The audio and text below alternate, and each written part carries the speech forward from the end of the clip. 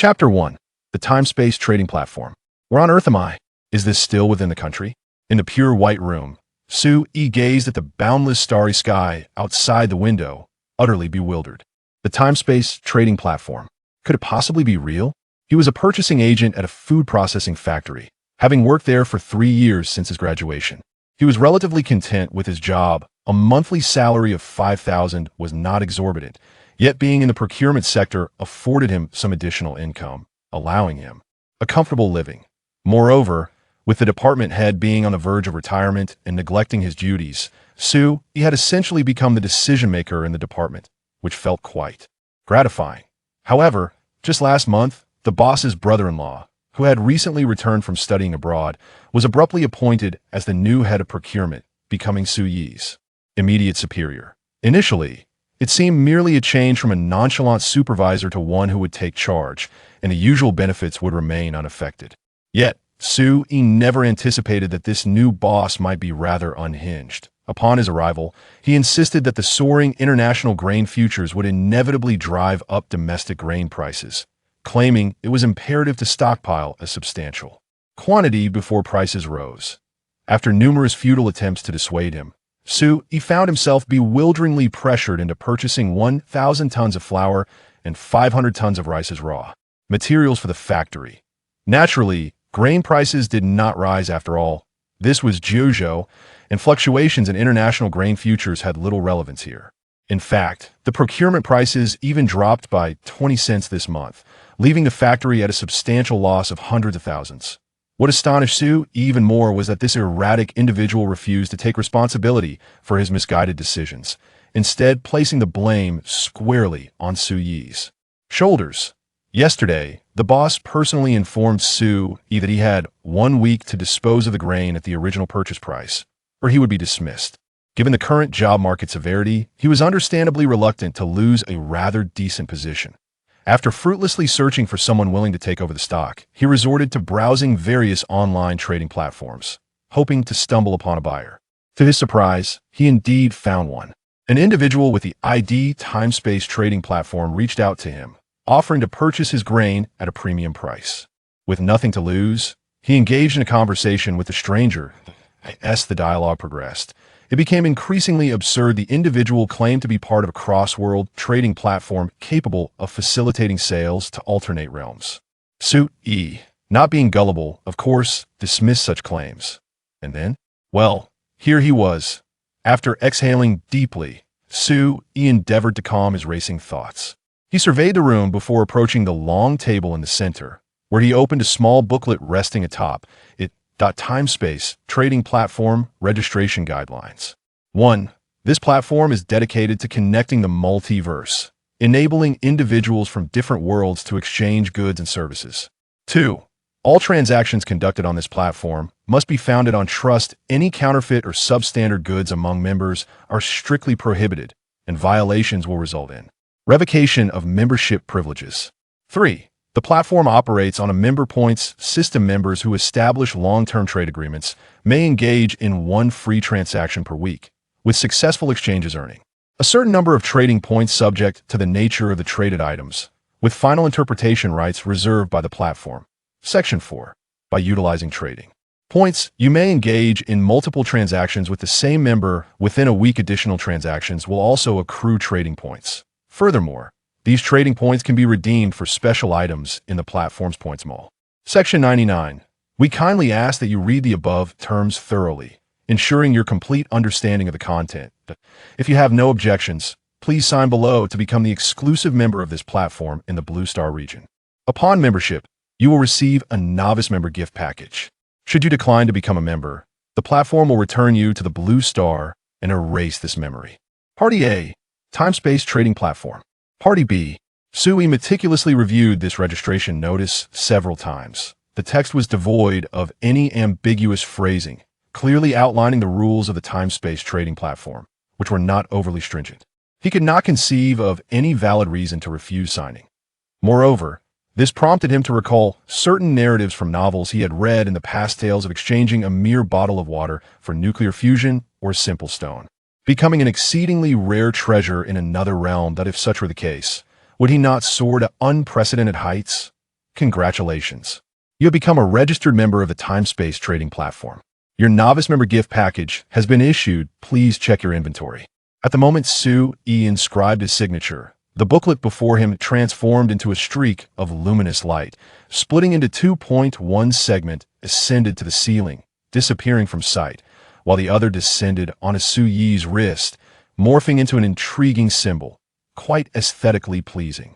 The text that should have been inscribed in the booklet now appeared before his eyes, akin to the systems described in novels truly wondrous. Concurrently, the items from the novice gift package manifested in his vision. Storage space, beginner life trading permission card 1, universal language comprehension card 1, intermediate matching card 1. Storage space. You possess a private space of 100 cubic meters for storing any items. Additionally, you have an infinitely large space designated for items listed in transactions with other members, excluding living beings. Beginner life trading permission card. This card allows you to exchange creatures from other worlds with other members' transactions involving plants, microorganisms, etc. Do not require this card. Universal language comprehension card. Upon use, you will master countless languages recorded from billions of worlds within this platform. Intermediate matching card. Upon use, this card will randomly match you with a member whose strengths complement your own. Wow, these are splendid items. Su-E exclaimed, his eyes gleaming at the sight of these treasures. The storage space, while limited to 100 cubic meters, was still considerable for personal use. The value of the life trading permission card remained to be seen, so he set it aside for now. However, the universal language comprehension card was remarkable with this. Su-E would no longer face any language barriers. As for the intermediate matching card, the platform's regulations contain specific provisions regarding this element. To match with other members, one must possess a matching card. The basic matching card is entirely random, making it unpredictable what trading counterpart one might encounter, and it may very well hold no value at all. Conversely, the intermediate matching card, as described, has a high probability of connecting one with a complementary member, allowing both parties to engage in transactions or even establish long-term trading agreements to earn platform points. As for the advanced matching card, its efficacy is even more remarkable, guaranteeing a connection with a senior world willing to support others. Such an opportunity would be sufficient for an ordinary world to ascend to new heights. Currently, Su-E lacks a basic matching card, implying that this is his sole initial opportunity for a match. Should he fail, he would have to wait until next year. To accommodate newly joined members who do not have fixed trading partners or platform points, the platform grants each member a basic matching card on a fixed date during the first 100 years of their membership. Utilize the language card, and then proceed with the matching card. Since he has arrived, he might as well seize the moment. Su-E is not one to hesitate, having discerned the operational mode of the trading platform. He understands that returning would yield no preparatory advantage. Thus, he proceeds directly to initiate the match. Multiverse Voice Communication Card 1. Language Module, loading complete. Intermediate Matching Card 1. Cross-dimensional search for a complementary trading partner in progress. Match successful. As the prompt resonated, the scene before Su-E transformed dramatically, whisking him away from the celestial abode to a solemn, ancient hall. Before him stood a table intricately carved with elaborate patterns, and he knelt before it. Opposite him, another figure knelt at a similar tablia, striking woman with fiery red hair, adorned in resplendent golden armor, her beauty almost otherworldly. Are you my trading counterpart? The woman's crimson gaze fixed upon Su-E, her eyes glimmering with curiosity. Her speech was peculiar. Su-E could ascertain that it was not any language known on Blue Star, yet it was unexpectedly melodious. I suppose that would be me, Su-E replied, shrugging as he rose to his feet and offered a respectful bow. My name is Su-E, hailing from the Blue Star world. May I inquire your name, esteemed lady? The woman scrutinized him for a moment before rising and performing a gesture akin to a knightly salute, then replied with solemnity. I am Vivi Chiong, the fourth princess of the Radiant Empire of the Dawn World, commander of the Crimson Flame Knight Order, the Empire's Thornflower, leader of Unyielding Will, Lord of Dream River City, ally of the Elven race, Dragon Slayer, Goblin Suppressor, Eternal Burning Blade, Blood Rose, Master of Unicorns, the youngest Grand Sorceress, and the mightiest Starlight Knight. I extend my greetings to you. Su-E. He glanced around the spacious hall, which contained only 2 tables, and was tempted to remark on the insufficient seating. However, considering the preciousness of the intermediate matching card, he stifled the impulse to voice his thoughts. Delighted to make your acquaintance, Miss Vivi. Time is of the essence. Shall we now discuss the matter of our trade? Certainly. What is it that you require? Food. He scrutinized her for several moments. Dressed in exquisite finery, her complexion radiant and rosy, she hardly appeared to be in want of clothing or sustenance. Seemingly perceiving his doubt, Wei Wei elucidated. The city-state I belong to is currently embroiled in a war. In our struggle against malevolent invaders, we have fought for a full 3 years. Though our fortifications are impregnable, our stores of food are dwindling. Thus, I require food and ample supply of it. Understood. He responded with a smile. I can supply you with no less than 500 tons of food within 3 days. If you grant me additional time to gather resources, I could procure even more for you. Then, beautiful Miss Wei Wei, what might you offer in return? Chapter 2. In need of food? How fortuitous. The need for food is quite a simple matter indeed. Is this the intermediate matching card that allows for complementary exchanges? How delightful. 500 tons? Wei Wei's eyes sparkled with interest. Such a quantity would sustain her soldiers for half a month, alleviating their immediate plight. However, after a moment's contemplation, she added, what about vegetables, fruits, and meats? Can you provide those? These are rare commodities, and distributing them to the soldiers would significantly boost morale. After pondering, without waiting for Su Yi's response, she produced a delicate glass vial from her personal storage space, containing a light green liquid, approximately 500 milliliters. This is the life water from the moon lake of the Elven clan. Would it be acceptable to exchange this for your food? As she spoke, she removed the cork. Immediately, a fragrant aroma wafted forth. The fatigue from prolonged work and sleepless nights dissipated, revitalizing his spirit. Simultaneously, the transaction system displayed information about the item. Life water, a spring imbued with potent life force. Direct consumption can cure ailments, prolong life, and enhance vitality. Long-term consumption may also promote human evolution. Further benefits await your exploration. Such a remarkable item. Su Yi's eyes glistened with intrigue. Setting aside other considerations, the mere ability to cure all ailments would fetch a fortune on Blue Star. However, the system did not specify the usage or dosage of the life water. Determining the value of this vial proved challenging. In business, one must strive to maximize personal gain. Thus, after a brief moment of contemplation, Su Yi fixed his gaze on Wei Wei, or rather, on a particular ornament adorning her head. As for fruits, vegetables, and meats, I can provide 10 tons, but it may require some time to prepare. Regarding the life water, I find it difficult to ascertain its value at present. I would prefer to barter with other items, such as gold. This vial of life water, I could exchange it for 50 tons of food. Of course, should I ascertain its value significantly exceeds that of the food after trial, I will ensure to compensate you in the future. This can be included in our trade contract. Gold, you say? Vivi furrowed her brows slightly, yet she did not exhibit any displeasure. The two worlds were entirely disparate. The process of negotiation was merely an exercise in probing each other's limits. She was not so fragile as to sever ties simply because someone questioned the efficacy of her life elixir. Moreover, the life elixir she provided indeed harbored its own secrets. It was not the pure essence from the moon lake of the Elven realm, but rather a concoction of her own, making the effects of which she deemed rather mediocre and certainly not worth the exorbitant amount of provisions she was asking for. After a brief contemplation, and considering the value of gold in her world, Vivi proposed a price that was rather at odds with the chivalric code. 1 kilogram of gold in exchange for 10 tons of grain. She continued, as for this vial of life elixir, it shall be traded for an additional 10 tons of fruits and meats. Upon concluding her statement, she fixed her gaze upon Su Yi with utmost seriousness, declaring, "This is my bottom line."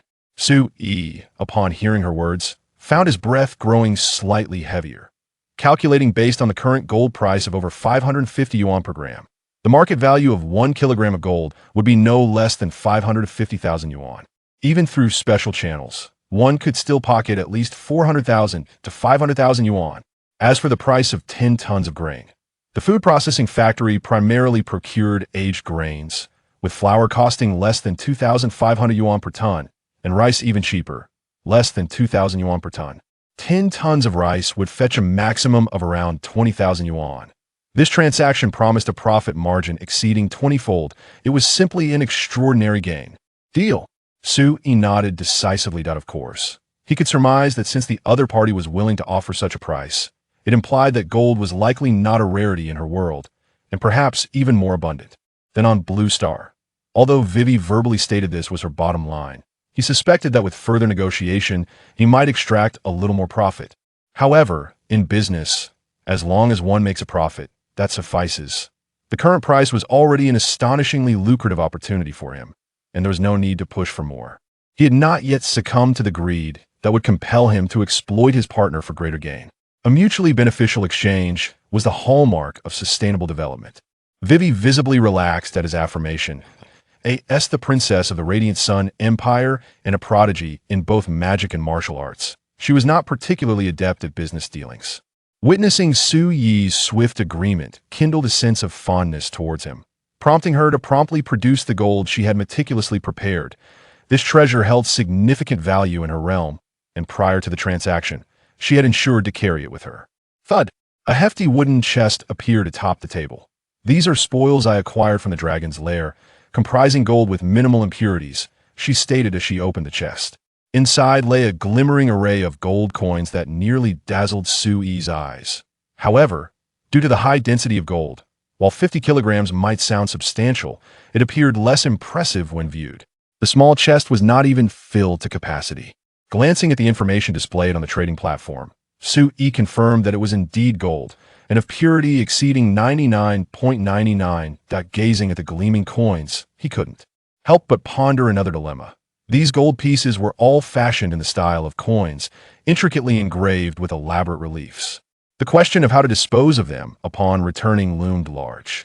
Surely, he could not resort to purchasing an entire set of equipment just to melt down such a vast quantity of gold. After some contemplation, Su-yi candidly expressed his concerns to Wei Wei. There was no need for concealment. The existence of the trading platform was undoubtedly a closely guarded secret among members of their respective realms. Upon receiving food from him, Wei Wei also had to devise a way to obscure its origins, so she readily understood his predicament and replied, "This is simple, you can transform them into whatever form you desire." As her words hung in the air, a fiery glint ignited in her crimson eye snow.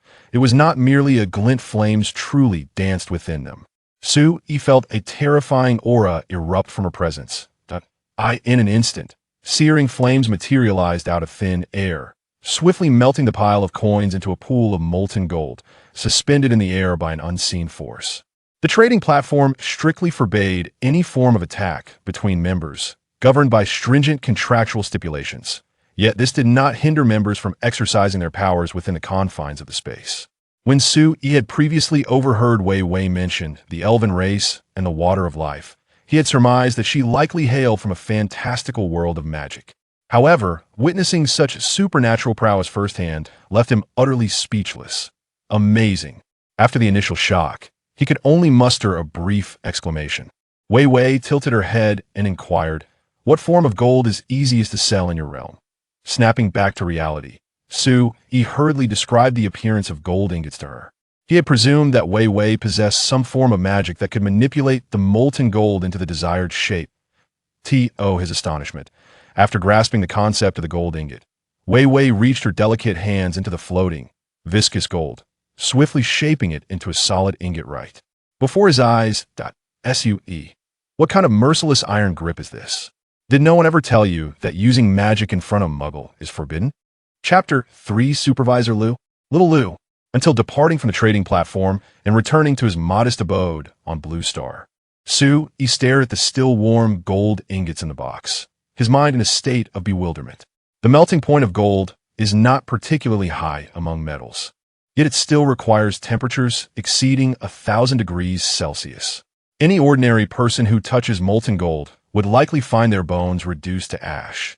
To directly manipulate molten gold with his bare hands, without so much as a scratch, how is this scientifically plausible? How is this reasonable? What? A trifling concern. Su inwardly cursed, his heart racing as he gazed at the 10 gold ingots before him. Each one weighed a full 5 kilograms, totaling 50 kilograms. At the current gold price, the value of this box exceeded 27 million. Even through unconventional means, he could still secure at least 20 million. The work dilemma that had troubled him for some time seemed to have found its resolution. Wait, work? Why should I bother with work when I possess such a fortune in gold? After completing this transaction and securing the necessary provisions, I can dismiss that foolish boss and supervisor. So he had already formulated a plan.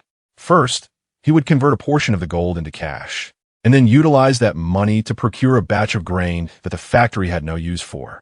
Large-scale grain transactions are challenging without proper qualifications. But given the factory's urgent need to offload this grain and his role as the person in charge, the possibilities for maneuvering were vast. Fortunately, this connection existed. Otherwise, faced with way substantial grain demands, he would not have dared to claim he could supply it. However, all of this hinged on his ability to liquidate the gold first. The state maintains stringent regulations on gold transactions. Selling even a small amount is acceptable, but liquidating a significant quantity could lead to dire consequences. It was hasty of him. He should have instructed her to create smaller ingots. Gazing at the 5-kilogram gold chunk, he scratched his head. After pondering for a while without arriving at a satisfactory solution, he temporarily ventured out to purchase an angle grinder. He barely considered the possibility of losing some gold flakes during the cutting process before picking up an ingot and proceeding to slice it. He divided it into 8 pieces, each weighing between 500 grams and 1,000 grams. The next step was to determine how to manage these pieces. Selling them directly at a gold shop was indeed feasible. If he diversified the sales, offloading a few kilograms should not attract undue attention. The question was of ancestral origin. Surely, there would be no issues if my forebears were wealthy, right? However, to sell larger quantities, utilizing the legitimate channels of gold shops would be out of the question. He wondered if old Lu would be able to handle such a transaction. Gazing a number on his phone, he hesitated, contemplating whether to call and inquire. As a factory purchaser, he periodically received small gifts from suppliers. While these gifts might not always be of use to him, they certainly held value. He typically opted to sell them. Most of the time, he would pass these items on to old Lu. As far as he knew, old Lu's business was quite substantial, and he occasionally sold a bottle of wine or some tea leaves. In old Lu's eyes, I could only be considered a marginal client. Larger clients, dealing in luxury goods worth hundreds of thousands or even millions, such as exquisite artifacts, automobiles, and ancient paintings, would seek him out for transactions. However, old Lu is not a nefarious underworld figure, a realm that could never penetrate. He operates as a specialized intermediary in this trade, with others backing him. Although intermediaries often receive criticism for their dubious practices, they frequently assist outsiders in evading significant complications. It is prudent to inquire before proceeding. He placed a call, and the phone was answered swiftly. After a brief exchange of pleasantries, he delved directly into the matter at hand. Old Lu, I possess some gold. I wonder if you would be interested in acquiring it? Gold. Old Lu on the other end hesitated for a moment, clearly taken aback that a mere factory procurement manager like could possess such a valuable asset. Nonetheless, he quickly inquired, what is its provenance? Inherited, came the reply. Understood. Old Lu chuckled. Rest assured, Xiao, gold is a hard currency. Whatever quantity you have, I will facilitate the transaction. 3 kilograms, declared after considerable contemplation. Ah, Xiao, you are indeed striking gold. 3 kilograms. I can accommodate that. However, the price will surely be slightly below the market rate. Will that be acceptable to you? Old Lu responded, not particularly surprised. Normally, transactions involving several hundred grams or even a kilogram of gold could be conducted through standard gold shops without needing his services. The two engaged in further discussions, ultimately agreeing to meet in an upscale business club situated in the heart of Jiang City an hour later. Such locations offer adequate confidentiality and are positioned in bustling areas, minimizing concerns about unforeseen circumstances. Primarily, 3 kilograms of gold is neither negligible nor excessively large, even at market rates. It amounts to just over 160,000 Jojo coins. The industry in which old Lu operates is not unlike others. It is inherently lucrative, where reputation and credibility outweigh minor profits, ensuring that he would not jeopardize his standing for a mere 100,000. After ending the call, Su-yi began to calculate. Old Lu had quoted him a preliminary price of approximately 450 Jojo coins per gram of gold. Of course, this was an initial estimate, as a professional would later assess the purity of the gold, determining the final price based on that purity. At the rate of 450 coins per gram, selling 3 kilograms to Old Lu would yield Su-yi around 135,000 coins. He had promised Weiwei the first batch of 500 tons of grain. If it were all rice, the cost of the batch of aged rice would be less than 2 coins per kilogram, totaling under 1 million coins. The remaining 30,000 or so could be allocated for procuring fruits, vegetables, and frozen meat, easily amassing 10 tons. This batch of gold would suffice to complete his initial transaction. He promptly selected 3 pieces from the pile of cut gold bars, weighing approximately 3 kilograms, packed them into his backpack, and departed. The remainder was stored in his private space. Around 7 in the evening, Su-yi arrived at the prearranged business club and located Old Lu in a discreet private room. Involving transactions amounting to millions, it was evident that the intermediary, Old Lu, could not make decisions independently. Inside the private room, there were already 4 or 5 individuals whom Su-yi did not recognize, awaiting the proceedings. Scattered around were various tools. The transaction process was even more straightforward than Su-yi had anticipated. He presented the gold, and after a thorough examination by Old Lu's associates using specialized equipment, they quoted a price of 470 per gram, which was slightly higher than his previous estimation. The total weight of the gold was 439, 257 grams, culminating in a grand total of 616, 450, 79. Old Lu graciously rounded it off to 62 million, transferring the funds immediately. The account used for the transaction belonged to a foreign trade company, with a note indicating it as a virtual asset transfer fee. The tax issues would be addressed, ensuring that the sum Su-yi received was entirely legitimate post-tax personal income.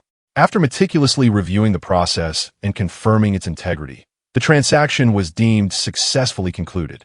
Throughout the entire exchange, no inquiries were made regarding the provenance of the gold, and aside from a few casual remarks between Old Lu and Su-yi, the others remained silent. This exemplified professionalism.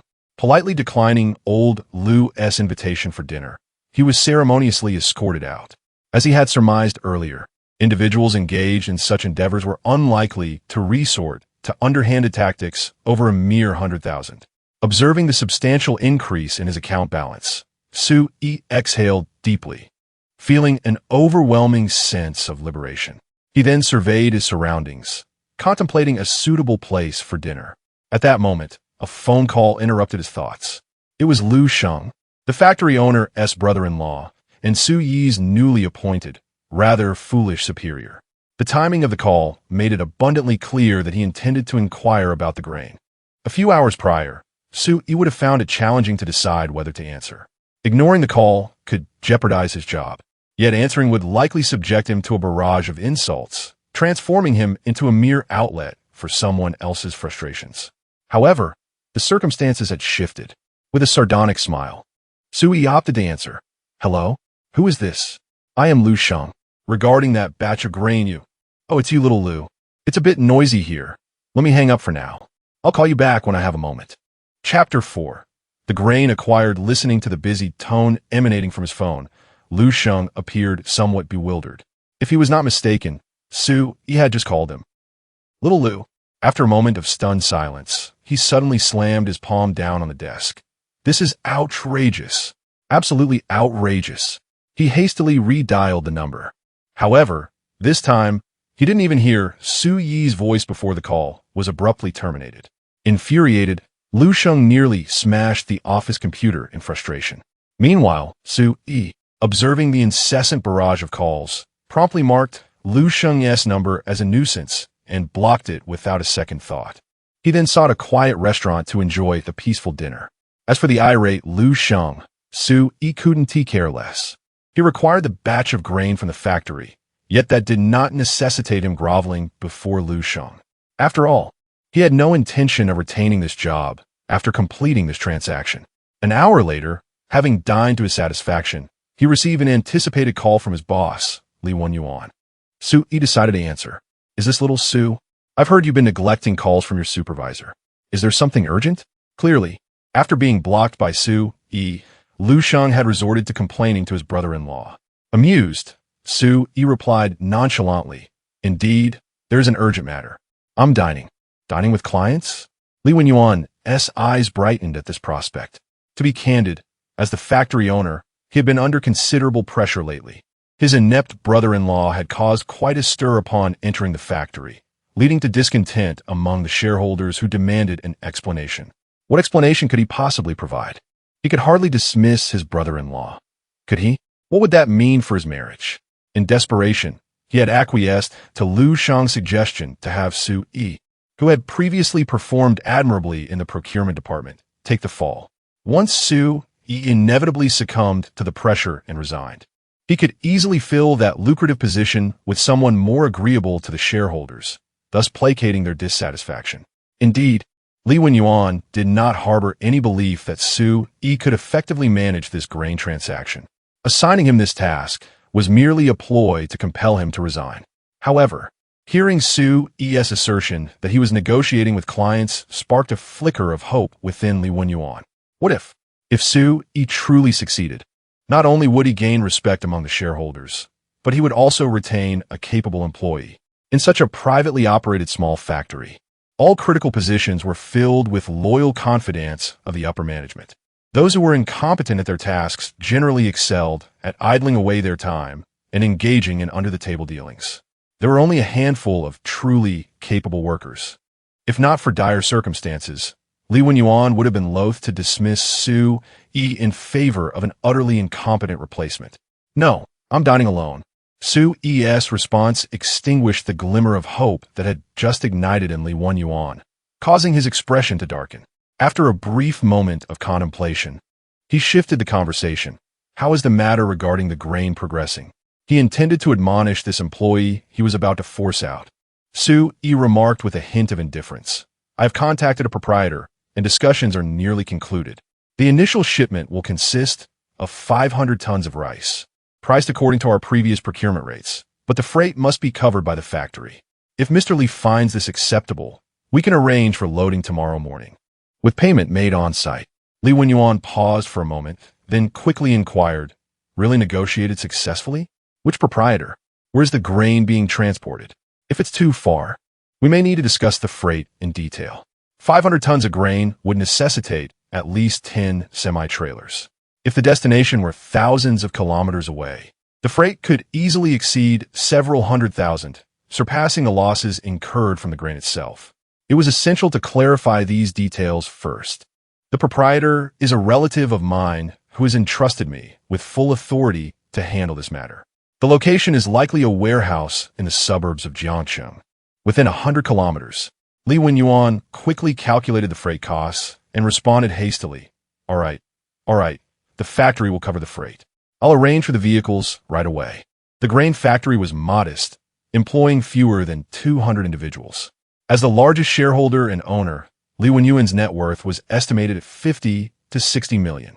In a place like Jiangcheng, this could be considered a moderate fortune. Nonetheless, the relatively minor losses of several 100,000 did not concern him greatly. He could easily cover the deficit for his brother-in-law. However, individuals like him, who straddled the line between wealth and modesty, often exhibited a greater reluctance to part with their money. Thus, he was naturally averse to filling this financial gap. For Su Yi, this arrangement meant he would not have to personally absorb the losses while simultaneously silencing the shareholders. Undoubtedly, the most favorable outcome for him.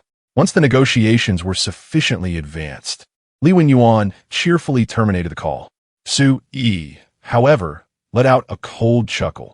Having worked in the food processing factory for 3 years, he was well acquainted with its inner workings. Such private enterprises were rife with issues, be it concerning hygiene or production processes. Although he desired this batch of grain, which could be seen as a collaborative win for both Li Wenyuan and Lu Sheng. He was not one to readily accept blame. It was inconceivable for him to resolve their troubles and simply walk away unscathed. Laugh now, but soon you will find no reason to smile, he thought, and without delay, he dialed another number. As the factory's procurement officer, he was well-versed in the business of temporarily renting warehouses. Consequently, he secured a modest warehouse at a logistics hub in the suburbs of Jiangsheng for the purpose of loading grain the following day. The next morning, Su Yi arrived at the factory. Presumably aware of the tensions between Lu Sheng and Su Yi, Li Wenyuan had come to inspect, but soon departed. Thus, Su Yi found himself in the dual role of overseeing both the sale of the grain and its receipt. Under his deliberate facilitation, many less significant matters were conveniently overlooked. No one questioned whether the purchaser was an individual or a company, nor inquired about the intended use of the grain. Contracts were signed, the grain was loaded, and payments were made, all in one seamless process. At 8 in the morning, Su Yi arrived at the factory. By 11 o'clock, less than 3 hours later, 10 semi-trailers laden with grain had already reached the suburban warehouse he had rented. Before 2 in the afternoon, 500 tons of grain had been entirely moved into the warehouse. After treating the drivers and laborers to a meal, the first batch of 500 tons was successfully secured. The more than 6 million Jiuzhou coins he had acquired just yesterday had dwindled to a little over 600,000. The remaining 10 tons of fruits, vegetables, and meat were not a pressing concern. Once everyone else had departed, he meticulously inspected the interior of the warehouse, ensuring there were no surveillance devices present, before transferring all the grain into a designated storage space for trading items. He then hurried to the trading platform to contact Wei Wei for the pickup. Upon witnessing Su Yi transfer the 500 tons of grain through the trading space, Wei Wei's crimson eyes sparkled with unmistakable astonishment and delight. It was truly remarkable that so much grain had been gathered so swiftly. Her gratitude was boundless. Chapter 5. Would you like a Sprite? Is 500 tons of grain considered a lot? In truth, for Vivi, the imperial princess of this otherworldly realm, it is not much. Even for her city-state, which has exhausted its resources, is hardly substantial. Her city is home to over 30,000 soldiers and more than 300,000 civilians, even with the most stringent rationing to ensure that no one starves. 500 tons of grain would sustain them for no more than 3 days. What truly astonishes Vivi is the speed at which Su Yi has managed to gather the grain. In less than a day, he has amassed 500 tons. To her, such a large quantity of grain is a strategic asset, and it is inconceivable that an ordinary person could procure such an amount in a short time. Thus, Vivi surmises that Su Yi must hold a significant status in his own world. Having such an individual as her first partner on the trading platform is, in her eyes, a tremendous boon. Upon seeing the grain, Vivi has already begun to contemplate establishing a good rapport with him for long-term trade. Furthermore, a flicker of inspiration crosses her mind. After all, it is challenging for an individual to comprehend resources beyond their own knowledge. Expecting a feudal lord from another world to grasp the abundance of basic industrialized goods in modern society is indeed a formidable task. Unbeknownst to Su Yi, he is the subject of Vivi's imaginative musings. After hearing her expression of gratitude, he merely responds politely, "You are too kind, Miss Vivi. I should be able to deliver 10 tons of fruits, vegetables, and meats to you by tomorrow. If you require more, I can gather an additional 1,000 tons of grain within 3 days. We still have 1,000 tons of flour that has yet to be processed in the factory, and acquiring that would be far easier than this batch of rice. 1,000 tons? That is certainly needed." Vivi's eyes light up, and she promptly inquires, "Is it still rice?" "Not exactly. It is a batch of flour. Different worlds may yield different products, and the wheat and rice from Blue Star may not exist in Vivi's realm, nor would she necessarily know how to utilize them.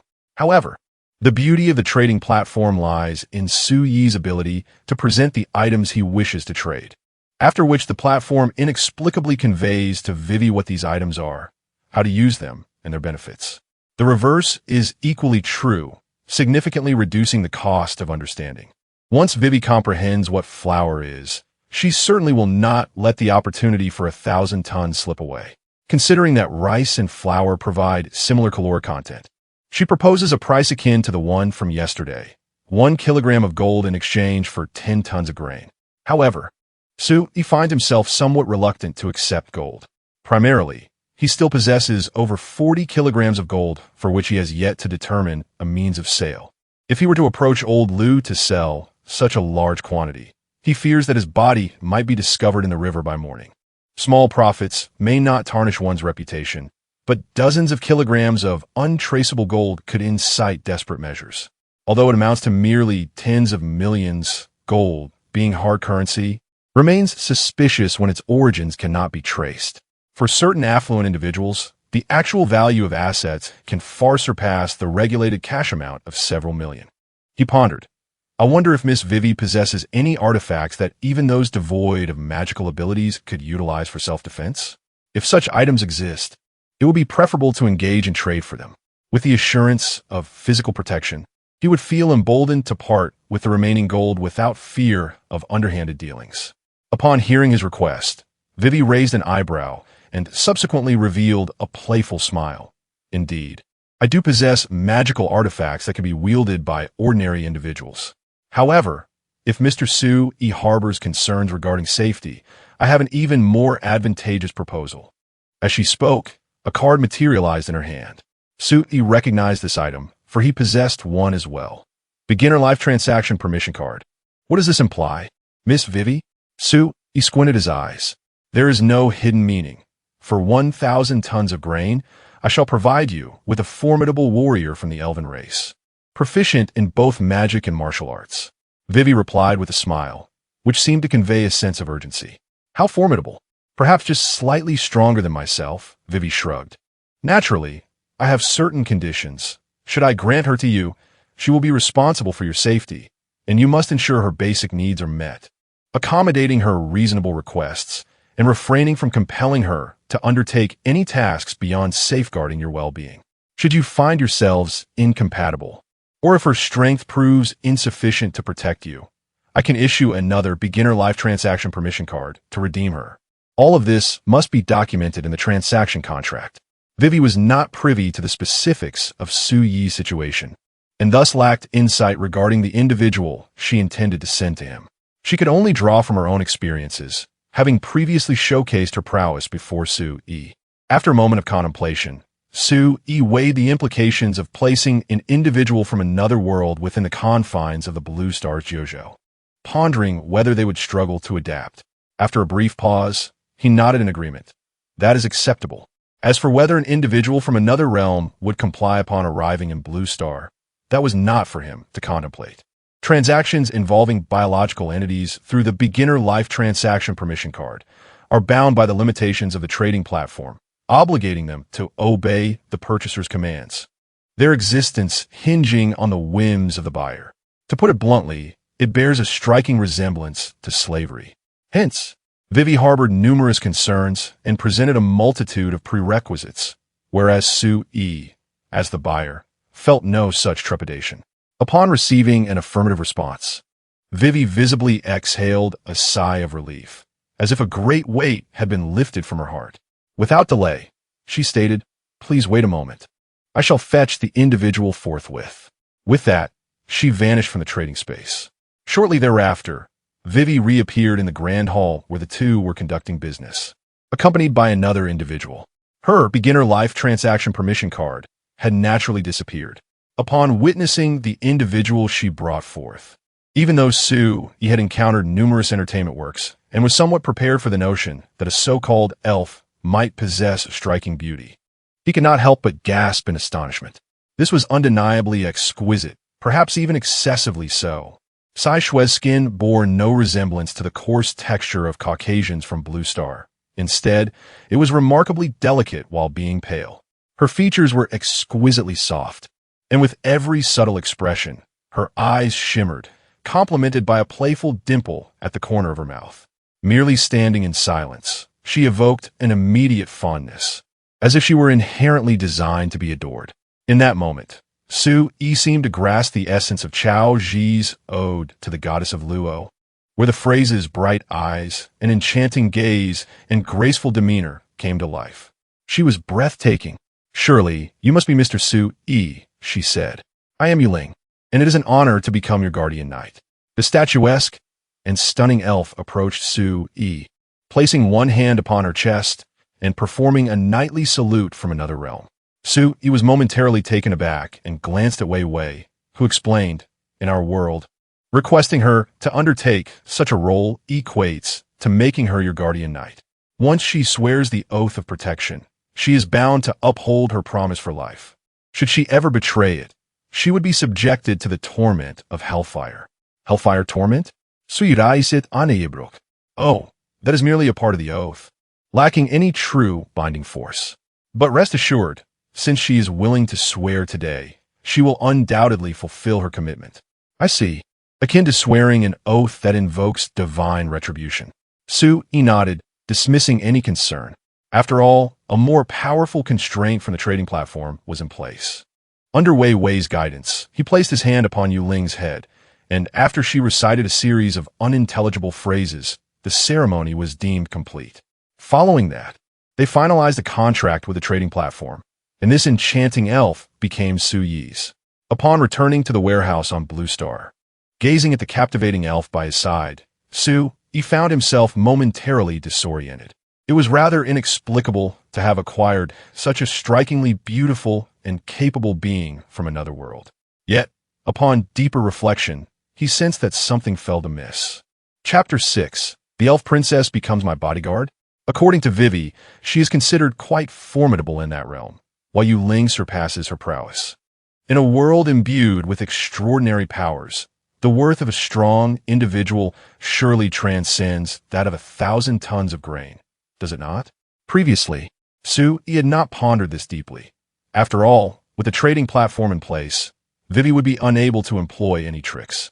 However, upon further reflection, he sensed something amiss. With the person in question present, he directly voiced his doubts. Yuling, unperturbed by his inquiry, responded with poise, "If I were to remain there, my solitary strength would not significantly aid Princess Vivi. Rather, it would become a burden.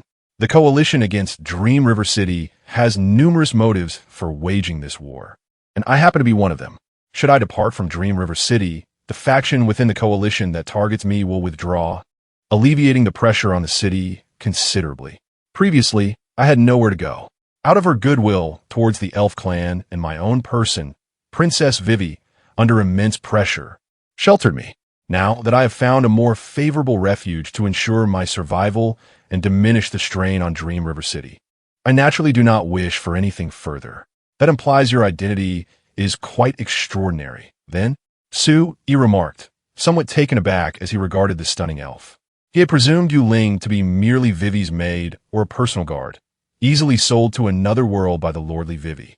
It now appeared that there were deeper circumstances at play. "This is a tale for another time," Yuling replied with a wry smile, succinctly outlining the events that led to her current predicament. The narrative was not overly complex, merely a cliché story of internal strife among races. The Moon Elf tribe to which she belonged was once the most powerful clan in the Elf Kingdom, guardians of the vital fountain of life.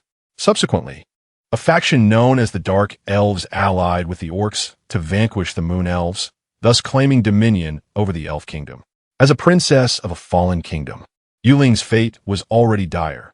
However, on the eve of their downfall, the High Priest of the Moon Elf tribe magically sealed the essence of the fountain of life, an entity known as vitality, within her body, while allowing her to carry away all the accumulated waters of the fountain. What does this signify? The waters of the fountain of life flow into a lake, diluted countless times, becoming the renowned Moon Lake, where the water is not merely water, but rather the essence of life. This essence, when further diluted, constitutes the life water previously traded by Vivi to Su Yi. It can be said that this fountain of life represents the elf clan's most precious treasure.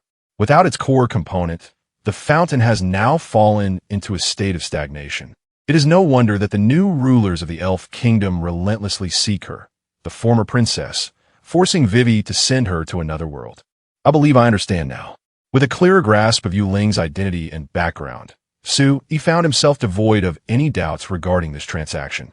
If one must speak, It would be to express his sentiment that he feels he may have incurred a loss in this matter. Clearly, her acceptance of Yu Ling into Blue Star was a significant favor to Wei Wei. Yet this woman audaciously requested 1,000 tons of grain from him.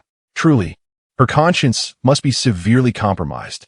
After a brief exchange to familiarize themselves, Su Yi provided Yu Ling with some essential precautions before escorting her away from the warehouse. He lacked a precise understanding of Yu Ling's capabilities.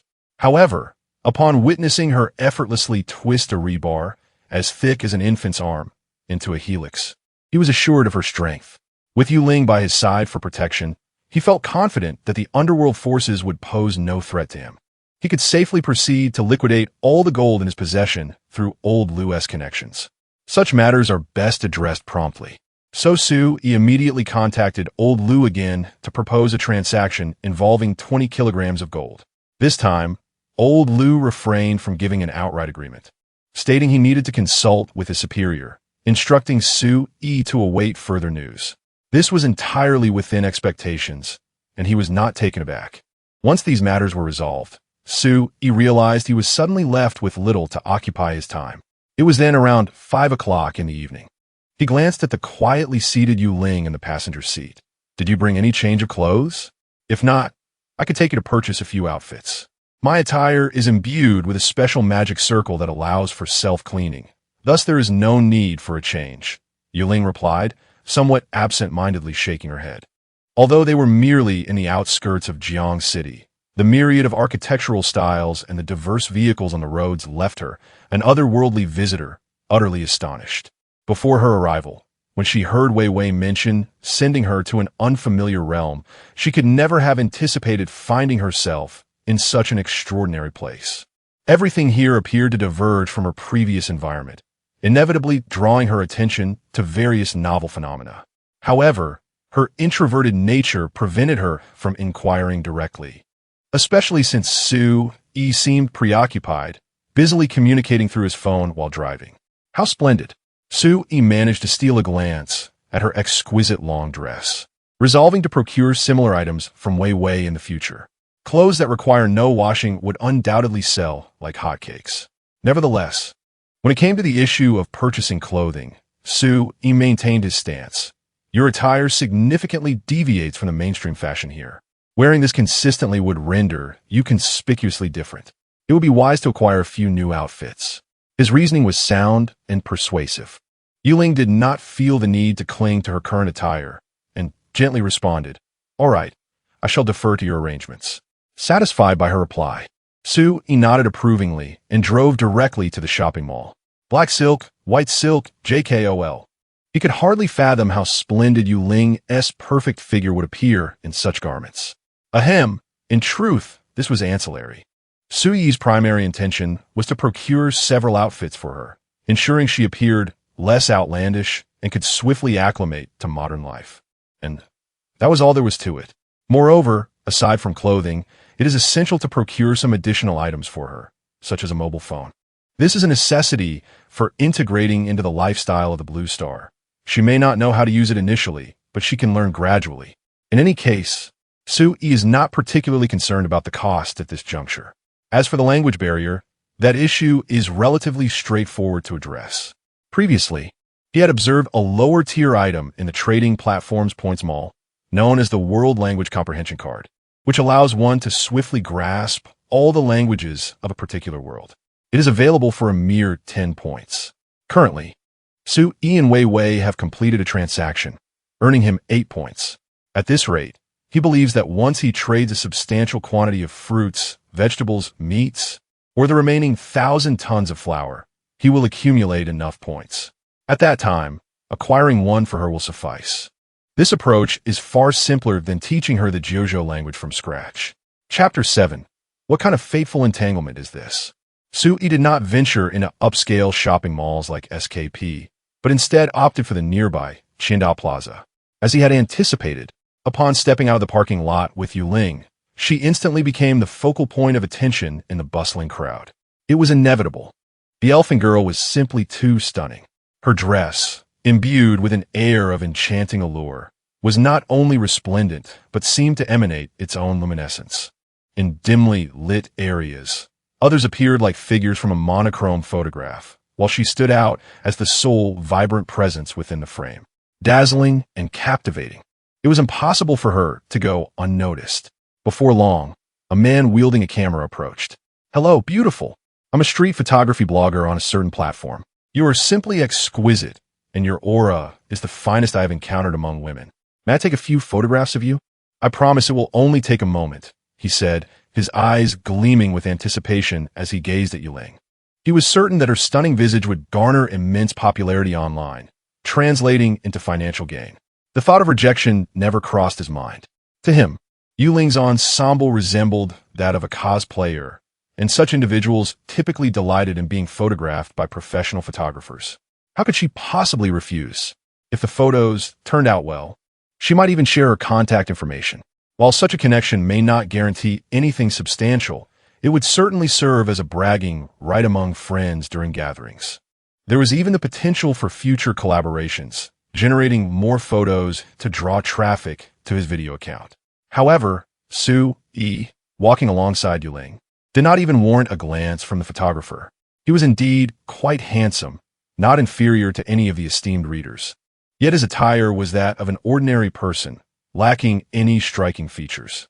He was a purely natural handsome, in the realm of the internet.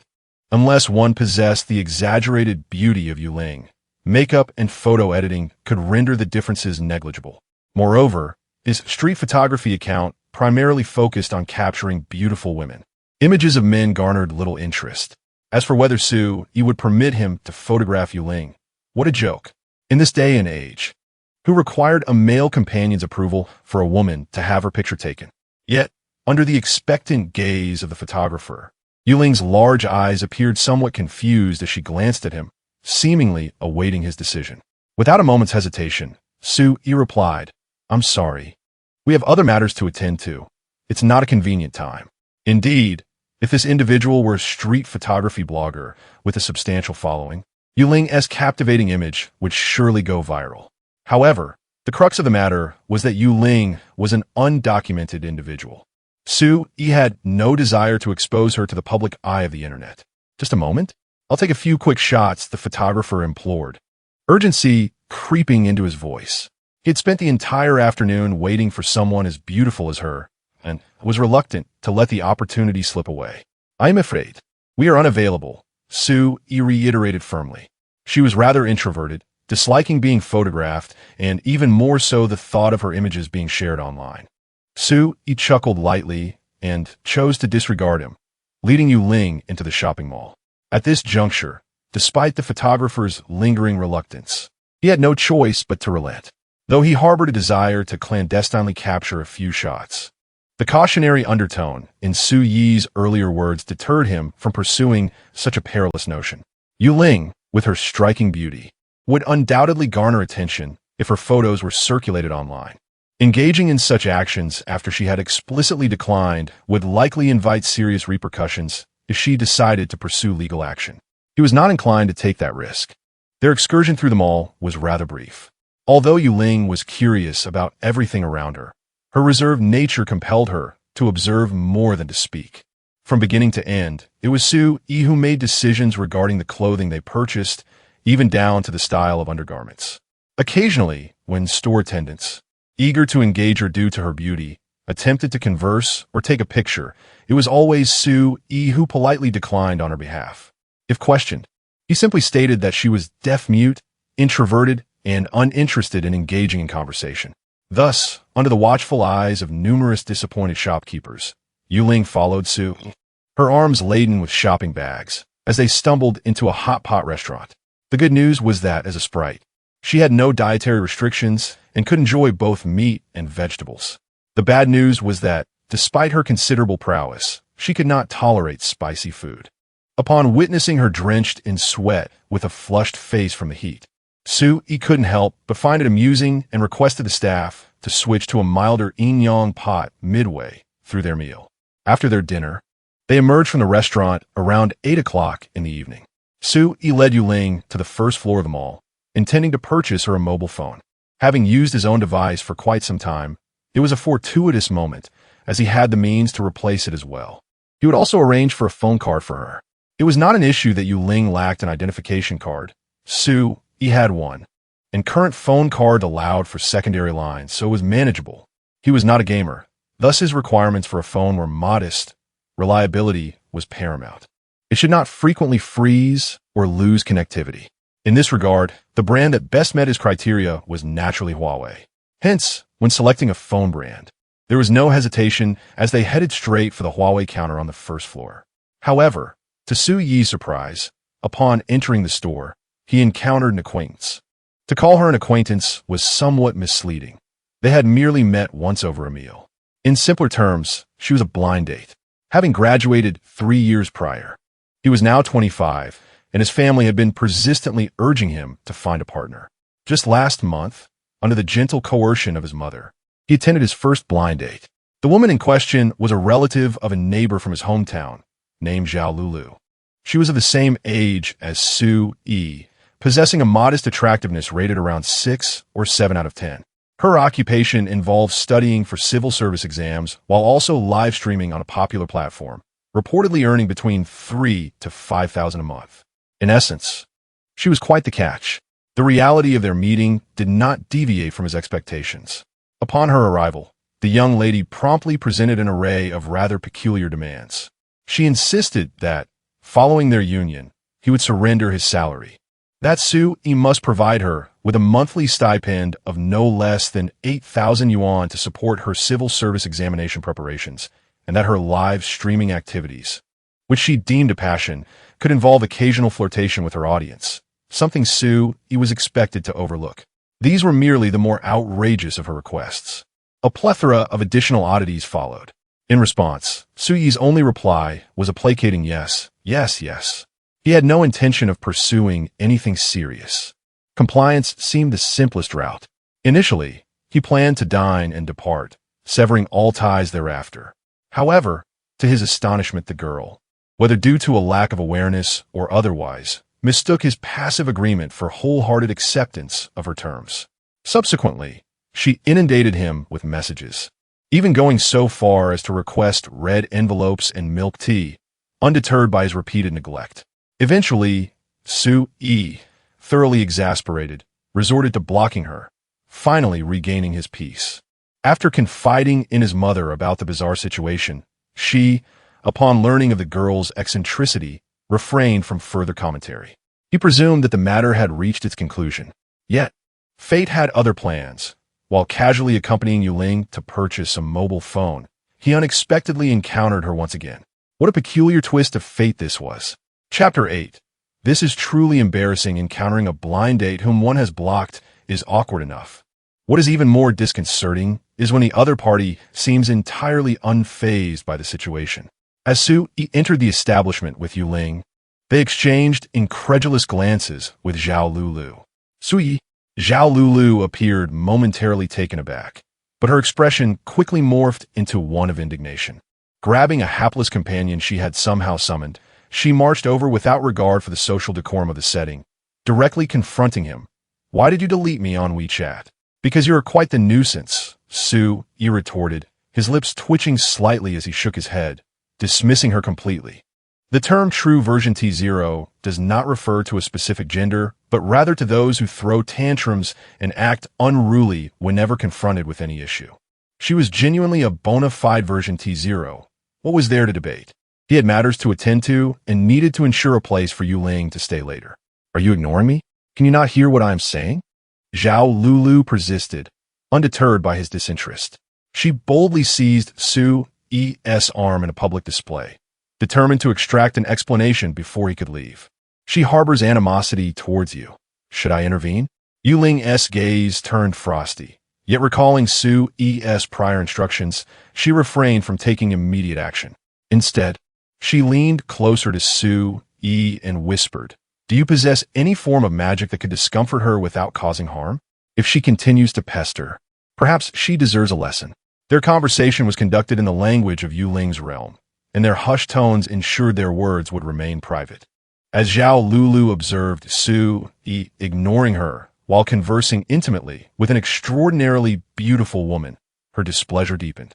She pointed at him, and loudly declared to Yuling, "Sister, you appear quite lovely. Allow me to offer you a word of caution.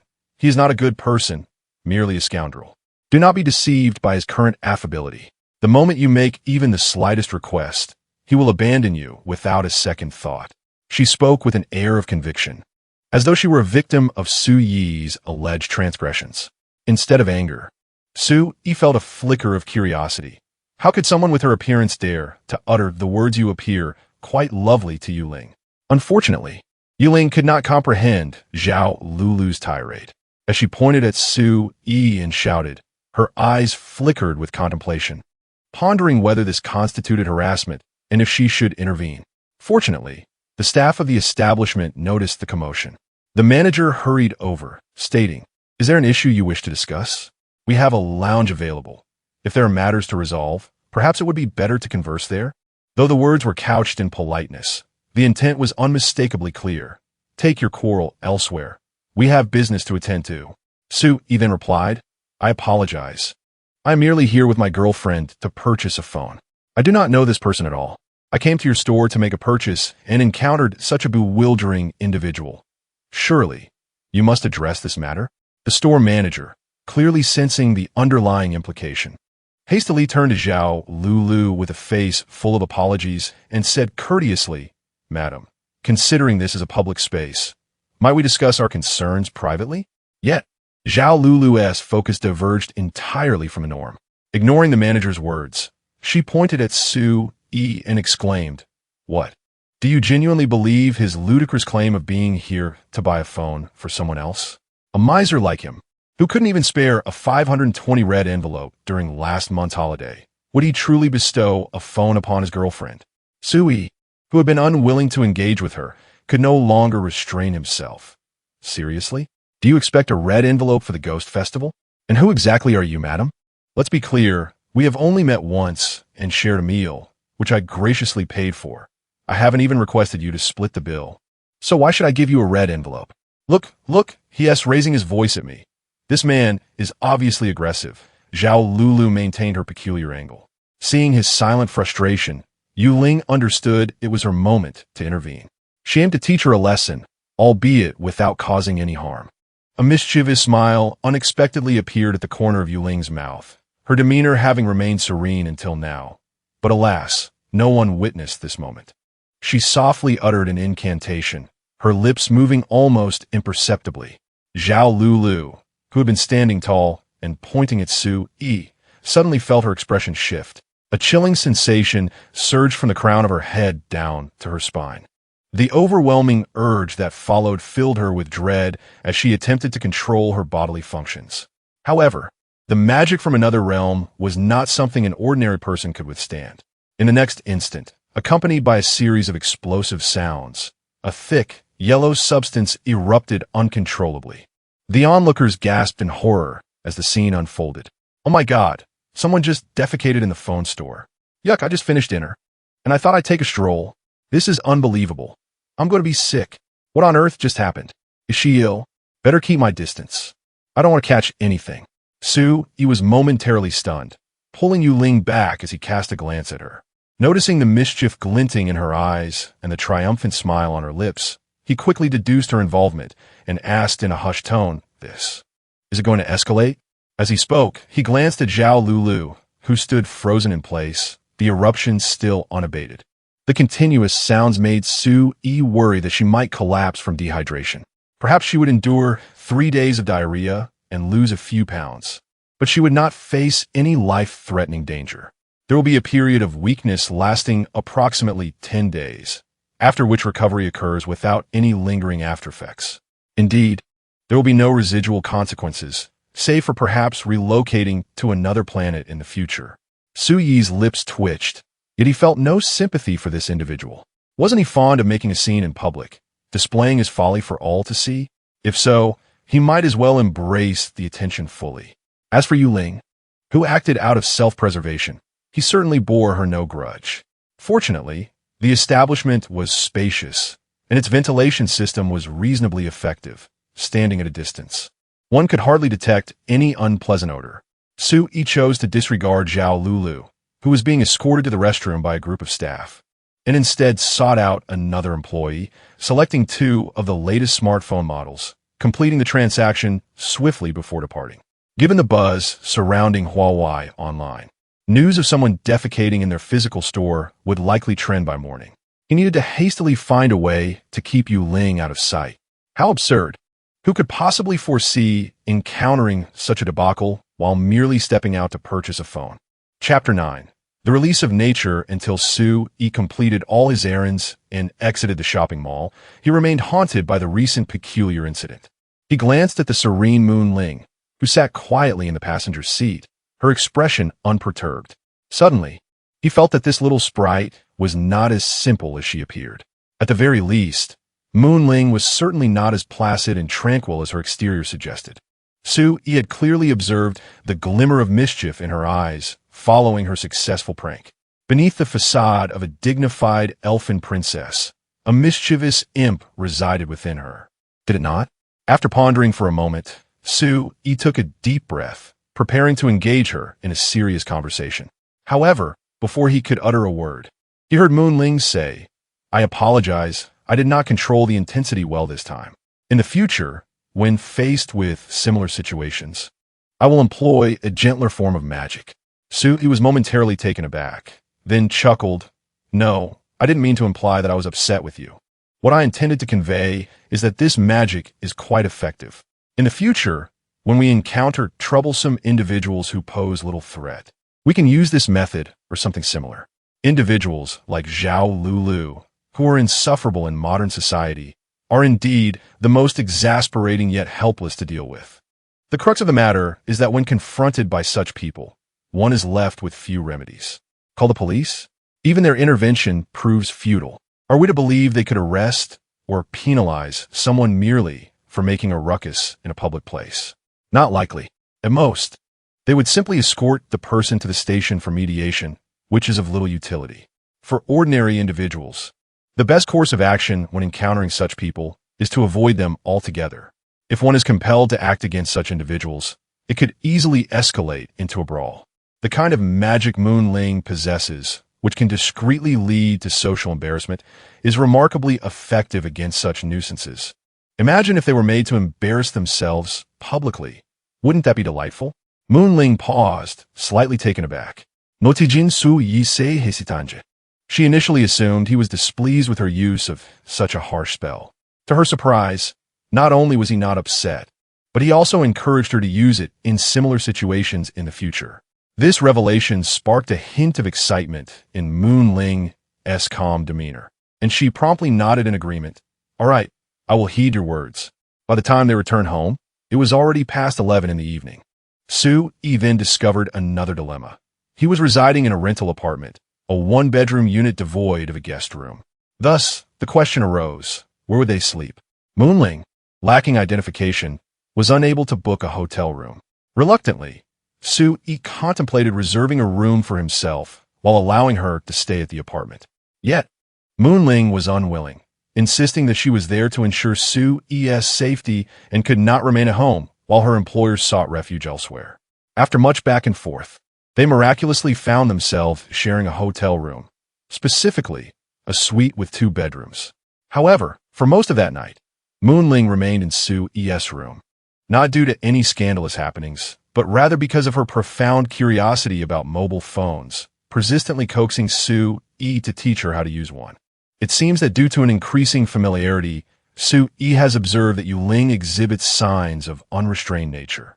Her demeanor has gradually transformed from that of a poised and serene fairy princess into a lively young girl, brimming with curiosity and a somewhat mischievous disposition, seemingly prone to teasing others.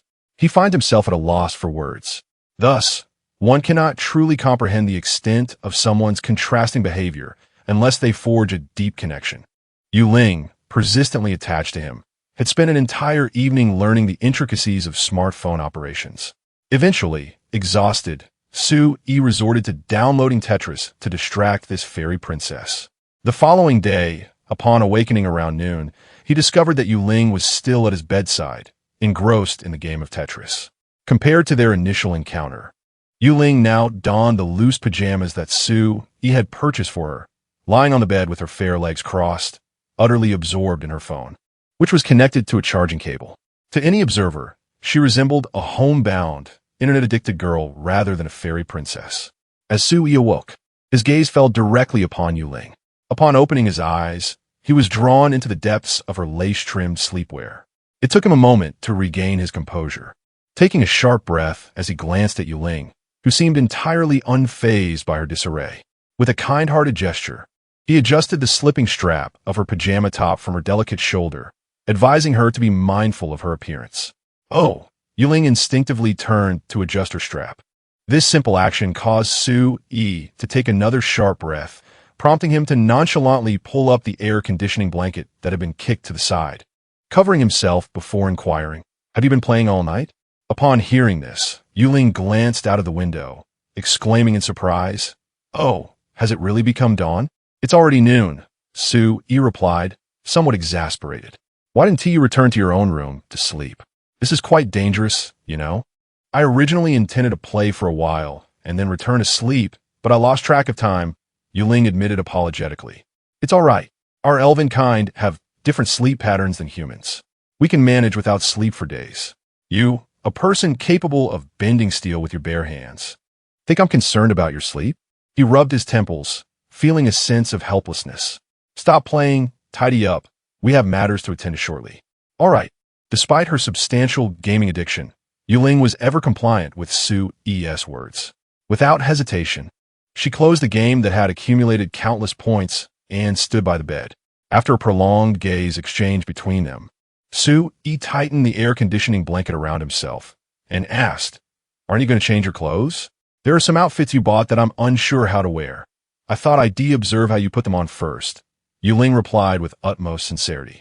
Sui reflected for a moment, realizing that those garments, replete with zippers, buttons, and belts, would indeed pose a challenge for someone from another world who had never worn such attire.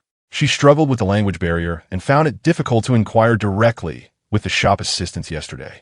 It was only fitting to offer her some guidance. Just as she was about to rise, she glanced at the air conditioning blanket draped over her shoulders and hastily sat back down on the bed. "Wait for me a few minutes." "All right."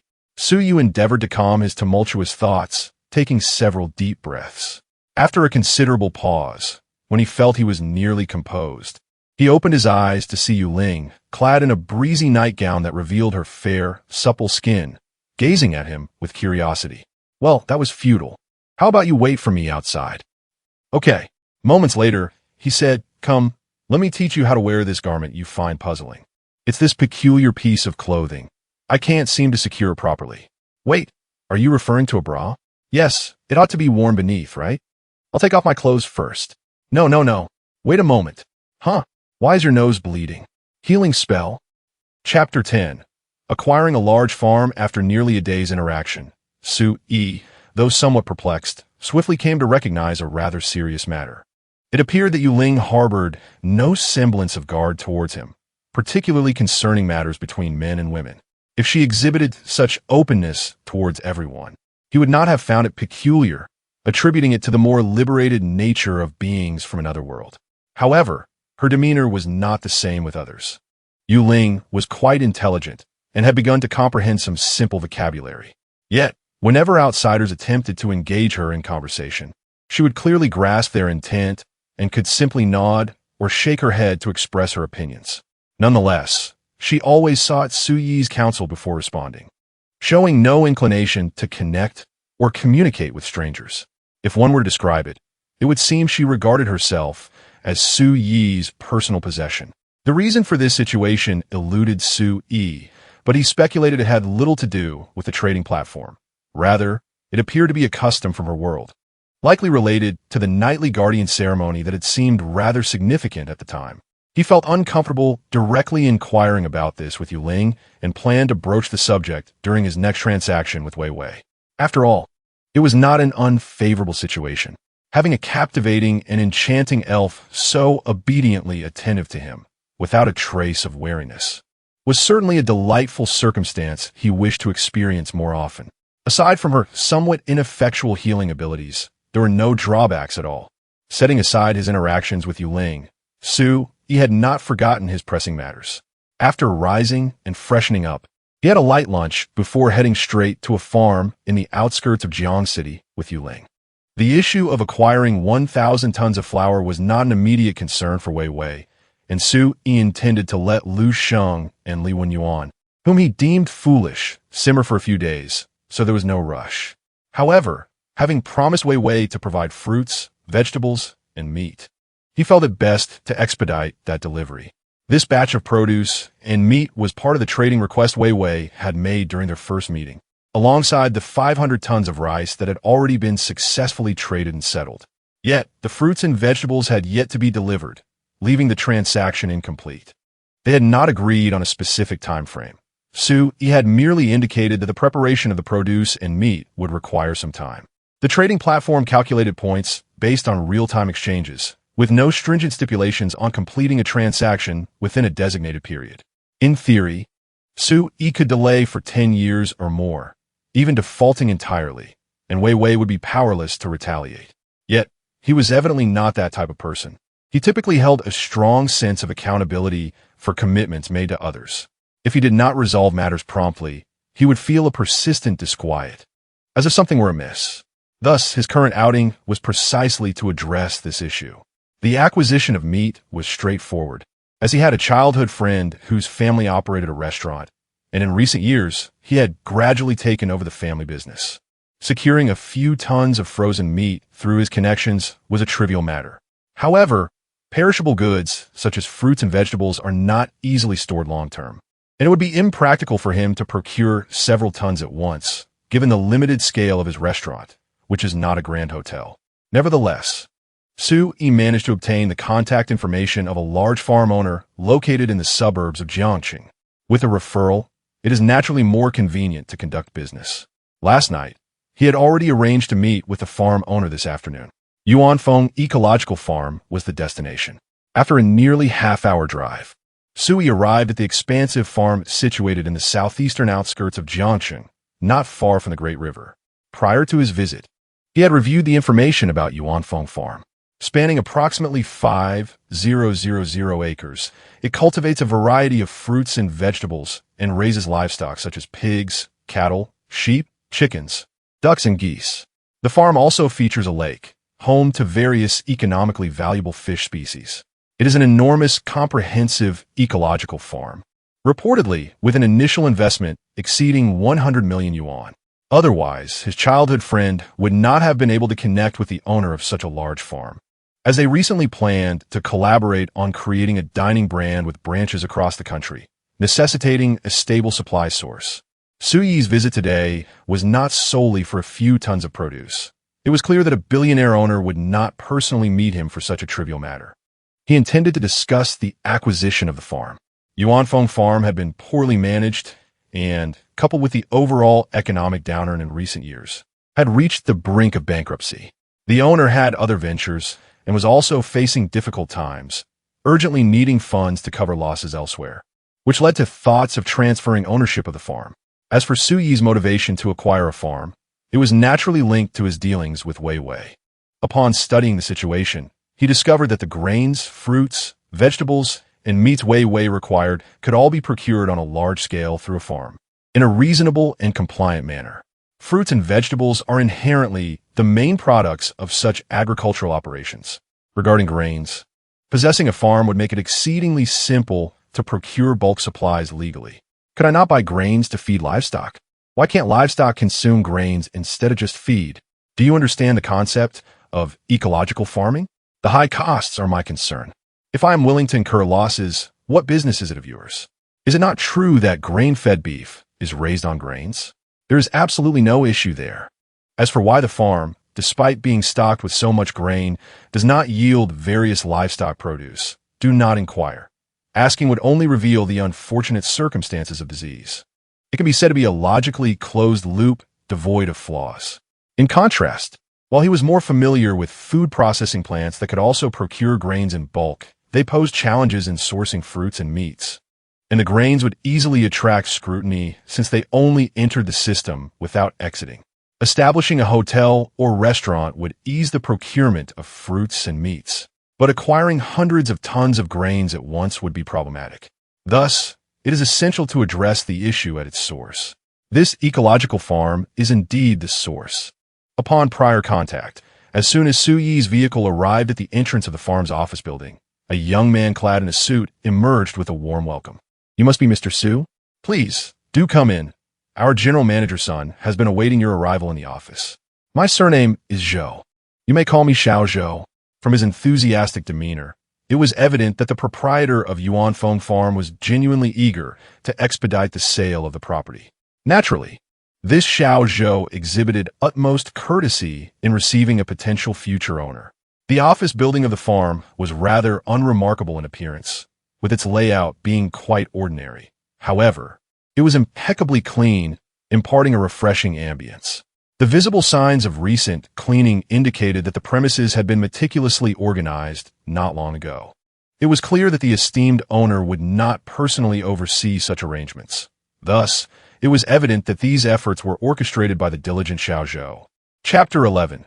Acquisition price, 160 million yuan. The proprietor of Yuanfeng Farm, Sun Wang, is a man nearing 60, yet he possesses an invigorating spirit that belies his age.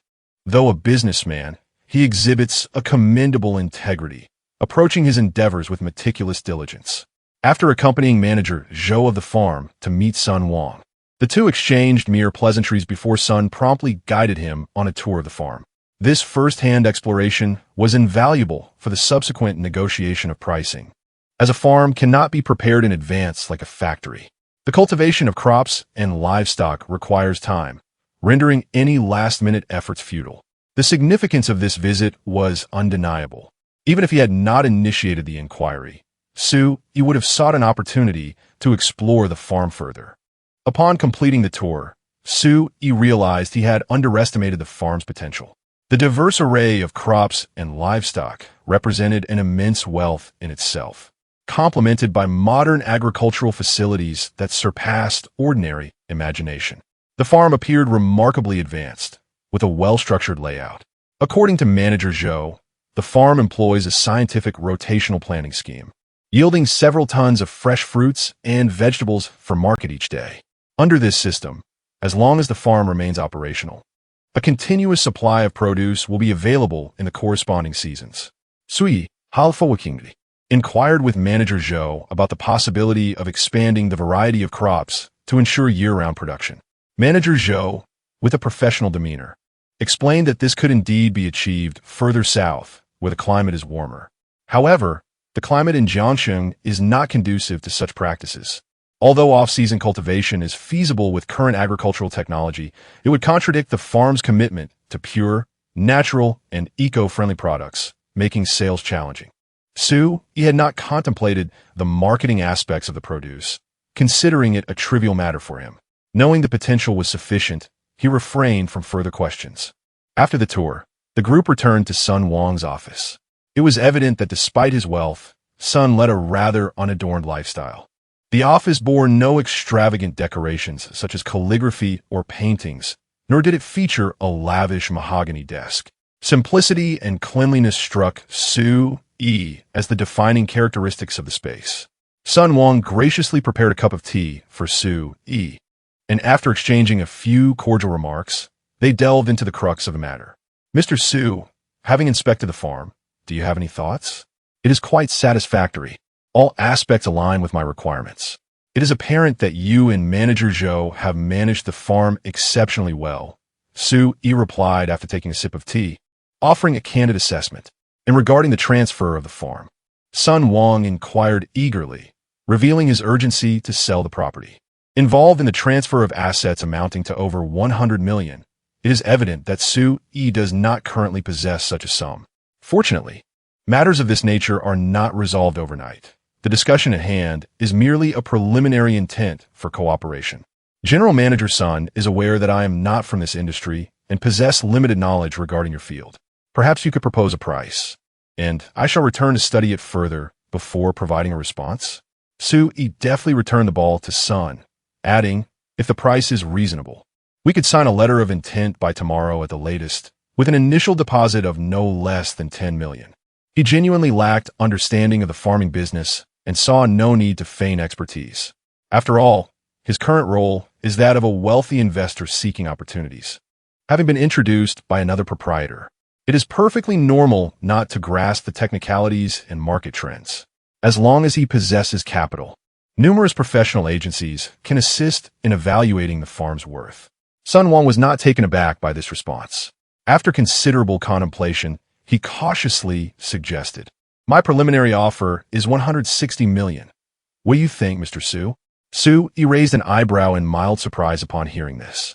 Although he was not an insider, he had certainly familiarized himself with the relevant circumstances before his arrival.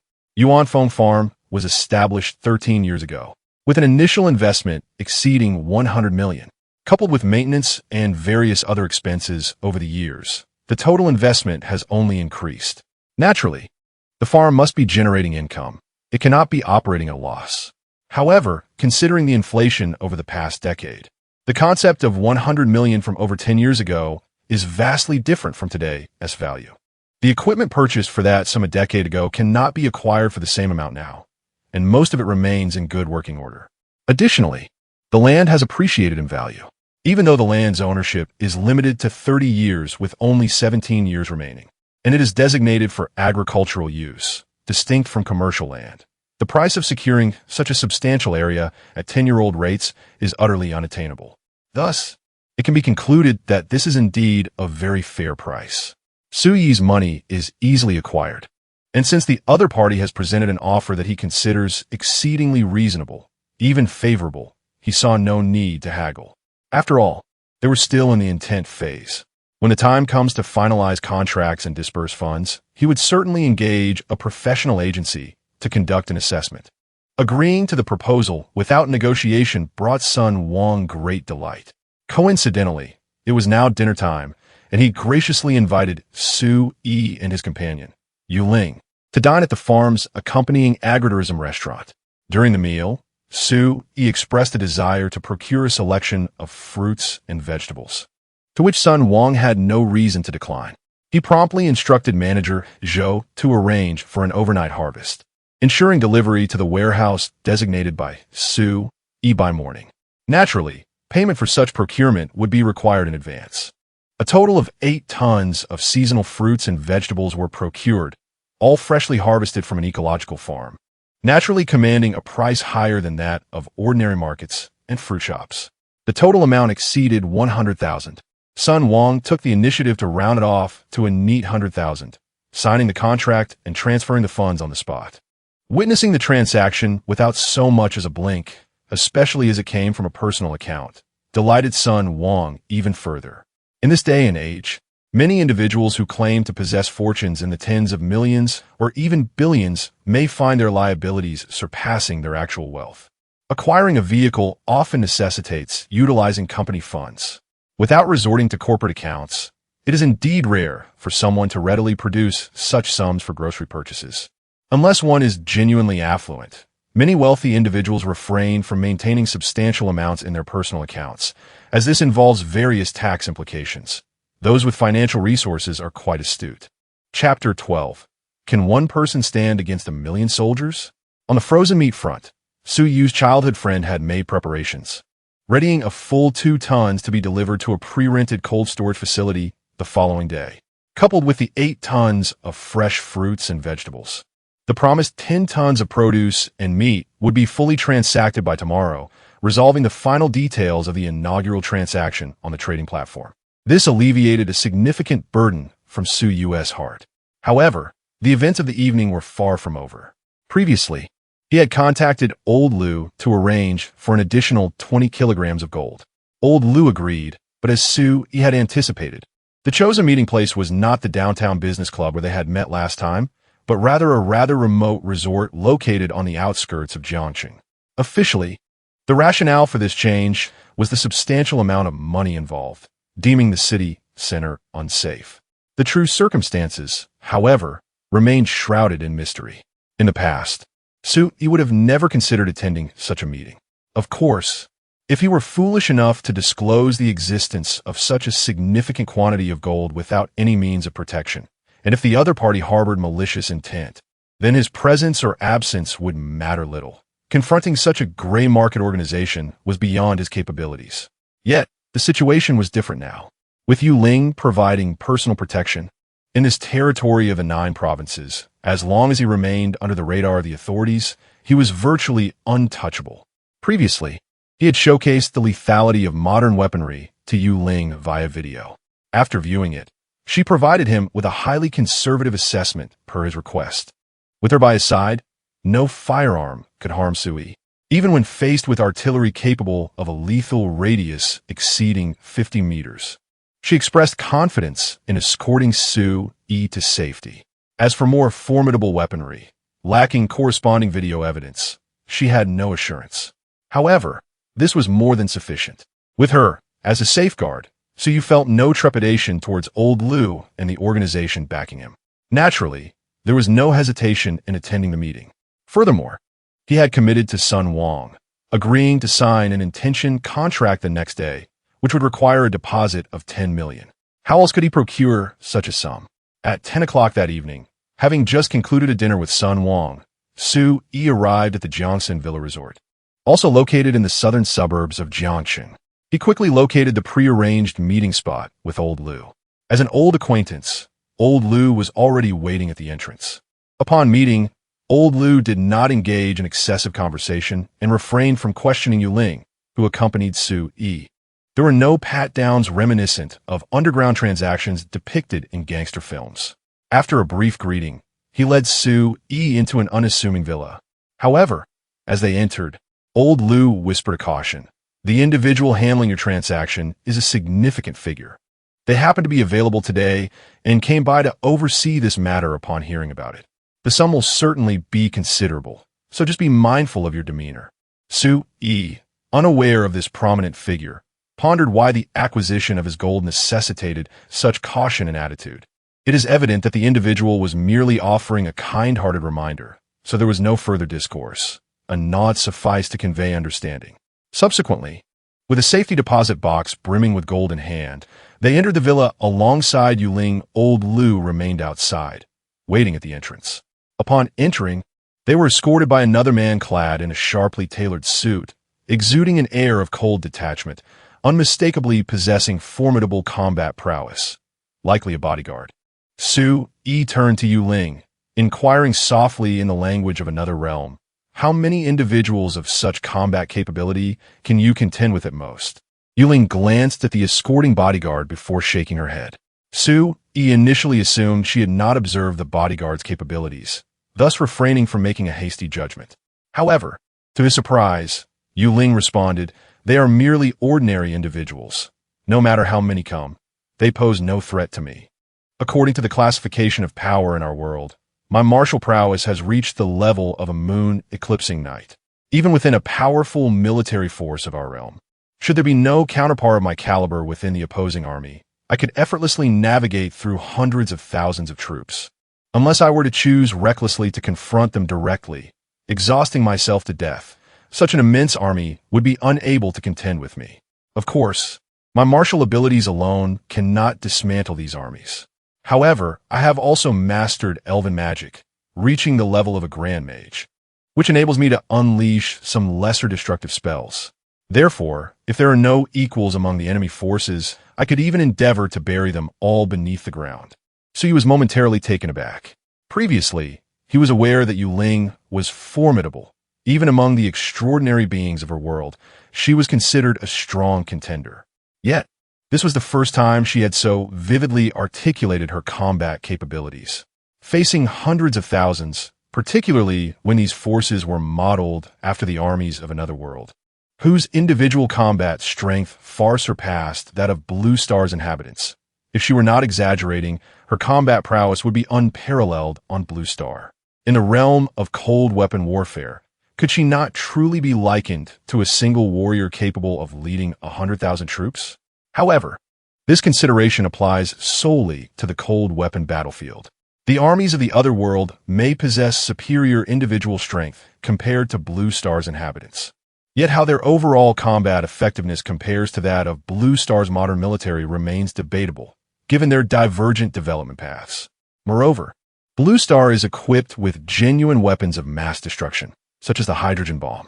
Last night, in a moment of leisure, Su Yi had sought to ascertain the true strength of the pinnacle forces of both worlds, specifically reviewing the various data on the Tsar Bomba with Yuling. Upon reviewing, Yuling exclaimed in disbelief. In her words, such a device would likely render even the martial and magical deities of their world, who have perfected their disciplines, unconscious upon impact. The spells she referred to are, in essence, large area destructive magics, with smaller radius attacks covering approximately several hundred to 1,000 meters, while more powerful incantations could extend their lethal radius to several kilometers or even over 10 kilometers. In truth, they are not as formidable as the common million-ton nuclear warheads found on Blue Star. Moreover, on Blue Star, nuclear weapons can be produced endlessly on an assembly line whenever there is a need. However, the sorcerers capable of unleashing forbidden spells in their realm are not manufactured en masse. There are only a limited number of them. Thus, in light of this comparison, Su Yi arrived at a rather absurd conclusion. If the two worlds were to engage in a genuine conflict, the extraordinary beings from her world would likely be outmatched by ordinary humans for Blue Star, who have endured centuries of internal strife and have mastered the technology of mutual destruction. Of course, this pertains to the overall combat capabilities of the two worlds. In the current scenario, individual strength is evidently more critical to Su Yi, and Yu Ling represents that overwhelming individual strength, providing Su Yi with an immense sense of security. Chapter 13. She is on the brink of death. The voices of the two conversing were obscured by a special magic cast by Yu Ling. To outsiders, it merely sounded like indistinct murmurs, devoid of clarity. Naturally, they could not discern that it was an entirely new language. The escort, appearing quite professional, disregarded their exchange, focusing solely on leading the way, perfectly embodying the role of a mere tool. Although referred to as a villa, the interior resembled a vast, retro-style estate.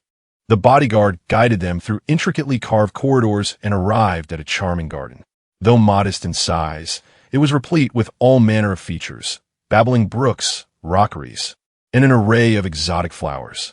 At the center stood a pavilion, where a casually dressed man in a simple t-shirt and shorts was nestled with an adorable little girl, feeding koi fish.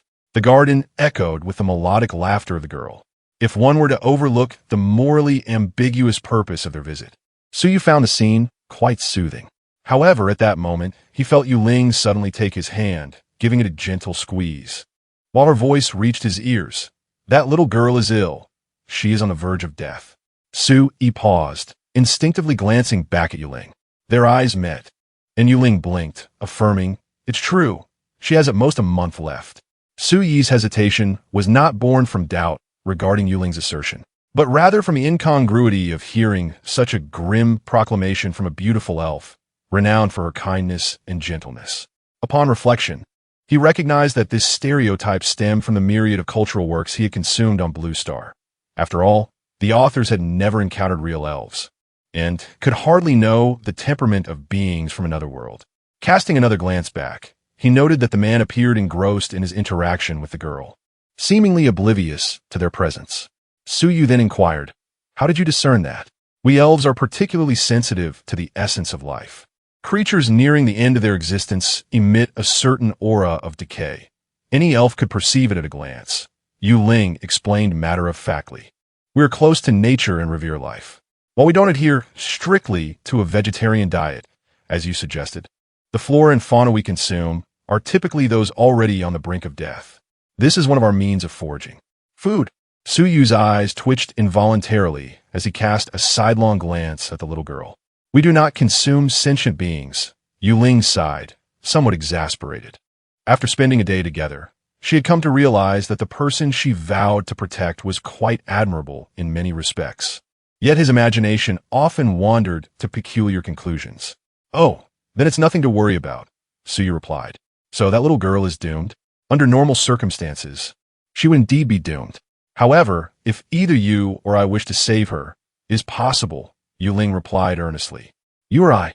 Su Yu, filled with confusion, remarked, "Though I can understand your ability to save her with magic, I possess no such skill. How am I to rescue her?" "The water of life." Yu Ling appeared somewhat astonished. "Princess Weiwei did indeed trade you a vial of the water of life, did she not?" Did she not inform you of its miraculous properties? In her condition, just a few drops could grant her an additional decade of life. A single cup, similar to those used for drinking during our meal, would suffice to restore her to health, rendering her more robust than anyone else, ensuring she would never fall ill, and could live to the age of 150 without issue. Wait a moment. Suyu suddenly felt bewildered. If memory served him correctly, the water of life was exchanged for a hefty 10 tons of fruits, vegetables, and meats, costing him over 100,000. Now, he was being told that for over 100,000, he acquired a mere 500 milliliters of this miraculous liquid, with such astounding effects, setting aside the matter of healing. The mere prospect of a single cup granting a lifespan of 150 years would make him immensely wealthy if he chose to sell it. Those affluent individuals, terrified of death, would likely pay billions for just a cup, scarcely batting an eye. Why didn't you mention this sooner? If I had known, I wouldn't have bothered selling gold. This elixir is worth far more. The trading platform merely advertised the water of life as a cure-all, promising longevity, enhanced vitality, and even the promotion of human evolution through prolonged consumption, but it failed to detail its specific effects. The ease of acquiring this substance led Suyu to underestimate its value, as he merely contemplated when it tested its efficacy. With his recent busyness, he had completely forgotten about it and had not thought to inquire with Yuling. Upon hearing Yuling's words, he suddenly realized that this was indeed the most valuable item to have appeared in this alternate realm thus far. Their hushed conversation, though intentionally subdued, could still be heard from their proximity within the pavilion. The little girl, while enjoying her play, noticed the presence of two unfamiliar faces and, with remarkable maturity, said, "Daddy, we have guests. You go on with your work. Ying needs to sleep. All right, Ying, go wash up. Daddy will come to tell you a story shortly." The man gently ruffled the girl's hair. Once the woman, dressed as a servant, took the girl away, the man turned his attention to Suyu and his companion. As his gaze swept over Yuling, a flicker of undeniable admiration sparkled in his eyes, though it was merely a fleeting glance. As he quickly redirected his focus toward Suyu, saying with interest, "Are you a doctor?" Suyu was taken aback by the unexpected inquiry, responding with surprise. "Why do you ask?" You displayed a clear sense of compassion and sympathy when you looked at Ying. It was evident that you discerned her frail condition, did you not? It was not merely a state of ill health. She was on the brink of death. Suyu silently scoffed at this thought, but managed to maintain his composure, stating nonchalantly, "My family has been traditional Chinese medicine practitioners for generations. While I may not have learned much, I possess a rudimentary understanding of the art. A physician from a lineage of healers. No wonder he possessed such wealth and gold," the man seemed to imply. However, he soon set aside matters concerning gold, and the previously calm and indifferent expression of the young girl transformed, revealing a hint of other emotions as he inquired, "What do you think of Ying's condition? Speak freely. We adhere to propriety and do not shun discussing ailments." His tone conveyed a sense of nonchalance, as if he were conversing about an inconsequential matter. Yet, Suyu could distinctly sense a flicker of hope in his gaze. Thus, he replied, "At most, she has another month to live." After a moment's contemplation, he added, "Provided that the current situation remains unchanged and no actions are taken." He was aware that the young girl was nearing death, yet he had no knowledge of her illness or the treatments she might be undergoing. If it were cancer with the necessity of chemotherapy, who could say if she would survive even a month? Suddenly, the man, who had appeared quite casual just moments before, sprang to his feet, his phone tumbling from his grasp and plunging into the fish pond, utterly disregarded. His gaze fixated intensely on Suyu as he exclaimed, "Truly are a gifted heir of traditional Chinese medicine. Can cancer be treated?" His expression resembled that of a drowning person grasping desperately at the last available lifeline, indifferent to whether it was a rope or a mere straw. Nevertheless, Suyu pointed to the suitcase in Yuling's hands and remarked, "I am here to conduct business. Within this case lies gold, 47 kilograms in total. Would the owner like to verify the merchandise first?" Chapter 14. Difficult, yet not incurable, to be frank. The individual before Suyu appeared exceedingly impolite in his eyes. Despite having previously arranged with old Lu to arrive at this hour, he neither came early nor late. Yet, upon his arrival, he chose to linger while accompanying his daughter for several minutes. Su-yi and Yu Ling stood beside him, feeling as subservient as house servants. Were it not for Yu Ling's remark that the young girl was gravely ill, Su-yi would have long since taken her away. After all, he was there to conduct business, not to seek favors. The dynamics had shifted, and it was now the other party who sought his assistance. Without further ado, Su-yi deemed it necessary to demand an apology. The man glanced at the box in Yu Ling's hands, astonished that such a beautiful woman could carry such a heavy load for so long. He quickly realized the impropriety of his previous behavior and promptly rose to extend his hand. "You must be Mr. Su. My name is Shen Mingshu. I sincerely apologize for my prior oversight this evening. My daughter's health is quite precarious, alas. In any case, it is entirely my fault. To demonstrate my sincerity, I shall purchase the gold at the current market price without the need for appraisal. Please provide me with an account, and I shall transfer the funds immediately." Su-yi extended his hand to shake his, then smiled. "That is unnecessary. In business, we must adhere to protocol. The goods must be appraised. The goods require examination." Yet the market price offered was acceptable to Su-yi. After all, the difference could be substantial, exceeding 100 per gram. "Very well, let us proceed with the appraisal." Shen Mingshu acquiesced without pretense. Moments later, individuals arrived with various equipment to assess the purity of the gold in the garden. Su-yi had originally intended to sell 20 kilograms of gold, but upon witnessing the situation, he altered his decision and retrieved all the gold from his storage space. Keeping it would yield no offspring, and Shen Mingshu appeared to be a person of considerable stature, likely unfazed by Su-yi's decision to bring additional gold. With Yu Ling's presence, discreetly placing the gold into the suitcase posed no challenge.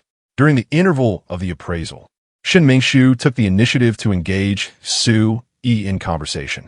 His emotional intelligence was notably high, swiftly alleviating the earlier awkwardness of having left the two in limbo, and his attitude of contrition was genuinely sincere. It was, after all, a minor matter, and considering the circumstances, Su-yi chose not to dwell on it. The two soon found themselves enjoying a lively discussion. Inevitably, the topic returned to the young girl's illness. At last, Su-yi learned the nature of her affliction, congenital leukemia. Although not a physician, he had heard of such ailments. Earlier, he had been curious about the condition that rendered her beyond the reach of wealth for treatment. His curiosity was finally satisfied.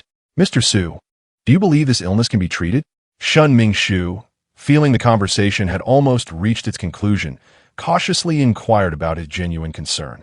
"Difficult indeed." Su-yi shook his head and sighed. However, upon hearing these words, Shen Mingshu did not feel disheartened. Rather, his eyes sparkled with hope. It was a challenge, not an impossibility. He refrained from uttering any boastful remarks about his wealth or power, such as, "If you have any difficulties, feel free to tell me."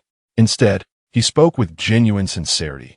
"Mr. Su, I have known Yingying's mother since childhood. We grew up together and eventually united in marriage. However, my beloved fell ill after giving birth to Yingying and passed away within a year.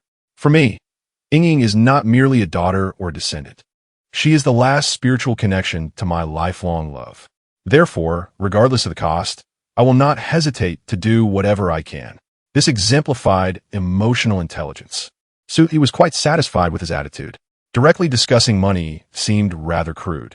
He contemplated and then subtly expressed his concerns about the cumbersome and intricate procedures involved in his recent visit to Yuanfeng Farm, lamenting that while he needed the farm for a specific purpose, it would be preferable if the matters could be expedited. Upon hearing this, Shen Mingshu hesitated not for a moment and promptly took it upon himself to handle the matter, assuring Su-yi that he would resolve it by tomorrow, never once mentioning a sum of money. Clearly, he intended to cover the 160 million transfer fee required by the farm. Given his openness, Su-yi could not afford to be stingy. He immediately suggested that they could go meet the young girl named Shen Yingying. This was precisely what Shen Mingshu desired, and he naturally would not impede it. To claim that he genuinely believed Su-yi could cure this affliction would be disingenuous. His actions were merely driven by the urgency of his daughter's condition, a desperate gamble on a seemingly hopeless situation. Of course, he would not be easily deceived by just anyone. Individuals like Shun Mingshu could discern through mere conversation whether someone possessed genuine skill or was merely posturing. His willingness to grant Su Yi this opportunity, even at the cost of millions, stemmed from other reasons as well. Few were aware of Shun Yingying's condition. The fact that an outsider like Su Yi could immediately assess her physical state and even estimate how much time she might have left indicated that he was no ordinary individual. The group soon arrived at the door of a room on the second floor of the villa. Before entering, Su Yi remarked, "Mr. Shun, I did not bring any medical equipment today, but I possess a set of massage techniques that can alleviate Miss Shun's condition to some extent. You may take her to the hospital tomorrow to assess the specific effects." He added, "During the treatment, aside from my assistant and myself, it will be best for others to remain outside. I hope Mr. Shun can accept this." Shin Mingwen opened his mouth, hesitated briefly, then decisively nodded in agreement. Of course. With that, he knocked on the door. Once the caregiver looking after Shun Yingying emerged, Su Yi entered the delicately adorned, pink-themed room with Yuling outside. Shin Mingwen gazed at the slowly closing bedroom door, a glint of shrewdness shining in his eyes as he glanced at the middle-aged man in black behind him. The middle-aged man nodded, and soon numerous formidable bodyguards appeared both inside and outside the villa. Shin Mingwen was engaged in a business that straddled the line between legality and illegality, naturally attracting a host of adversaries. However, firstly, these foes were highly unlikely to be aware of his daughter's grave illness. Secondly, those capable of harboring animosity towards him were not fools. In the absence of knowledge regarding the profound affection Shun Mingwen held for his daughter, no one would presume that he would resort to drastic measures just for her sake. Attempting to abduct his daughter would serve only to incite his wrath, without any tangible benefit. This rationale underpinned Shun Mingwen's agreement to allow Su Yi and another to spend time alone with his daughter. Nevertheless, despite his confidence, he understood that human behavior is the most unpredictable element in existence. Thus, as a precaution, he assembled a contingent of personnel. Should any misfortune befall Shun Yingying, he would undoubtedly prevent Su Yi and the other from leaving. Though some sentiments remained unvoiced, an unspoken understanding lingered among them. Chapter 15. Shun Mingwen's grand gesture outside. The number of individuals had notably increased, likely amounting to 50 or 60. Among them, some bore weapons, presumably the type of handguns you had previously showcased in the video. In the quaint, youthful chamber, Yu Ling remarked softly, "It's perfectly understandable. After all, this is their cherished possession, and exercising caution is only natural. There is no need to be overly concerned." Su Yi shook his head, then stated, "Please proceed with the spell." Previously, he had inquired whether Yu Ling's healing arts could alleviate Shun Yingying's affliction, receiving an affirmative response. Indeed, given Yu Ling's formidable prowess, even without the use of the Water of Life, an advanced healing spell from the elven lineage would suffice to restore the young girl to health. However, the promises made by others remained merely verbal at this point. Naturally, Su Yi would not hasten to heal her condition just yet. Hence, he indicated that tonight's efforts would only serve to alleviate her symptoms, not cure her. The true healing would commence only when the promised benefits were secured. Yu Ling, understanding Su Yi's intentions, did not hesitate. Upon receiving clear instructions, she promptly began to softly chant an incantation. Soon, a verdant glow emanated from her palm, cascading over the slumbering Shun Yingying. The little girl, whose brow had been furrowed in discomfort during her sleep, instantly relaxed as the healing magic enveloped her. It was evident that she felt significantly more at ease. "Is that all?" Su Yi inquired, noticing Yu Ling's lack of further action after a considerable wait. Indeed, Yu Ling affirmed with a nod. If prior to this she could have lived for no more than a month, now, even if we were to abandon her, she would at least have 6 more months ahead of her. Impressive. Su Yi readily offered his admiration. No matter how many times he witnessed such extraordinary powers wielded by life, the spectacle remained profoundly astonishing. In a mere thought, one could resurrect a person on the brink of death. Such might had previously existed only in the realm of fantasy, yet now, through the trading platform, it felt remarkably within reach. To avoid arousing Shun Mingwen's suspicions, Su, Yi, and Yuling lingered in the young girl's room for nearly half an hour before finally emerging.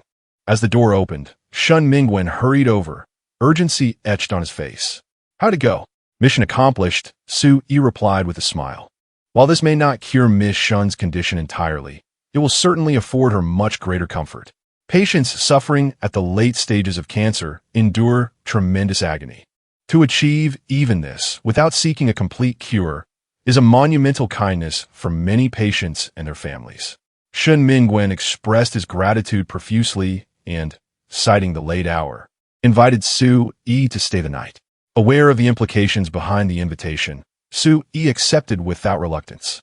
In the dealings of affluent families, there is an emphasis on decorum. It was not akin to the romanticized portrayals found in dramas or novels, where ambiguous couples in unfamiliar settings are presumed to share a single room by their hosts. The members of the Shun family politely inquired with Su Yi before leading him to two adjacent guest rooms. Yuling had indulged in an entire night of gaming. Yet this time, it was a match-3 game. Su Yi, as per his usual routine, slept soundly until noon the following day. Upon finally emerging after his morning rituals, he encountered Shun Mingwen and his daughter, Shun Yingying, waiting at the door. As soon as Shun Mingwen saw him, he quickly rose and urged the young girl, "Hurry. Thank Uncle. Thank Uncle." Her innocent voice, imbued with childlike wonder, jolted Su Yi, whose mind was still sluggish from sleep. He gently tapped Shun Yingying's small face, noting that she appeared much more vibrant today compared to the visible pallor of the previous evening. Clearly, Yuling's healing abilities had made a significant impact. Shun Mingwen seemed to have brought his daughter to express gratitude. After their heartfelt thanks, he had someone escort her away, and then he earnestly stated, "This morning, a professional medical team conducted an examination on Yingying. The results astonished the attending physician. While the cancer cells in her body have not been entirely eradicated, there has been a considerable reduction, and the normal cells remain unaffected, which is markedly different from the effects of chemotherapy." The doctor claimed he had never encountered such a situation. "Mr. Su, to be frank, I genuinely did not anticipate that you could achieve this level of success. In my eyes, alleviating some of Yingying's suffering is already worth the remuneration I provided you. And even if a complete cure is not possible, I will not trouble you further. Therefore, I seek your candid answer. Can Yingying's illness be completely cured?" In essence, his request for Su Yi to try was born from a desperate hope. Even now, he found it hard to believe that this young man could outperform doctors equipped with modern technology in the treatment of cancer. The attending physician had mentioned something earlier that he did not relay to Su. Given Shun Yingying's current condition, she could not even be classified as late-stage cancer, but rather at most mid-stage. If a suitable bone marrow transplant could be found, the hope for a cure was substantial. For Shun Mingwen, as long as there was a chance for recovery, finding the appropriate bone marrow was not a significant issue. Nonetheless, such treatment methods would inevitably come with numerous side effects. Having witnessed Su Yi's remarkable techniques, he naturally aspired for an even better outcome. Very well. Without any hesitation, Su Yi nodded, providing Shun Mingwen with the answer he sought. Shun Mingwen did not press further. After exhaling a sigh of relief, he handed a folder that had been set aside to Su Yi. "Mr. Su, everything has been arranged. Yuan Feng Farm, along with 6 other large farms in the vicinity, totaling 17,000 acres, has been consolidated into a super-large agricultural enterprise. Of course, externally, this is generally referred to as an agricultural demonstration zone, though fundamentally, there is little difference. The farm is now officially in your name, though it has yet to be christened. I have already appointed a temporary manager for you and resolved any procedural issues. If you have a preferred name for the company, simply contact the manager directly. Their number is included in the documents. Additionally, I have registered a sole proprietorship in your name for agricultural products, and you can likewise have the manager handle any name changes you desire. Last night, the 47 kilograms of gold you provided amounts to a total of 25,850,000 at current market rates. I have taken the liberty of rounding this up to 30 million, which has been deposited into the company account, accessible to you at your convenience. The taxes have already been settled." He took a deep breath and continued, "If Mr. Su is indeed able to cure Yingying's ailment, I will subsequently transfer an additional 500 million to the company account as a token of my gratitude. Moreover, both I and the entire Shun family owe you a profound debt of gratitude. Rest assured, even if the treatment proves unsuccessful, my previous assurances remain intact. I will not trouble you in any way. Chapter 16. It is time to contemplate how to spend the money as Su-yi stepped out of the Shun family villa with a folder in hand. He felt somewhat dazed. To be honest, when he arrived here last night, his sole intention had been to sell gold in exchange for cash, which he planned to use to pay the deposit for Yuanfeng Farm and procure grain from a food processing factory to trade in another world for additional golden wealth. To his utter astonishment, in just one night, he had nearly achieved financial independence and no longer needed to worry about money. In fact, he even had the opportunity to acquire a large-scale farm for obtaining bulk grain commodities legally, and not just Yuanfeng Farm, but a colossal establishment several times its size. Indeed, plans are often rendered obsolete by unforeseen changes. When one possesses resources that others lack, the speed at which wealth can be amassed far exceeds ordinary expectations. Previously, Su-yi was merely an ordinary individual, never imagining that something capable of healing could be so lucrative. His mind was still preoccupied with how to manipulate that small amount of B-gold. Of course, the pivotal factor remained the identity of the patient. Only someone like Shun Yingying, a wealthy heiress with a well-off father, could afford such exorbitant prices. Were it a common individual, if treating cancer truly required such an amount, they would likely have no choice but to end their own life. Apart from lamenting the disparities of fate, Su-yi found himself with little else to do. The number of cancer patients in the world is vast, and every afflicted family bears a tale of suffering. The life-giving waters from another world are not infinite, and the magical abilities of the elven healer, Yuling, are limited as well. He cannot save everyone. Among those he can assist, he will naturally prioritize those who offer the highest bids. He is but a mortal, enticed by wealth and desire, devoid of a lofty soul detached from base pleasures, and his current wealth and power are far from sufficient to save the world. The goal is simply to acquire wealth. Thus, it was time to consider how to spend the money.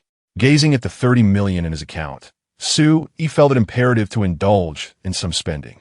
The operational costs of the farm were relatively low. After Shun Mingwen's consolidation, there remained over 60 million in the farm's account, alongside a plethora of mature agricultural products ready for sale to recoup investments. The 30 million he currently possessed was available for immediate use without consideration for the farm's operational funds. Speaking of which, he could now be considered a person of considerable wealth, with assets amounting to several hundred million. It seemed inappropriate to continue residing in a rental property, so he decided to purchase a home. Su-yi quickly made up his mind and drove straight to a renowned villa district in the southern suburbs of Jiang City. Lu Sheng had been feeling quite disheartened lately. Ever since returning to the country, he sensed that his luck had taken a turn for the worse. After finally securing a lucrative position in a factory through his brother-in-law's connections, he unfortunately made a blunder upon assuming office, resulting in the factory incurring losses of several hundred thousand. Had it not been for some subordinates willing to take the blame, his brother-in-law, Li Wenyuan, might have had no choice but to let him go. However, a dilemma arises. The procurement department is rather small, consisting of only a handful of individuals, with most matters previously handled by Su-yi. Recently, however, in an effort to shield him from repercussions, Su-yi has reportedly been preoccupied with various errands, leaving him with little time to manage the operations of the factory. Consequently, the responsibilities of procurement have fallen squarely upon his shoulders. Frustratingly, he holds a mere master's degree, having spent his time abroad idly, and is utterly unacquainted with the complexities of serious frontline work. These past few days have left him in a state of utter disarray. He possesses no understanding of which suppliers offer quality goods at exorbitant prices or which provide affordable yet satisfactory options. The distinction between what payments to accept and what to decline remains a complete mystery to him. He finds himself swayed by whichever supplier bestows gifts upon him. Within less than a week, complaints from the frontline production department have inundated the boss's office like a flurry of snowflakes, leading to stern reprimands from his boss and brother-in-law, Li Wenyuan. This chaos extends beyond the workplace. His personal life is also in disarray. His fiancée, E, with whom he has been engaged for 7 or 8 years, insists that he sell the apartment gifted by his parents in the city and purchase a new home in the suburbs. He suspects she has lost her senses. Yet, he finds himself unable to refuse her demands. Just moments ago, he received a call from her, urging him to accompany her to view properties. To his dismay, the address she provided was for the renowned Jiangwan Villa district in Jiangsheng, where properties commence at a staggering price of over 10 million. He is unequivocally unable to afford such an expense. The thought of having to humbly plead with his fiancée, E, to temper her expectations and wait a few years for a purchase fills him with frustration. Nevertheless, she has requested that he join her merely to view the houses, and declining would be inappropriate. He cannot afford to earn her ire, lest she label him as lacking ambition. Sighing in resignation, Lu Sheng drives to pick her up. Shortly thereafter, he arrives at a hair salon to collect his fiancée, who has just finished styling her hair. The sight of her, adorned with a touch of makeup that elevates her beauty beyond that of many celebrities and models, instantly dissipates his grievances. How could he resent her for having desires? Is he who must strive harder? With this realization, a smile blooms on his face as he playfully addresses her. Lingling, can you guess what fortunate event I encountered today? The woman in the passenger seat brightens, cautiously responding. Did another supplier shower you with gifts? Lu Sheng briefly displays a hint of embarrassment before shaking his head. Guess again. Could it be that your company has issued salaries? Lu Sheng struggles to maintain his composure, gazing at his fiancée, E, with deep affection as he replies, neither of those. It's simply that I saw you again, Lingling. Every time I see you is the most beautiful moment of my life. The woman rolls her eyes in playful disdain, glancing out the window. How dull. Let us go. I've already made arrangements to view the house. Lu Sheng dismissed the disdainful expression of his fiancée, E, with indifference, fully aware that this soon-to-be wife possessed a sharp tongue, yet a tender heart. Although she verbally expressed her boredom, one could only imagine the delight bubbling within her at that moment. After charming her with his rustic flirtations, Lu Sheng's spirits soared, prompting him to drive straight to the Jiangwan Villa district. At this hour, free from the rush of peak traffic, the journey was smooth, and they arrived at the entrance of the villa area in less than half an hour. The sales representative, having been informed in advance, awaited them at the entrance of the sales office. As Lu Sheng parked the car, a doorman even approached to assist him in opening the door. This level of service made Lu Sheng reflect on the prestige of such a high-end villa area. Indeed, the hospitality was exceptional. Were it not for financial constraints, he would certainly consider acquiring a villa in this splendid neighborhood purely for the quality of service. However, the moment he noticed a familiar figure emerging from a dilapidated vehicle in the adjacent parking space, he found himself momentarily stunned. Su E. Chapter 17. Am I still here if I want to do something now? As soon as he alighted from the vehicle, Su E heard someone calling out to him. Following the sound, he spotted Lu Sheng, this unfortunate soul. He never anticipated that a simple visit to inspect a property would lead to this encounter, leaving Su E somewhat speechless and disinclined to engage with him. However, Lu Sheng's fiancée, E, was present, and he was eager to showcase his social standing at that moment.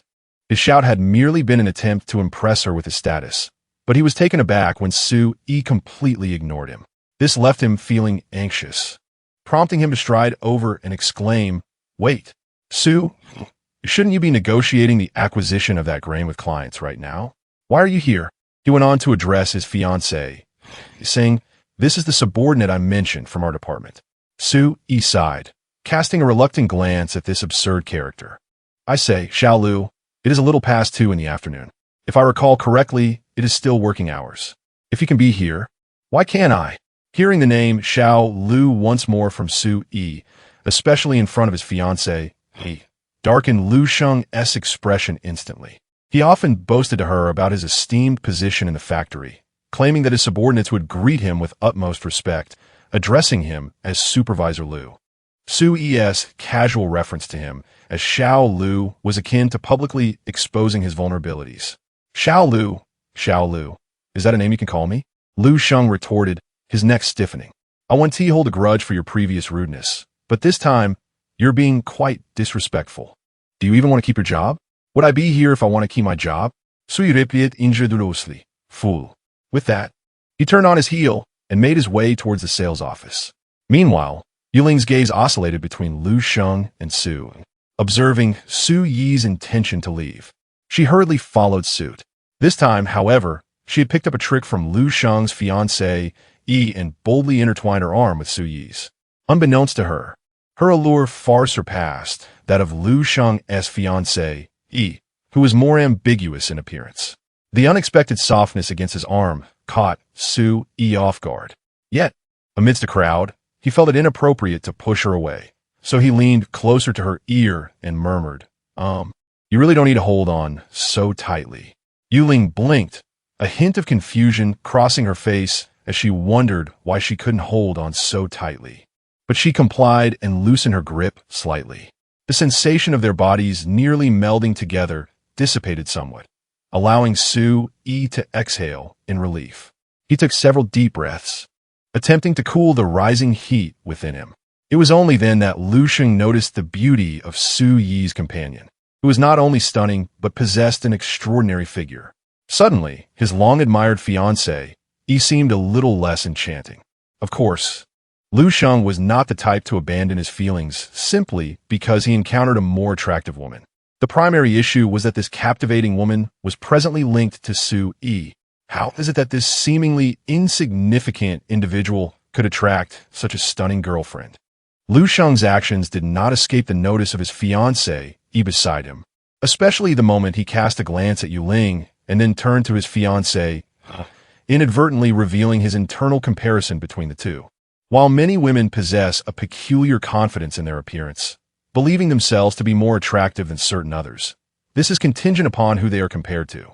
In the presence of Yuling, even if his fiancée, Yi, typically exuded self-assurance regarding her looks, she could not help but feel diminished. The situation was exacerbated by Lu Sheng's discerning gaze, which scrutinized both women. Enraged and humiliated, she abruptly distanced herself from Lu Sheng, striding silently towards the sales office.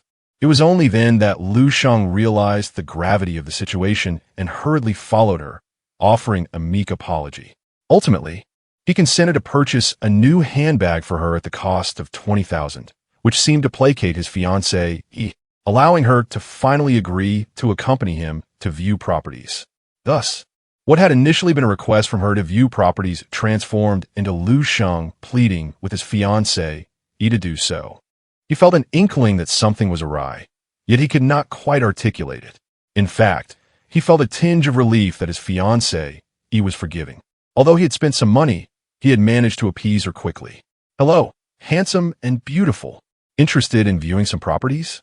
Upon entering the sales office, a charming saleswoman approached them. Su Yi nodded and inquired, "Are there any available units? The kind that are fully furnished and ready for immediate occupancy?" "Yes, indeed. Please, have a seat over here." The saleswoman's eyes sparkled with enthusiasm as she led them to the lounge area, asking as they walked, "Are you looking to buy or rent?" Given the current economic climate, properties were not as easily sold, and they also offered rental services. "Purchase," Su Yi replied. "What are your specific requirements for the property?" For instance, regarding the environment and decor, the saleswoman asked with keen attention, and Su Yi responded to each query. Eventually, she posed the most critical question: "What is your approximate budget?"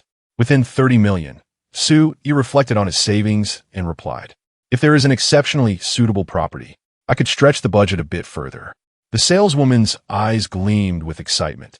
At this price point, there are certainly several options available, and we have a few properties that align perfectly with your needs.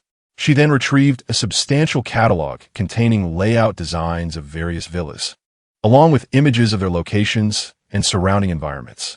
After a thorough selection process, they ultimately decided on 2 properties, and the saleswoman promptly indicated that the keys were available at the sales office, ready for viewing. Su Yi, of course, had no intention of declining. However, rather coincidentally, just as he was preparing to embark on the sales office's tour vehicle, Lu Sheng and his fiancée, Yi, reappeared. They were being escorted by another sales representative to view properties, and coincidentally, they were examining the very same unit as Su Yi. Yet, these seasoned sales professionals, having been in the industry for some time, could easily discern who was genuinely interested in purchasing a property and who was merely browsing, based solely on their demeanor and expressions.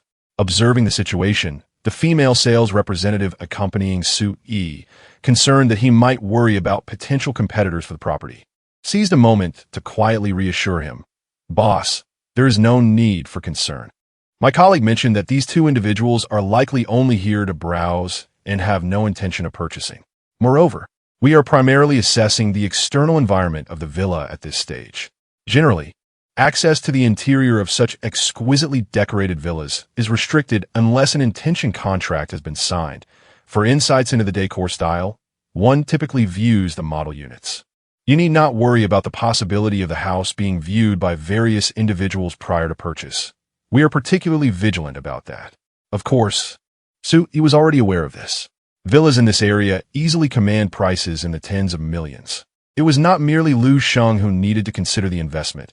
Even his brother-in-law, Li Wenyuan, the owner of a grain processing factory, would need to ponder carefully before making such a financial commitment.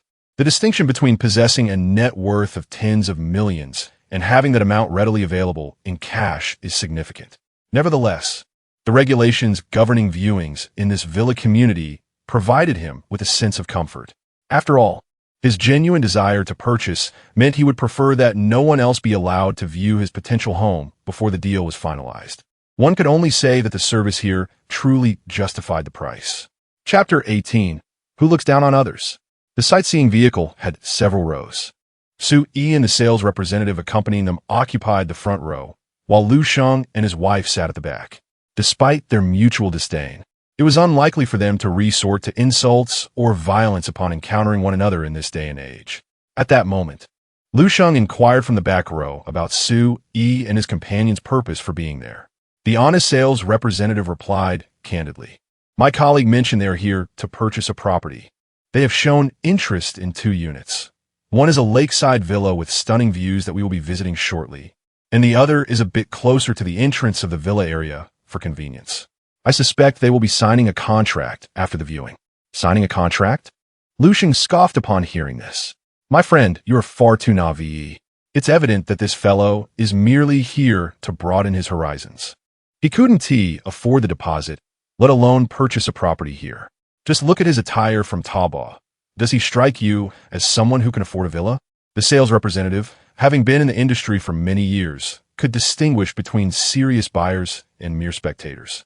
If he were to judge potential buyers solely by their clothing, he would have long since lost his job. Take the 2 couples before him, for instance. The handsome couple, though dressed simply, exuded an undeniable charm. The woman was exceptionally beautiful, her grace unmistakable, signaling that she was certainly not of ordinary means. The man beside, such an exquisite partner, could not possibly be average either. In contrast, the couple behind, despite their designer attire, wore merely accessible pieces. Their clothing was not particularly expensive, and the only item of value was the LV handbag the woman held. They seemed more like individuals trying to project an image of wealth by flaunting luxury items they could scarcely afford. To an astute sales representative, it was clear who was more likely to purchase a property after the viewing. However, recognizing that they were still clients, the sales representative, adhering to professional decorum, chose not to contradict Lu Sheng directly, opting instead to remain silent with a smile. Yet, Lu Sheng, eager to regain some dignity in front of his fiancée, persisted. "Do not doubt me. I know this person. He is merely a minor manager in charge of procurement at my brother-in-law's factory. If he truly had the means to buy a home here, would he be working in a factory?"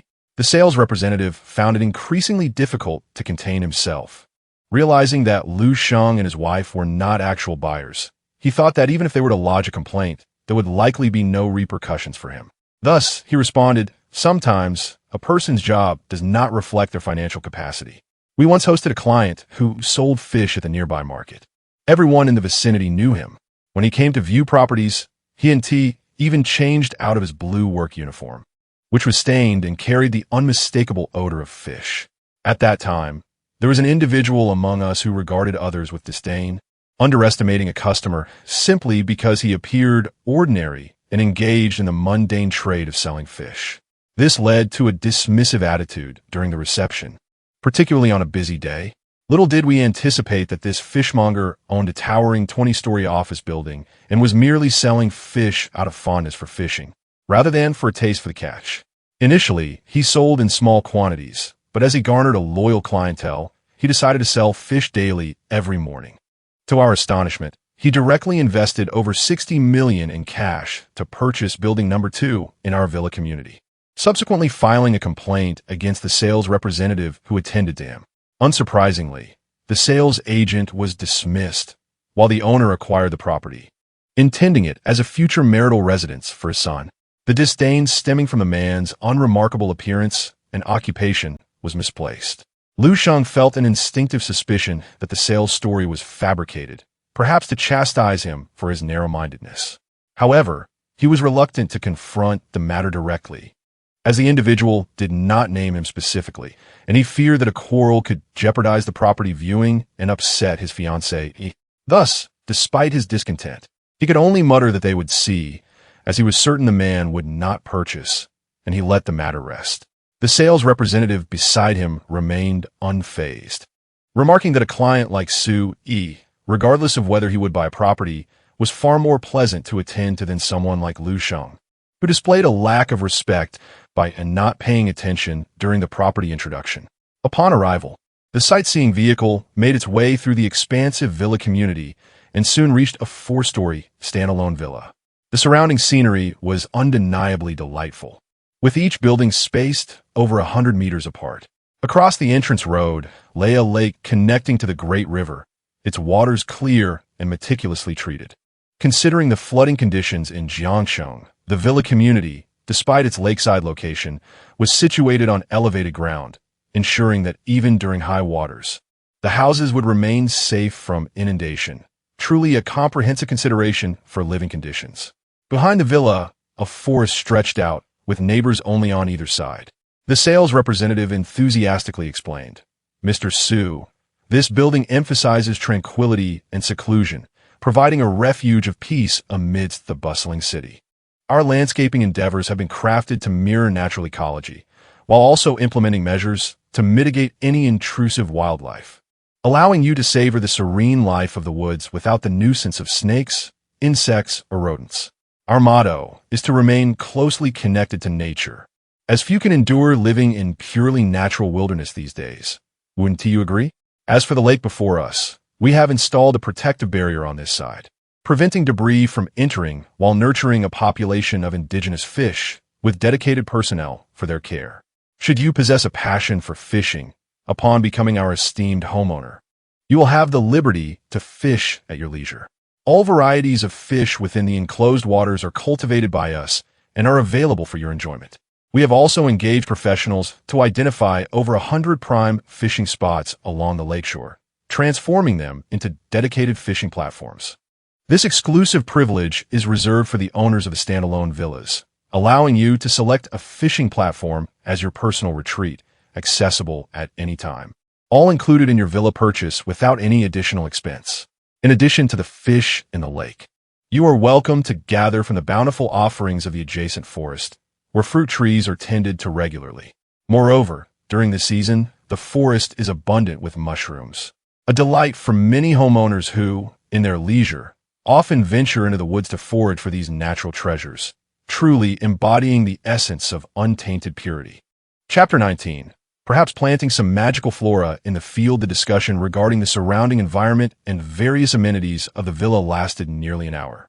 To be candid, prior to this, Su Yi's desire for a villa stemmed merely from newfound wealth, seeking a more spacious living environment rather than enduring a cramped rental or contending for an elevator in a modest apartment. However, upon witnessing the exquisite surroundings and amenities of this villa community, he genuinely perceived that, aside from its exorbitant price, the villa district, where each unit starts at a staggering 10 million, had few drawbacks. The community boasted a lake abundant with fish, allowing for leisurely fishing, a forest teeming with edible wild produce, and no worries of snakes, insects, or rodents.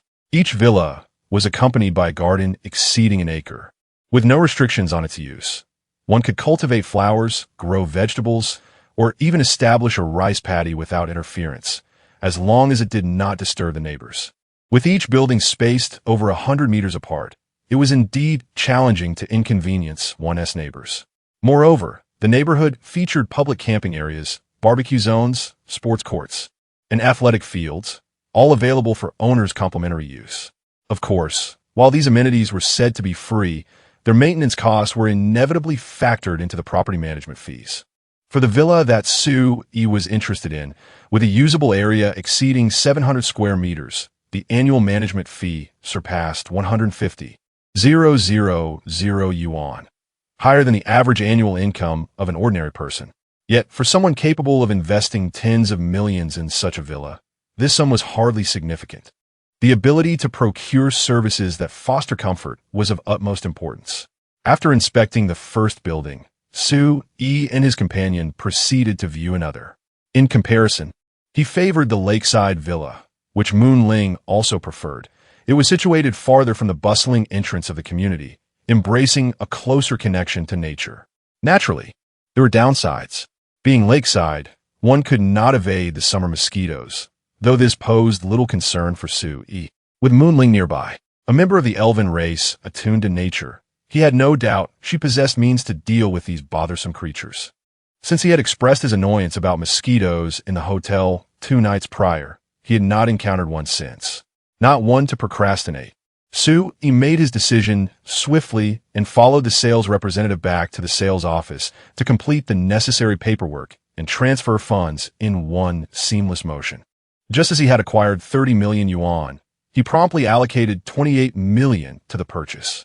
The cost per square meter amounted to nearly 41,000 yuan.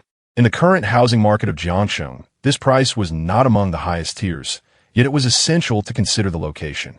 The environment was indeed commendable, and while it was described as an urban-rural fringe, the appeal of its location was undeniable. The substantial investment reflected the quality of the living experience, which, for Soo-e, was more than sufficient. He no longer needs to rush during peak hours to go to work.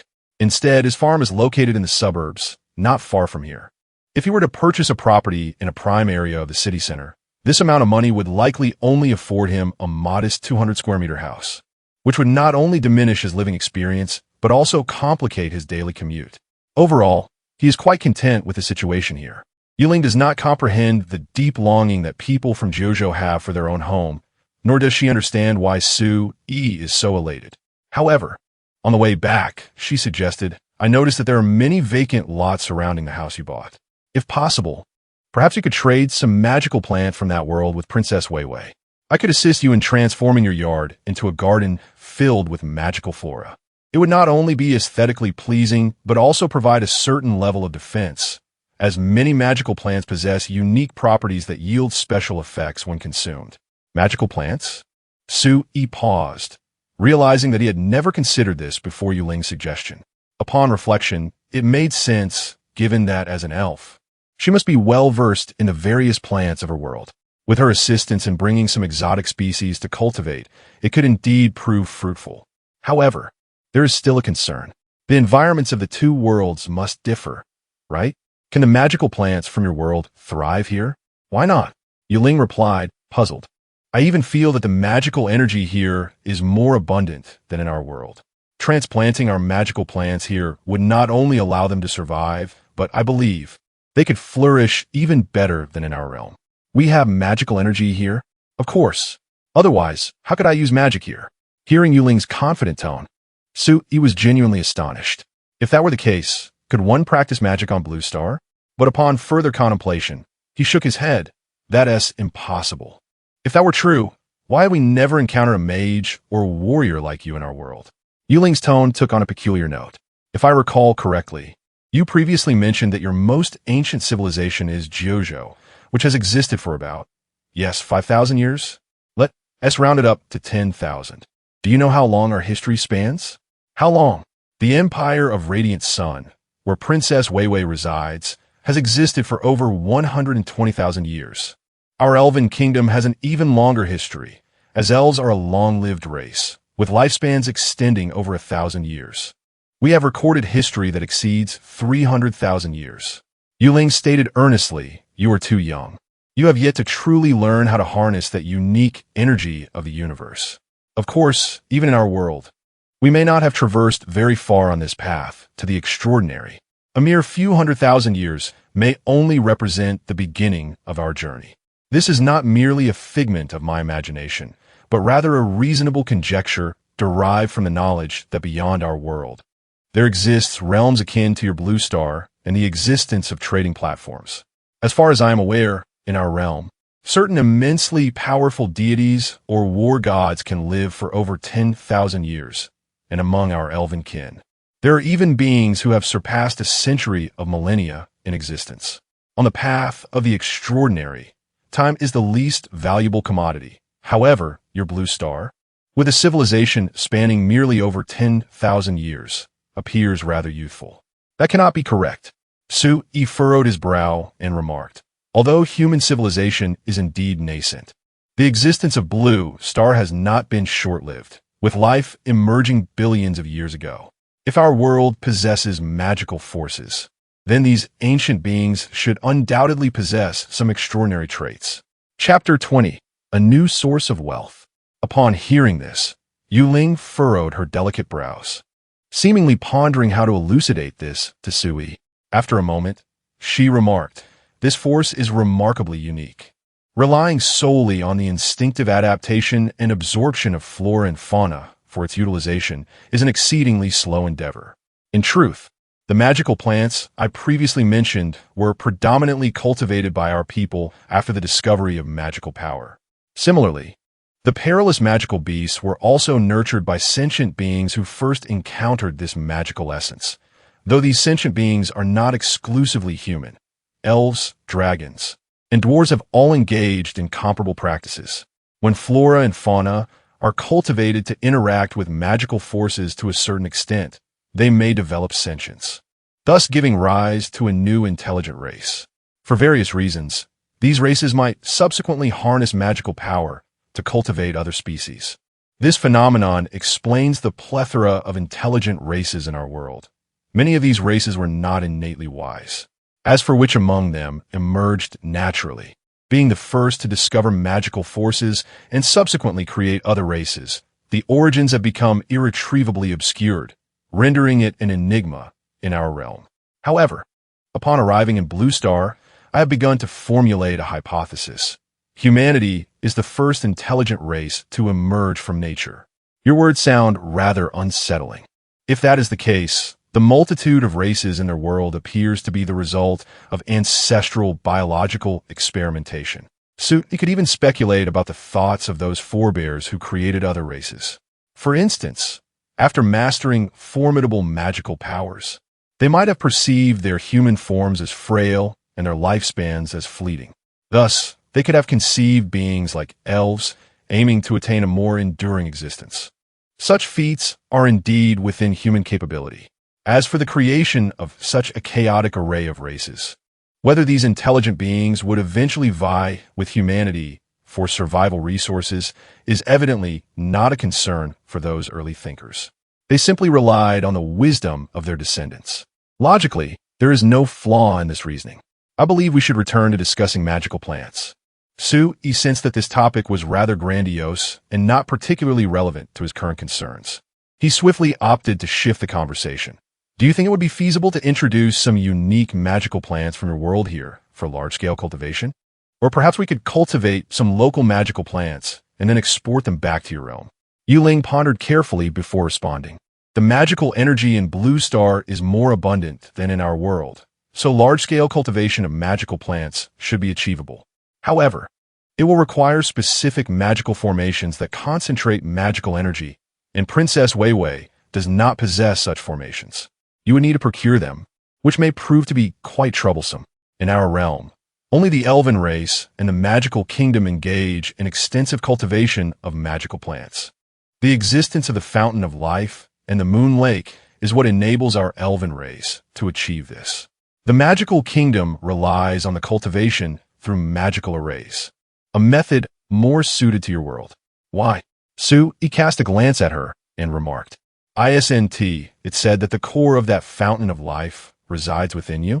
This artifact is also a human creation, isn't it? We could devise a way to create a fountain of life on Blue Star. That is exceedingly difficult, Yuling shook her head.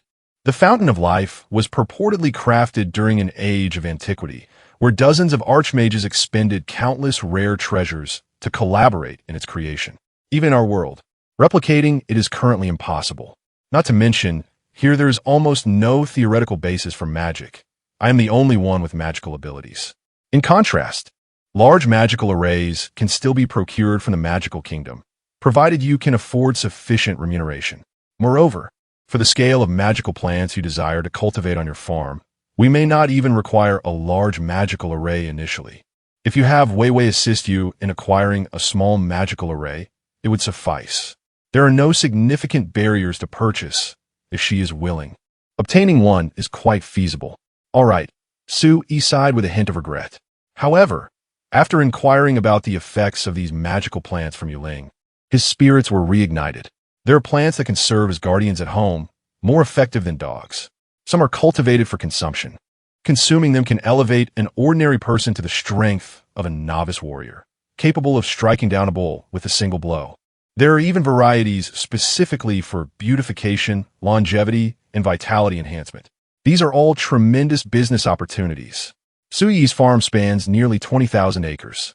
Even if he were to solely cultivate these unique magical plants, he could scarcely fathom the prices they might command.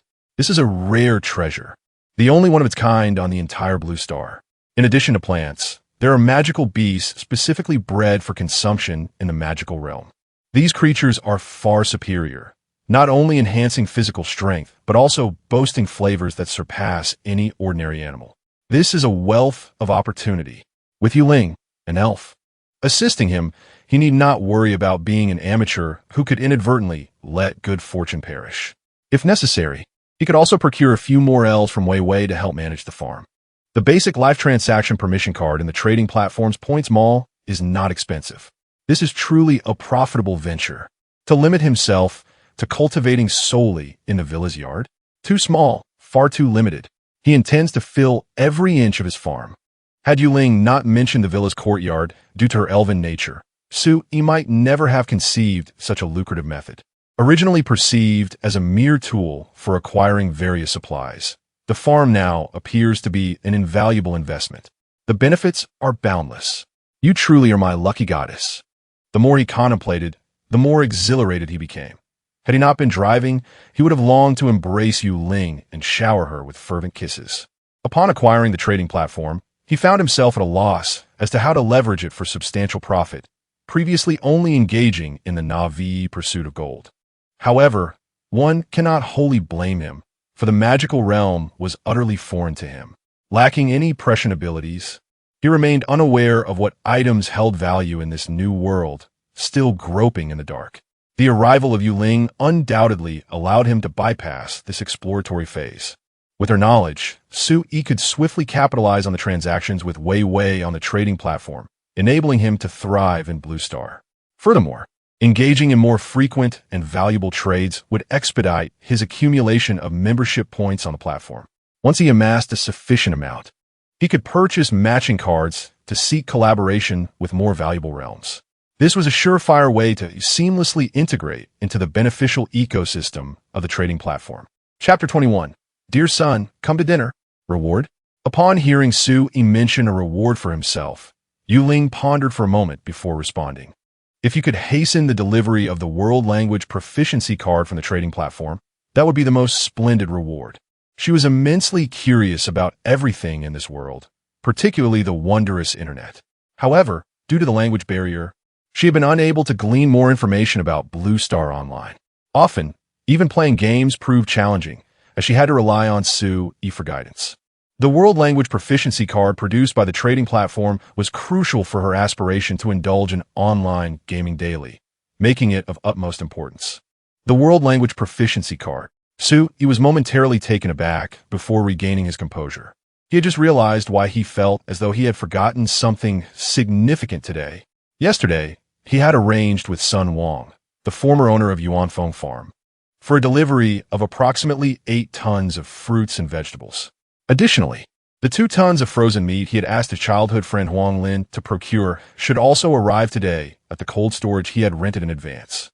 Caught up in the sudden wealth bestowed upon him by the Shen family, he had indeed forgotten about these relatively trivial matters amounting to merely a few tens of thousands. With this thought in mind, he promptly called the warehouse to inquire. As expected, although the Shun family had somehow compelled Sun Wang to transfer the farm, Sun Wang remained an honest individual and fulfilled their agreement by delivering all 8 tons of produce to the designated location. It was likely that the Shun family had mentioned Su Yi during the transaction. Thus, Sun Wang refrained from contacting him, seemingly to avoid interrupting Su Yi's important affairs, ensuring everything was taken care of in his stead, even regarding the warehouse, where Su Yi had only rented for a day and had informed the management that he would retrieve the goods in the afternoon. They grew uneasy when he did not arrive by the agreed time. Consequently, they called him to check on the situation. At that moment, Su Yi was viewing a property, and his phone was left in the car, causing him to miss the call. Upon inquiring, he learned that when the warehouse management could not reach him, they contacted Sun Wang. Understanding the situation, Sun Wang voluntarily paid for a few extra days of rental and informed the management that Su Yi was engaged in important matters, requesting they refrain from incessantly calling him. He also advised that if the goods were left unchecked in the warehouse and began to spoil, they should notify him, and he would handle it. Given the clarity with which Sun Wang handled everything, Su Yi felt compelled to express his gratitude. He promptly called Sun Wang to thank him and, upon Sun Wang's invitation, arranged to meet for a meal. After finishing the call with Sun Wang, he reached out to his childhood friend Huang Lin. The situation was quite similar. After the frozen meat was delivered to the specified cold storage, Huang Lin had been contacted since Su Yi had not arrived to collect it beyond the agreed time frame. Sun Wang likely had caught wind of some developments, realizing that Su Yi was involved with the Shun family, while Huang Lin remained unaware of the underlying circumstances. After failing to reach Su Yi by phone, he took the initiative to cover the expenses and extend the rental period for the cold storage. When Su Yi finally called, he heard Huang Lin on the other end exclaiming, "Where the hell have you been? Ignoring my calls? I thought you might have been caught at a club. I was ready to pay the fine just to bail you out. If you abandon those goods worth tens of thousands, my father will surely flay me alive." Though his words were rather harsh, they were laced with a light-hearted tone, clearly indicating he did not believe Su Yi would ever act in such a manner. It was merely a jest between friends. Su Yi, unperturbed, chuckled and replied, "Not a chance, not a chance. A tiger does not eat its own cubs. How could I ever flay you? I've struck it rich, and seeing how dutiful you are, I'll treat you to a lavish meal. You choose the place." "Wait, I get to choose the place? Really, my dear foster father?" Huang Lin's tone shifted dramatically, and he continued with curiosity, "What else with your sudden generosity?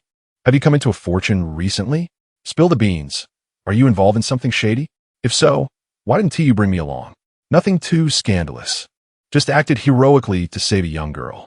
She happens to be a wealthy heiress, and her father gifted me several $100 million to express his gratitude."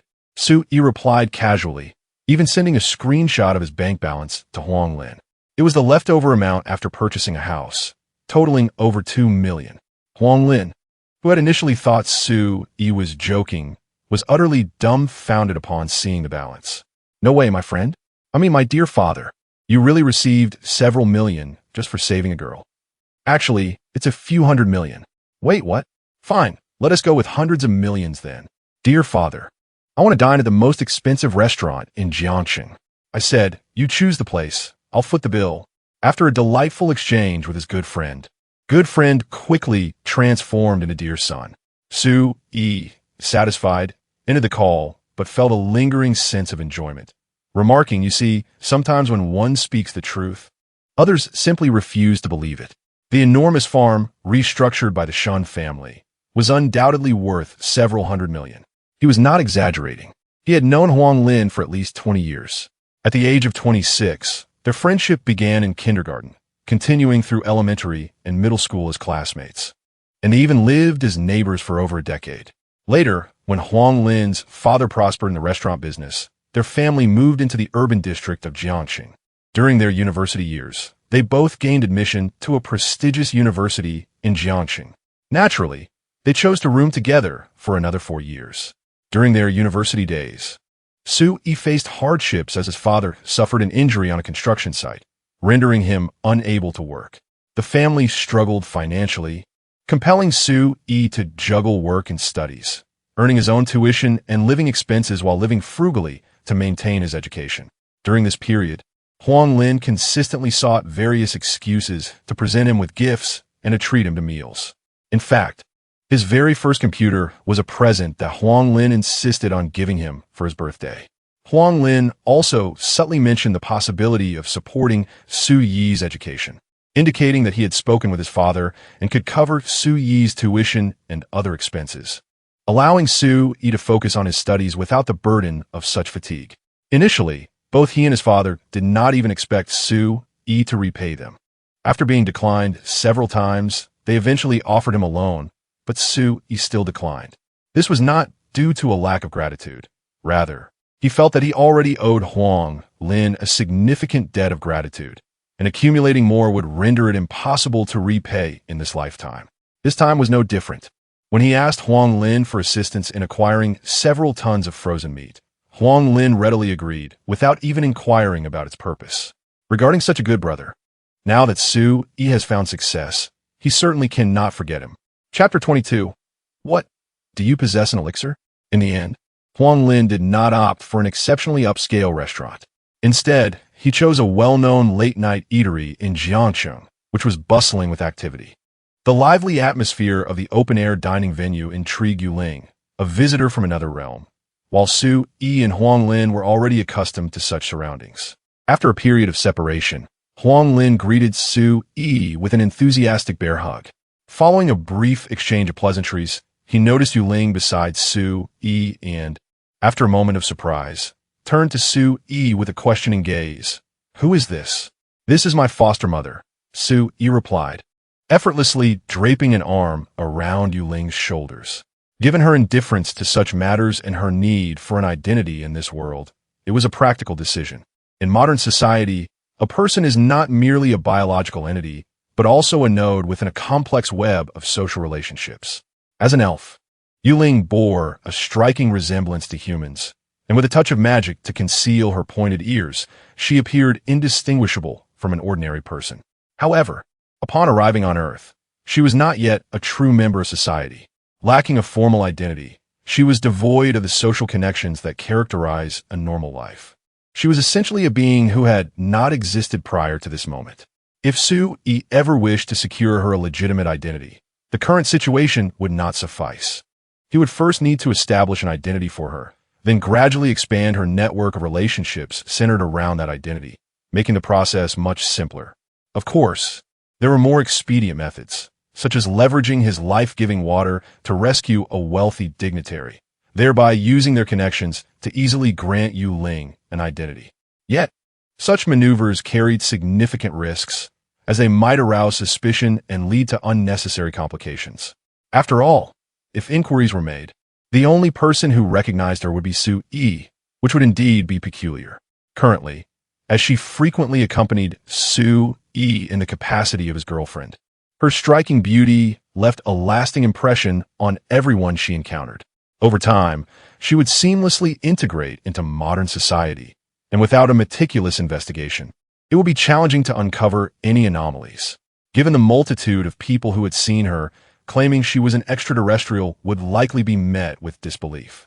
This was also one of the reasons Soo-yi often brought her along. Primarily, she served as an alluring companion. Goodness gracious!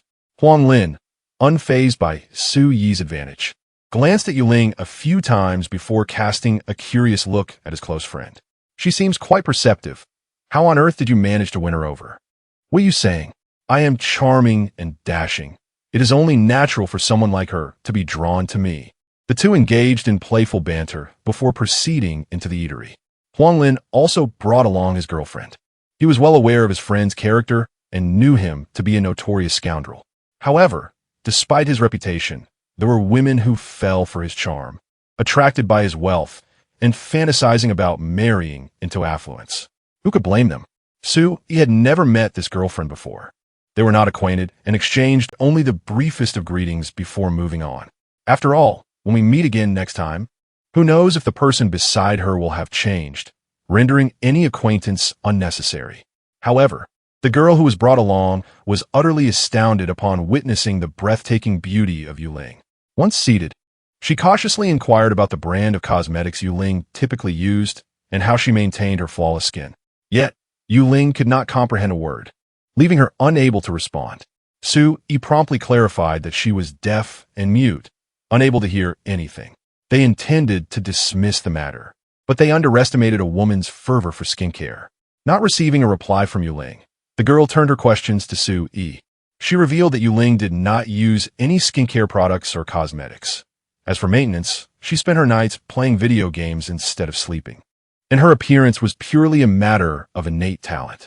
This left the girl utterly speechless, akin to a diligent student barely passing their exams, asking a top scholar how they achieved perfect scores, only to find out that the scholar's routine consisted of gaming and sleeping, pure talent that could not be replicated. It was as if a champion had been silenced. Following this, the two friends engaged in a casual meal, naturally avoiding excessive discussions about work, instead indulging in light banter. Huang Lin was certainly curious about Su-yi's recent sudden wealth, but he refrained from asking, trusting that if Su-yi could share, he would not conceal it from him. Conversely, if it were something sensitive, his inquiry would only lead to discomfort. Moreover, some matters were better left unsaid, such as the existence of the trading platform. Su-yi had no intention of informing even his parents, let alone Huang Lin. As they concluded their meal and prepared to part ways, he posed a question to Huang Lin. Your family is in the restaurant business, so let me ask you something. Suppose, hypothetically, there exists an ingredient that requires only simple preparation, be it steaming, boiling, roasting, or frying, and merely adding a pinch of salt would elevate its flavor far beyond that of meticulously crafted dishes. Furthermore, this ingredient could enhance physical health, beautify the skin, and with ample consumption, render one immune to ailments without any side effects. Not an advertisement, but genuinely effective, and quite evidently so. Would sell well? Huang Lin shot him an incredulous glance. Su-yi ignored his reaction and pressed on. Just tell me, does this have commercial value? Certainly, but only for businesses selling this ingredient. For those of us in the restaurant industry, we wouldn't profit. If the price is low, we might very well face unemployment. As you said, it would taste good no matter how it's prepared, making chefs redundant. Huang Lin shrugged. What if this ingredient were exclusively licensed to your family's restaurant? Su-yi suddenly chuckled. Then I would become the world's leading culinary giant in no time.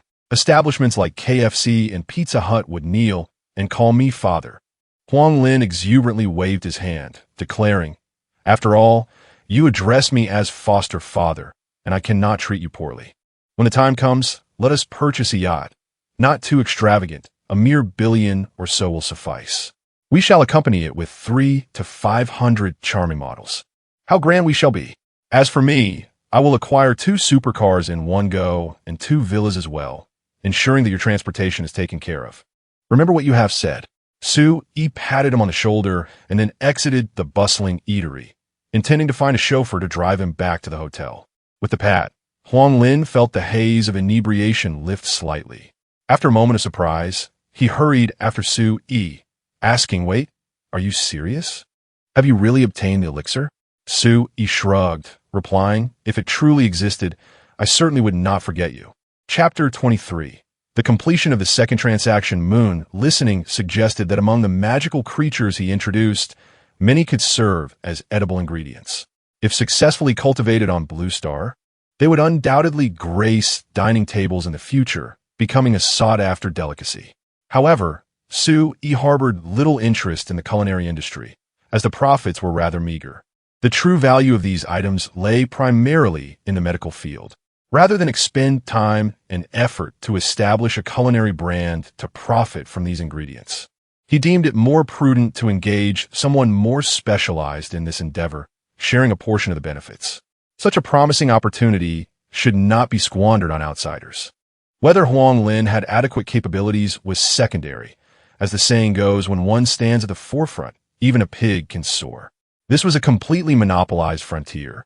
and how he managed it was inconsequential. What truly mattered was whether those magical creatures would indeed possess the effects Moon Listening described once they arrived on Blue Star. After a night of silence, Su-yi arrived at the food processing factory early the following morning. He had informed Li Wenyu on the previous night that he would be there to receive a batch of flour. This was the item agreed upon for his second transaction with Wei Wei, and delaying it further would be inappropriate. Thus, he planned to deliver this flour along with the fruits, vegetables, and meats that had already arrived the day before.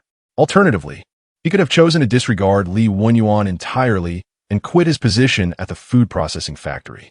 After all, by tomorrow at the latest, his farm would have completed all necessary procedures, allowing him to openly acquire substantial quantities of grain under the farm's name. As with the previous transaction, this one progressed smoothly. Su-yi purchased 1,000 tons of flour, which the foolish Lu Sheng had procured last month for storage, at a price exceeding the current market rate by 20 cents per kilogram. There were no unexpected occurrences along the way. Transportation was managed by the food processing factory. As before, by the time the 1,000 tons of flour reached the warehouse designated by Su-yi, it was already evening. This was a sizable granary, not far from Su-yi's farm. Being located in the suburbs, the price was reasonable, allowing him to purchase the entire facility outright. He planned to upgrade and modify it, adding a cold storage unit specifically. With a farm in place, such endeavors were entirely justified. Furthermore, with his own warehouse, he no longer needed to worry about the mysterious disappearance of items, which could arouse suspicion. He transferred the grain into his trading item storage space, then proceeded to the cold storage and another warehouse to collect the fruits, vegetables, and meats. Su-yi finally re-entered the trading platform, although he had not scheduled in advance. Wei Wei promptly appeared upon his notification that the goods were ready. After transferring everything to her, both parties successfully completed their transactions. Since the trading platform offered only one free transaction per week, and this marked their second transaction of the week, the system deducted 10 membership points from each of them upon completion. After delivering the fruits, vegetables, meats, and grains, Su-yi accrued an additional 19 points. Completing a transaction yields a reward of 5 points, thus 2 transactions amount to 10 points, coupled with the 8 points earned from the previous rice delivery. Su-yi's membership points have significantly increased. Su-yi, identity, register member of the time-space trading platform. Deducting 1,000 points allows upgrade to senior member. Unlocking further privileges. Points, 27. Privileges special items. Storage space, primary life trading permit card. An additional transaction incurs a deduction of 10 points, which could purchase a world language proficiency card, a rather steep price. It would be prudent to plan future trades in advance, consolidating all items within a week into a single delivery. Observing the 10 points spent on the second transaction, and then glancing at the enticing offerings in the system's marketplace, Su-yi felt a profound sense of loss. Wei Wei echoed this sentiment. This despicable platform system seems to profit from both ends. The extra transaction deduction does not fall solely on one party, but rather both parties lose 10 points each, akin to daylight robbery.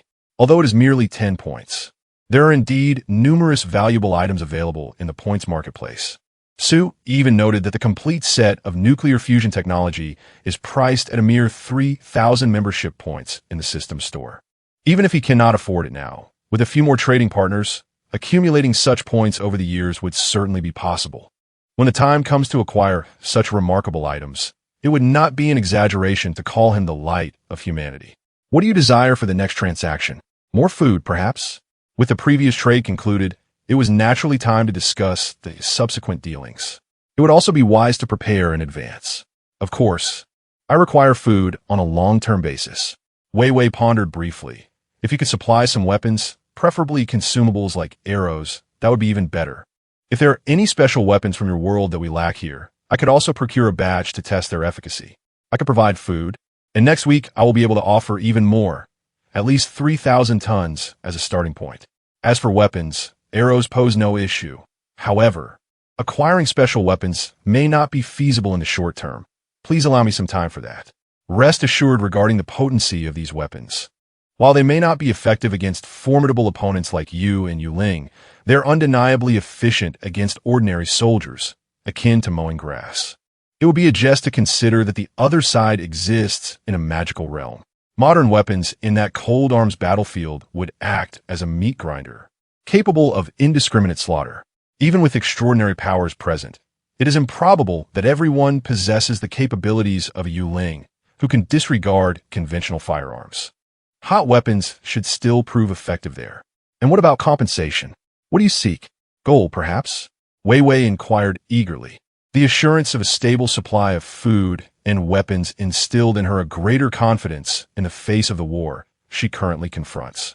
Firstly, I require a compact, magical array for gathering arcane energy. It should not be too large. Yuling mentioned that acquiring this should pose no challenge. Secondly, I seek seeds of extraordinary magical creatures, as well as a pair of fully mature, breeding-capable giant horned cattle, one male and one female, preferably with the female already pregnant. As he spoke, he produced a list detailing the quality of the magical plants selected by Yuling.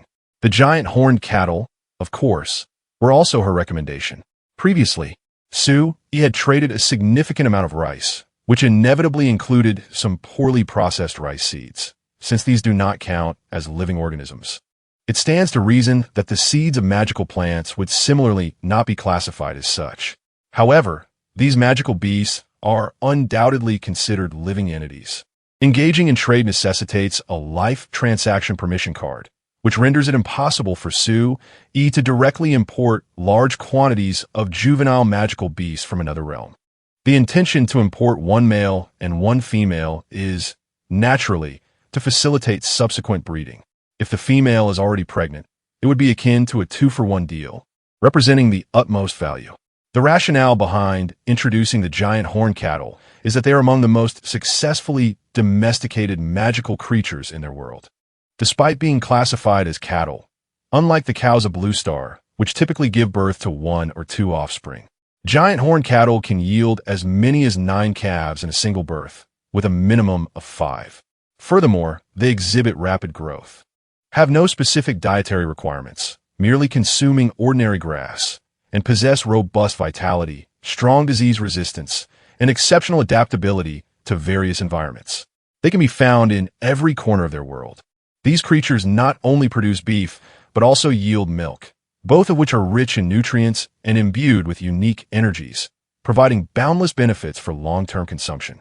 Compared to the temperamental nature of most magical beasts, giant horned cattle are remarkably docile, exhibiting almost no aggression. In the absence of an alternative breed of magical beast, they are undoubtedly the most suitable choice. Chapter 24, The Ancestral Secret Recipe, Curing All Ailments. Alas, I am uncertain whether sending Yuling to you is the right decision. Wei Wei glanced at the list in her hand, instinctively knowing that it could not possibly have been compiled by Su Yi himself.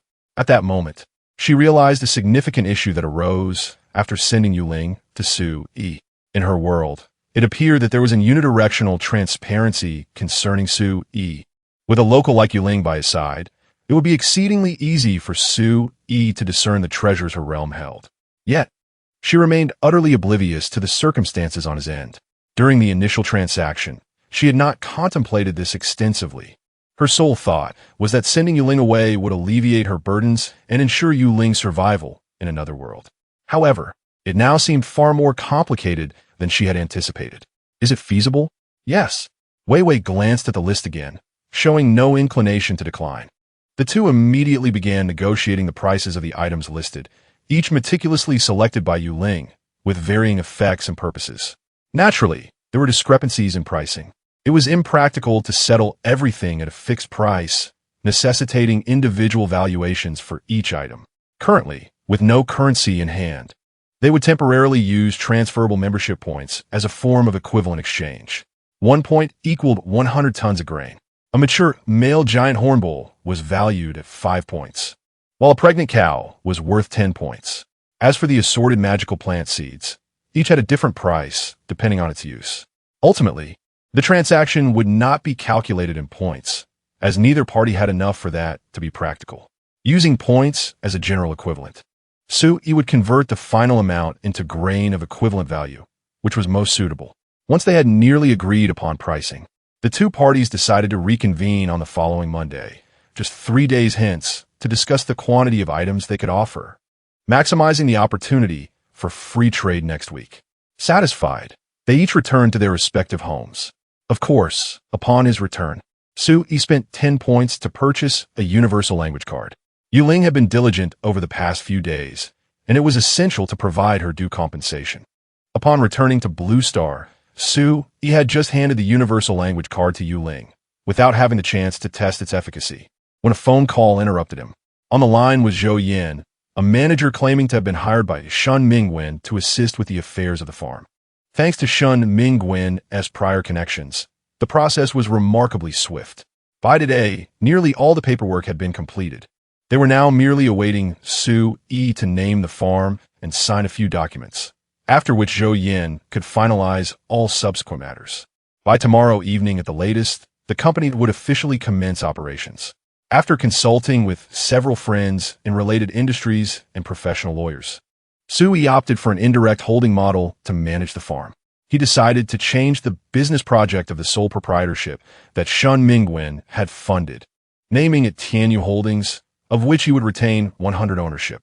The farm, now surpassing the limits imposed on private local farms, has evolved into a demonstration base for ecological agriculture. It is wholly owned by Tianyu Agricultural Technology Company, Limited, a subsidiary of Tianyu Holdings. While this may seem somewhat redundant, it is indeed the optimal choice made by Su-yi after extensive consultations, aligning with his potential future development paths. Currently, he has only one partner, Wei Wei, on the trading platform, and their transactions have merely begun, focusing solely on agricultural production. However, the scope of operations is destined to extend far beyond this initial stage, not to mention the potential future partners he may encounter. The business dealings with Wei Wei alone will inevitably expand beyond mere crops. For instance, she currently requires arrows and even firearms. Su-yi can procure arrows from various factories. If necessary, establishing a factory to manufacture them is not a significant issue, as such activities are not illegal in Jiuzhou. However, it would be impractical to categorize such a factory under the same company as the farm. To avoid complications, it is imperative to establish a separate entity. Rather than having Su-yi individually hold shares in two completely unrelated companies, it would be more advantageous for him to create his own investment company, using it as a vehicle to control other companies, ultimately evolving into a conglomerate.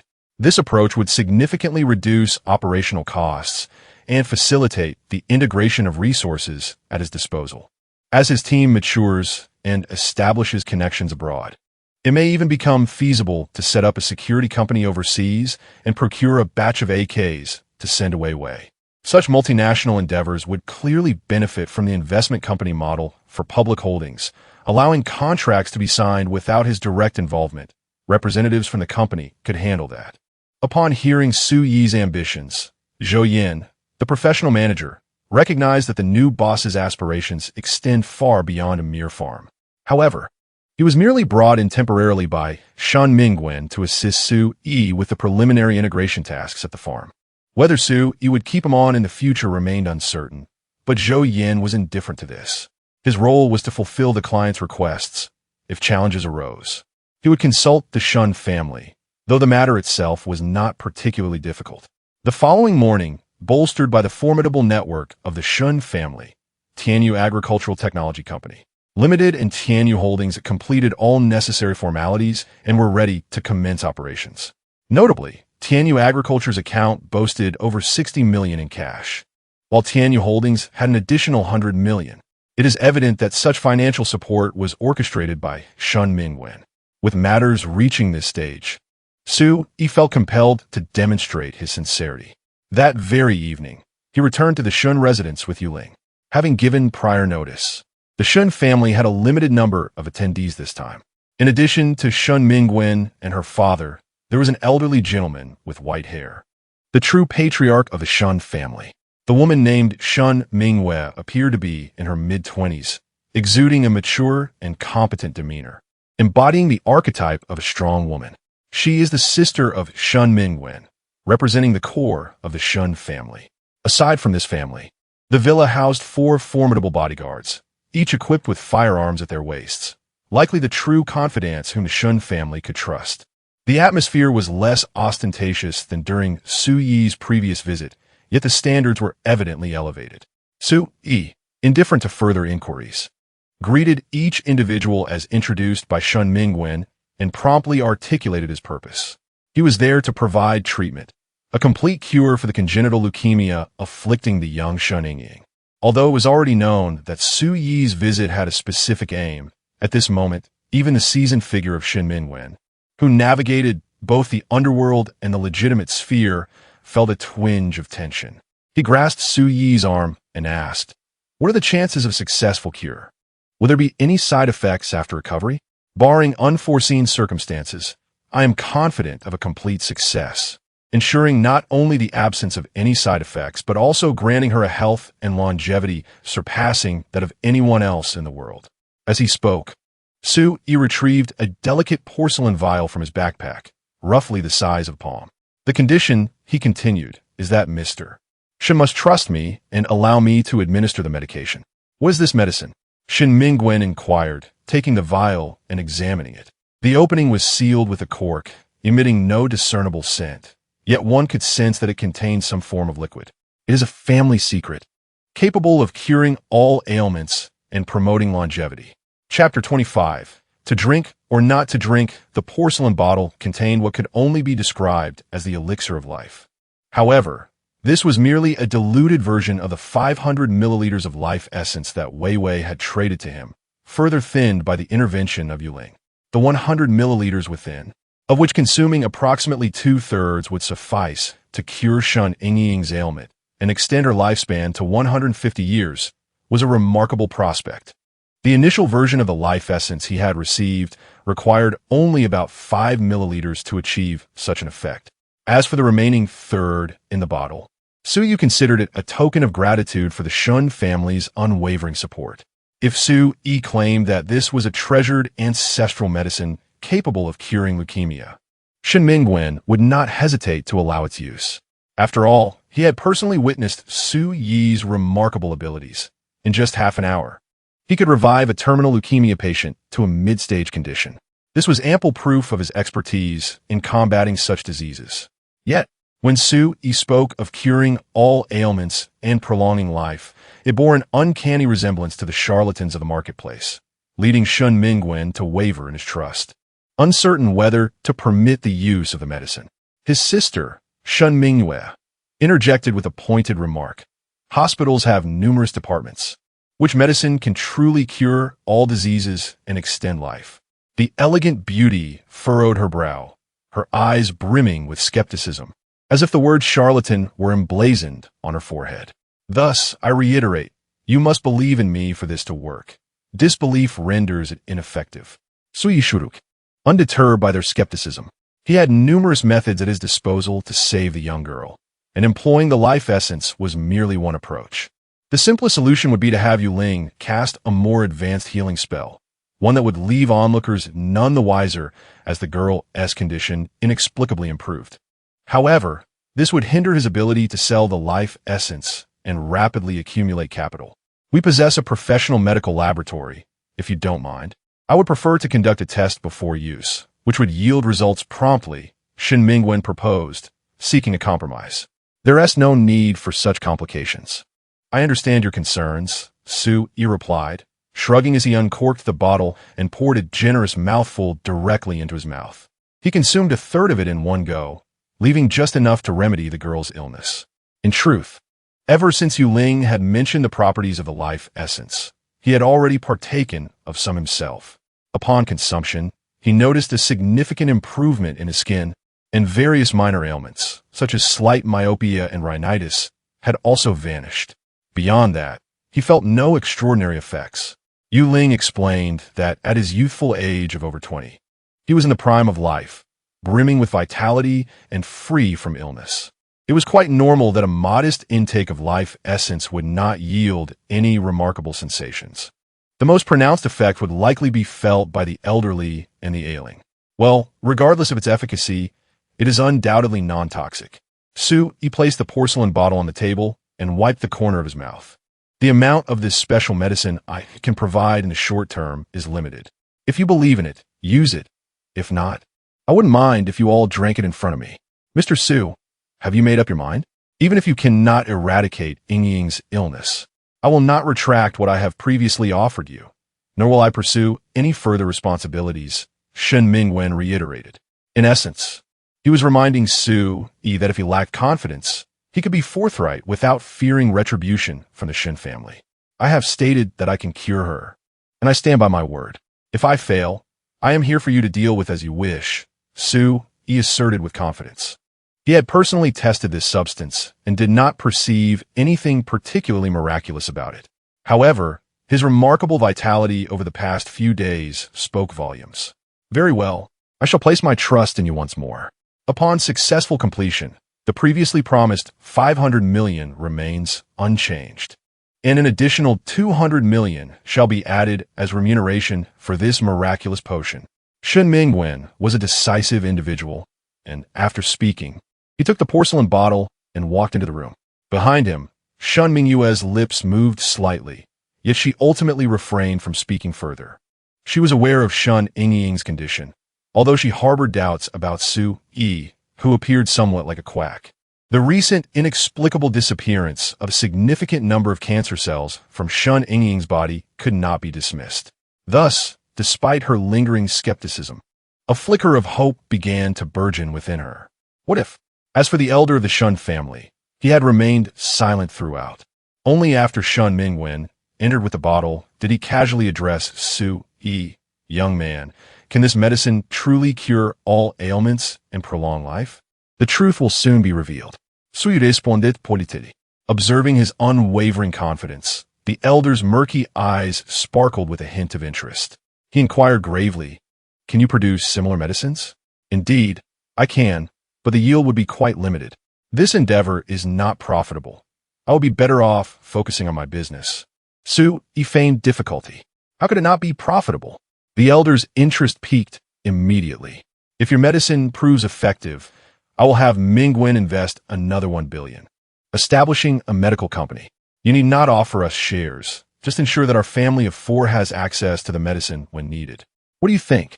As for any surplus medicine, the low production wouldn't matter. We could sell it at a premium.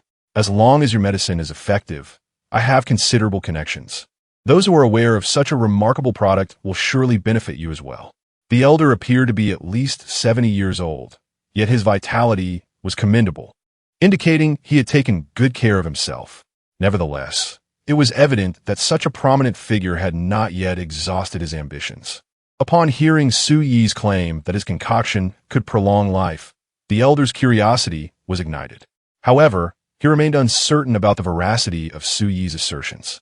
The granddaughter from home is in greater need of this medicine now. If there were an abundance of it, he would certainly wish for a longer life.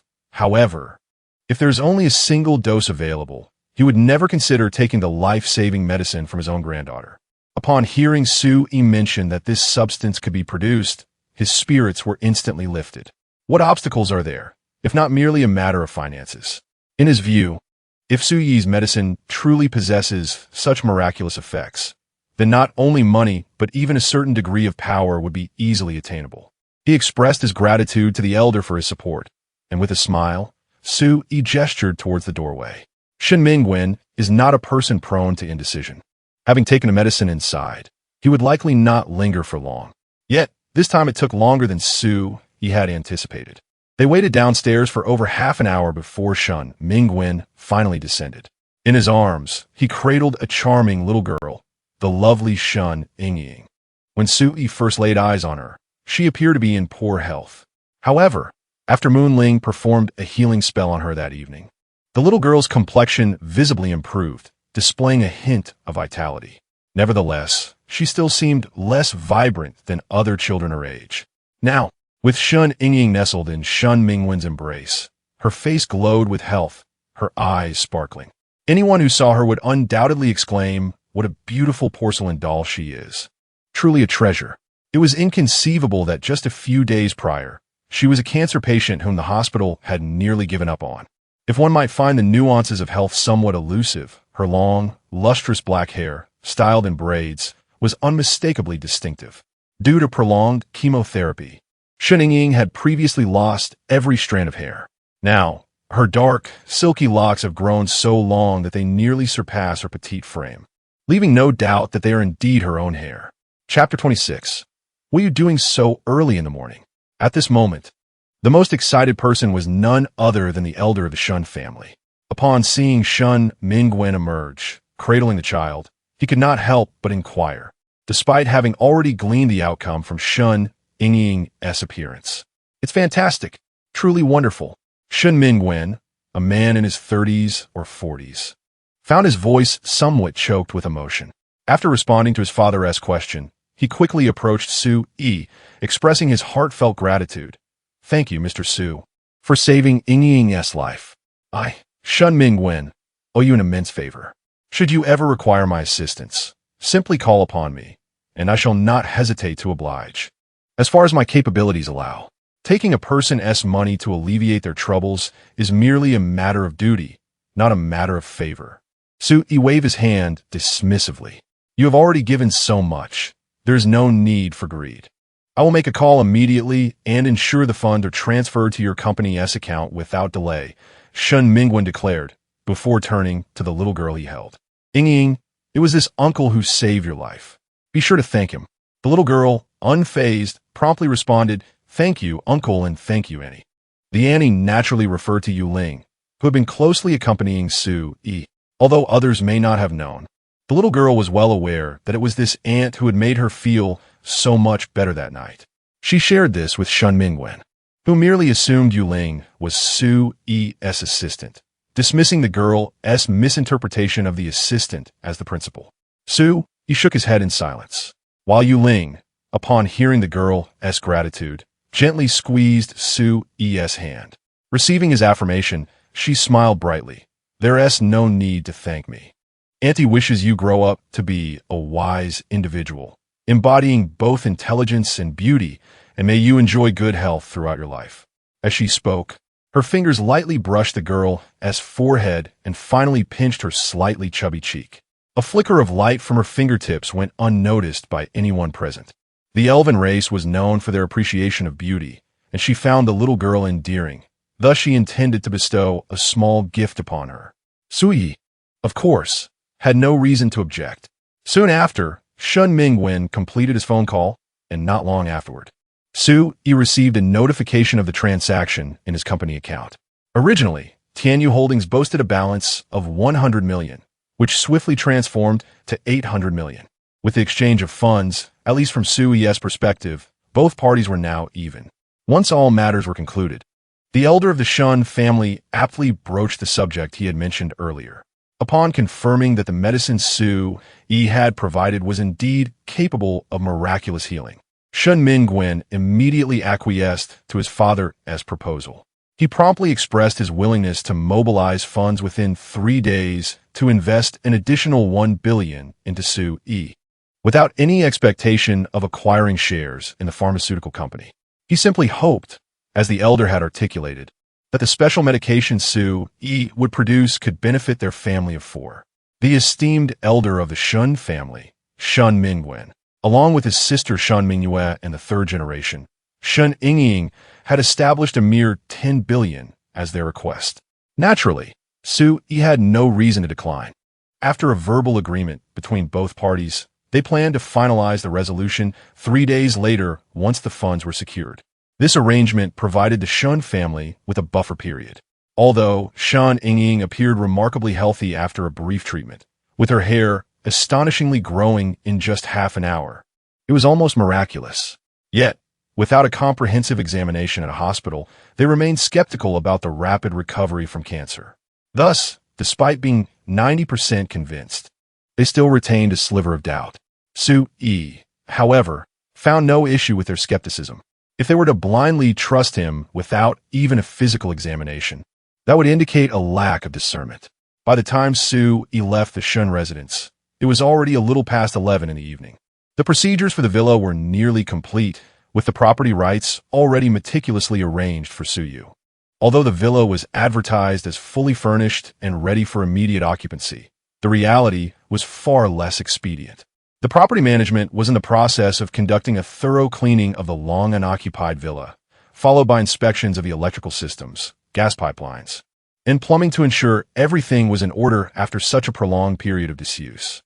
Only after all cleaning and checks were completed could Soo-e move in, which would not take long, as the property management was quite experienced in such matters. By tomorrow afternoon at the latest, Soo-e would be able to settle in. Thus, he had to spend the night at a hotel. In this suburban area, there were no upscale hotels to be found. After searching for a while, he discovered a rather decent esports hotel, which surprisingly had only one double room left. What choice did he have but to share the room?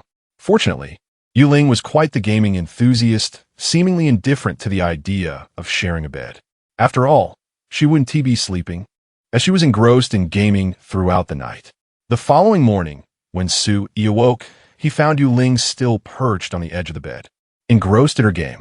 Her interests had expanded beyond simple games like Tetris and Candy Crush, and she was now engaged in playing Peacekeeper Elite. Furthermore, she conversed frequently with her teammates, indicating a serious commitment to the game. Soo-e was bemused by how this once innocent princess had transformed into a fervent gamer. Yet he refrained from interrupting her, choosing instead to observe her quietly. Yuling, noticing he was awake, made herself quite comfortable, adjusting her position on the bed and resting her head on Soo-e's arm, leaning into him as she intently focused on her phone screen. Soo-e remarked, "What are you doing so early? This is the time when a man's vigor is at its peak, and you're testing my resolve? What man can withstand such a trial? Are you genuinely oblivious to this, or is this a pretense?" He gently wrapped his arm around her waist and whispered in her ear. Yuling, seemingly unconcerned, continued to play her game while declaring, "I am the princess of the elven race, having received royal education since childhood." Soo-e paused momentarily, questioning, "And so?" She replied, "There are many descendants of royalty. I am not the only princess. Due to the ethereal beauty of our elven lineage, numerous races and nations, upon establishing certain relations with us, often seek marital alliances. More often than not, royal princesses serve merely as instruments of such unions, and as one of those instruments, I have naturally undergone the requisite education." Yuling shot him a sidelong glance. "Surely, you do not believe I am utterly ignorant of matters between men and women. White Lotus? Is that the term? So what do you mean by that?" Soo-e tightened his embrace around her slender waist. Yuling chose to remain silent, engrossed in her game. Her silence, of course, implied acquiescence. Chapter 27. Are you an elf or a succubus?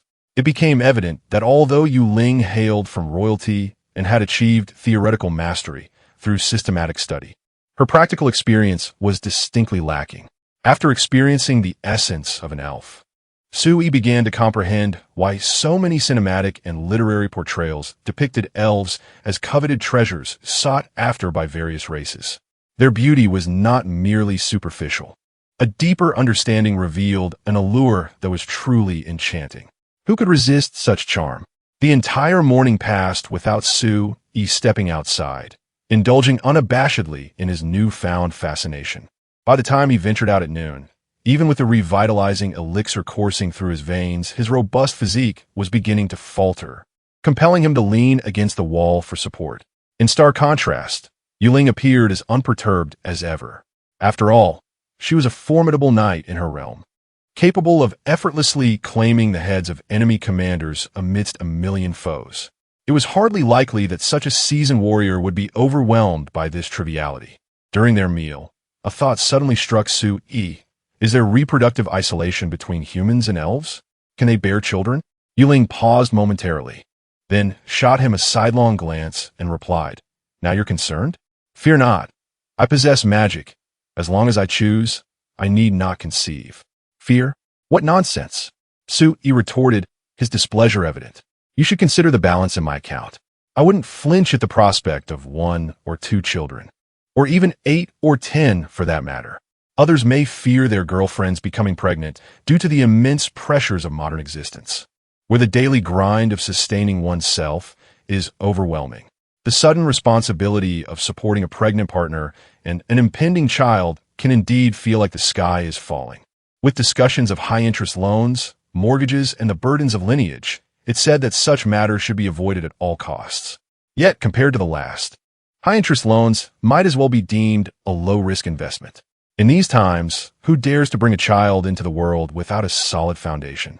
However, he found himself unburdened by such concerns. If he were to engage in a vigorous endeavor and success ensued, then so be it. It was a trivial matter. Yuling did not contest this assertion. Having learned the language of this world and gained considerable insight through online resources, she realized that He was not merely boasting. Given his current financial standing, matters that would daunt many ordinary individuals posed little challenge to him. There is no reproductive isolation between humans and elves. However, without external intervention, the path to conception would be slightly more arduous than that between two humans or two elves. Yet, the offspring resulting from such unions would not suffer any deficiencies. Rather, there was a significant likelihood of inheriting the best traits from both lineages. Children born of human and elf parentage often embodied the ethereal beauty of elves, sometimes even surpassing it, while also inheriting the cleverness and agility of humans, along with superior talents in cultivation. In our world, it is universally accepted that humanity stands as the most intelligent and astute race, currently the most formidable among all species. Humans exhibit the swiftest mastery of martial arts and magic compared to other races. The remarkable inventions created by your kind within a mere few millennia further attest to this assertion. The advantages of hybrids are indeed substantial, which caused Su-Yi to feel a stir of temptation. Casting a glance at Yuling's flat abdomen, he contemplated whether to create one himself. However, Yuling interjected, stating that these hybrids do not fare well in our world. Their lineage is paramount, and both humans and elves are generally reluctant to accept these unique mixed descendants.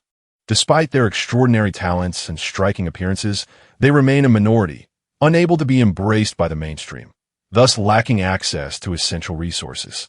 Moreover, these hybrid groups are not destined to endure. Even with intermarriage among themselves, after several generations, they inevitably regress, leaning towards either their human or elven ancestry, ultimately merging entirely into one of the two races. This lack of continuity prevents them from forming a new lineage, resulting in a significant absence of competitiveness. Consequently, their lives are often quite miserable. After hearing this, he could not help but feel a bit speechless. Isn't it absurd how feudal ideals can be so detrimental? Here are individuals who are not only beautiful and intelligent, but also gifted, yet they are scorned by both dominant groups instead of being embraced. In our world, lineage holds great significance, a principle that can be traced back to the origins of each race. Upholding lineage is a consensus among all. Yuling shrugged. The Dark Elves, who overthrew the rule of our elven kingdom, also possess an esteemed lineage. Otherwise, no matter how reckless our royal family may be, no matter how much suffering they inflict upon the realm, our kingdom would never face annihilation. For neither the other powerful tribes of elves, nor the elite among humans or other races would permit a coalition comprised of lowly-blooded elves to violently topple a monarchy of noble lineage. Yet, the Dark Elves, sharing a noble bloodline, were indeed able to do so. The doctrine of bloodlines is, in fact, one of the pivotal reasons for the fall of our moon elves, as its existence led us to maintain a false sense of security, ultimately causing our defeat at the hands of the Dark Elves despite our significant advantages. It seems rather ludicrous for any nation or race to base its foundation on such a doctrine. Yet, upon reflection, it appears somewhat reasonable. After all, according to Yuling, the empire where Vivi resides has existed for over 100,000 years, which dwarfs the absence of a bloodline doctrine on Blue Star. He found it hard to believe that such a feudal dynasty could remain unbroken for over 100,000 years without encountering tyrants among its rulers. That would be utterly impossible. The longevity of such a regime evidently relies on a tacit understanding of lineage among the aristocracy at the highest echelons of society. They tacitly exclude all who might ascend to high positions, save for those of noble lineage. When the matter of bloodlines comes into play, they cast aside their prejudices and unite in a concerted front. It must be said, it is rather fantastical. Truly, this is a world inhabited by extraordinary powers. As the conversation veered further off course, Su-yi quickly steered it back. How about you bear me a half-blood child to see? Upon hearing this, Yuling blinked her large eyes and smiled. As long as you are willing, I certainly can. She added, by the way, the gestation period for elves typically spans around 3 years, and at times may extend to 4. During this time, you must refrain from any contact with me. With that, her water-like eyes playfully winked at Su-yi. Such a demeanor was hardly that of an elf. She resembled a succubus instead. Chapter 28. Such exceptional talent. Ahem. Perhaps it is best to refrain. He has yet to fully savor the essence of the elves. He certainly does not wish for his nascent, blissful life to be abruptly interrupted by a mere flicker of curiosity. After all, having such a captivating and enchanting wife by his side for 3 to 4 years without any intimacy would surely render him a mere shadow of a man. And let us not entertain the notion of wandering off to gather wildflowers. Where on the entire blue star could one find a blossom more fragrant than the one right beside him? Contemplating this, he promptly shifted the conversation. By the way, regarding those human-elf hybrids who are shunned in your world, do you think it feasible to bring them to the blue star? If memory serves, acquiring a trading card for living beings requires purchasing it with points, does it not? Yuling appeared somewhat taken aback. Did you not mention that they are both beautiful and intelligent, endowed with remarkable talents? Surely, within such a demographic, there must be no shortage of formidable and astute individuals. Su-yi countered it.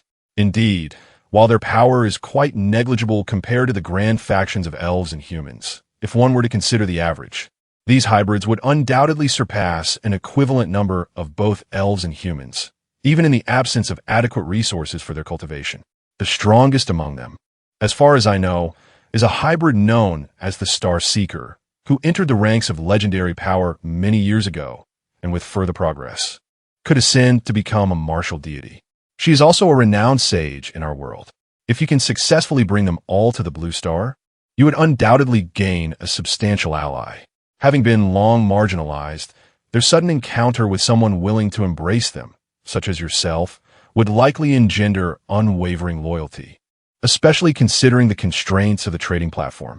Moreover, this endeavor poses no risk to Wei. Hybrids inherently benefit all races, existing within the crevices of society, and the power they represent is beyond her reach. By transferring them to you, she could exchange them for valuable resources. What remains is for you to contemplate how to acquire such a multitude of life trading permissions and persuade the leaders within the hybrid community.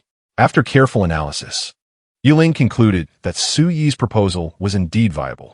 However, it appeared to be a long-term plan, difficult to realize in the short term. After all, this hybrid group is a minority in their world when compared to the grand races of elves and humans. The actual numbers are not insignificant, conservatively estimated. They likely number in the millions.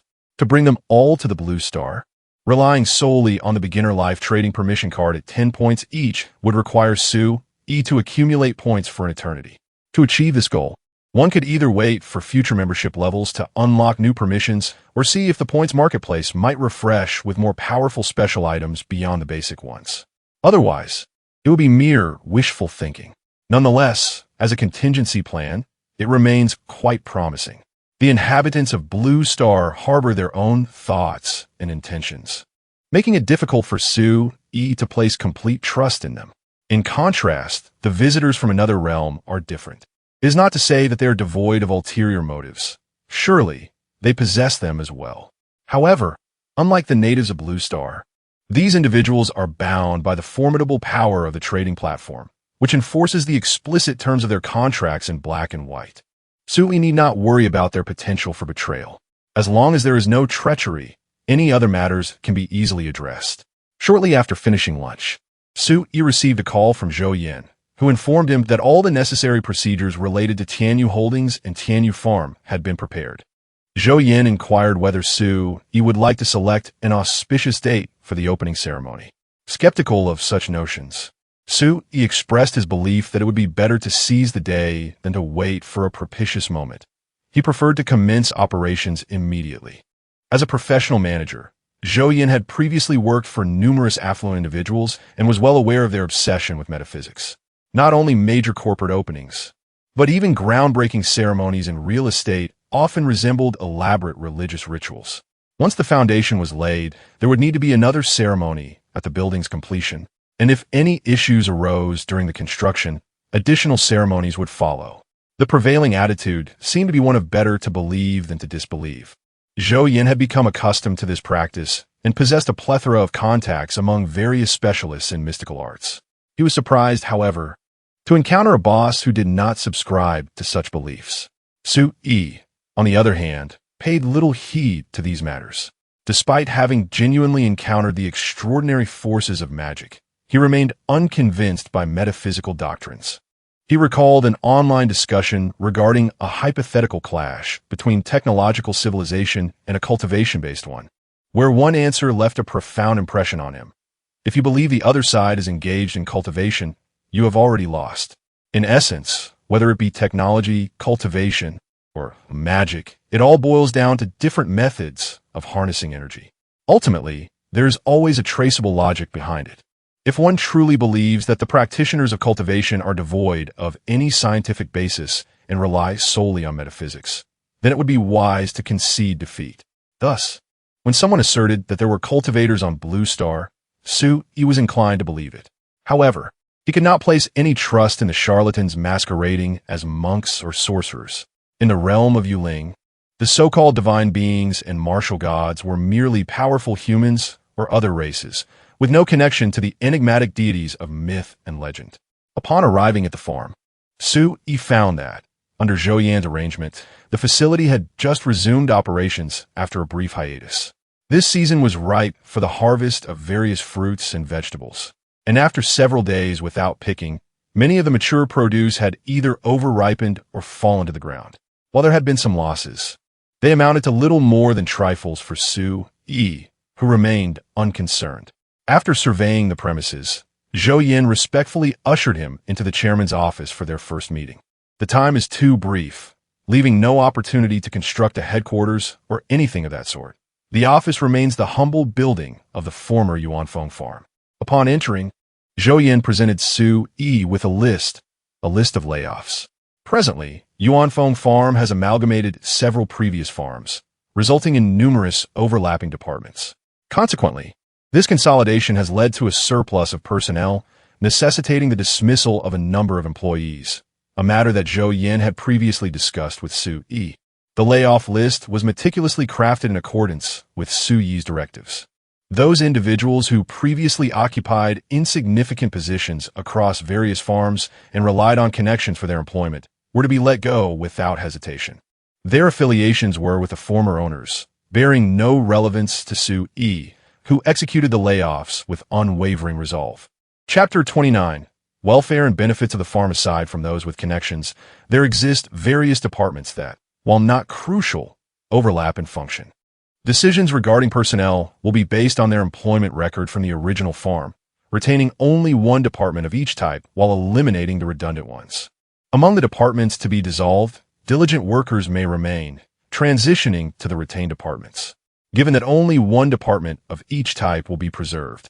And in light of the sudden expansion of the farm, it is evident that the original workforce is insufficient. This approach will not only augment the workforce, but also alleviate the workload. It is important to note that the layoffs will solely target office-based roles such as marketing and management. The significantly larger group of farm laborers, as per Su Yi's intent, will remain untouched. These individuals are the backbone of the farm's operations, primarily consisting of honest farmers from nearby villages, with an average age exceeding 40. Most come to work here to support their families and are seasoned in agricultural tasks, typically exhibiting a strong work ethic. Despite some redundancy among the current workforce, Su Yi, after careful consideration, has resolved not to dismiss them. Unlike office employees, many of these farm workers would be at a loss without their jobs. Although he does not aspire to save the world, he also does not wish to deprive these hardworking individuals of their meager earnings. Furthermore, these seemingly redundant farmers may prove invaluable if the cultivation of magical plants is introduced. Initially, due to a lack of experience, meticulous care will be essential, and it is unreasonable to expect Yuling to manage this alone under the harsh sun. Engaging these seasoned farmers to tend to the crops is, in fact, an astute strategy. It is quite possible that the surplus laborers may still fall short of the demands.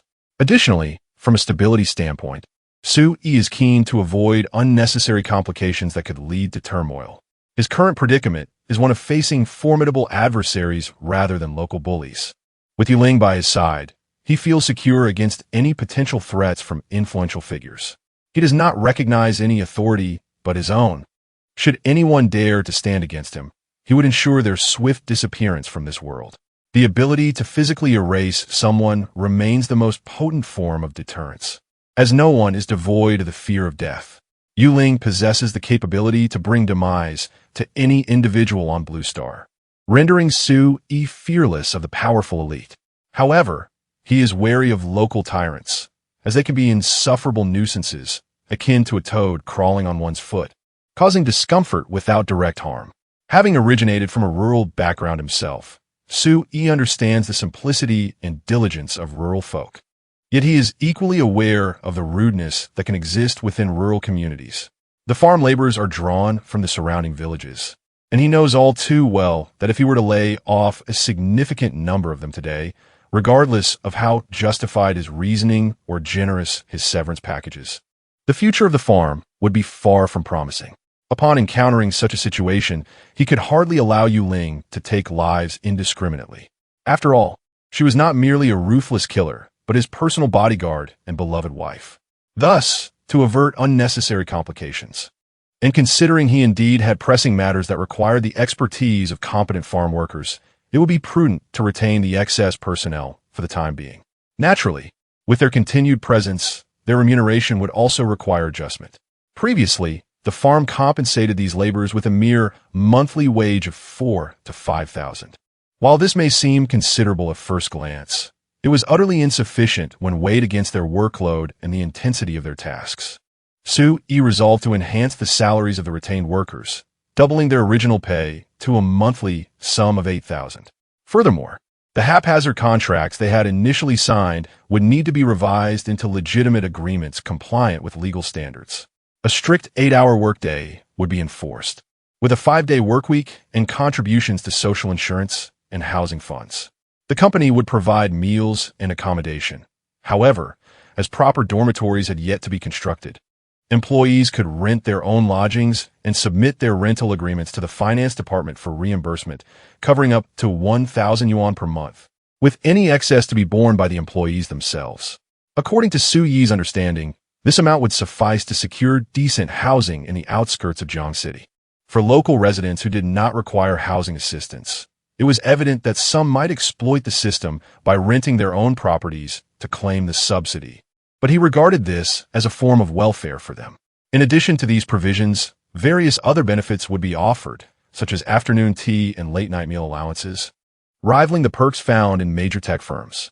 Ultimately, as an employer, even if he could not procure those magical crops, he intended to develop the farm in a conventional manner.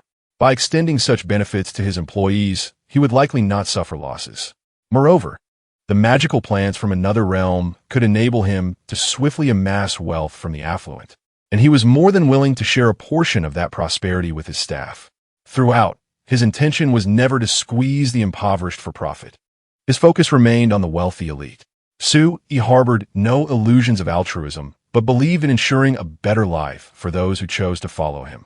He did not presume that merely offering salaries and benefits surpassing industry standards would guarantee unwavering loyalty from all. A small faction might, upon receiving such advantages, grow greedy and demand more, threatening unrest if their desires were unmet. However, such dissent would likely be minimal, and should it arise, the very employees who benefited from his kindness would instinctively rally to support him. By increasing the number of stakeholders, those few greedy individuals would find it difficult to create significant turmoil. Gazing at the newly revised employee benefits system meticulously crafted by Soo-yi, Zhou-yin could not help but draw in a sharp breath, and after a moment's pause, he sighed, "You truly are the most generous employer I have ever encountered. It is merely a trifling sum, a reflection of the remuneration afforded to the most junior employees on the farm." Please devise a corresponding table for the benefits of other departments based on this standard for my review. Do not concern yourself with the expenditure. The payroll is hardly substantial. Sui remarquet gesually. Naturally, Zhou had no grounds for refusal and promptly agreed. After issuing these instructions, Su Yi, with keen interest, inquired, Manager Zhou, your capabilities are remarkable. The matters of recent days have been handled splendidly. May I inquire about your position within the Shin family?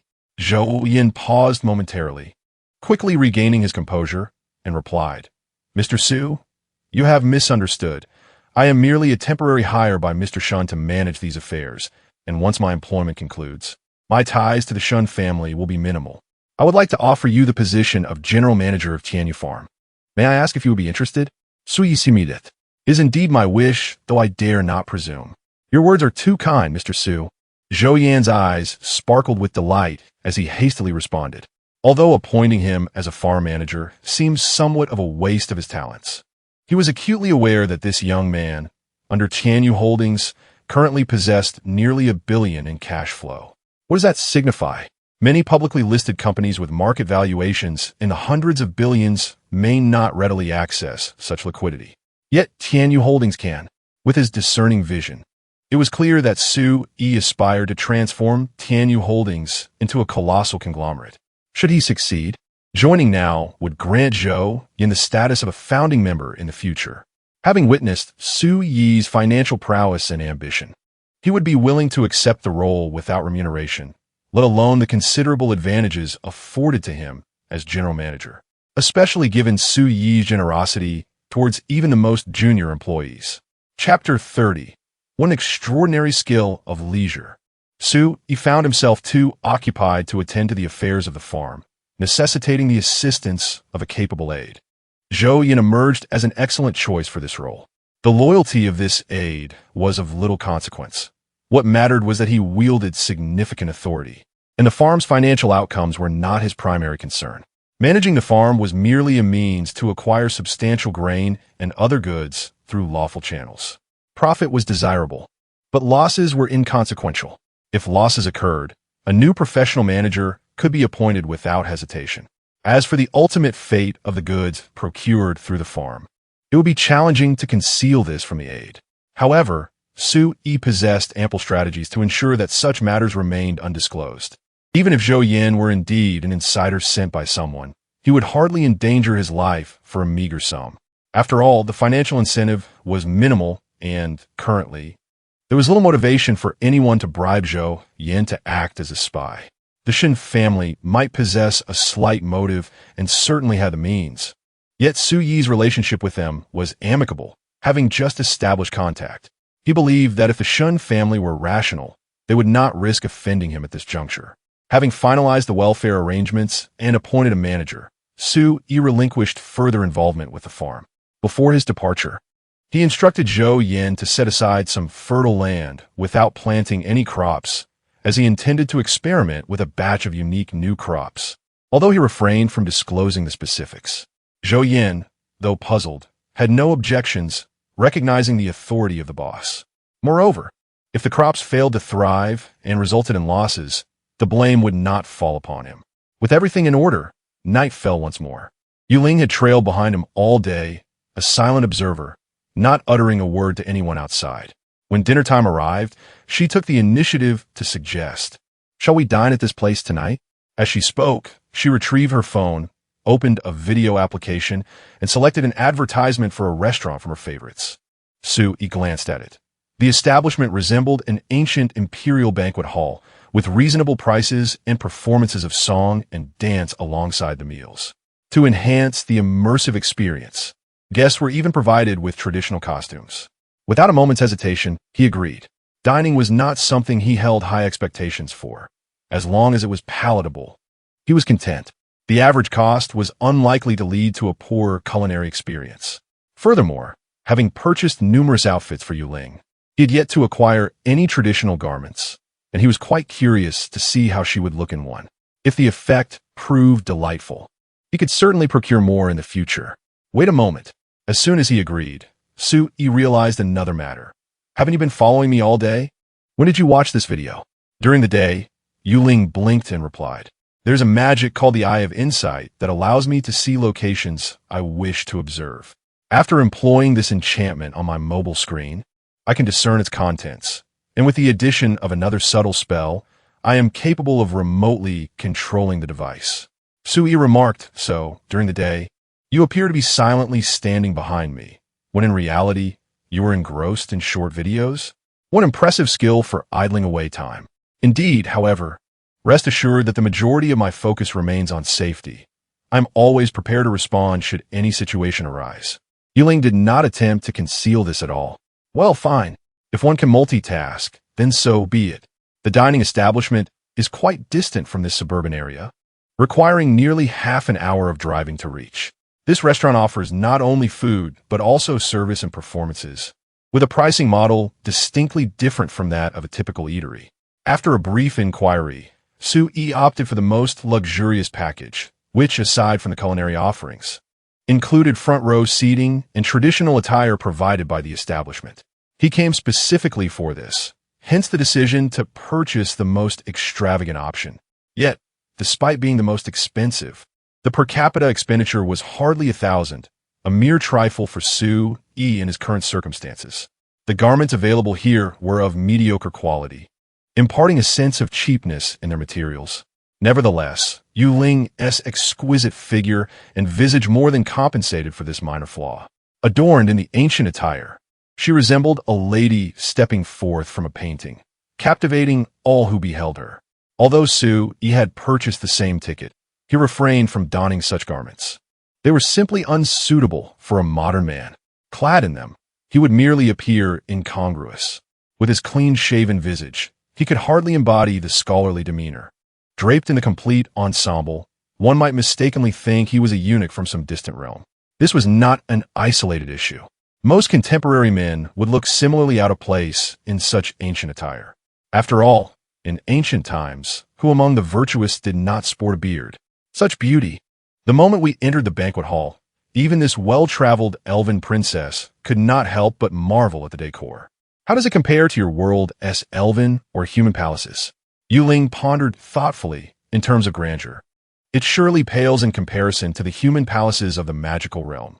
Even the Palace of Vivi in Dream River City is far more opulent, with columns of pure gold in the main hall. However, in terms of simplicity and elegance, it does not measure up to our elven kingdom's palace. Within our palace, metal artifacts are a rarity, as most are crafted from unique magical plants. The grand hall itself is the stump of a colossal tree, intricately hollowed out. Furthermore, due to our long lifespans, the elven race has considerable artistic prowess. Every sculpture and mural within our palace qualifies as a masterpiece in the magical realm. Yet here, in terms of opulence, it does not rival the palaces of humans in the world of magic. In the realm of exquisite elegance, it pales in comparison to our elven palace. Yet, it harmoniously embodies the virtues of both, radiating opulence without descending into vulgarity. Ah, y comprende. The humans from your land are affluent, adorned in gold and silver, reveling in the ostentation of their palatial embellishments. Conversely, the elven folk, though modest in means, possess an extraordinary ability to transform the commonplace into the exquisite. Sui nodded in immediate agreement. However, in the next moment, he realized something was amiss. Wait, are the columns in the Wei Wei Palace made entirely of pure gold? How large are these columns? Yuling paused momentarily, seemingly taken aback by the sudden shift in conversation, yet quickly responded. I have only seen them a few times and did not take measurements, but I would estimate their diameter to be less than 3 meters, standing perhaps over 10 meters tall. I'm not entirely certain of their dimensions, but they are indeed composed of pure gold. Chapter 31. Therefore, you shall perish, my lord. Here is an exquisite appetizer for your enjoyment. A server clad in traditional attire and veiled presented an array of delicately arranged dishes before Sui. However, his mind wandered, preoccupied with the words spoken by Yuling just moments prior. A pure gold column, approximately 3 meters in diameter and towering over 10 meters high. That must amount to over 100 cubic meters of gold. A single cubic meter of gold weighs around 19 tons. 100 cubic meters. That totals 1,900 tons of gold. Good heavens! This is far too little. The initial price was indeed underestimated. He could hardly fathom that Wei Wei possessed such a staggering amount of gold. Was that not absurd? Is gold in your world so easily found? Suyukuishinit, bimusit. Yu Ling, who was partaking of her meal, pondered momentarily before nodding. In truth, it is not as common as one might think. Extracting gold is quite a formidable challenge for humans. Even races adept at mining, such as dwarves and goblins, yield only modest quantities of gold. However, we have a race of dragons, intelligent beings of remarkable wisdom, endowed with some of the most formidable physiques in existence. This race harbors a profound fondness for gleaming treasures, with gold being among their most coveted. For the various races, acquiring gold that proves elusive on the surface is not particularly arduous. Dragons, largely impervious to fire, venture deep into the earth through volcanic lava. It is said that within the depths of the earth lie an array of gems and gold, which is where they procure their treasures. Many powerful individuals in our world are fervently dedicated to dragon slaying, not necessarily because these dragons have committed heinous acts. Of course, some dragons have indeed done so, but most targeted by dragon slayers are innocent of such misdeeds. Dragons possess extraordinarily long lifespans and tend to adopt a rather laid-back demeanor, often spending their days in slumber within their lairs. The fervor for dragon slaying, in essence, stems from a desire to seize the gold and gems that these dragons unearth from the depths of the earth. Yu Ling's revelations caught Su-yi off guard. Wait a moment, this narrative suggests that the dragons are the victims in this scenario, does it not?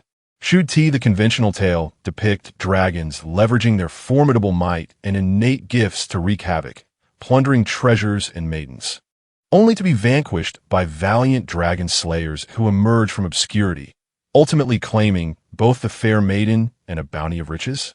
Now you imply that the dragons toil as miners, excavating treasures from within the volcanic depths.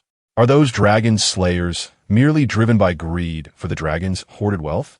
Does this align with the core values of your magical realm? Upon hearing Su-yi's inquiries, Yu Ling appeared somewhat exasperated. What need would dragons have for human maidens? As for treasures, not even the combined wealth of all races in that world comes close to the riches of the dragons. When powerful human empires find themselves in dire need of gold and silver, they often resort to enslaving a few dragons, compelling them to seek out treasures within the fiery abyss. After all, dragons are solitary magical creatures. It is not merely that they do not form nations, but they lack even tribes. In our region, for slightly larger races, slaying a dragon is not an overly daunting task. How unfortunate this is. Su-yi's lips twitched slightly as he observed a moment of silence for the dragon race, which, despite its fearsome reputation, could easily be bullied. He quickly remarked, I recall that Wei Wei once proclaimed herself a dragon slayer, so her gold must have been obtained from that dragon, correct? If she possesses the strength to slay dragons, and you are even stronger, wouldn't encountering a dragon be akin to a massacre? A rare look of awkwardness appeared on Yu Ling's face, not out of embarrassment for herself, but for her dear friend in the neighboring world. In truth, the dragon had been slain by the sword saint of the Radiant Empire. Wei Wei merely observed the event. The title of Dragon Slayer was primarily attributed to her due to her unique status. Understood, a title acquired through proxy. Su-yi nodded in comprehension.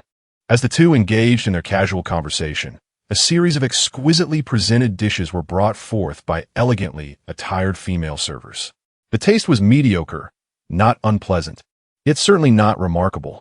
This was precisely what Su-yi had anticipated.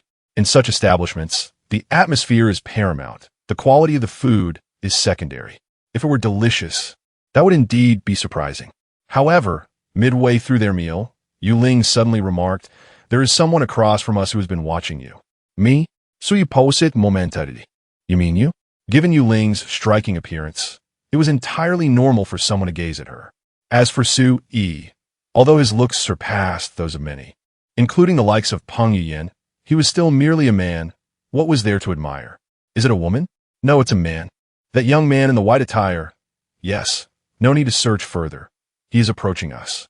Following Yu Ling's indication, Sui indeed noticed a young man clad in a moon-white scholar's robe rising and making his way toward them. However, this young man did not seem to be fixated on Sui. His gaze remained predominantly on Yuling, with occasional glances cast in Sui's direction. The meaning behind this was unclear. Sui squinted his eyes, refraining from speaking, and returned his focus to the dishes before him, paying little heed to the newcomer. Before long, the young man arrived at their table. As expected, he did not address Sui directly, but rather spoke courteously to Yuling. "Beautiful lady, you are stunning. May I have your contact information?" "I already have a boyfriend," Yuling replied, casting him a glance, her voice indifferent. "That's all right. We could just be friends." "It doesn't matter whether you have a boyfriend or not," the man continued, seemingly oblivious to the rejection in Yuling's words and ignoring Sui's presence beside her. Yet, from the corner of his eye, he continued to appraise Sui's demeanor. "I decline," Yuling reiterated, shaking her head once more. "You, my friend."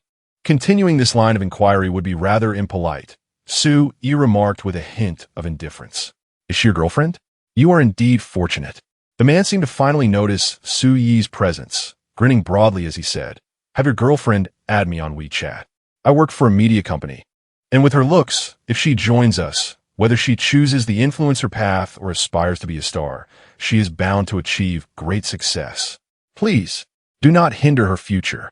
"You are interrupting our meal," Sui interjected abruptly. The loquacious man was momentarily taken aback, then chuckled. "So what?" Sui placed his chopsticks down on the table and, with an unhurried demeanor, wiped his mouth with a napkin before offering him a smile.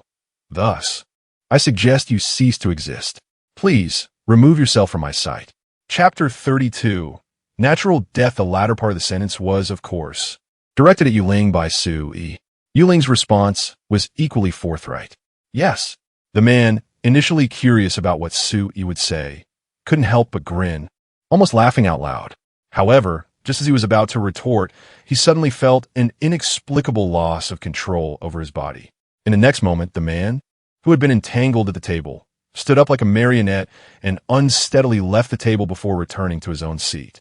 Then, as if inebriated, he collapsed onto the table, his face landing directly in the dishes just served by the waiter, and he fell utterly still. His female companion, initially unaware of the gravity of the situation, was momentarily taken aback. After a considerable pause, without any sign of movement, she cautiously nudged him. "Zheng Xiao, are you drunk? It's too noisy here. Shall we find another place to rest?" "Zheng Xiao, wake up." Suddenly, a piercing scream erupted. "Oh no, someone is dead."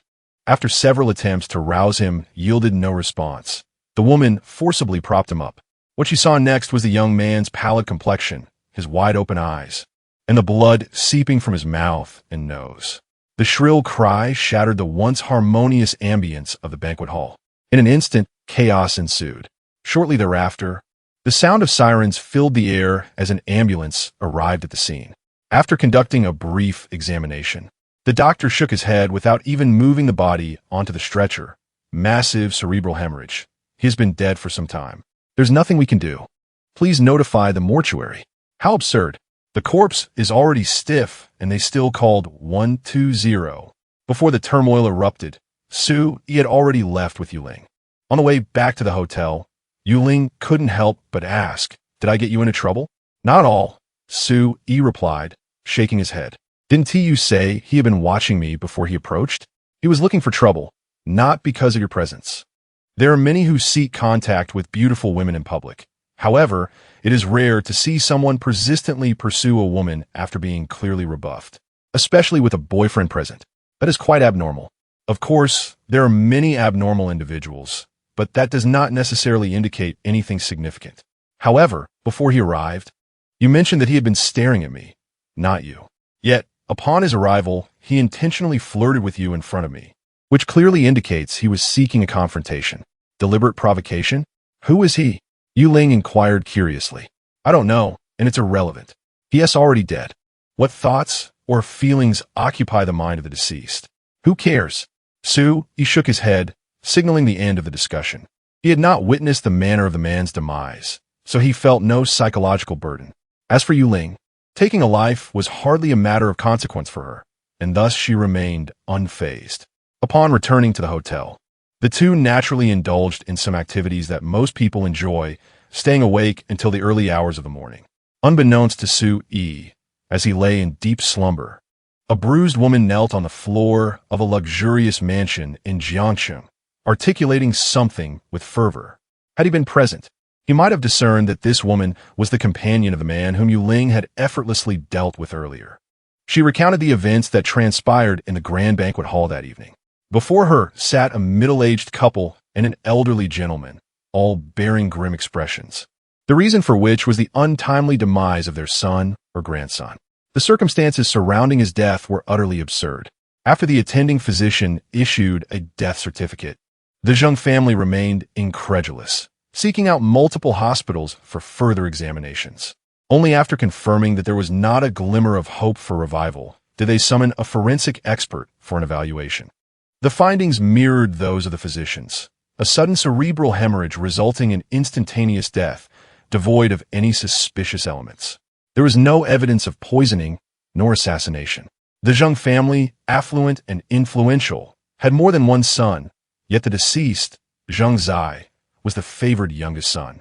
Moreover, such a prominent family routinely employed a professional medical team for regular health checkups, and, until now, Zheng Zai's only notable issue had been a penchant for carousing, leading to mild kidney deficiency.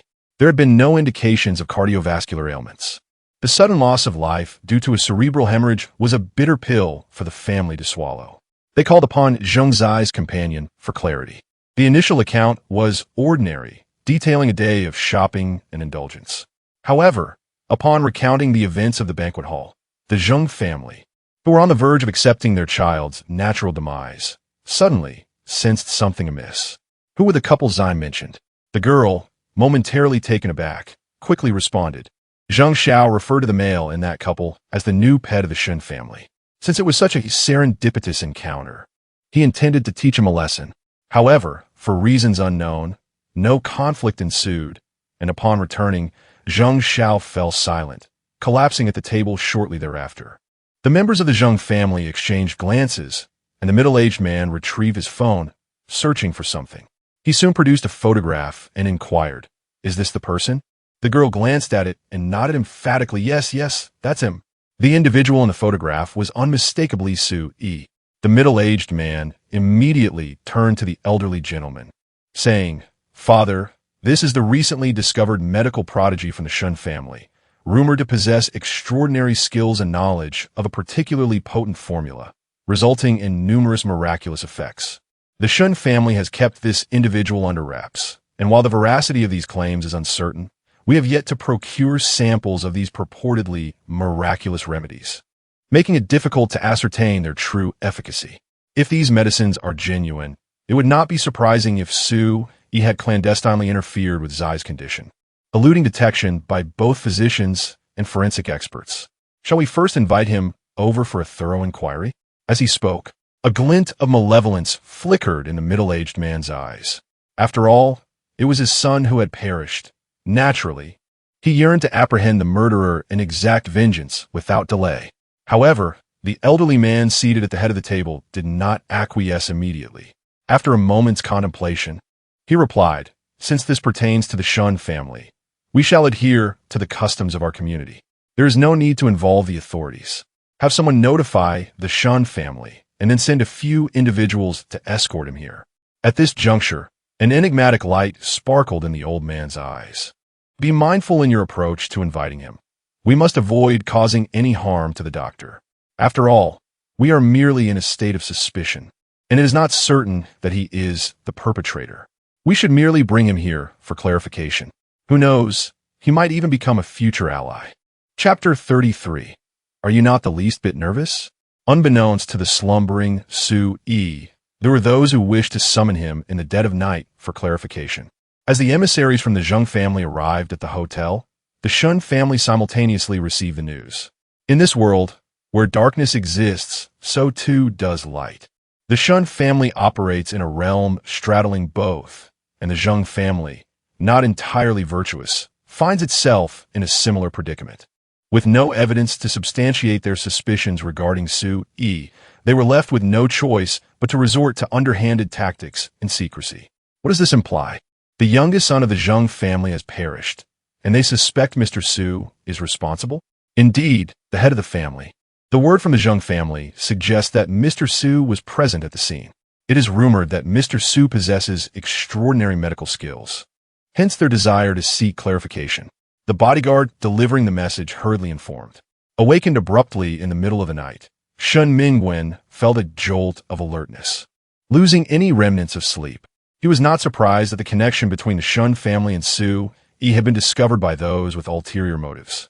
However, he remained confident that, at this stage, outsiders were entirely unaware of the true nature of Su Yi's relationship with the Shun family or the extent of his capabilities. Thus, to avoid alarming potential threats, he refrained from sending anyone to ensure Su Yi's safety, as doing so might inadvertently draw attention to him. Yet, he had not anticipated such a fortuitous turn of events. Su Yi had clashed with members of the Zheng family, resulting in the demise of their youngest son. The so-called cerebral hemorrhage was, at present, merely conjecture among the Zheng family. However, having witnessed Su Yi's remarkable medical prowess, Shun Mingwen was already largely convinced. It was likely that Zheng Zai foolishly provoked Su Yi, who then employed some clandestine method to eliminate him. Nevertheless, the Zheng family's urgent quest to locate Mr. Su was likely motivated by more than just Zheng Zai's death. With his extensive experience in the world, Shin Mingwen began to formulate a hypothesis and promptly instructed the bodyguard. Forget about the details for now. Do you know where Mr. Su is? Quickly gather a few individuals to ensure his safety. We cannot allow anyone to take him away. If feasible, bring him here. Should the Zheng family attempt to impede this, I will intervene. The bodyguard immediately complied. Although the Shun family had not specifically assigned anyone to monitor Su Yi in recent days, the city of Jiang was not vast, and it was not particularly challenging for a prominent family to keep track of Su Yi's movements. Soon, a large contingent of bodyguards hastened to the hotel where Su Yi was staying. The resounding footsteps and urgent knocking at the door caused Yu Ling, who was beside Su Yi engrossed in her phone, to furrow her brow. The palpable hostility emanating from the crowd outside stirred a faint glow in her hands. However, after some contemplation, she chose not to act immediately and instead roused Su Yi. At present, Su Yi had few demands regarding sleep. Missing a day or two was inconsequential. His commitment to 8 hours of sleep daily was merely a matter of habit. Upon awakening, his mind was exceptionally clear. Understanding that a large group of unidentified individuals with a semblance of hostility had gathered outside, he surmised that the aftermath of the earlier confrontation with that young man had finally arrived. Su Yi had not offended many people, and he speculated that this individual was either an enemy of the Shun family or had developed a grudge during the recent acquisition of farms facilitated by the Shun family, thereby intentionally seeking trouble. With the swift nature of the retaliation, there was no need for further conjecture. The owners behind the farms, acquired through unknown means by the Shun family, certainly lacked the audacity to engage in such actions. The young man dealt with by Yuling's magic was likely an adversary of the Shun family. The thought of being entangled in such a power struggle left him feeling somewhat helpless. However, he understood that this was an inevitable consequence. Any advantage comes with risks, and having chosen to develop his career through the prestigious Shun family, encountering such situations was unavoidable. The response to this predicament was not overly complicated. One must confront challenges head-on. Since they had opted not to involve the authorities, he felt no obligation to do so either. After all, Yu Ling's unique identity was not yet suitable for exposure. It seemed that they had come to seek his presence, and since they were already at his doorstep, he decided to accompany them for a closer look. Su Yi could discern the intentions of his visitors. If their aim were purely vengeful, they would have stormed in without hesitation. The fact that they were still politely knocking indicated that they did not firmly believe he was the murderer of that young man. Rather, they sought to exploit an opportunity. As for their true motives, Su Yi could only speculate. Perhaps it was to vex the Shun family. Or maybe they were aware of his display of the life water at the Shun family's exhibition and intended to maneuver around them to seize a share of the benefits. Who could say? Yet, he remained indifferent. Much like his earlier encounter with the youth, he was unconcerned with the thoughts or intentions of the deceased. "Are you Mr. Su?" Outside the door stood a man in a suit, exuding an air of cold detachment as he regarded Su-yi with indifference. "Yes. What brings you here at this late hour?" "Sui replied coolly. I am from a Zheng family. Our master wishes to speak with you in person. We request that Mr. Su accompany us," the bodyguard stated, his demeanor rigid, muscles taut, ready to act at the slightest sign of resistance from Su-yi. To his surprise, Sui se met unfazit, promptly responding, "Alright." He glanced back into the room and urged, "Have you changed? We need to leave." "Ready." Observing Su-yi's nonchalant demeanor and the composed Yu-ling walking out from the room, the bodyguard found himself momentarily bewildered. "Wait, I came here in the dead of night to abduct you, and you're not at all anxious?" Assisting the Zheng family in such midnight endeavors was not a new experience for him, though this time they had knocked rather than barged in. The essence of the situation remained unchanged. This was the first time he encountered a client so willing to cooperate with his work. Initially, he presumed that Su-yi intended to feign civility while harboring ulterior motives. However, he was taken aback to discover that Su-yi appeared genuinely intent on visiting a friend. Once they had settled into the car, there was no indication of an escape. Instead, Su-yi seemed to focus on the experience of the ride. After a serious discussion about it, they even contemplated purchasing a vehicle of their own in the future. This left the ever-vigilant bodyguard utterly speechless. To his further astonishment, as their conversation unfolded, Su-yi began engaging him in small talk, posing mundane inquiries about his age, the number of family members, the ages of his children, whether he was married, and his monthly salary. Observing Su-yi's amicable demeanor, the bodyguard, in an effort to avoid complications, responded candidly to each of Su-yi's questions, answering whatever was asked without hesitation. Chapter 34. Now, this is what one calls a mansion. A monthly salary of 30,000? Indeed, that is quite substantial. Su-yi expressed his approval of the bodyguard's remuneration. After inquiring further, he discovered that this group was backed by a powerful clan known as the Zheng family. The young man who had succumbed to a cerebral hemorrhage earlier that day due to a simple spell cast by Yu-ling was the most favored youngest son of the Zheng family. Reflecting on this, he turned to the bodyguard and asked, "The salary is commendable. Do you have a house and a car? I assume your children are of school age now. How is the school?" The bodyguard had no intention of concealing such matters and promptly replied. The house was a gift from the family head, nearly 200 square meters in a decent location. If I were to purchase it myself, it would likely cost over 10 million. I am quite satisfied. As for the car, I typically drive for the family head. My wife drives a BMW worth over 500,000, which is quite respectable. The children's education is arranged by the family, so we have no worries on that front. Our family has always been generous towards its own.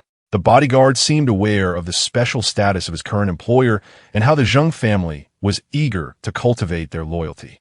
Thus, he went on to extol the virtues of the Zheng family's benevolence towards them. Upon hearing this, Su-yi could not help but exclaim, "It is no wonder you are willing to serve the Zheng family. Such treatment is indeed commendable." "Absolutely." The bodyguard was about to continue praising his employer when Su-yi interrupted him.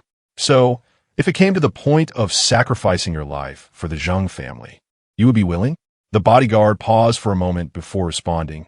"Though my education is limited, I understand the principle of loyalty to one's benefactor. The family head has treated me well.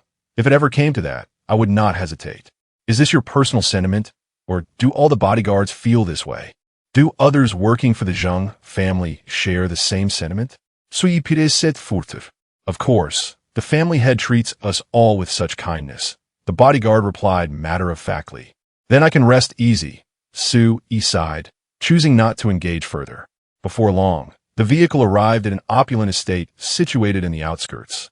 Su-yi noted that these wealthy families preferred residing away from the bustling city, finding solace in the tranquility of the suburbs. Whether it was the allure of serene surroundings or the ease of conducting illicit affairs in such secluded locales remained uncertain. "Mr. Su, we have arrived." Initially, it was Su-yi who initiated the conversation, but as the dialogue progressed, it became evident that the bodyguard was eager to engage Su-yi. attempting to use his persuasive skills to win over this individual of interest to the Zheng family. However, having already gleaned the answers he sought, He chose to ignore him, remaining silent throughout the journey. Only upon hearing the announcement of their arrival did he finally open his eyes, leisurely disembarking the vehicle with Yuling at his side. There was no need for the bodyguard to lead the way.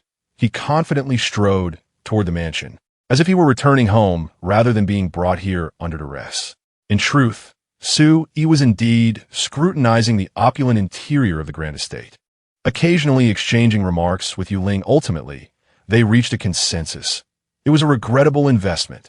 The villa purchased for 28 million was undoubtedly a grievous loss. Had they foreseen this eventuality, with such a splendid estate available, why would he have settled for a mere house? Inheriting the Zheng family's fortune would have been far more delightful. This estate far surpassed that villa in grandeur, with its decorations and layout exuding an unmatched elegance. Such a manor, without several hundred million, was scarcely a dream to entertain. Moreover, acquiring such a vast parcel of land for personal construction would necessitate significant connections, attainable only by those illustrious families steeped in heritage. To think he could acquire such a lavish estate through purchase was a fanciful notion. Even wealth alone would not suffice. As the two meandered through the estate as if it were their own home, they soon arrived at the entrance of the main residence. Through the myriad of lights, shadows of figures could be faintly discerned within. At the entrance stood a weary-looking middle-aged man, seemingly there to welcome Su-yi. This unforeseen element had not featured in their prior scheming. They had summoned Su-yi under the pretext of suspecting him of the murder of Zheng Zai. Although they intended to win him over, initial cordiality was certainly not their aim. The Zheng family had initially planned to intimidate Su-yi, to gauge any potential for collaboration through fear. If such a possibility existed, then, for the sake of profit, a son's demise could be overlooked. Furthermore, the question of whether Su-yi was indeed the murderer of Zheng Zai remained unresolved. Should collaboration seem unlikely, then the perpetrator of Zheng Zai's murder would undoubtedly be Su-yi, whether they turned him over to the authorities or dealt with him through their own means. The Zheng family had myriad methods at their disposal. In essence, the Zheng family strategy hinged on the arrival of Su-yi at the villa, granting them control over the proceedings. At the very least, they could vex the Shun family, thwarting their ascendance. The Zheng family stood to gain regardless. After all, Zheng Zai was already dead. A life that once held no value had now served a purpose. However, upon receiving a report from the bodyguards regarding Su-yi's demeanor throughout his journey, the head of the Zheng family and the elder determined that the possibility of winning Su-yi over was considerable. Thus, they promptly altered their initial intentions and directed the current head of the Zheng family, Zheng Yuanqing, to greet him at the entrance. Although not at the gate of the estate, but rather at the door of the main residence, the Zheng family had never considered themselves on equal footing with Su-yi. In their eyes, this was already a significant show of respect. As the two met, having engaged in ample conversation along the way, the bodyguard, believing them to be somewhat familiar, hastily introduced, "Mr. Su, this is our family head, Zheng Yuanqing." Zheng Yuanqing, whose face bore the weight of recent loss, mustered a faint smile as he extended his hand. However, in stark contrast to Su-yi's amiable demeanor during the bodyguard announcement and his cordial attitude towards the Zheng family, at this moment, Su-yi did not open his eyes to regard Zheng Yuanqing. After casting a fleeting glance in his direction, he resumed his inspection of the interior decor of the residence, merely uttering a bland "oh." He then proceeded directly into the elegantly appointed yet opulent living room. Zheng Yuanqing extended his hand, his entire being frozen in place. This was a scenario he had never anticipated, and after a moment of bewilderment, his expression darkened as he turned his gaze towards the bodyguard. Noticing the confusion and helplessness in the bodyguard's eyes, he surmised that he had been outmaneuvered by Su-yi. He promptly commanded, "Bring the others to the main residence. I am eager to discern what this young man is truly up to." With that, he followed Su-yi inside, his countenance shrouded in discontent. Chapter 35. You are still young. Do not despair. Su-yi entered the living room of the mansion and soon spotted an elderly gentleman seated regally. The old man did not approach him for a greeting, and He had no intention of initiating a conversation either. Instead, he meticulously surveyed the layout and facilities of the residence, growing increasingly pleased with what he beheld. Now, this was a true mansion. His dilapidated villa, which he had yet to move into, seemed no more than a mere shack in comparison. It was evident that such an esteemed and historically rich family knew how to indulge in the finer things in life. As He marveled at his surroundings, others gradually filtered into the exceptionally spacious living room. To his dismay, two solemn-faced bodyguards wheeled in a covered corpse on a gurney, prompting Yi to furrow his brow. To think they would bring a corpse into his home. What an ill omen. However, before he could express his outrage, the head of the Zheng family, Zheng Yuanqing, who he had previously overlooked, took the initiative. With a swift motion, he pulled back the white cloth, revealing the pale, lifeless face of Zheng Zai. He then turned to Yi with a dark expression and inquired, Yi, is it? Do you know him? Yi cast a glance at the corpse and nodded. Indeed, I dined with him at the same hotel last night. Zheng Yuanqing's face darkened further as he pressed. Do you know how that scoundrel met his end, Mr. Su? All eyes in the expansive living room fixated on Yi, awaiting his response. For an ordinary person, the pressure of such scrutiny would be immense. Yet in this moment, it was Yi who stood before them. Without hesitation, he delivered an answer that astonished everyone present. In the face of Zheng Yuanqing's interrogation, he resolutely replied, I do know, I killed him. Why would I not? The vast living room was suddenly engulfed in a peculiar silence. After a lengthy pause, Zheng Yuanqing coldly remarked, We have erased all traces of your presence, including your hotel stay records and internal surveillance footage. No one knows you have come here, nor can anyone prove your arrival. Even if you vanish from the world, there would be no evidence linking us to you, the Zheng family. Young man, think before you speak. Yi was taken aback by the Zheng family's thoroughness. After a moment of contemplation, he could not help but respond, You are quite accommodating, aren't you? There is no need for all this pretense. The fact is that deceased is your son, correct? I killed him, so what now? The Zheng family, witnessing such audacity for the first time, found themselves questioning whether he truly had some hidden advantage. However, after some deliberation, they realized that while the Shen family was en route, their men were preoccupied and would not arrive in time to assist Yi. Furthermore, as an ordinary individual, he was unlikely to be armed. What then gave him the audacity to speak so boldly? The Zheng family, bewildered yet astonished, could only ponder this. After a moment of thought, Zheng Yuanqing stated, To take a life is to pay the price. However, we now find ourselves in a new era, and our Zheng family prides itself on being law-abiding citizens. Such actions are typically beneath us. I have heard, Mr. Su, that you have some collaboration with the Shen family, working together to develop a remarkable medication purported to prolong life and exhibit exceptional efficacy in cancer treatment. My request is not excessive. If you provide us with a formula, we shall consider this matter settled. Should this venture succeed, we would be willing to share 10% of the profits with you. Even if it fails, the grievances between us would be resolved, and we would refrain from troubling you further. Upon hearing this, Yi revealed a knowing smile, and then remarked, I wondered what such fanfare was about. It seems you are merely after money. Allow me to clarify. My medicine does not merely possess a slight advantage against cancer. It is capable of treating any form of the disease and significantly extending human lifespan. As for its authenticity, I need not swear an oath. The Shen family's investment in me speaks for itself. If you desire the formula, I have a stipulation. Despite having some prior knowledge of this extraordinary medication, Zheng Yuanqing could not help but draw a heavier breath upon hearing Yi's assertions. He quickly inquired, What is your condition? Are you not willing to sacrifice even your own son for money? Look at that old man over there, how the bodyguards kill him right before my eyes. And I shall give you the formula. Furthermore, I shall forego any share of the profits. Everything will be yours. What do you say? You seek death.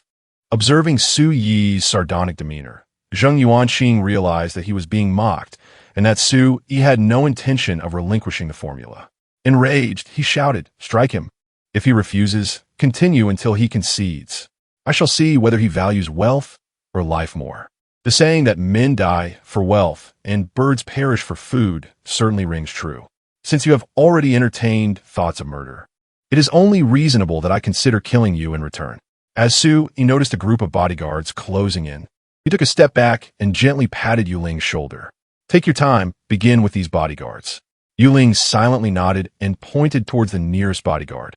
Yi recognized him as the one who had declared his willingness to die for the Zheng family in the car. His wish was now fulfilled. In an instant, the bodyguard froze in place and collapsed to the ground, convulsing violently, his eyes wide in terror as blood trickled from his eyes, mouth, and nose. His death was strikingly reminiscent of Zheng Ziye's demise. The bodyguards behind him were taken aback, and before they could react, they too fell, leading to a cascade of bodies. This scene left the observing members of the Zheng family utterly astounded. After a prolonged silence, the elderly patriarch, half buried in the earth, finally trembled as he raised his hand and stammered. What manner of sorcery is this? It is not sorcery, it is magic. Suito e planet. You may indeed be among the first individuals in the world to have fallen victim to magic, a rather grand demise, I must say, and there is a peculiar sense of fortune in that. The Zheng family, not being the staunch traditionalists disconnected from modern society, naturally possessed a certain understanding of the so-called magic through various cultural works. Prior to today, had anyone suggested to them the existence of such supernatural forces, they would have dismissed it with a scoff. Yet, witnessing their loyal bodyguards collapsing mysteriously one by one left them with no choice but to believe. Do not act rashly. Please, refrain from any further actions. Let us communicate civilly. We are in Jojo, where the law prevails. You are still young. Do not tread the path of crime over a fleeting impulse. The elderly member of the Zheng family implored, his desperation palpable. It was evident that his will to survive was remarkably strong. Hearing this, Suyu inquired with confusion, "What path of crime are you referring to? Your family's dietary habits are deplorable, with a high incidence of cardiovascular diseases. What does an epidemic of strokes among your ranks have to do with me?" Chapter 36. A family stricken by cerebral hemorrhage. Truly frightening. The notion of a collective cerebral hemorrhage resulting in sudden demise may seem ludicrous at first glance. However, upon deeper reflection, the members of the Zheng family found it surprisingly unassailable. Yi was indeed present at the scene. Yet, when the forensic expert examined the causes of death, all the deceased would be attributed to natural causes of cerebral hemorrhage. It was inconceivable that blame could be placed upon Yi, who, by all accounts, remained unscathed. As for the possibility of the forensic investigator being more diligent due to the high number of fatalities, the Zheng family held little hope. If there had been any anomalies to uncover, the numerous esteemed doctors and seasoned forensic specialists they had consulted during Zheng Ziye's demise would have certainly identified them. Thus, even if Yi were to eliminate the entire Zheng clan, he would undoubtedly face no repercussions. Moreover, when the Zheng family initially invited Yi, their intentions were far from benevolent. They had meticulously covered their tracks throughout the journey, having engaged in such dealings before, making them quite adept at it. By the time the authorities arrived, they might not even uncover Yi's presence here. Employing the laws of the Jojo against Yi bore no semblance of intimidation. Despair began to manifest in the expressions of the Zheng family members. Zheng Yuanqing, the quickest to react, darkened in countenance and proposed, "What if we make a transaction?" "What transaction?" "Using our Zheng family's fortune of billions to buy the lives of our entire family. If you perish, the wealth remains mine, does it not?" Once again, the Zheng family fell silent before Yi's words. The elder seemed poised to voice further objections, but was interrupted by Zheng Yuanqing. "Father, no need to continue. Today we misjudged the situation. It is what it is, and there is nothing more to say. You may do as you wish." Now, that exudes a semblance of a mafia boss's demeanor. Yi applauded. The Zheng family's operations bore resemblance to the Shun family's, existing in a gray area between legality and illegality. It was only due to recent crackdowns that they had tempered their activities in times past. Labeling them as mafia lords would have been entirely justified. By the way, I trust your Zheng family comprises more than just the few present here? Yi continued. Rest assured, I am meticulous in my dealings and shall ensure your family is left intact. As he spoke, he prepared to signal Yu Ling to take action. Unexpectedly, Zheng Yuanqing, who had initially appeared composed and ready to meet his fate, suddenly faltered, dropping to his knees in the ways of the world. Calamity should not befall wives and children. All present today share culpability in this matter. If you choose to eliminate us, we harbor no grievances. Yet, why must you resort to total annihilation of our kin? Given the current state of the Zheng family, have you adhered to the principles you espouse when confronted by your adversaries? Su Yi countered, a sardonic smile gracing his lips as he gestured towards Yu Ling. Choose your words wisely. She possesses the ability to discern falsehoods. Should you deceive me, I assure you, even the desire for death will elude you. Zheng Yuanqing fell into a profound silence. The so-called principles of the world are often invoked when one finds themselves at a disadvantage, when the upper hand lay with them. Such rules were conveniently forgotten. In the past, the Zheng family has not shied away from heinous acts, such as exterminating entire families of those who resisted their land acquisitions. This was not an isolated incident. During the tumultuous times over a decade ago, their actions were even more outrageous. When rivals encroached upon their business, wiping out entire households seemed but a trivial task to them, with even innocent children falling victim to their mercilessness. Noticing his silence, Su Yi continued speaking to Yu Ling. You have a way to eradicate them completely, don't you? Indeed, there exists a blood magic. Yu Ling replied deliberately in the dialect of Jiuzhou, which, by using the blood of a particular individual as a catalyst, can unleash a bloodline curse. No matter how far the curse may flee, death is inescapable. Upon hearing this, the despair in Zheng Yuanqing and his associates deepened. Observing their reaction, Su Yi lost any desire to toy with them. With a casual wave of his hand, he declared, eliminate them all. Understood. A gleam of determination flashed in Yu Ling's eyes. In an instant, the Grand Hall was left devoid of any standing figure apart from the two of them. Thousands of kilometers away, a man in his 30s was boarding a plane home with his son, daughter, and wife. His younger brother had recently passed away unexpectedly, leaving the man torn between joy and sorrow. While it was true that the competition for inheritance had diminished with one less claimant, the grief of losing a brother he had watched grow up weighed heavily on him. However, his wife was unburdened by such conflicting emotions. Upon learning of her brother-in-law's demise and the prospect of her husband inheriting a larger share of the family fortune, she would have celebrated with champagne had she not feared the repercussions. Now, as they journeyed home for the funeral, she was the most enthusiastic among them. Yet, as the man fantasized about the day his second brother would also meet his end, allowing his husband to inherit the entirety of the Zheng family's wealth, he noticed that his husband and children seemed to have suddenly fallen asleep just after boarding the aircraft. Finding it odd, she thought little of it, attributing it to fatigue from rushing to catch their flight. When the plane was about to take off, and the cabin crew came to remind them to fasten their seat belts, she noticed her husband had yet to do so. Trying to rouse him, she pushed and called out, but he remained unresponsive. In a moment of horror, she watched as he slumped forward, rigid, collapsing onto the cabin floor without a sound. The same fate befell the two children seated beside him. A piercing scream shattered the tranquility of the cabin, halting the flight from taking off. Simultaneously, similar occurrences unfolded across Jiuzhou and various locations worldwide. Medical professionals in different countries ultimately arrived at the same conclusion. These individuals succumbed to cardiovascular diseases leading to cerebral hemorrhages, deemed natural deaths without any external factors involved. Their only commonality was their surname, Zheng. After departing from the opulent estate of the Zheng family, Su Yi waited at the entrance for approximately 10 minutes before encountering the hurriedly arriving Shen Mingwen, accompanied by a convoy of a dozen vehicles. He had just parked at the gates of the Zheng Manor when a formidable entourage of black-clad bodyguards descended upon him.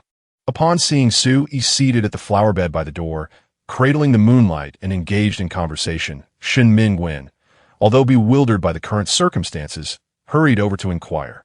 Mr. Su, are you all right? I'm fine, but it seems the Zheng family may be facing some dire issues, Su Yi replied, waving his hand dismissively. Shen Mingwen glanced towards the grand mansion of the Zheng family. It was just past 5 in the morning, and the horizon was beginning to lighten with the first hints of dawn. The expansive Zheng residence was ablaze with lights, yet an eerie silence enveloped it, instilling a sense of foreboding. What has happened to the Zheng family? Shen Mingwen seemed to sense something amiss, involuntarily swallowing hard. Oh, it's nothing particularly grave. It appears they have some repugnant hereditary illness.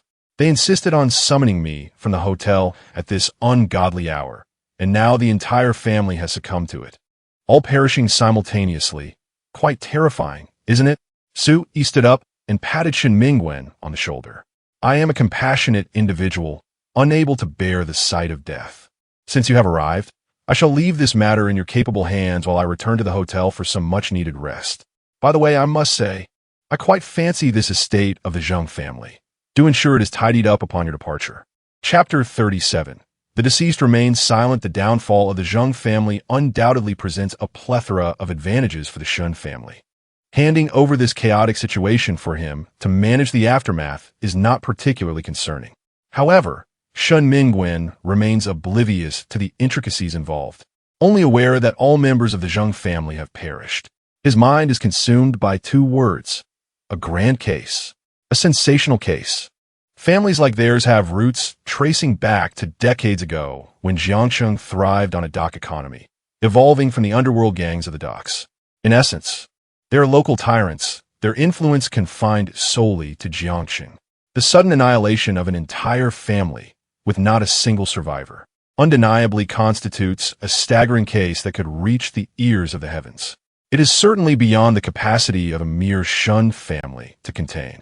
When Su Yi instructed him to take care of the situation, Shen Mingwen feared that Su Yi intended for him to shoulder the blame, leaving him in a state of trepidation. Yet, he dared not voice any objections. Did he not see that there was not a single living soul left within the Zheng residence? Though he was unaware of how Su Yi had orchestrated the Zheng family's demise, he recognized that if Su Yi could eliminate the Zheng family, the Shen family, possessing a similar level of power, would hardly escape unscathed should they become a target. Sensing Shen Mingwen's anxiety, Su Yi offered timely reassurance. Do not overthink it. Your role in the aftermath is not to bear the blame. Simply inform the authorities that an incident has occurred here. As for me, consider that I was never here. You have some connection to the Zheng family, so just tell the officials that you happen upon this situation by chance. I will assert that the Zheng family members died of natural causes, specifically a cerebral hemorrhage, and that we have no involvement in it. With that, he unceremoniously entered a Maybach driven by a member of the Shen family. The driver glanced between him and Shen Mingwen, and only upon receiving a nod of consent from Shen Mingwen did he awkwardly start the vehicle and depart from this place of turmoil. Meanwhile, Shen Mingwen began to regain his composure as he reflected on Su Yi's words. He recalled the recent news he had received. Zheng Zai had succumbed to a cerebral hemorrhage, and prior to his death, he had been in contact with Su Yi. This was the very reason the Zheng family had sought trouble with Su Yi. Shen Mingwen had witnessed Su Yi cure cancer and was aware of his medical prowess. Upon receiving the news, he immediately suspected that Su Yi was likely involved. Yet, despite the Zheng family's considerable influence and wealth, subsequent autopsies had revealed no discernible clues. He even began to doubt whether Zheng Zai's death was merely coincidental. Now, with Su Yi revealing that the entire Zheng family had perished simultaneously from cerebral hemorrhages, the situation was undeniably chilling. However, linking this to Zheng Zai's earlier demise, it became evident that his previous suspicions regarding Su Yi were not unfounded. Furthermore, if all members of the Zheng family had met such an end, perhaps resolving this matter was not as insurmountable as he had initially envisioned. Nevertheless, his reverence for Su Yi deepened, for the ability to silently induce fatal cerebral hemorrhages, leaving no trace of abnormalities for outsiders to detect, was indeed a terrifying power. However, as a perceptive entrepreneur, Shen Mingwen, despite his reverence, swiftly seized the opportunity presented.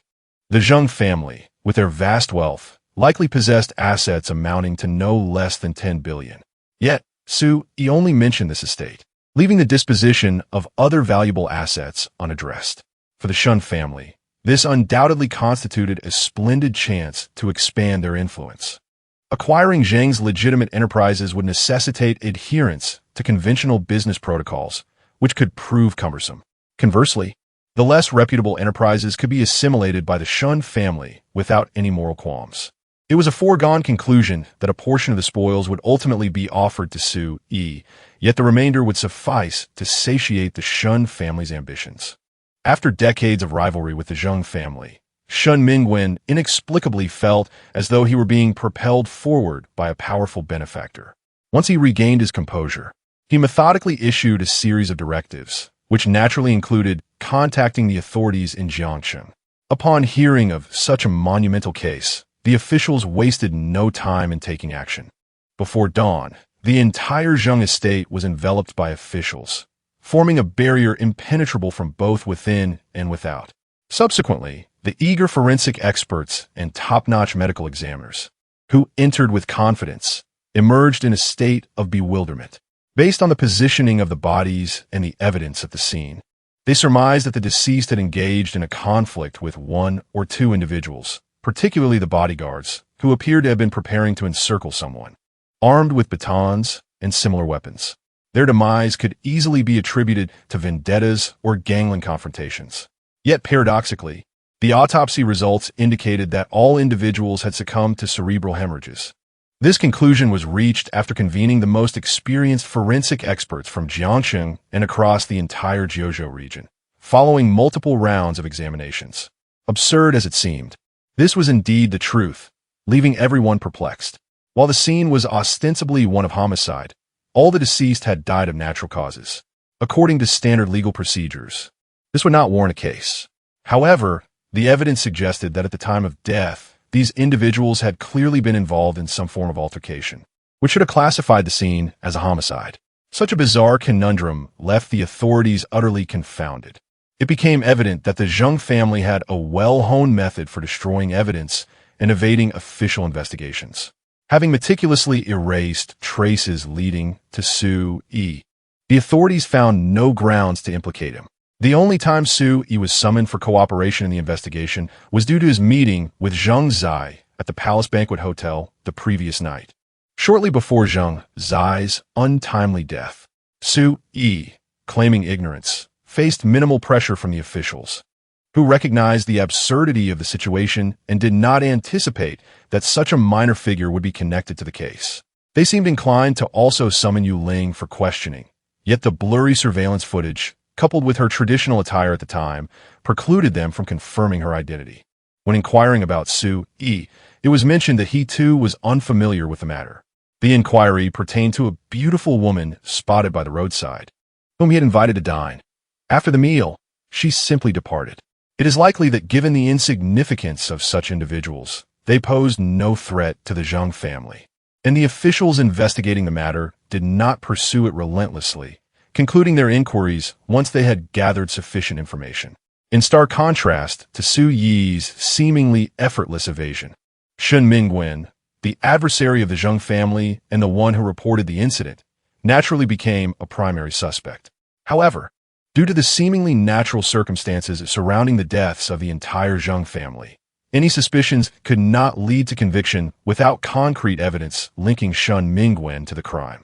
Ultimately, after 3 days of fruitless investigation, the authorities announced the case closed, showing no inclination to delve deeper into this peculiar affair. The case files were collected and sealed, classified with utmost confidentiality. It is often said that the dead cannot speak. However, in many instances, they do convey their narratives. The remains, with the assistance of forensic experts, may yield a final accusation against the perpetrator. Thus, relevant official departments are equipped to seek out the puppet master behind the scenes. The natural deaths of all members of the Zheng family implied that even the deceased had no testimony to offer in this case. Therefore, further investigation would yield no results, merely serving as a futile exercise. The authorities were evidently aware of this, and upon clarifying the situation, they decisively opted to conclude and archive the matter. Chapter 38. The conclusion: everyone profits. To convict someone, one must present evidence. Thus, the authorities opted to close the case. However, Suspicion requires no such burden of proof. Therefore, the conclusion of events here does not imply that the matter is entirely resolved. Further investigations will undoubtedly follow. Once all possibilities have been eliminated, Su Yi, who had a confrontation with Zheng Zai on the day of the incident, will certainly emerge as a focal point of inquiry. It is impossible for him to conceal the fact that he visited the Zheng family that evening. Su Yi is acutely aware of this, yet he remains indifferent. What could suspicion do to him? The entire Zheng family succumbed to a sudden illness, a grim reality that, no matter how bizarre or hard to believe, remains an unassailable fact. A few days later, Shun Mingwen, who was under intense scrutiny, sought out Su Yi immediately after certain restrictions were lifted following the case closure. Upon meeting, he expressed, "Mr. Su, you truly possess remarkable skills." To be frank, he was bewildered that night, completely unaware of the situation. It was only during these past few days of heightened surveillance that he pieced together the events that transpired at the Zheng residence. Shun Mingwen's initial reaction was not one of schadenfreude, but rather a sense of relief that he had not offended Su Yi when the latter approached him about selling gold. During their first encounter, despite his daughter's slight towards Su Yi, the latter had graciously overlooked it. Had the circumstances been different, he could scarcely imagine the dire fate that might have befallen the Shun family, especially considering the fate of the Zhengs, who were left with not a single survivor. It was utterly tragic. The critical point was that no one remained to offer any explanation. All were deemed to have died of natural causes. As for the methods employed, one might speculate that the Zheng family could have harbored some hereditary ailment. Su Yi remarked with an air of solemnity. Indeed. It must be a hereditary disease that struck them suddenly. Shun Mingwen concurred, unable to dispute this notion. However, his purpose for visiting today was not to dwell on such matters. After exchanging pleasantries, he produced a considerable stack of documents. The Zheng family's assets were divided into two categories, those that were legitimate and visible, and those that were less savory and hidden. The legitimate enterprises, now bereft of the Zheng family, will be difficult for Shun Mingwen to manipulate. Most of those who perished were direct descendants of the Zheng lineage. Some more distantly related branches or relatives would surely still be alive. In such a large family, it was implausible that not a few heirs could be identified. Even if those inheriting the family business under the laws of succession were inept and incompetent, the process of seizing these legitimate enterprises would not be swift. It required time and strategy. As for the clandestine enterprises, those were far simpler to acquire. According to the rules of the underworld, victory bestows ownership. While Shun Mingwen appeared cultured, he was far from virtuous. With such an opportunity laid before him, he had no intention of sparing the Zheng family. In just a matter of days, he swept away the Zheng family's illicit assets as effortlessly as autumn leaves are blown from trees. The means by which he accomplished this need not be elaborated upon. Moreover, Shun Mingwen did not dare to hoard these acquisitions for himself. He even refrained from claiming any. Instead, he entrusted everything to Su Yi. As long as Su Yi nods, these assets, valued at no less than 3 billion, would all belong to him. However, after a cursory glance at the documents, he chuckled and said, "Brother Shun, you misunderstand me. I am not adept at management, and acquiring these assets would be of no use to me. If assets hold no value, then it must be money that he seeks." Shun Mingwen instantly comprehended and replied, "Fortunately, our family's assets overlap significantly with the Zheng family's. Since Mr. Su finds these assets of no use, I shall shamelessly accept them. However, our family's liquidity is currently limited. If you could grant me 3 days to arrange matters, I will provide you with a down payment of 1 billion. I will manage these assets henceforth, and you shall receive 50% of all profits. What do you think? 1 billion, plus the prospect of earning 50% without lifting a finger." Su Yi found this proposal quite agreeable and readily nodded in acceptance. After all, it was a windfall. He had no inclination to fret over the management. With someone else handling the affairs, he merely needed to reap the rewards, leaving no room for refusal. The most he would forfeit would be a slight reduction in profit, which was negligible. It is only fair to offer a sweetener when entrusting someone with responsibilities.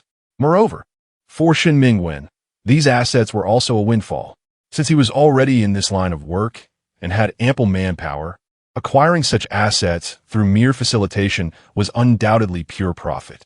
Only the Zheng family would suffer in this arrangement. By the way, having settled the business regarding the enterprises, Shen Mingwen produced another document and presented it to Su Yi. This is the land deed for the Zheng family mansion. After you expressed interest the other day, I have been arranging it. Due to recent events, the process was somewhat complicated, but fortunately, it has been secured. Mr. Su merely needs to sign, and that grand mansion will be yours. However, occupancy might require some time. It is still under official lockdown, and even once released, given the recent tragic events, it would be inappropriate to move in without a thorough cleaning. Su Yi was indifferent to the matter of life and death. Otherwise, he would not be contemplating that mansion while allowing Yu Ling to wreak havoc within its walls. After signing the document, he simply requested to be informed when the official seal was lifted. As for now, he no longer needed to stay in a hotel. Having already moved into the villa, he purchased for over 20 million. The day following the incident with the Zheng family, the property management informed Su Yi that the villa had been meticulously cleaned inside and out, and at his request, all the furniture had been replaced with new items. That very night, he moved in with Yu Ling. They had been residing there for several days now. Having concluded their discussions, Shen Mingwen, possessing a keen self-awareness, recognized that they had engaged in serious matters for the afternoon and, noting the approaching dinner hour, took the initiative to depart. He felt a twinge of trepidation in the presence of this young man. His medical prowess was indeed formidable. A terminal cancer patient could be revived in an instant. Yet, such methods are exceedingly ruthless. Who wouldn't be terrified of the prospect of family annihilation? After bidding farewell to Shen Mingwen, Su Yi reclined upon the sofa, resuming his life of leisure. The affairs of the farm were in the capable hands of Zhou Yin, who had successfully restored production, relieving him of any burdens. Presently, he found himself with a substantial sum of money and nothing pressing to attend to. This was the idyllic life he had longed for, and were it not for the system in place, he could easily spend a lifetime in such tranquility. However, this blissful existence was not destined to last. Barely half an hour had passed when a phone call interrupted his repose. Upon checking his phone, he discovered it was his mother calling. Fearing that sudden wealth might overwhelm her, Su Yi had refrained from disclosing the full extent of his circumstances to his family in recent days. Merely mentioning that a friend had assisted him and that he had engaged in some business ventures, earning a considerable profit, which he had sent home, 2 million to be precise. Initially, his parents were reluctant to accept the money, despite his various entreaties. It was only after he rummaged through his belongings to find a card with a balance exceeding 6 million, sending a screenshot as proof, that his mother reluctantly acquiesced, insisting on saving it for him. Su Yi understood that his elderly parents were likely hesitant to spend. However, as he was currently situated in Jiangcheng, he had little time to return home and opted to postpone further discussions until he could visit them. Yet, once his family became aware of his newfound financial stability, another issue arose, the incessant pressure to marry. Now, the mere sight of his mother's name on his phone brought him a sense of dread. Chapter 39. What? Do I still need to go on blind dates? Xiao, are you busy? Busy? Not in the slightest. Su Yi languidly replied from the couch. If others call, I certainly would be occupied, but when it's the esteemed mother calling, of course, I'm free. Such a talkative one, his mother, seemed quite pleased with his response and promptly shifted to the matter at hand. Are you busy tomorrow? Do you recall Aunt Wang? The one who used to play mahjong with me frequently. Her daughter is studying in Jiangcheng and has returned for the summer, but she is feeling a bit restless after a month. She mentioned wanting to find a summer job in Jiangcheng. Since we know each other well, could you perhaps look after her a bit? What on earth? Su Yi was utterly perplexed. In this day and age, does an adult really need his assistance to find a job? Surely, the need for care was a pretext for matchmaking. Wasn't he it? Yet, he understood his mother's sentiment. Li Yi was exceptionally protective, especially towards her own son. In the past, when he was merely a small employee at a food processing factory, despite living relatively comfortably, the idea of him being burdened with looking after someone else was utterly out of the question. But now things had changed. Su Yi had subtly begun to showcase a portion of his wealth. In a bustling metropolis like Jiangcheng, Having a few thousand or even 10,000 might not seem particularly affluent. However, in their small hometown, that was undeniably the mark of a tycoon. In Lee's eyes, her son was now financially stable. Thus, the next logical step was to start a family. Finding a blind date for him under the guise of caring for someone was, in her view, quite reasonable. If anyone else had made such a request, he would have disregarded it entirely. However, since it was his mother, he could only helplessly respond, "Mom, didn't I tell you? I have a girlfriend. You needn't worry unnecessarily." To placate his mother's marriage urges, he had even shared a photo of himself with Yuling. "The girl in the photo you sent looks more stunning than a movie star. Does she truly have any interest in you? Do you think I'm oblivious to the internet, where there are services offering beautiful women to pose as girlfriends to deceive their families? If you're trying to pull a fast one, at least choose someone more plausible. They look like celestial beings, and who would believe you?" Clearly, due to Yuling's extraordinary beauty, his mother was unable to accept it as reality. This predicament was rather vexing. Sui attempted to argue further, but the call was abruptly terminated. Moments later, he received a message from his mother containing details about the girl's name and the train schedule for tomorrow. Along with it was a photograph. To be fair, the girl in the photo was indeed quite lovely, although she could not quite rival Yuling. This beauty possessed a vibrant, youthful charm reminiscent of the girl next door from a coming-of-age drama. The only uncertainty lay in whether the photo had been retouched, and if so, to what extent. Upon taking a closer look at her age, he realized, astonishingly, that she was merely 19, a true little sister. With some reluctance, he decided to meet her. After glancing at her photograph, He felt that given the circumstances, it would be rather inconsiderate to leave the young lady waiting alone at the station. Of course, this had little to do with her beauty or her being 18. It was primarily due to her kind nature. He couldn't bear the thought of leaving a young girl unattended at the station during the sweltering summer. During dinner that evening, he shared the matter with Yuling, who appeared quite unperturbed, expressing no concern whatsoever. In their world, the concept of monogamy was virtually non-existent. Moreover, she had always perceived herself merely as Su Yi's guardian knight, never assuming the role of a primary partner. Besides, this was merely an introduction. They had yet to even begin the process of getting to know one another. The following afternoon, he arrived punctually at Jiangsheng Station, with Yuling accompanying him. However, he did not drive one of his luxury vehicles. Although he had purchased several high-end cars after acquiring wealth, luxurious sedans, sports cars, and SUVs, this time he opted for his previous second-hand car worth only a few thousand. In this day and age, he was reluctant to partake in matchmaking. Perhaps the girl felt the same way. He envisioned a simple meeting over a meal, where they would politely engage with each other's parents and move on. Arriving in a luxury car might provoke unnecessary thoughts, complicating a straightforward situation. Having added her on WeChat beforehand, the process of picking her up was devoid of any surprises, and he smoothly met the young lady named Yang Yi. He also confirmed one thing. The photograph was indeed unedited, and there were no makeup tricks at play.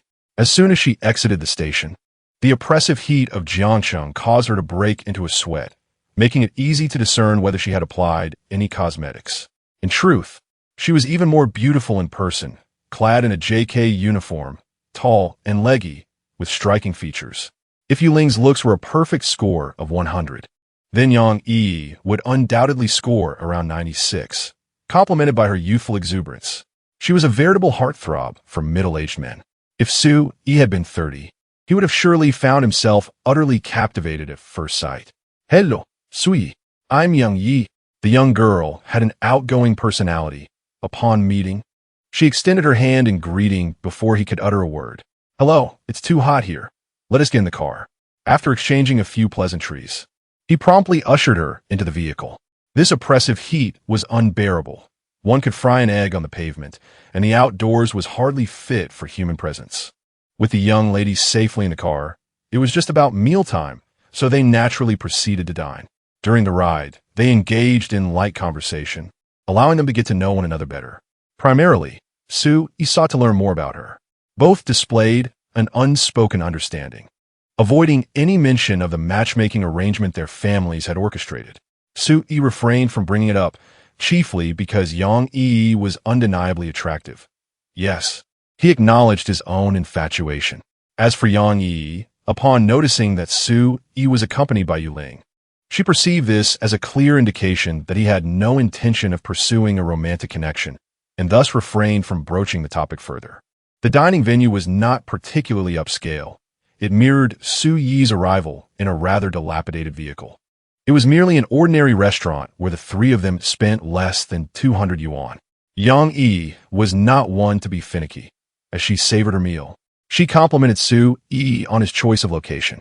Both individuals displayed a commendable level of emotional intelligence, and their interactions proved to be less awkward than Su Yi had anticipated.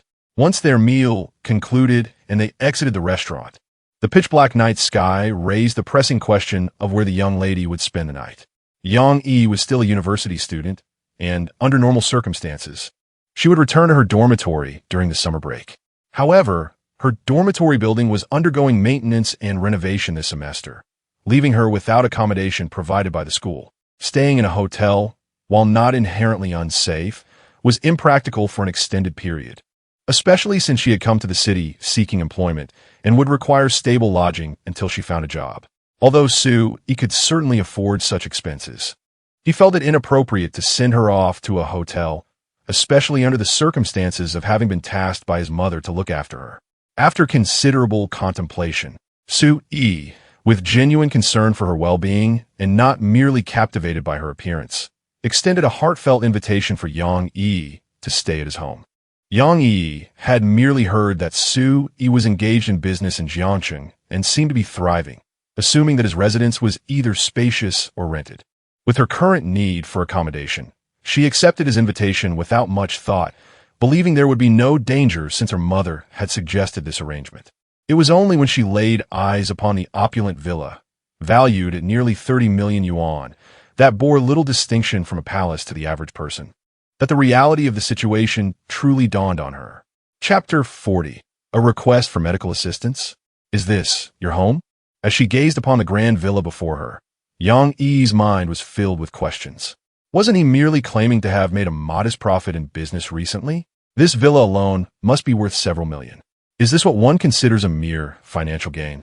Though still a student and somewhat naive, she was not oblivious to the exorbitant cost of a villa with a large courtyard in such a major city. Well, it seems acceptable, albeit in a rather remote location. It might serve as a temporary residence, but finding a job nearby could prove to be quite challenging. Su Yi shrugged and casually opened the door, creating an invisible wave of grandeur. Surprisingly, it felt rather exhilarating. Should I take off my shoes? The ever-confident Yang Yi suddenly found herself wavering. Her normally casual inquiries now tinged with caution. No need. The property management arranges for regular cleaning. Moon Ling interjected, casting a weary glance at Su Yi. Is this how you engage in conversation? And you think you can impress this vibrant young beauty? If he continued to act in this manner, he would surely frighten her away.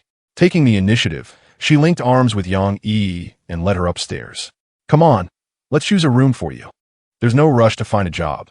Now that you're here, you might as well stay for a few days. It just so happens that we have been. Their familiarity resembled that of sisters who hadn't seen each other in a decade. Observing Moon Ling's willingness to play the supportive role, Su Yi did not take it too seriously. Although he found Yang Yi quite attractive and was open to developing their relationship, he was no longer a desperate man. He had no intention of chasing anyone. Thus, he remained courteous throughout their interaction, maintaining clear boundaries while occasionally showcasing his wealth. If she felt intrigued, he would not hesitate to pursue her. However, if she remained indifferent, he would not squander too much time on her. Conversations about money were acceptable, but discussions of emotions were best avoided. If he were to engage in matters of the heart, he would rather have a meaningful discussion with Moon Ling. After all, Moon Ling was bound by contractual obligations to the trading platform and would never betray him. She was not only beautiful, but also far more reliable than a stranger. Yet, he noticed that Yang Yi seemed somewhat oblivious. She had not registered the subtle hints of his wealth until she beheld the villa, at which point her eyes widened in astonishment. And then, there was nothing more. Upon reflection, it made sense. After all, she was merely 19, not a seasoned veteran of the world. How could she comprehend such complexities? Su Yi could surmise this, and Moonling certainly could as well. Hence, she chose to take the initiative and assist him. One must truly open their eyes to the world. Even the elfin maiden from another realm possesses a remarkable understanding. With a sigh of appreciation, Su Yi decided not to concern himself with what lessons Moonling might impart to Yang Yi, and instead retreated to the bathroom for a refreshing shower. After finishing my shower, I glanced at the clock and realized it was still early. I contemplated whether to boot up my computer for a couple of games before heading to bed when suddenly, a call from Shun Mingwen interrupted my thoughts. Mr. Su, I have a rather urgent matter to discuss. Following the incident with the Zheng family, Shun Mingwen had developed a profound respect for Su Yi. It was unlikely he would disturb Su Yi's rest at such a late hour without pressing need. Su Yi patiently listened for a while and grasped the situation. It appeared that a prominent figure had been diagnosed with cancer and was nearing the end of life. This individual had no prior acquaintance with Shun Mingwen, yet possessed formidable connections. Somehow, he had learned of Shun Mingwen's daughter's miraculous recovery from late-stage cancer and sought him out. Given the man's stature, Shun Mingwen felt compelled to divulge the full account of events, since the man had already traced the matter back to him. It was only a matter of time before he uncovered Su Yi's involvement as well, especially considering the frequent financial transactions between them recently. Thus, there was no need for concealment. Shun Mingwen's call was also a reminder for Su Yi, as well as an inquiry into whether he would be willing to help. If so, he could facilitate introductions. Anyone whom Shun Mingwen deemed influential would likely be regarded as a significant figure across the land. This clever fellow had called under the guise of a reminder, yet primarily sought to ascertain Su Yi's willingness to assist. If he was inclined to help, Shun Mingwen could act as a mediator, thus extending a favor that transcended monetary value.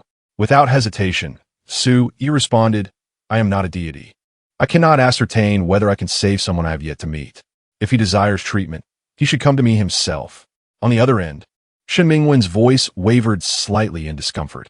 What? Must I go to him to seek his assistance? Su Yi scoffed dismissively. If he can come, he should. If not, he ought to arrange his affairs promptly. It was absurd.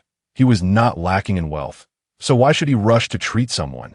In Su Yi's eyes, the distinction between a so-called prominent figure and an ordinary person was negligible. In death, we all return to the earth. Is this Su Yi? I am on my way to see you. Let's discuss this in person. In the next moment, a youthful voice resonated on the line, full of vigor, which was unexpected for someone purportedly suffering from an incurable illness. A cold smile crept onto Su Yi's lips. He had sensed a difference in Shun Mingwen's tone earlier. And indeed, there was another person present. Not inclined to entertain rudeness, he replied coolly, It's too late today. I need to rest. Let us reschedule. The breathing on the other end grew heavier.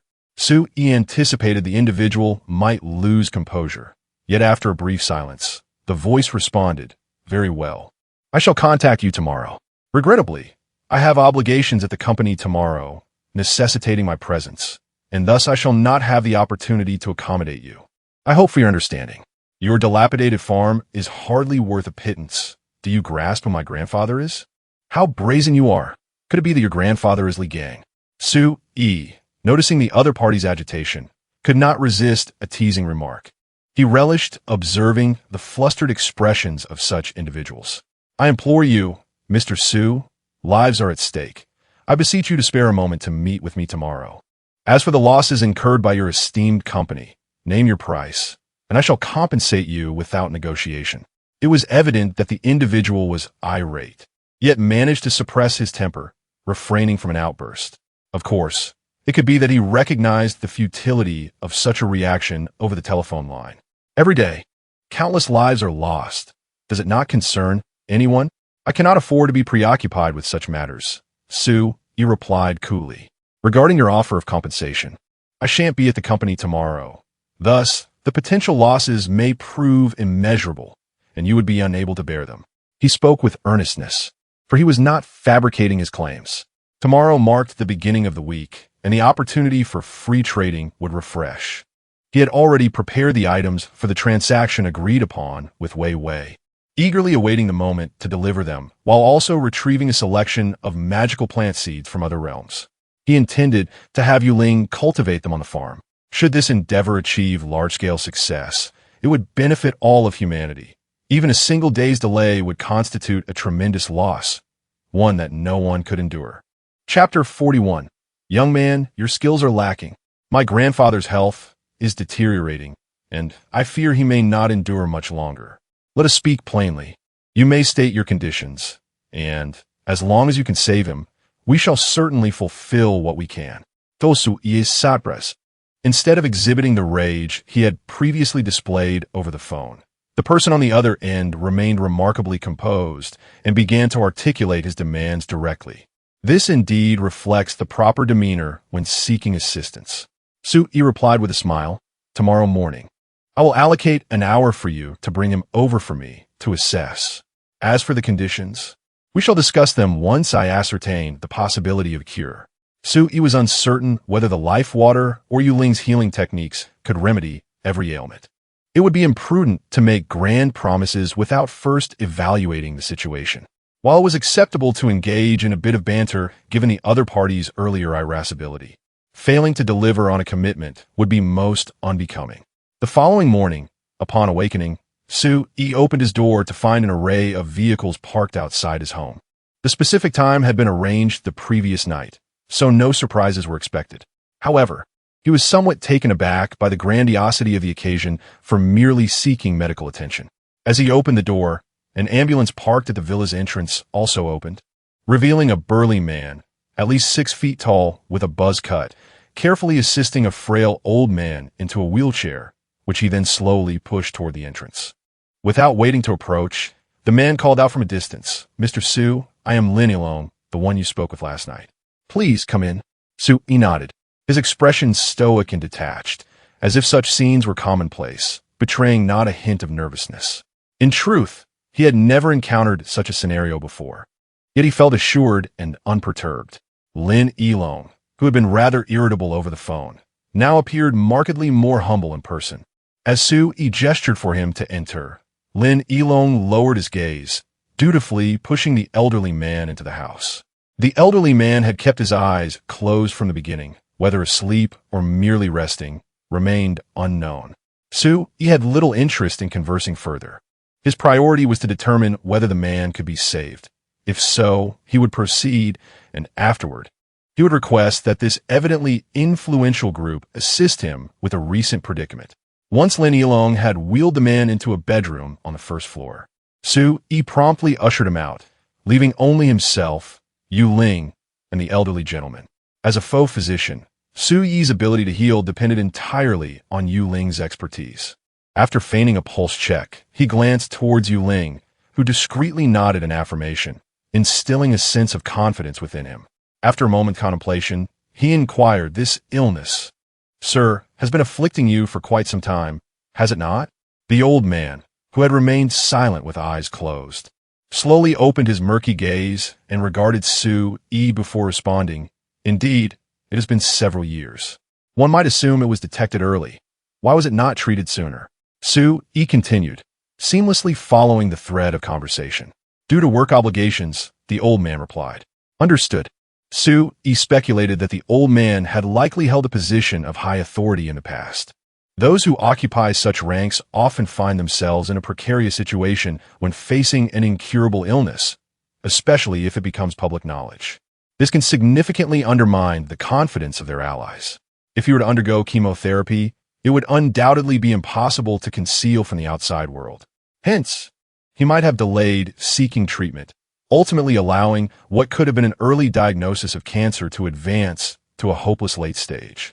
Under normal circumstances, prominent figures typically possess dedicated medical support teams and undergo regular checkups, ensuring that cancer would never reach such an advanced stage, unless, of course, it were a hereditary disease like that of Shun Ying. However, it was evident that the old man's condition was not hereditary. Yet, Su-yi had no knowledge of the exact ailment. He certainly wasn't a real doctor. Moreover, even a genuine physician wouldn't be able to diagnose cancer simply by taking a pulse.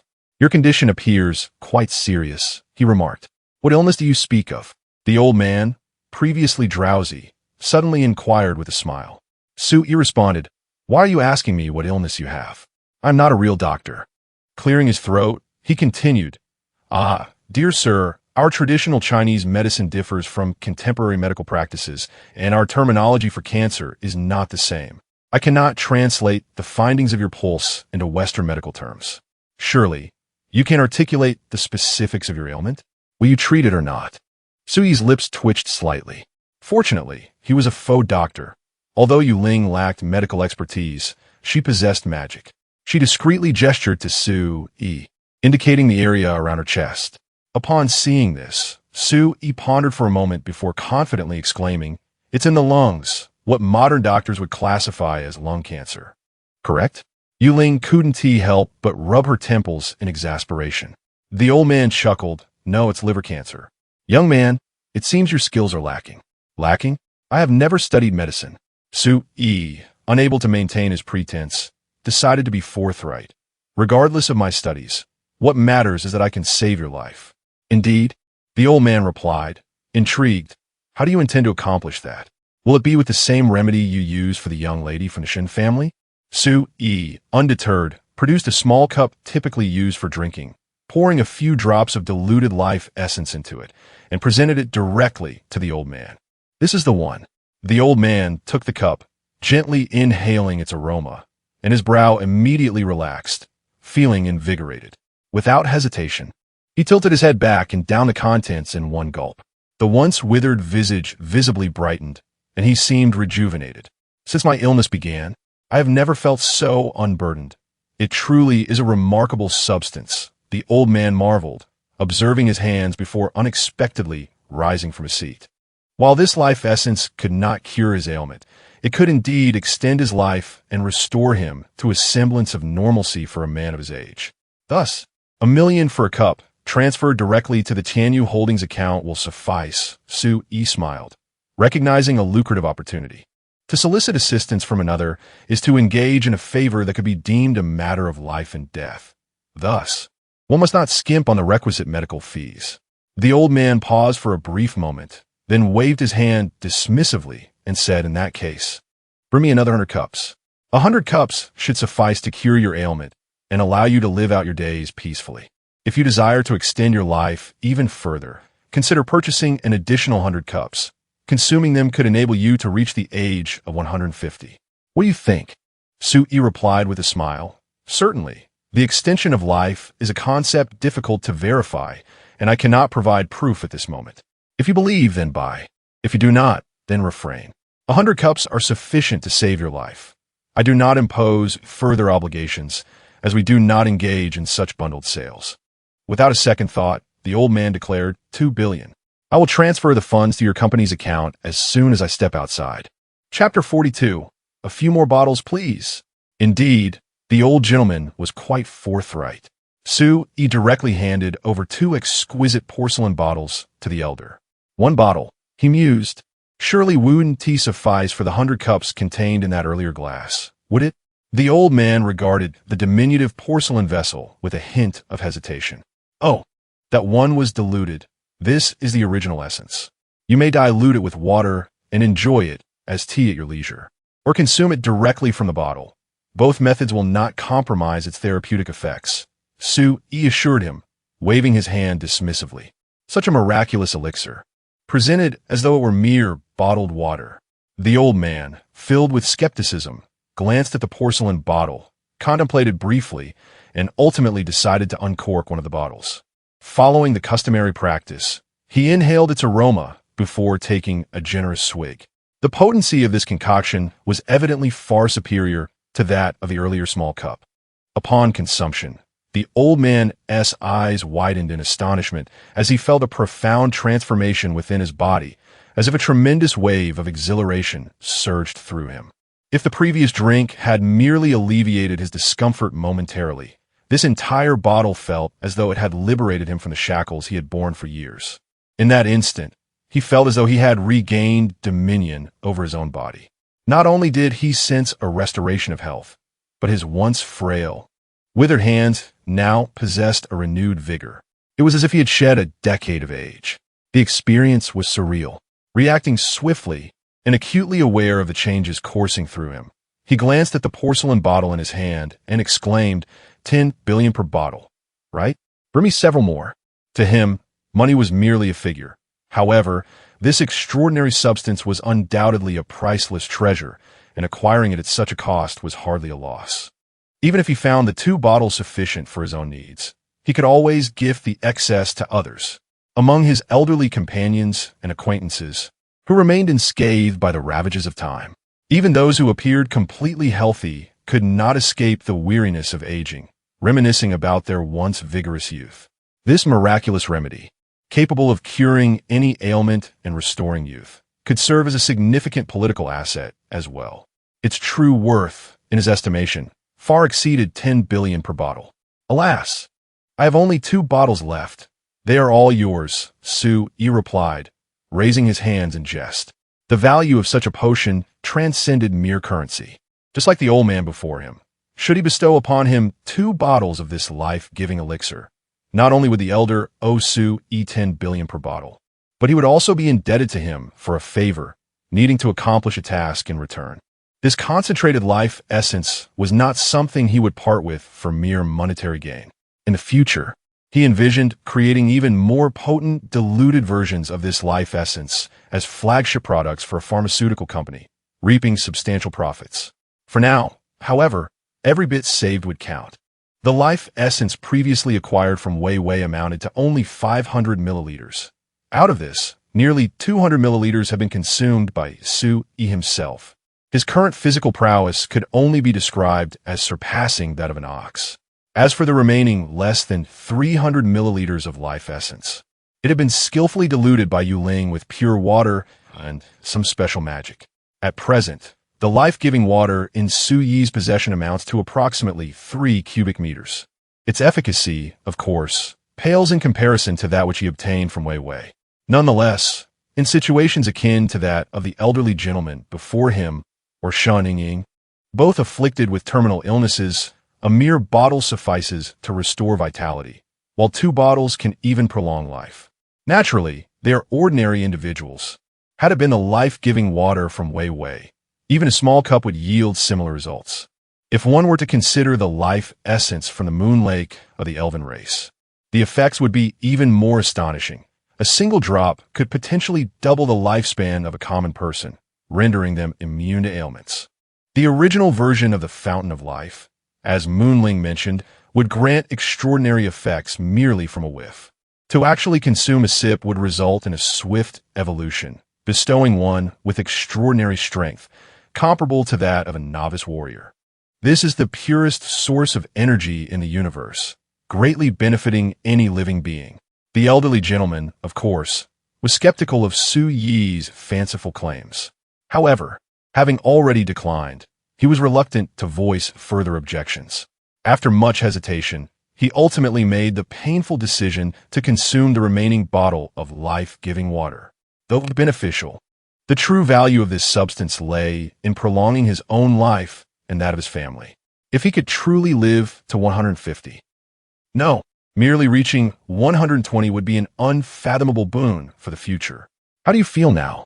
A bit better, I trust? Su-yi inquired with a smile, observing the man down 2 bottles in quick succession. Remarkably well. I feel as though I have regained much of my youth. Since turning 40, I have never felt this invigorated, the elderly man replied, his vitality visibly restored. Even the once balding and graying crown of his head now bore a hint of dark hair. The wrinkles on his skin had diminished significantly. Were he to walk out at this moment and claim to be a man of 70 or 80, few would believe him, judging solely by appearance. He could easily pass for someone in their 40s, and with a bit of grooming, he could convincingly assert he was under 40, merely appearing older than his years. With the old gentleman's condition addressed, Su-yi seized the opportunity to request a favor, though he presented it with an air of entitlement rather than a plea for assistance. The elderly man, unfazed, readily replied, "Previously, Ilong made a promise to you. The Lin family shall certainly uphold it. Speak freely within our means. I wish to establish a few companies."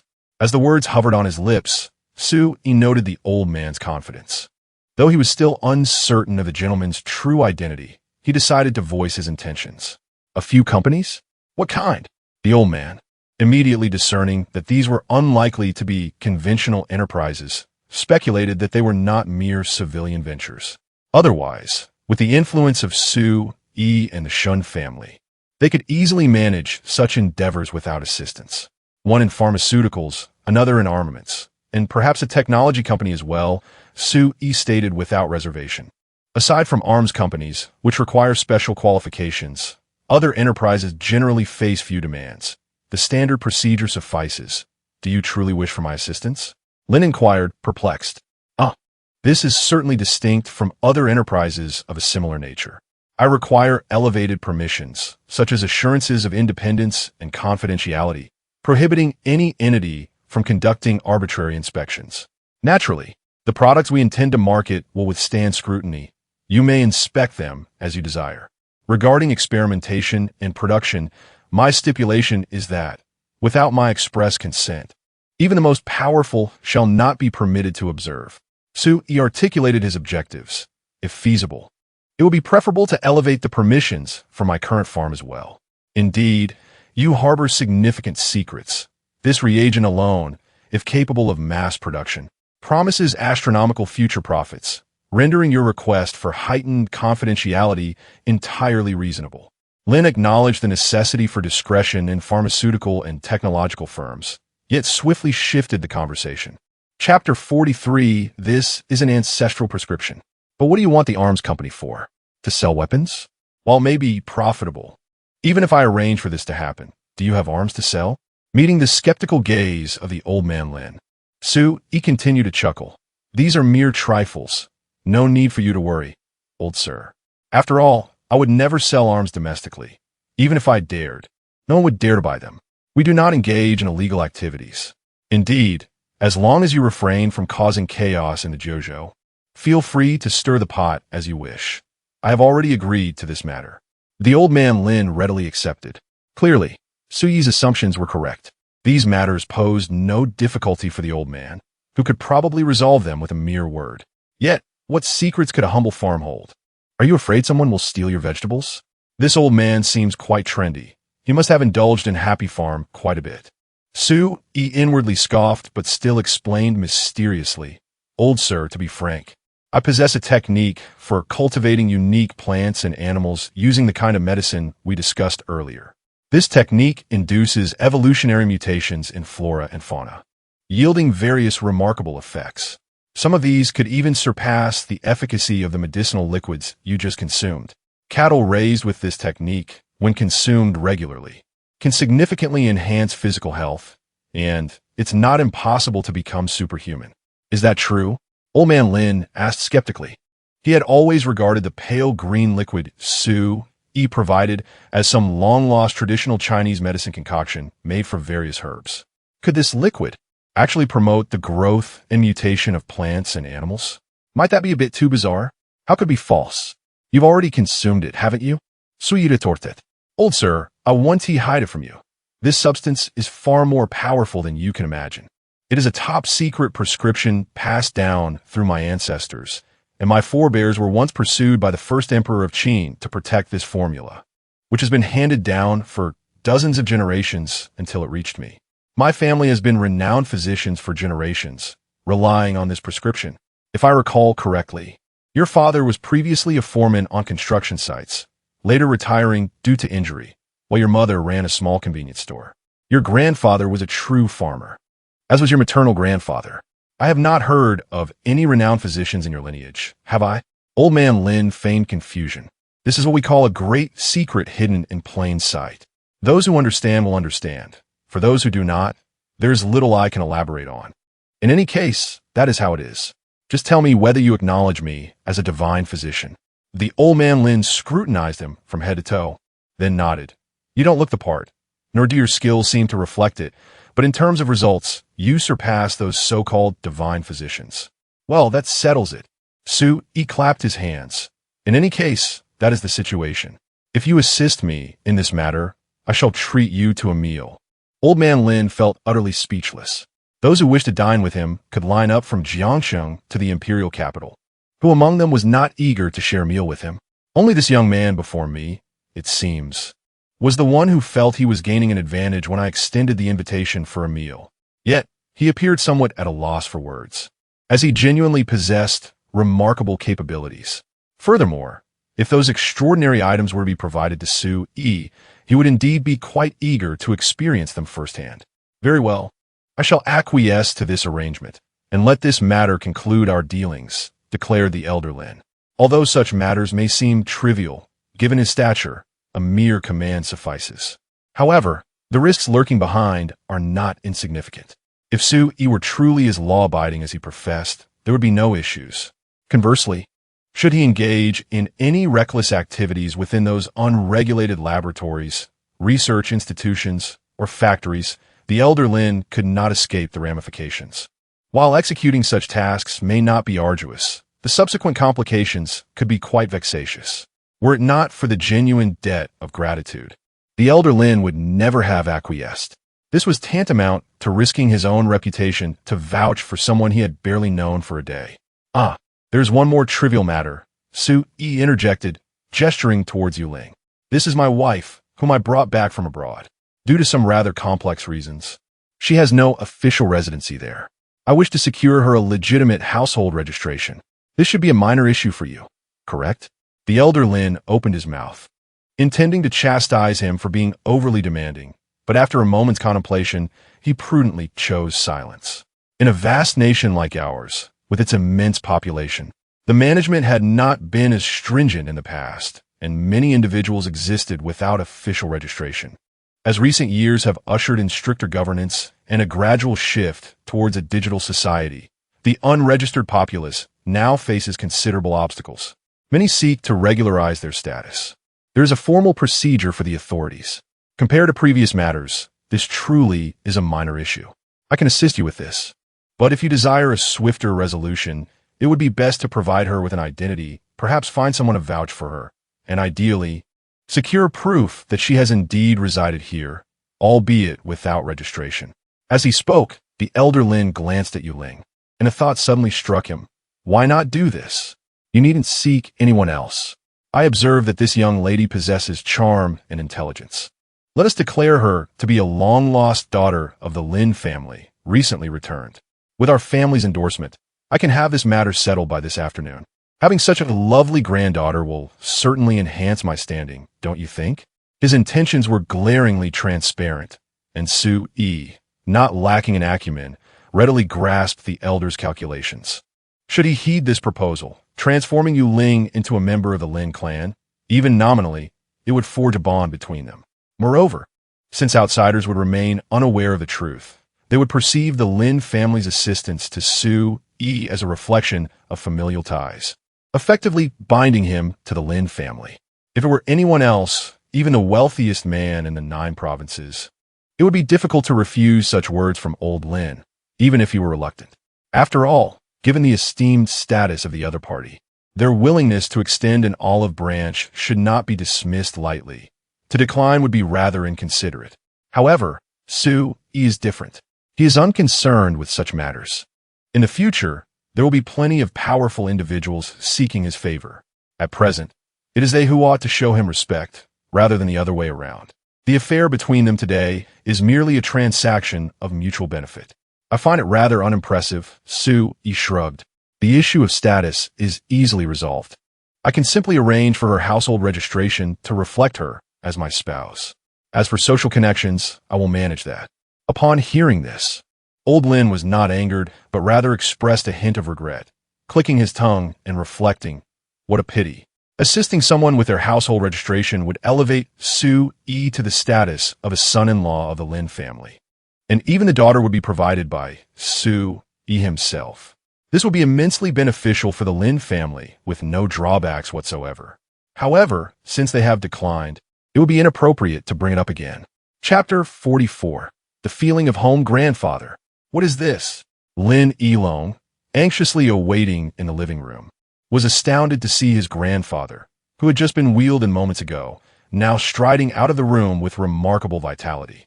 The old man's energy seemed to surpass that of his 20-something grandson, and even his once thinning white hair had miraculously transformed into a lustrous head of black. The transformation was astonishing, altering even the way he looked at Su-yi. What is this? It's as if Hua Tuo has returned to the mortal realm. No, wait. Even Hua Tuo couldn't cure cancer. Moreover, it wasn't merely healing the illness. The most astonishing part was that he appeared to have regained decades of youth, an unequivocal rebirth. If someone were to say Su-yi had fed Lin Leoi a miraculous elixir, Lin Yilong would wholeheartedly believe it, ignoring his grandson's bewilderment. The elder Lin summoned his secretary to relay some tasks concerning Su-yi before taking his leave. Although Lin Yilong was immensely curious about how Su-yi had accomplished such a feat, he felt the weight of his grandfather's presence and refrained from inquiring at that moment, resolutely deciding to seek clarification later. This was utterly incredible. It was akin to resurrecting the dead.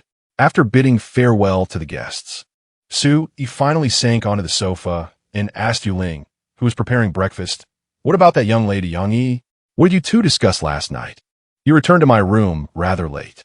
Without turning her head, Yuling replied while frying eggs, "She's probably still asleep. We didn't talk about much. Just shared a few thoughts on life and aspirations. She's quite an endearing girl with no ill intentions. Her dreams revolve around enjoying delicious food, having fun, and being a carefree slacker." Yuling possessed a kind of innate sensitivity to her surroundings, and since she mentioned Yang Yi was still asleep, there would naturally be no awkwardness of her suddenly appearing downstairs mid-conversation. Hearing this, Su-yi remarked, "Indeed, those aspirations are quite grand. However, for the majority of ordinary individuals, achieving such goals is truly challenging." Over the past few days, Yuling had gained some understanding of the societal dynamics here and chuckled in agreement. "Yes, it is quite difficult. That is why I offered her some advice." "What kind of advice?" Su-yi inwided. "I told her that as long as she follows you, all of this can be easily realized, and undoubtedly, her life will be more splendid, exciting, and effortless than she imagines." Yuling chuckled, covering her mouth. "I said it in a half-joking manner, but ISNT had often said that truths are hidden within jest."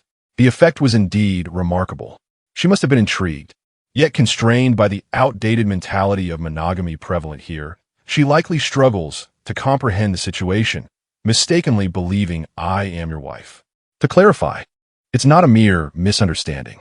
Once Lin Leoi completes your household registration, we will, in the eyes of the law, truly be husband and wife. Su-yi replied with a smile. Yuling's busy form visibly paused for a moment before she responded, "That sounds quite good." Having said this, she returned to her focus on preparing breakfast, remaining silent thereafter. Su-yi approached her from behind, unabashedly wrapping his arm around her slender waist, and asked, "What is the matter? Are you reluctant, or perhaps overwhelmed with emotion?" "I am not reluctant," Yuling replied softly. "That's good," Su-yi said, holding her quietly, inhaling the delicate fragrance of her hair. After a considerable pause, he remarked, "From now on, this will be your home." Yuling opened her mouth, a multitude of words swirling within her, yet ultimately coalescing into a single word. "All right." In truth, there was one matter she had deceived Su-yi about. While it was true that their world embraced a culture of polygamy, this did not extend to the elven race. Elves were destined to love but one person throughout their lives. Her decision to become Su-yi's guardian knight may have been born of necessity. Yet the moment she willingly chose to share her intimacy with him, it signified that she had wholly devoted herself to him. The rationale behind her choice stemmed from two factors. Firstly, given her beauty and the binding contracts of their agreement, she believed it was only a matter of time before this bond solidified. Secondly, she felt a sense of home in Su-yi's presence.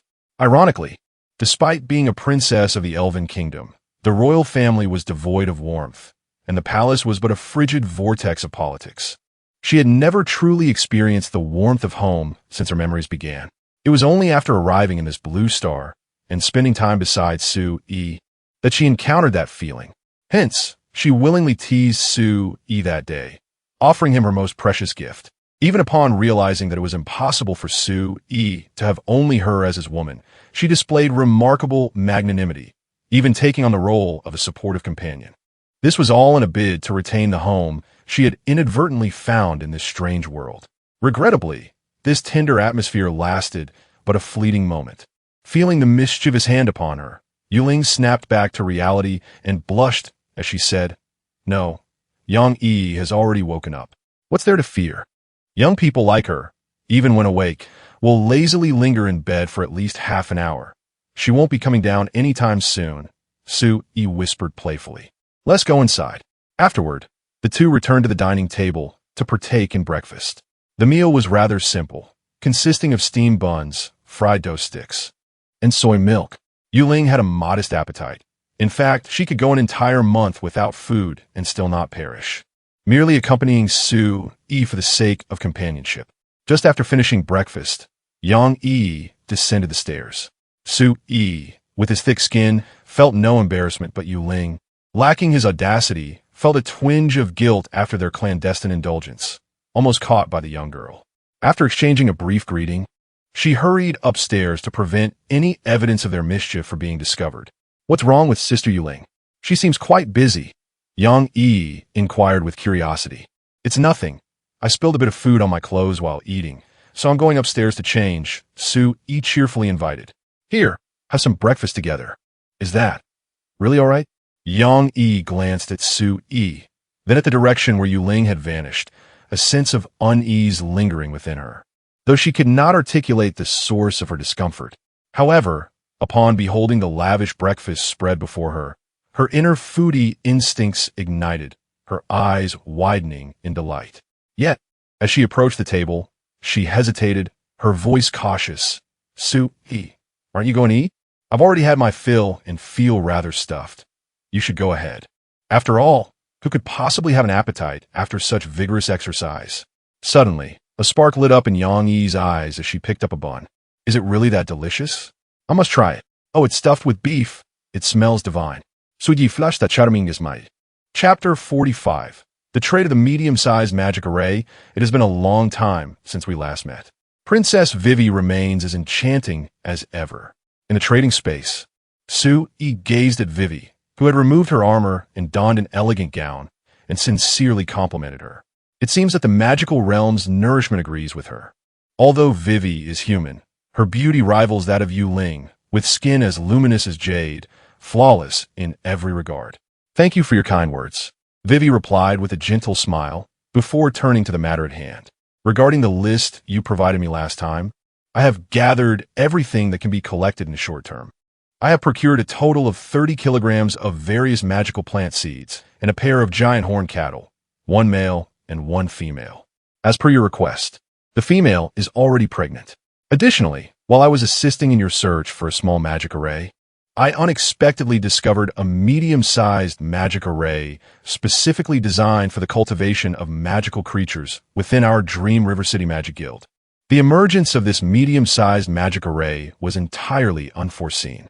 The Magic Guild's headquarters was poised to develop a new ranch in the southern foothills of the continent, with the nearest teleportation array located in Dream River City.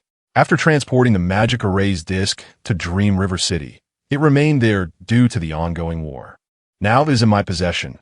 However, given that it is a medium-sized magic array, its value far exceeds that of a small one. If you wish to acquire it, we will likely need to renegotiate the price. Of course, if you do not wish to proceed at this time, that is perfectly fine. Such items are always in demand here, and I'm not concerned about selling it. The small magic array you previously reserved is also ready for you. The choice is yours. In addition to these items, I have prepared a substantial quantity of the magical fruits and the blood and flesh of magical beasts that you specifically requested, totaling around 5 tons. If you can provide sufficient food supplies, we can offer you even more next time. After hearing Vivi's words, Su Yi could not help but exclaim, "Is it truly appropriate for you to take what the Magic Guild left behind?" "Absolutely," Vivi replied nonchalantly. "According to the war legislation of the Radiant Sun Empire, I, as the Lord of Dream River City, have the legal authority to requisition all resources within my territory during wartime. The medium-sized magic array has silently appeared within my domain, and I have yet to hold them accountable for concealing vital strategic resources during the war. Or do they have to withhold their possessions? I heard from Yuling that the Magic Guild is backed by the Magic Empire, which is no less powerful than your Radiant Sun Empire. Can they truly accept this situation? That is a matter to be debated between the higher echelons of the two empires, and it does not concern me. Vivi shrugged, unfazed. Unless those antiquated figures wielding their staves are willing to escalate a minor conflict over a mere magic array into a full-blown war, this issue will surely amount to nothing. Well, you've inquired repeatedly. Do you wish to proceed or not? Since you've already taken it, I certainly want it. What is the price? Sui repeat, as if it were a matter of course. To reject something valuable is truly a sign of folly. Wei Wei extended a slender finger. 1,000 tons of grain? No, 100,000 tons. Wei Wei shot him a disdainful glance. With this medium-sized magic array, even if I were to cultivate a plot of ordinary grain in Dream River City, I could harvest over 10,000 tons in a mere month. You cannot possibly claim ignorance about the effects of these magic arrays that Yuling has undoubtedly informed you of. 100,000 tons. Su-yi awkwardly rubbed his brow. To be fair, this magic array is indeed worth such an amount, and its true value far exceeds the mere 100,000 tons of grain. According to Yuling's prior explanation, the coverage area of a small magic array is approximately 10 square kilometers. The usable area of Su-yi's current farm is around 17,000 acres, which translates to just over 11 square kilometers. A small magic array could easily encompass most of the farm's area, leaving just enough space for other activities, thus effectively concealing its presence. The medium-sized magic array is astonishing. Its coverage is not fixed and varies based on the magical concentration of its placement. It can cover at least 100 square kilometers and potentially reach up to 1,000 square kilometers. Most importantly, this device can be manually adjusted to regulate its range. By reducing the coverage area, the magical potency within can be intensified, thus promoting optimal growth conditions for living organisms. Within the coverage of a small magic array, even the most inferior results can shorten the cultivation cycle of ordinary crops by 2/3.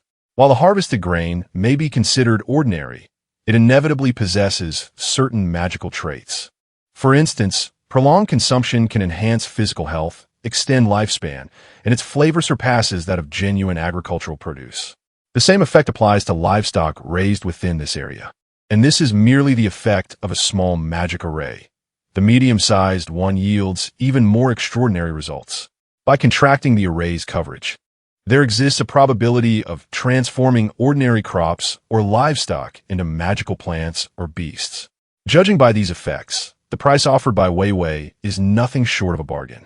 It is likely that in their world, such a device would be difficult to sell quickly, which account for her remarkably low price. However, acquiring 100,000 tons of grain remains a daunting challenge for Su-yi, even at present.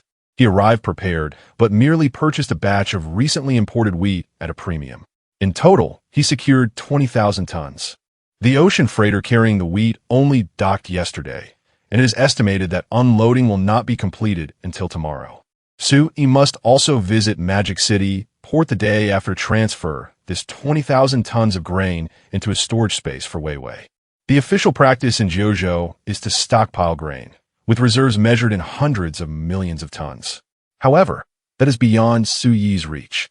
Moreover, large-scale commodity trade typically has buyers lined up before the vessel departs from the shipping point. The acquisition of these 20,000 tons of grain came at a considerable cost, coupled with a measure of fortuitous circumstance. It remains uncertain whether such good fortune will befall him again in the future. Should he opt to procure directly from the shipping source and transport it via ocean freighters, the time required would essentially be measured in months. Several immediate matters are already in motion, as Su-yi has indeed initiated arrangements for this endeavor. Thus, this 20,000 tons of grain represents the utmost he can secure in the short term, unless he ventures abroad to the country of origin himself. However, this would introduce a host of additional complications, such as the absence of domestic farms to discreetly absorb this grain. The ambiguous destination of such a substantial quantity could easily attract unwanted attention, potentially jeopardizing the integrity of the trading platform. Securing 100,000 tons of grain in the short term is exceedingly challenging. To fully replenish the supply would necessitate at least a month's time. Chapter 46. Can a bow and arrow be exchanged? After much contemplation, Su-yi finally voiced his difficulties. Wei Wei, however, was not taken aback by his predicament. Although she surmised that Su-yi held considerable power in his own realm, the sheer volume of 100,000 tons of grain was indeed substantial, and it was reasonable that he could not procure it immediately. Thus, she had already devised a plan and promptly suggested, "No worries, if grain is unavailable. We can substitute it with other commodities, such as weaponry. I am in need of swords, bows, arrows, and armor, particularly those consumable items like bows and arrows. For every bow you possess, I will require an equivalent amount. In the theater of war, the significance of armaments is evidently as paramount as that of sustenance." Upon hearing this, Su-yi found himself invigorated. He had come prepared and had brought with him some specialties from Blue Star, such as a compound bow.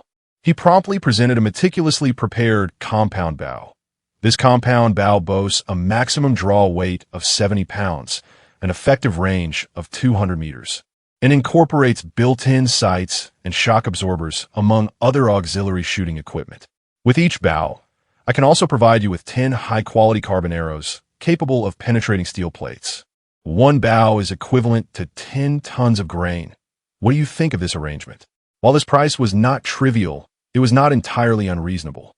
The compound bow he offered was of exceptional quality, retailing for at least 8,000 units. Conversely, a ton of grain, particularly less expensive aged grain, could be procured for under 2,000 units. Thus, the cost of the bow approached the price of 5 tons of grain, and Su-yi's selling price was merely double, which could be considered quite fair. Of course, Su-yi had already begun negotiations to acquire the manufacturer of these compound bows prior to his arrival. Should that acquisition succeed, the cost would be an entirely different matter.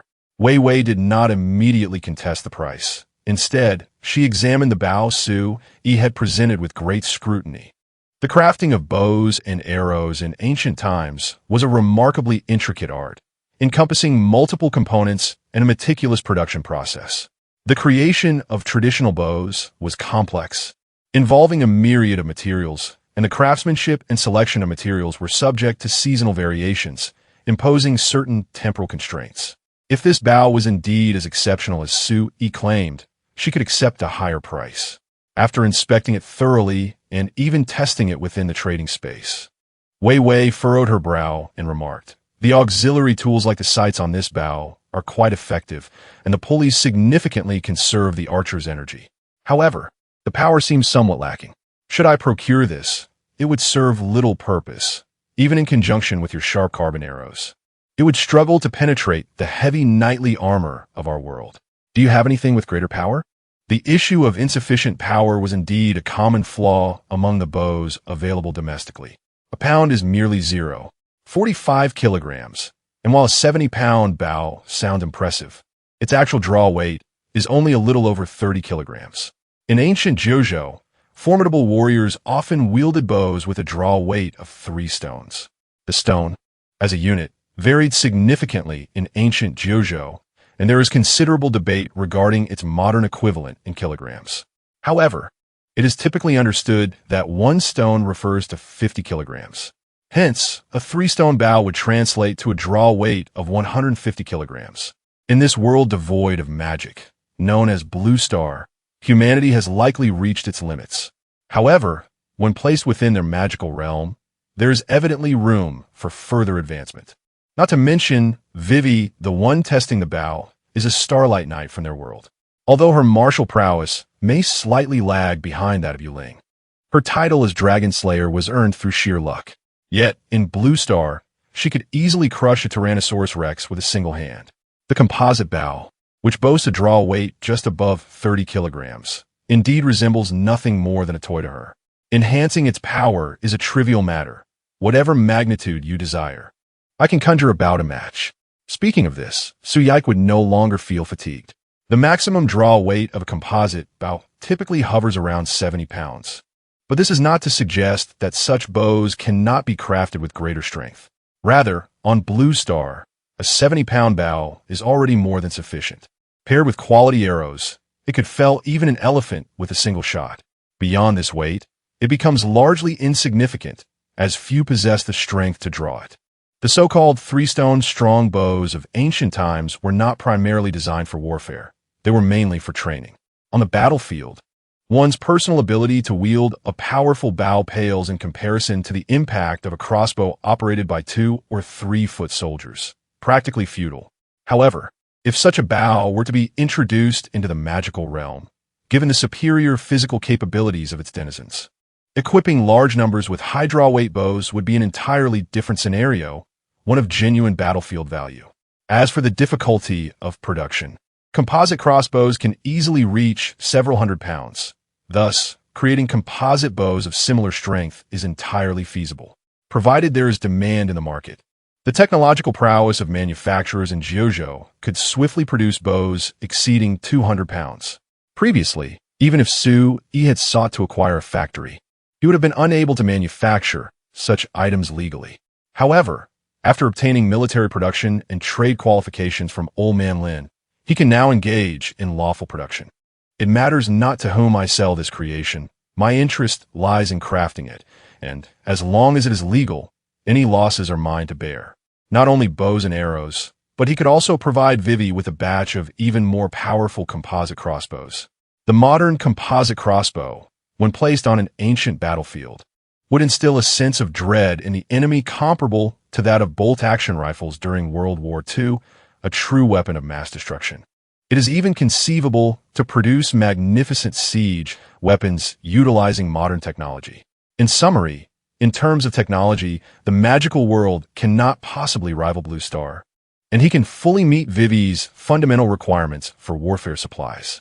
Naturally, they too possess their own formidable weapons, such as special bows and arrows infused with magic. However, such items are destined to remain rare and cannot be widely disseminated. In contrast, Su-yi is backed by a vast industrialized nation, providing him with absolute advantages in both production and cost for these essential items. If we consider the draw weight in pounds, as you mentioned, a bow around 200 pounds would be exceedingly rare on our side, and once a certain scale is achieved, even a legitimate knight clad in full armor and protected by divine light would dare not charge into such a hail of arrows. Vivi pondered. 10,000 sets of such formidable bows, each accompanied by 10 corresponding arrows and 100 more potent arrowheads, equate to 50,000 tons of grain. The bows of Blue Star are indeed overvalued. The exorbitant amount paid for this compound bow by Su-yi primarily stems from the added value exceeding its intrinsic worth. With the bow and arrow having completely exited the battlefield, they have transformed into a niche pastime for the affluent. It is well known that the cost of weaponry and sporting equipment is hardly comparable. However, Vivi's decisive strike on the price, severing it by half, was somewhat outrageous. Naturally, Su-yi had to argue his case vigorously. Ultimately, both parties reached an agreement: 10,000 strong bows, each exceeding 200 pounds, along with 10 specially crafted arrows and 100 unique arrowheads, would be exchanged for a deduction of 80,000 tons of grain. Chapter 47. I Still Have Firearms. In exchange for the remaining 20,000 tons of food, Su-yi decided to provide 1,000 sets of full-body heavy armor and 1,000 powerful composite crossbows. He needed to deliver all the weaponry and equipment to Wei Wei within a month, a timeline that he deemed rather ample. As long as he had the financial resources, factories were readily available. With such a modest quantity of items, a few modifications to the production line at a modern factory, combined with full operational capacity, could see completion within mere days. Thus, the medium-sized magic array would be settled. However, the treasures Wei Wei brought him extended far beyond this. The seeds of magical plants and the 2 enormous horn cattle were worth thousands of tons of food. Additionally, Wei Wei had also brought nearly 5 tons of magical crop fruits and the flesh and blood of magical beasts. The 20,000 tons of wheat Su-yi had prepared were insufficient to cover the costs. Fortunately, he had previously acquired several thousand tons of food under the guise of a farm in Jiang City. After some negotiation, they ultimately agreed on a purchase of 28,000 tons of food for the items Wei Wei provided. This batch of food needed to be transferred within a week, representing what Su-yi could definitively pay within a specified time frame. There were other items, however, for which he could not settle the debts in the short term, such as the precious water of life. Before fleeing the Elven Kingdom, Yuling had not only had the core of the Fountain of Life embedded within her by the High Priest of the Elven race through special means, but also taken with her all the waters from the Fountain of Life.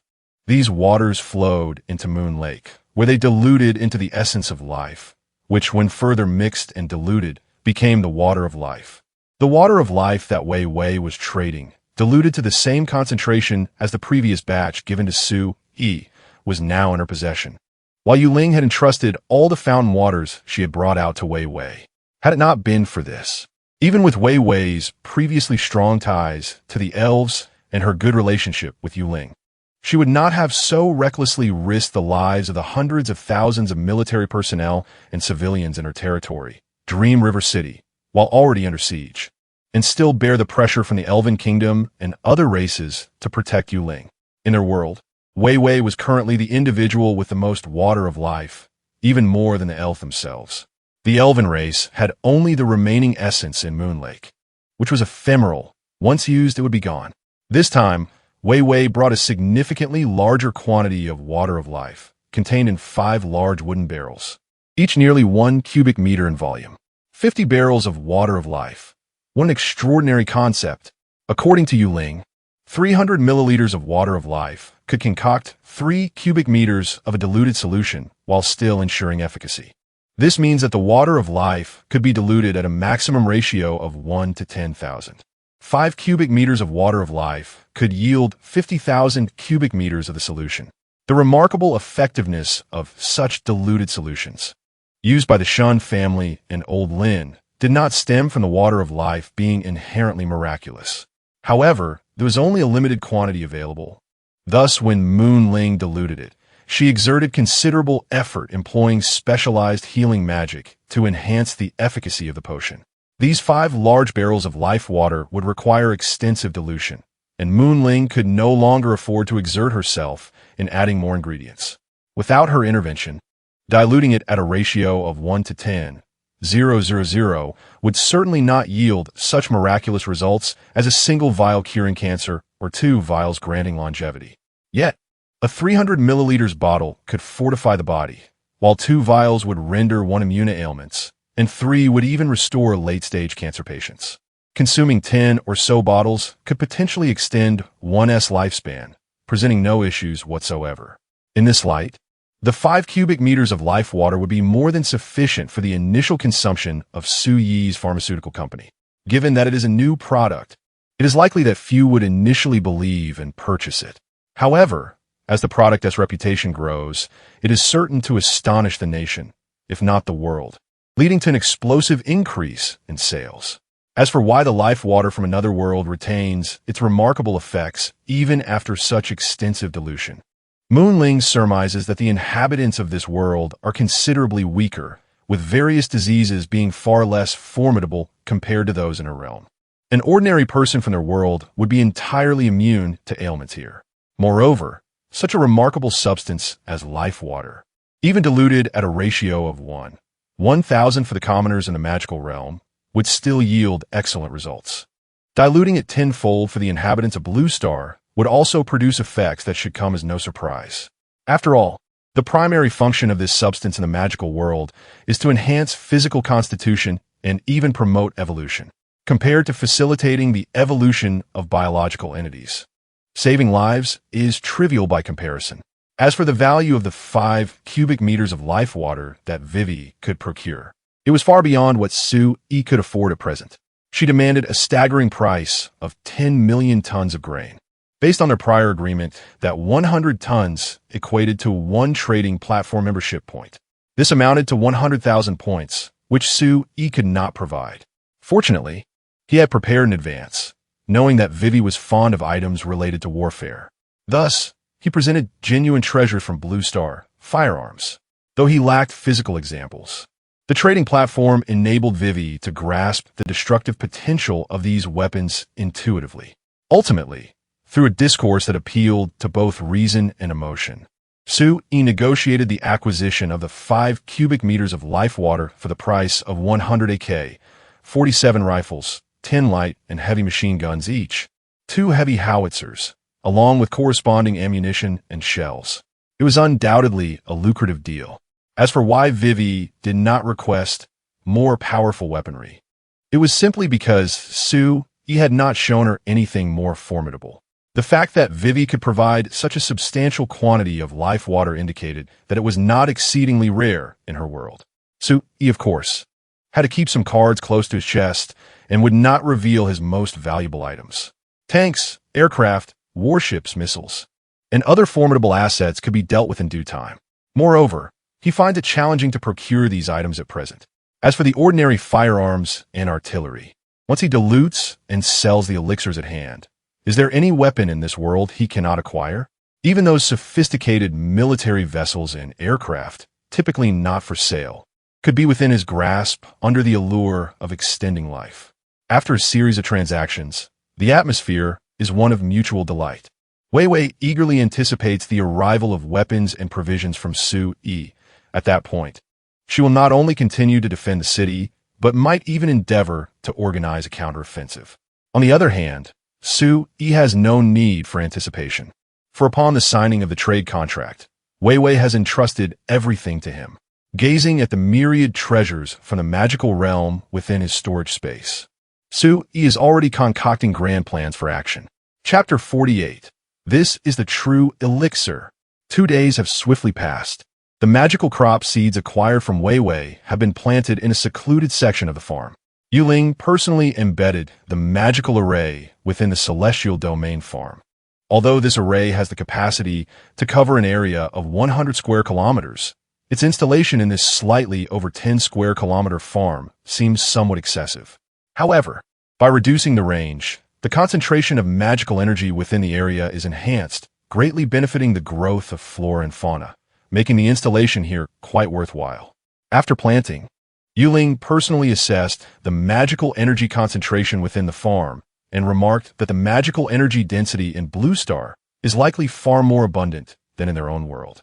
Yet, the inhabitants here remain oblivious to the presence of such a substance in the air, lacking any means to harness it. Even without activating the magical array, the magical plants, given their current high-density cultivation, should thrive within the farm. Now, with the array support, the crops that grow the fastest are expected to be ripe for harvest within a week. These are strawberries from the magical realm, renowned for their sweetness and size. The slowest growing crops should reach maturity within a month at the latest.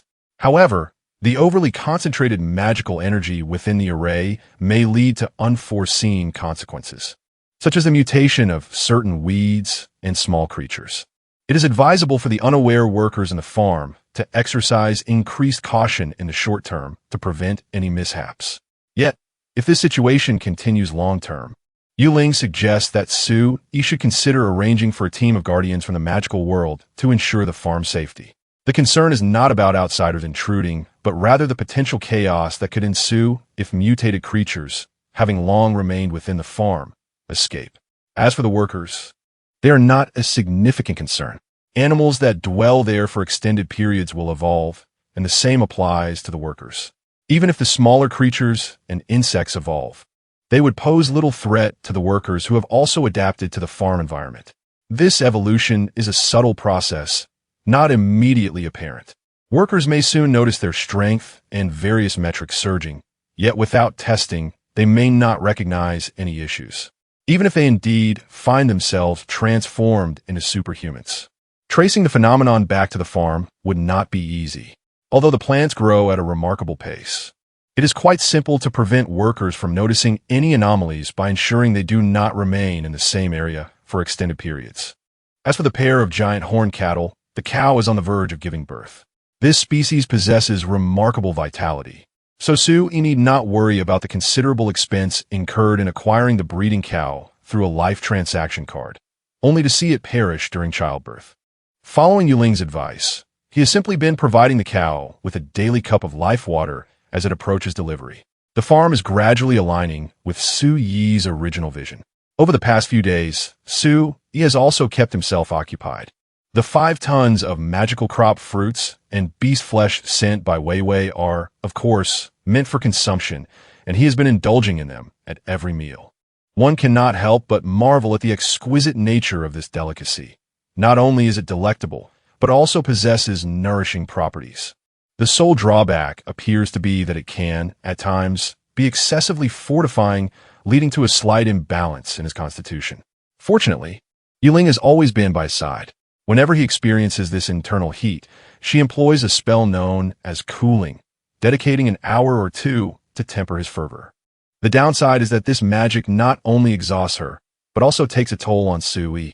Had he not consumed a considerable amount of magical sustenance recently, significantly enhancing his vitality, the intensity of this ordeal would have left him utterly fatigued.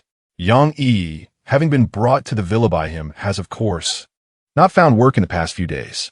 The notion of summer jobs is merely a ruse concocted by their parents to facilitate matchmaking. Yang Yi hails from a relatively affluent family, and it is hardly reasonable to expect her to venture out in such sweltering heat in search of employment. She quickly acclimates to the languorous lifestyle of idling in the Grand Villa. Under Yuling's incessant influence, her gaze towards Su has taken on an unusual quality. This peculiar situation prompts Su Yi to exclaim in astonishment, were it not for the fatigue. He would undoubtedly seize the opportunity to pen a novel titled Rebirth. My fairy wife is a support. Tomorrow, I must make a trip to the Magic City. Will you accompany me? Su Yi casually inquires during dinner. This question is certainly not directed at Yuling, who sees herself as his bodyguard and would naturally follow him wherever he goes, requiring no invitation. Me? Really? Yang Yi pauses, then curiously asks, is it for leisure or some other purpose? If it's for business, I want to tag along. Su Yi's journey to the Magic City is indeed to collect 2 tons of grain, which he is eager to deliver to Wei Wei within the stipulated time frame. It's for business, but it's not particularly formal, just a little outing for leisure. Should I come along? Would I be a third wheel? The young girl, candid and straightforward, casts a slightly ambiguous glance between the two. In recent days, due to Su Yi's frequent bouts of internal heat, the villa has been rife with tension. As an adult, she is not oblivious to what is transpiring between them. Initially, she would blush at the thought, but she has now grown accustomed to it, albeit at the cost of her undergarments. The most frequent activity has become bathing, which inevitably leads to washing delicate items. Why not just join in? Then you won't need to worry about being a third wheel. Su Yi internally scoffs, though he refrains from voicing this sentiment. The timing is nearly perfect. Capturing the attention of this youthful and enchanting girl would not pose a challenge. However, he is reluctant to appear overly proactive in such matters. For the one who takes the initiative often finds themselves in a position of disadvantage. After all, he is not in a hurry, and he is not lacking in female companionship. Yang Yi can only remain here for a month at most, as Su Yi is currently accommodating her out of respect for his mother. Once her school resumes, there will be no justification for her continued stay, nor any reason for her to linger here. It is highly probable that the two individuals will not meet again in the future. After all, Su Yi has become increasingly busy with his burgeoning company, which is expanding rapidly. Although Yang Yi has not been deliberately attentive, it is difficult for her to ignore the presence of his affairs while residing in the villa. From Yang Yi's perspective, it seems that Su Yi's mother remains unaware of the extent of her son's success in Jiangxin, which explains her decision to recommend Yang Yi. Once she discovers the magnitude of her son's accomplishments, it is uncertain whether she would still regard Yang Yi favorably. Had it not been for Su Yi's mother's introduction, Yang Yi would likely find it exceedingly difficult to engage with individuals from Su Yi's social stratum throughout her lifetime. Thus, in this matter, it is Yang Yi who feels the urgency. Meanwhile, someone is eager to have a beautiful companion by their side. With your striking beauty, how could you possibly be a mere distraction? Yiling effortlessly alleviated Yang Yi's concerns. The two women then began discussing their plans for outings in the bustling city, contemplating where to go and what to purchase. As for the true nature of their thoughts regarding leisure, that remains uncertain. Chapter 49. The product launch approaches Brother Su. Over here, upon disembarking from the plane, Su Yi encountered a familiar face at the airport. Lin Yilong, the grandson of the esteemed Lin Elder, who had once brought the old man to Su Yi's home seeking medical assistance. In truth, Lin Yilong possessed a commendable character, albeit with a somewhat impatient disposition. It was said he had just retired from military service. After Su-yi miraculously restored the Lin elder's health, Lin Yilong's demeanor underwent a complete transformation. He became as affectionate as a blood brother. Before leaving Jiangsheng, he had promised Su-yi a celebratory meal upon his arrival in the bustling metropolis of Magic City. This visit was merely a casual mention to Lin Yilong, without any expectation for him to meet at the airport. Yet, Lin Yilong took the initiative to come and greet him. It was indeed a pleasant surprise to be received so warmly by the young Master Lin. One does not strike a hand that offers a smile, and since Lin Yilong approached him with such courtesy, Su-yi graciously returned the gesture, which instantly brightened Lin Yilong's spirits. "See, everyone, this is my brother, the miraculous Dr. Su-yi," exclaimed Lin Yilong, introducing his entourage. They were all scions of influential families, and the one among them with the least visible status hailed from a renowned enterprise in the 9 provinces. The higher echelons, like Lin Yilong, refrained from disclosing their family backgrounds or business dealings, hinting at the discreet nature of these affluent individuals. These were potential major clients, and Su-yi intended to leverage the life-giving water to significantly benefit their households. Naturally, he was exceedingly polite, although the accompanying guests were unaware of the life-giving water. They recognized that the ailing patriarch of the Lin family had been revived by the young man before them. Thus, regardless of their inner thoughts, they outwardly expressed utmost cordiality.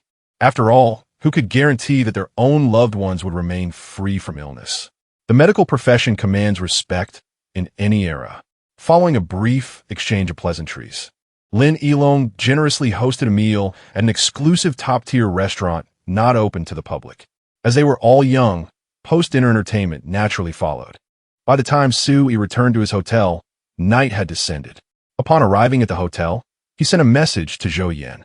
Almost immediately, Zhou Yan returned his call. "Mr. Su, have you finished your tasks?" "Yes, how did everything go?"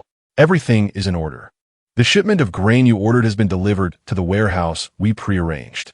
You can come over to handle it whenever you have time," Zhou Yan replied promptly. Additionally, the arrangements for the press conference are nearly complete. The Magic City Exhibition Center has been reserved, and the venue is currently being set up. There will be no issues for the launch in 2 days. "Good, I trust your work. You've put in considerable effort these days." After the press conference, "Make sure to take some time to rest," Su-yi said with a smile. "Mr. Su, where did you hear such words?" "The excellent treatment you bestow upon me is merely my duty to the company. I do not dare claim any hardship on your part. As for taking leave, it seems the company will be quite busy in the days ahead, so I must graciously decline your kind offer, Mr. Su." Clearly, as a professional manager, Zhou Yan understands all too well the type of employees that captivate the boss. Do not be too hasty in refusing. "Did I not mention that you may choose the time? Take your leave whenever you deem it appropriate." Su-yi smiled, not dwelling on the matter any further. In fact, just a few days prior, having assisted old Lin in resolving the registration issues of the medical company, Su-yi had already dispatched Zhou Yan to the bustling metropolis of Magic City. The intention was to have him generate anticipation for the company's products and to prepare for a grand launch event to thoroughly promote the elixir of life, marking the inaugural celebration of the medical company's establishment. To elaborate, Su-yi currently oversees numerous companies under the auspices of Tianyu Holdings, ranging from farms to military enterprises, and even a shell company, Tianyu Technology. Besides these, he has acquired several factories previously engaged in the production of composite bows and other sporting equipment, resulting in a myriad of fragmented assets. However, strictly speaking, all these companies are currently operating at a loss, sustained solely by Su-yi's financial contributions, as none of their products are available on the market, and thus, there are no profits to be made. The elixir of life, poised to be launched, is the first product across all subsidiaries of Tianyu Holdings and is certain to be a sensational success. It must be presented with grandeur. After all, even the finest wine fears the depths of obscurity. Although Zhou Yan holds the title of General Manager of Tianyu Ecological Farm, he is the only person Su-yi can rely on to manage these affairs. Surprisingly, Zhou Yan does not perceive this as being overworked or underpaid. Rather, he is elated. This reflects the trust and reliance the boss places in him. These days, managing the bee farm has left him with ample time, as the management of farms and the associated transactions are typically straightforward and do not demand much effort. Furthermore, as the crops mature and are sold, the vacant land is repurposed by Su-yi for cultivating new magical plants, reducing Zhou Yan's responsibilities even further. The only matter that weighs on his mind is Su-yi's inexplicable, yet unavoidable, request for grain procurement, which hardly qualifies as a significant concern. Despite nominally overseeing a vast farm valued in the hundreds of millions as general manager, he finds himself with little to occupy his days, leading to a sense of unease. Earning millions while remaining idle for an entire year leaves him feeling guilty about the compensation he receives. Thus, Su-yi's delegation of important tasks to him has come as a relief. Being engaged in work alleviates his fears of potential layoffs. Upon comprehending the miraculous effects of this elixir of life, Zhou Yan, who had been apprehensive about the relentless expansion of Su-yi's conglomerate without any substantial profits, felt a wave of relief. As one of the few senior executives, he had indeed witnessed the astonishing capabilities of the elixir, able to revive even those on the brink of death and remarkably devoid of any adverse effects. The future market potential of such a miraculous remedy was beyond his imagination. In Zhou Yan's perspective, with the elixir of life in their possession, no matter how recklessly Su-yi might squander funds, the company was assuredly secure. Consequently, his enthusiasm for work naturally surged. By the way, Mr. Su, we have followed your directives to promote the benefits of the elixir online, creating quite a stir. If you have a moment, it will be beneficial for you to observe and provide guidance. Chapter 50. Turmoil on the internet. Upon hearing Zhou Yan's words, Su-yi found himself intrigued. He had not concocted a more grandiose name for the life-giving water. Its subsequent market name remained simply life-giving water. Thus, locating the corresponding online entry was not a daunting task. He promptly opened a popular short video platform and swiftly unearthed a video with millions of likes and nearly 1 million comments. The video, merely a few dozen seconds long, conveyed a straightforward narrative. A couple, both only children, burdened with the responsibility of supporting their elderly parents while also raising their own children, found themselves under immense pressure.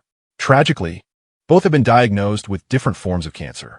Their demanding work schedules had prevented them from attending to their health, and by the time their conditions were diagnosed, it was already in the advanced stages, rendering them nearly beyond salvation. The initial 10 seconds succinctly introduced the couple's circumstances, instantly resonating with countless others facing similar familial obligations.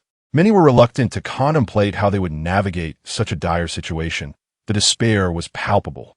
The latter half of the video featured segments where the couple was approached by representatives from Tianyu Medical. The video employed a template of images and text, intentionally omitting explicit details.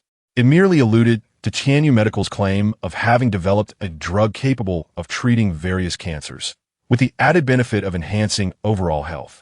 They required patients in the late stages of cancer to participate in the drug trial, regardless of whether the trial succeeded or failed. Each participant would receive no less than 3 million in compensation. In the unfortunate event that their condition worsened during the trial, potentially leading to death, Tianyu Medical promised a compensation of 10 million per individual. Ultimately, the outcome was portrayed as a resounding success. The final diluted version of a life-giving water, produced by Tianyu Medical for commercial release, was undoubtedly less effective than that which Su-yi had administered to old Lin and the young girl from the Shen family. It still demonstrated some efficacy. In fact, after observing the results of the life-giving water, the medical professionals engaged by Tianyu Medical recommended a combination of oral and intravenous administration. Remarkably, the amount of life-giving water required to cure a late-stage cancer patient was even less than Moon Ling had estimated. This revelation naturally stirred a considerable uproar on the internet. The overwhelming majority of individuals expressed skepticism. The plethora of comments beneath the video stemmed from intense debate. Otherwise, such a high ratio of likes to comments would be implausible. The notion of curing late-stage cancer patients swiftly, revitalizing them, was inherently shocking and incredulous. The abundant discourse was primarily fueled by the account responsible for disseminating the video, Jeju News, the most authoritative news outlet of the Jeju region. Regardless of how outrageous or unbelievable the claims, their publication through this account inevitably sparked widespread contention. Many who initially doubted the veracity were compelled to reconsider upon recognizing the source as the official Jeju account. Here, Soo-hee couldn't help but marvel at the Lin family's extensive connections and influence. It is remarkable that the official account of Jeju News was persuaded to repost this article. Indeed, it is a repost. The original video was released by an official account of Tianyu Medical, which was newly established. The video spans nearly an hour, delving into the physical conditions and familial circumstances of a couple, among other perspectives. It meticulously details the treatment process and provides a comprehensive record of the patient's condition at each stage after consuming the so-called water of life. One could assert that it is quite professional. The average person would find it incomprehensible, but a dedicated physician who perseveres through the entirety of it would undoubtedly exclaim in admiration. Furthermore, this account features not merely this singular case, but boasts over 100 lengthy videos, each chronicling different medical histories, yet all culminating in perfect recoveries. These are produced by a hastily assembled team from the newly founded Tianyu Medical. It is undeniable that the adage "great rewards attract brave souls" holds true in this instance. From the establishment of the company to the completion of these materials took merely 2 or 3 days. Indeed, the efficacy of the water of life is extraordinary, with the swift resolution of ailments often requiring less than a day, coupled with the generous compensation offered by Soo-hee to the employees, which facilitated such rapid accomplishments. Were it another company attempting to amass this quantity of documentary footage to endorse their products, it would take no less than a year and a half to achieve. The short video released by Jeju News was simply a random selection from the plethora of documentary materials, condensed into a brief format. Initially, the videos published by Tianyu Medical attracted scant attention. As in today's fast-paced digital landscape, few are inclined to watch such tedious long-form content. However, following the exposure from Jeju News, an influx of viewers quickly traced back to the source of the video. Many, despite vocally expressing skepticism and even condemning Tianyu Medical as unscrupulous, accusing them of exploiting cancer patients, nonetheless found themselves drawn to the account after watching a few documentaries. The comment section of the latest video is inundated with inquiries from cancer patients and their families, eagerly asking when this water of life will be available for mass market and at what price. Unlike the internet users who merely seek to stir controversy, these patients and their families are genuinely concerned about the efficacy of the water of life. Their mindset mirrors that of Shun Mingwen, who initially sought Soo-yee's help to save his daughter, in a modern medical system that has proclaimed their demise. The sudden emergence of a purported cancer cure in the form of water of life is too enticing to ignore. As for the cost, one must be alive to discuss money. Soo-hee then turned to other social media platforms and discovered that the topic of water of life was trending across various social media channels. Clearly, it has, to some extent, created a sensation online. On a certain lesser-known platform, professionals conducted a thorough analysis of the documentaries released by Tianyu Medical, concluding that this life-giving elixir purported to cure cancer is highly likely to be real. Viewed from any perspective, this represents an exceptionally successful marketing endeavor. In a remarkably short time, Tianyu Medical and the life elixir garnered immense fame online. At this juncture, Zhou Yin, having concluded his communication with Soo-hee, seamlessly instructed the marketing team to disseminate the pre-prepared promotional video for the product launch. From a marketing standpoint, however, releasing the product amidst such heightened interest is rather unprofessional. The overt marketing tactics may raise skepticism among many believers, questioning whether the product is genuinely beneficial or merely exaggerated. Nonetheless, as per the directive of the CEO, Soo-hee, the team had no choice but to comply. Furthermore, given the efficacy of the life elixir, it is indeed possible to disregard these negative repercussions and rumors. As long as sufficient attention is maintained, any doubts or criticisms will ultimately be addressed by the market itself. Chapter 51. Industry Quake. Is such a miracle cure truly existent? Could a single vial eradicate persistent ailments and a few more vanquish cancer? Does this notion hold any merit? It seems to be mere hyperbole, a scheme for monetary gain. Is this not the manner in which our compatriots operate? Indeed, I recently inquired with an overseas friend, a doctoral candidate in medicine, who candidly asserted that such a remedy is unequivocally impossible. The most ludicrous aspect is that JoJo News dared to republish such an outrageous report. How much were they compensated? As a medical student myself, I must confess that if this medication were indeed as miraculous as Chanyu Medical claims, it would be indistinguishable from the elixir of immortality. Do you genuinely believe such a potion exists in this world? The assertion of a panacea is nothing but a falsehood, while the pursuit of profit remains the stark reality. In my opinion, without investigation, one should refrain from voicing opinions. After all, none of us have encountered this drug firsthand, so who can discern its authenticity? Perhaps we should allow time to unveil the truth, rather than hastily condemn. My mother is already in the late stages of cancer. Regardless of its veracity, I prefer to cling to hope. Ah, how daring it would be to administer such a concoction to your loved ones. One must prepare for the worst. The tide of public sentiment online can shift overnight, or even within mere hours. Just the previous day, opinions regarding the water of life introduced by Chanyu Medical were mixed. Yet, in a single night, they transformed into a torrent of vitriol and slander. At this juncture, only a few hours remained until the scheduled press conference. Upon awakening, Su-yi received a message from Zhou Yin, inquiring how he should navigate this tumultuous situation. It is not entirely fair to blame Zhou Yin for his inefficacy. Even trivial matters require his judgment.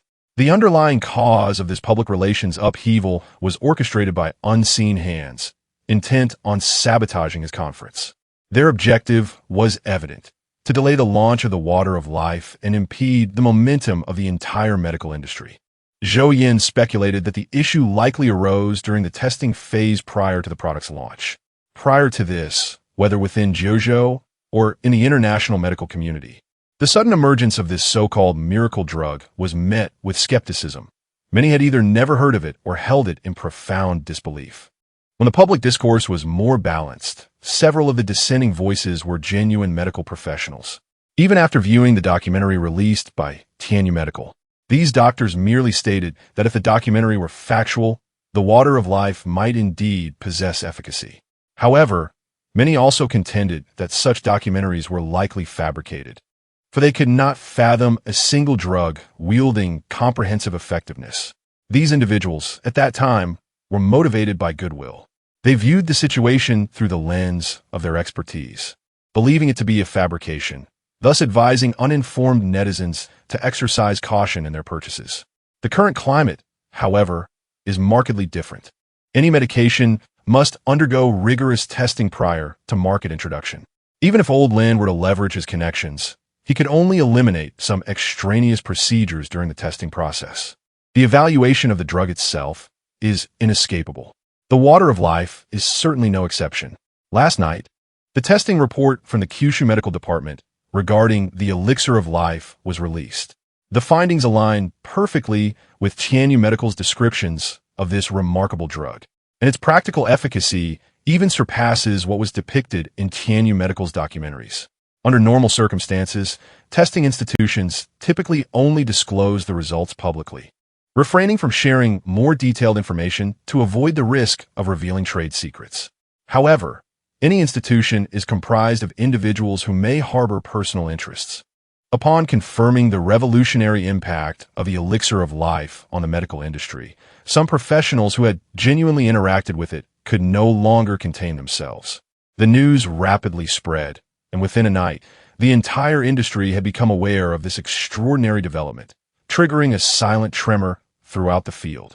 In the aftermath of this upheaval, to safeguard their interests, these individuals became indifferent to the affiliations behind Chanyu Medical and the notion of fair competition.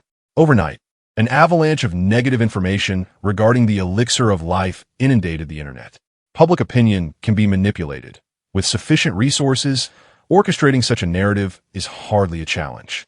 In the face of a unified opposition from the medical sector, the reversal of public sentiment was entirely plausible. Even those who had clung to a desperate hope believing that perhaps there was still a chance for salvation, succumbed to the overwhelming tide of public discourse, opting instead for resignation, hoping to save some money for their families. This rudimentary manipulation of public sentiment posed a challenge for Zhou Yan, a professional manager who, with ample resources at his disposal, certainly possessed the means to respond effectively. Yet, he hesitated to act decisively, aware that such a backlash would incite widespread animosity from the entire medical community. Zhou Yan understood these individuals' motivations. The elixir of life is indeed real, a fact officially recognized by Kyushu. Its future promotion cannot be obstructed by a mere few or even an entire industry of practitioners. The fervent resistance from these individuals is not merely a desperate struggle in recognition of their industry's impending obsolescence, but rather an opportunistic endeavor to extricate themselves from the sector, minimizing their losses amidst the upheaval caused by the elixir of life. This is particularly true for owners of private hospitals. Should the elixir of life be widely adopted now, they would undoubtedly suffer the greatest losses. However, if its comprehensive promotion could be delayed by a few months or even a year and a half, they would have ample time to withdraw. From a business perspective, Zhou Yan believed that a vigorous counterattack was not warranted at this juncture, as it might provoke these individuals further. After all, in business, it is wise to foster amicable relations for future prosperity. Persisting in hostility would effectively drive them towards a dead end. Once a person is pushed to the brink, one can never be certain that someone might not resort to desperate measures.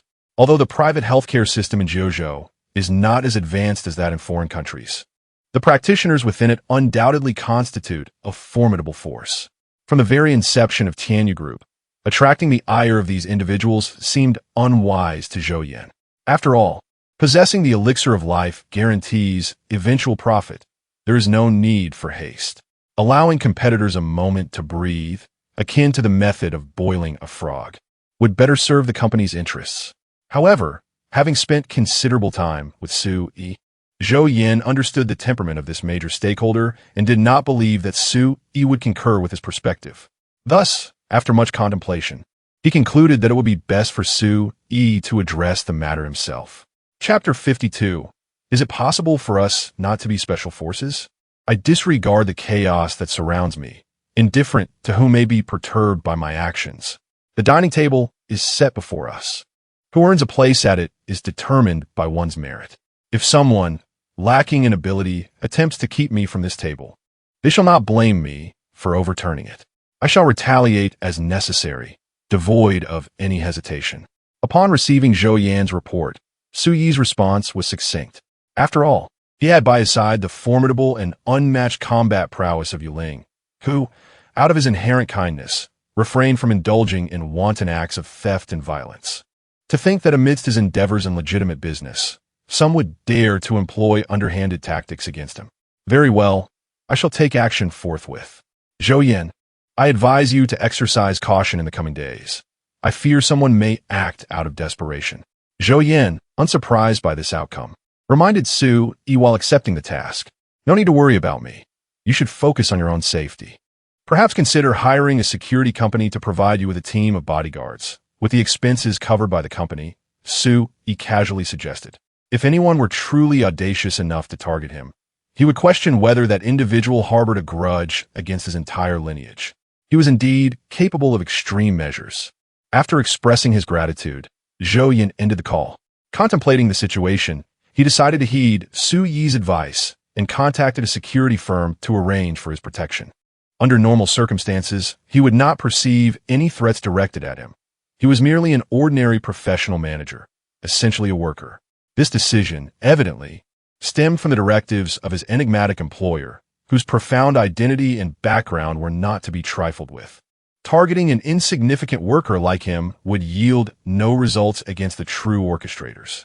However, upon reflection, Zhou Yan felt that his employer's mysterious nature could provoke some to attempt intimidation through him, the professional manager.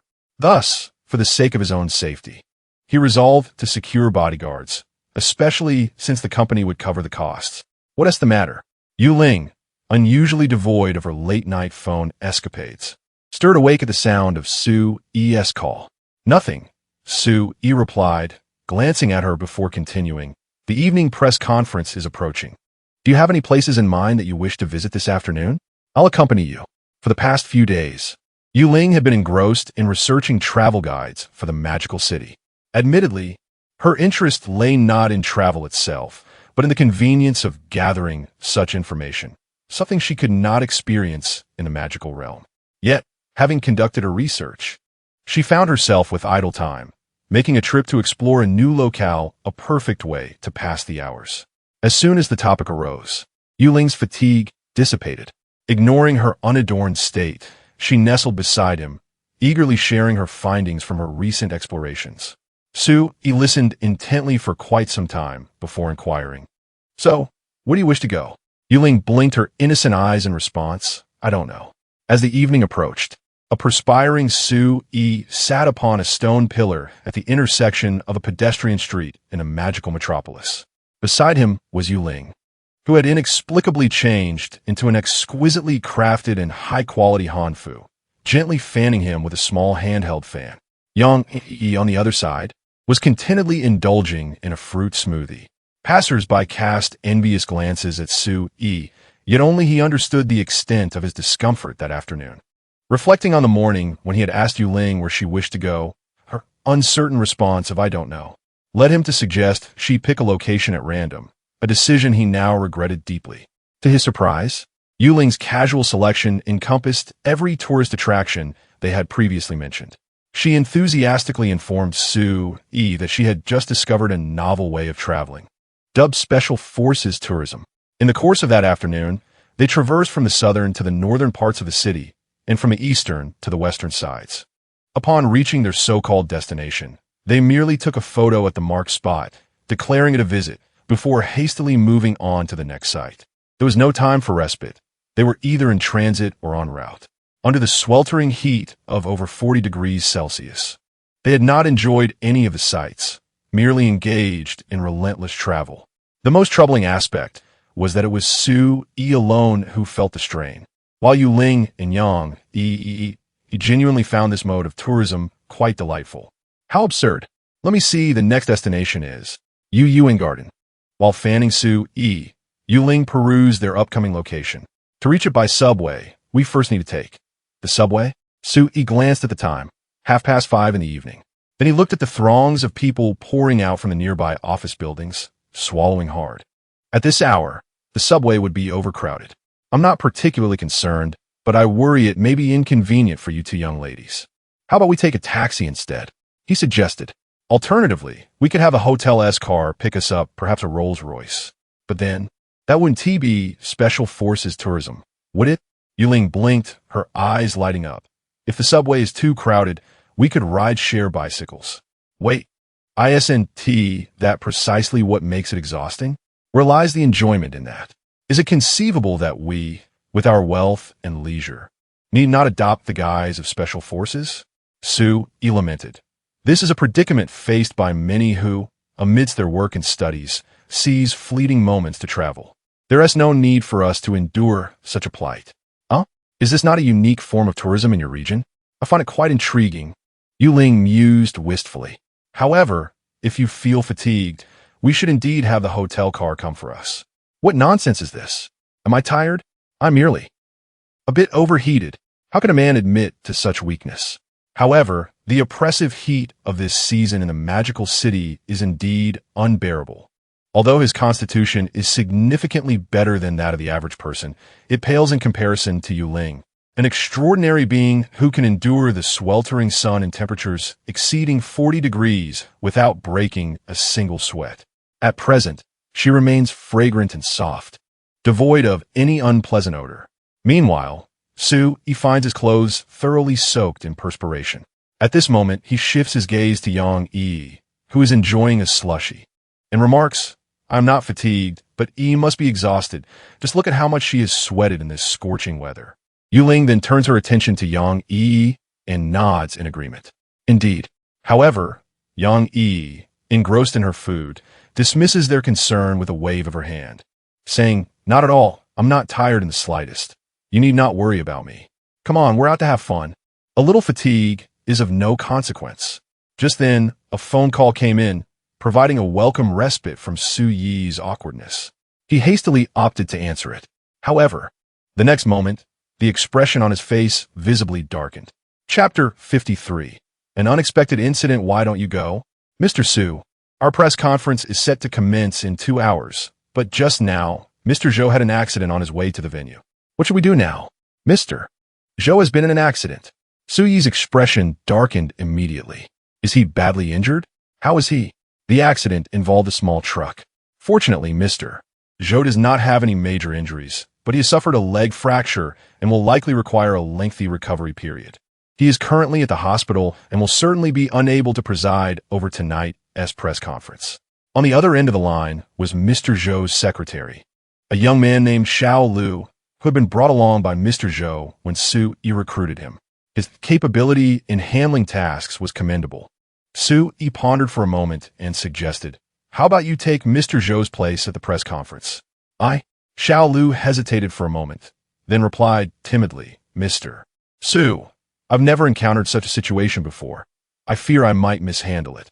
Opportunities must be seized, otherwise, one cannot bear the weight of responsibility." Su Yi shook his head. However, he realized that if Xiao Lu were truly capable of managing such affairs independently, Mr. Zhou would not have kept him in the role of a secretary. The Tianyu Group is currently in its nascent stages, with numerous executive positions available. Yet this was not the time to consider whether his subordinates could stand on their own. The press conference for Tianyu Medical's Life Water, originally scheduled for 8 o'clock tonight, had already garnered extensive publicity and anticipation. Today, amidst opposition from industry professionals, it had stirred significant waves online, attracting countless eyes. The initial plan was to have Mr. Zhou, the most experienced in this area, host the conference. The success or failure of the event, under the spotlight, would directly impact the public discourse surrounding Life Water, consequently influencing its promotion and dissemination. In a normal scenario, Su Yi would merely need to attend the event briefly. However, with Mr. Zhou suddenly incapacitated, the absence of a host posed a significant threat to the event's success. Do not panic over there. Proceed with the usual preparations. I will address the issue of the host, Su Yi stated calmly. Once Xiao Lu assured him that there were no additional concerns, he ended the call and turned to Yuling. It seems today's Special Forces excursion will have to come to an end. Yuling was not surprised. Her keen hearing had allowed her to catch the conversation on the phone and understand what had transpired. Yang Yi, as an ornament, naturally had no objections. What shall we do now? Do you need me to help Mr. Zhou? Yuling vispirit in Su Yi seyev. In truth, there were numerous solutions to this predicament. Mr. Zhou must have prepared a specific script to host such a significant press conference. Su Yi could easily find a professional host at the last minute to take over the role. Injuries, whether mended with the elixir of life or through the healing arts of Yuling, could swiftly restore Zhou Yan, allowing him to resume presiding over the meeting. However, Su Yi shook his head, declaring, "It is not that simple." At such a critical juncture, Zhou Yan's sudden car accident seemed far too coincidental. If he were to be healed and sent back to continue the meeting, the immediate issues could indeed be resolved. Yet it would convey a troubling message that the Tianyu Group could not function without Zhou Yan. Such a perception would embolden adversaries to escalate their actions beyond mere fractures. The business world resembles a battlefield. Eliminating competitors physically is often the most straightforward approach. One must not assume that a harmonious society is devoid of such occurrences. Rather, these events typically remain unreported. The owner of a certain internet giant, reflecting on the 3Q war, candidly admitted that even stepping outside became a perilous endeavor, fearing an encounter with an unknown drunk driver. Even as a formidable titan at the time, he felt such trepidation. While ultimately he was unharmed, had he never encountered such threats, would he have felt fear? Undoubtedly not. To sever one's means of livelihood is akin to the gravest of crimes. This world is never short of individuals willing to resort to underhanded tactics when they cannot play by the rules. Zhou Yan possesses considerable talent, and Su Yi did not wish for his premature demise. It would be best for him to rest in the hospital for now. As for involving outsiders, given the secrets surrounding the elixir of life that the press conference would unveil, One must ponder whether a temporary replacement could grasp these intricacies and articulate them clearly during the event. The leakage of confidential information would pose a far greater threat. Thus, while awaiting transportation, Su-yi pondered for a moment and gazed at Yuling. "Your Highness," he began. Yuling, momentarily distracted by her phone, blinked in surprise and responded curiously. "Are you suggesting we engage in role-playing again? Perhaps we should save that for home." "No. I wish you would refrain from such thoughts on a daily basis." "Do you perceive me as such?" Su-yi retorted with mild frustration. "I wish to inquire. Having received proper courtly education, you should be unfazed by any grand occasion, correct? Why would I be apprehensive?" Yuling queried, perplexed. With Zhou Yin resting in the hospital, Su-yi contemplated the situation and concluded that there seemed to be no one suitable but himself to preside over the meeting. To be candid, he lacked a background in hosting, having not studied a relevant discipline. While he felt sufficiently self-assured now, he could not guarantee that he would remain unflappable in a grand setting. Thus, he turned his thoughts toward Yuling firstly. Her elevated status in this otherworldly realm and her upbringing in the elven court rendered her unlikely to falter. Secondly, she possessed remarkable intelligence. Yuling's capacity for learning was unparalleled among those Su-yi had encountered. Even with limited time, should she review Zhou Yan's prepared speech, she would surely discern what to say and what to withhold. Understanding the underlying logic and purpose of a press conference is crucial. It has been decided that you shall take on this role. How about you host the press conference? Me?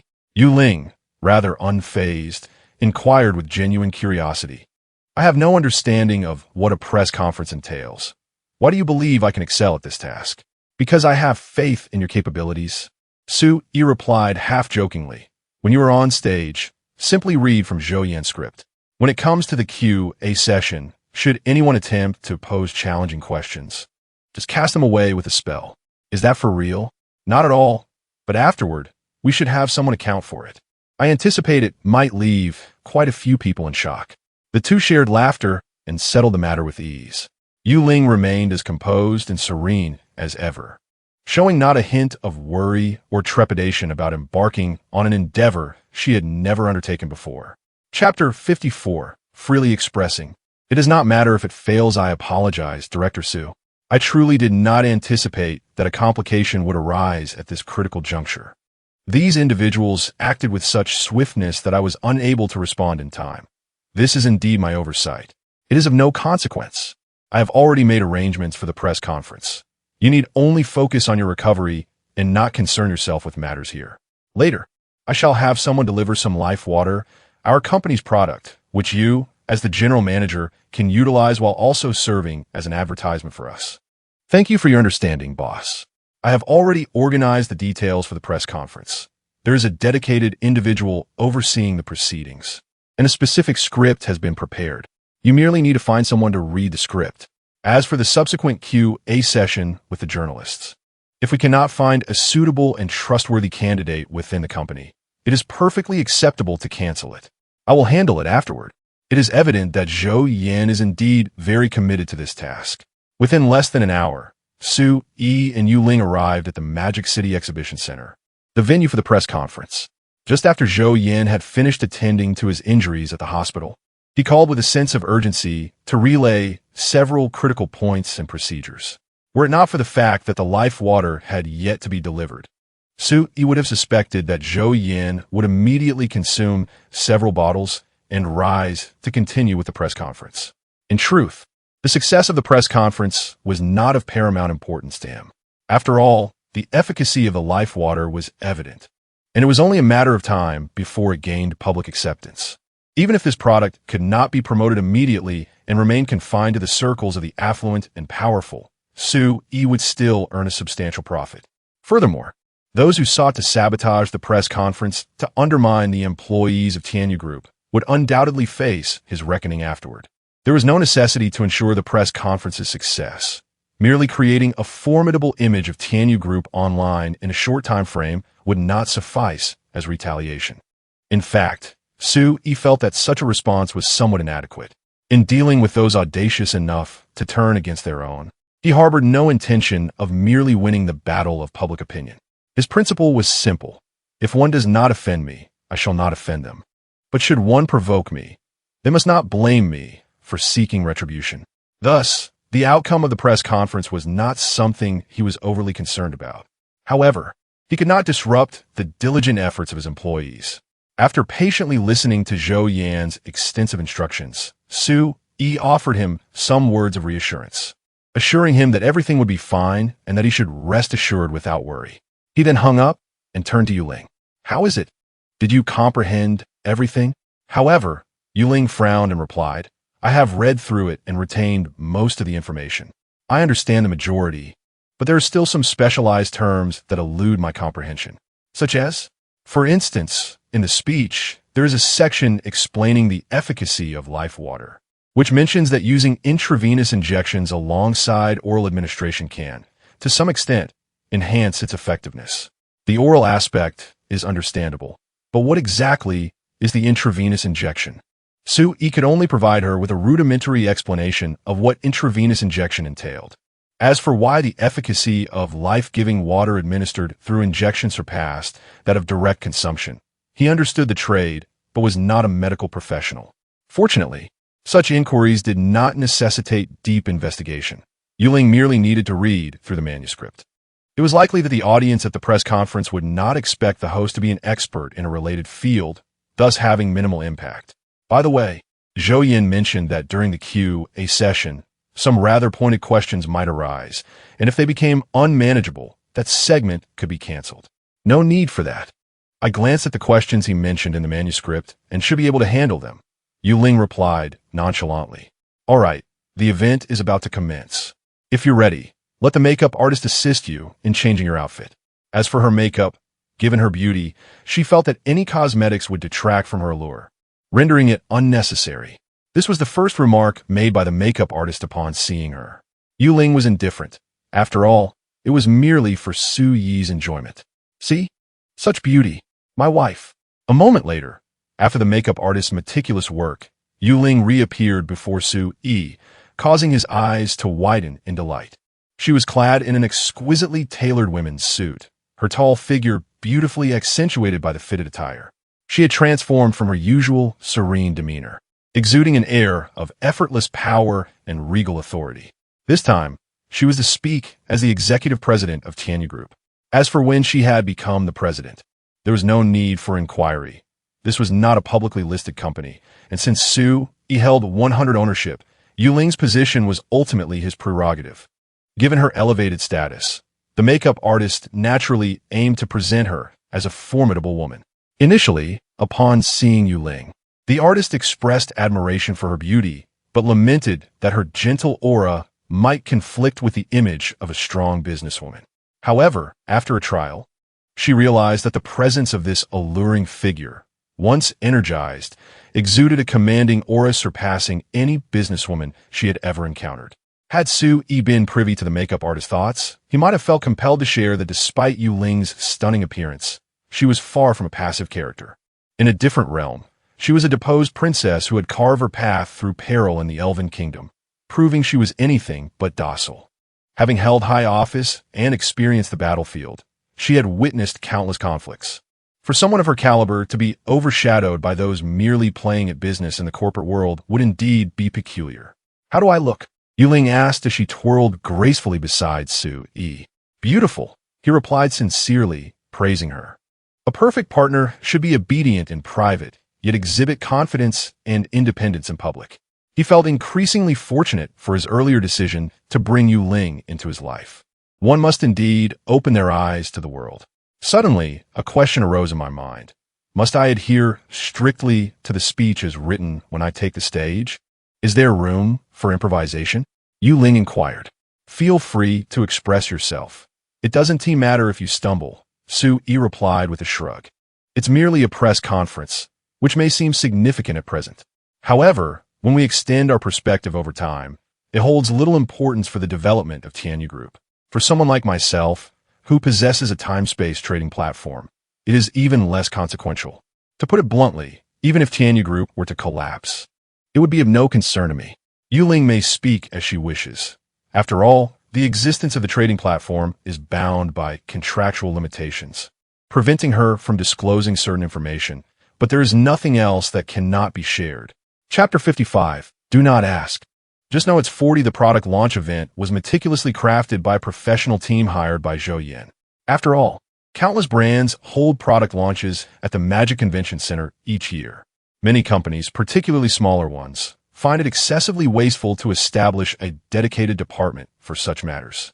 This naturally gives rise to specialized teams that provide comprehensive solutions for product launches.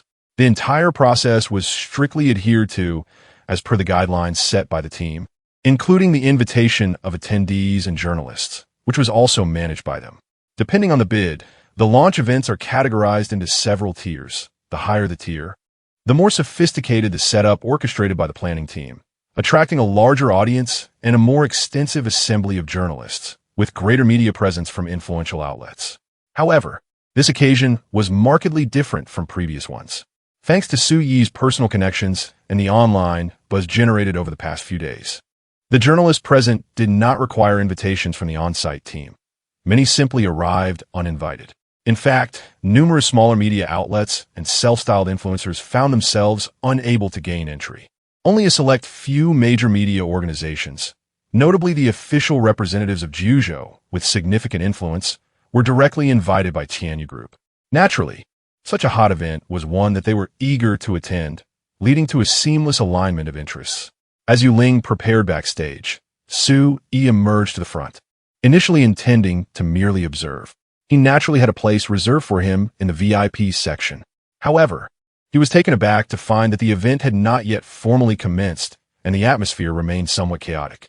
Some journalists, noticing his presence in the front row, approached him directly for an interview.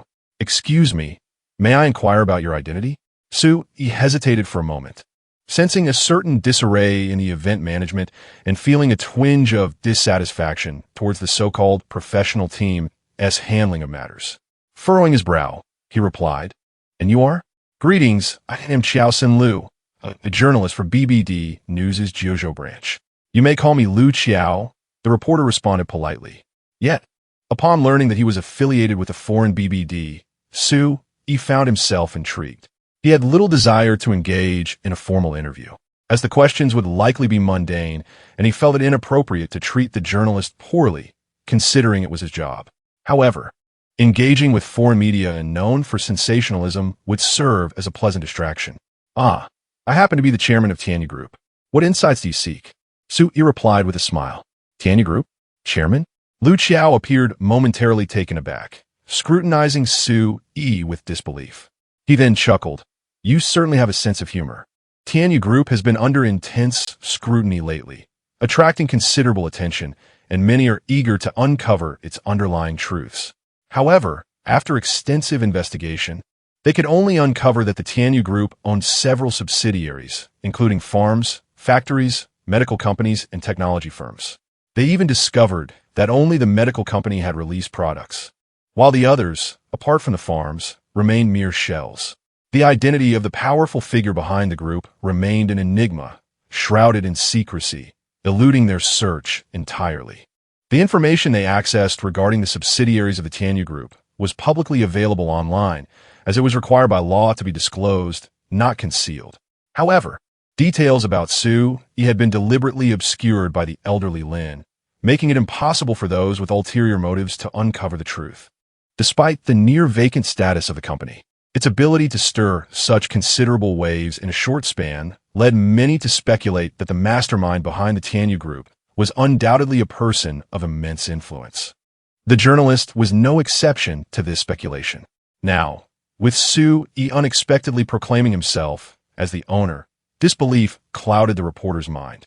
After all, although Su Yi was already 26, his recent consumption of the life water and various magical foods, coupled with the effects of the Moonling cough, made him appear remarkably youthful. To the unknowing observer, he seemed merely 18 or 19, completely belied his actual age of 25 or 26. Could it be that the owner of the Tianyu Group was a young man who appeared not yet 20? Lu Qiao, a journalist from a renowned international media outlet, prided himself on his extensive experiences. Yet, he had never encountered a scenario quite like this. It was difficult for him to accept. Nevertheless, considering the man's evident prominence. It would be unwise to offend him. After a prolonged silence, he managed a strained smile, saying, "You are truly accomplished for your age. May I inquire your esteemed surname?" He neither affirmed nor denied Su Yi's claim. He simply complimented him, which could hardly be a misstep. "Thank you for the praise. My surname is Su. Since I am in good spirits, feel free to ask me anything," Su Yi replied warmly. The journalist's eyes lit up instantly, recalling the purpose of his presence.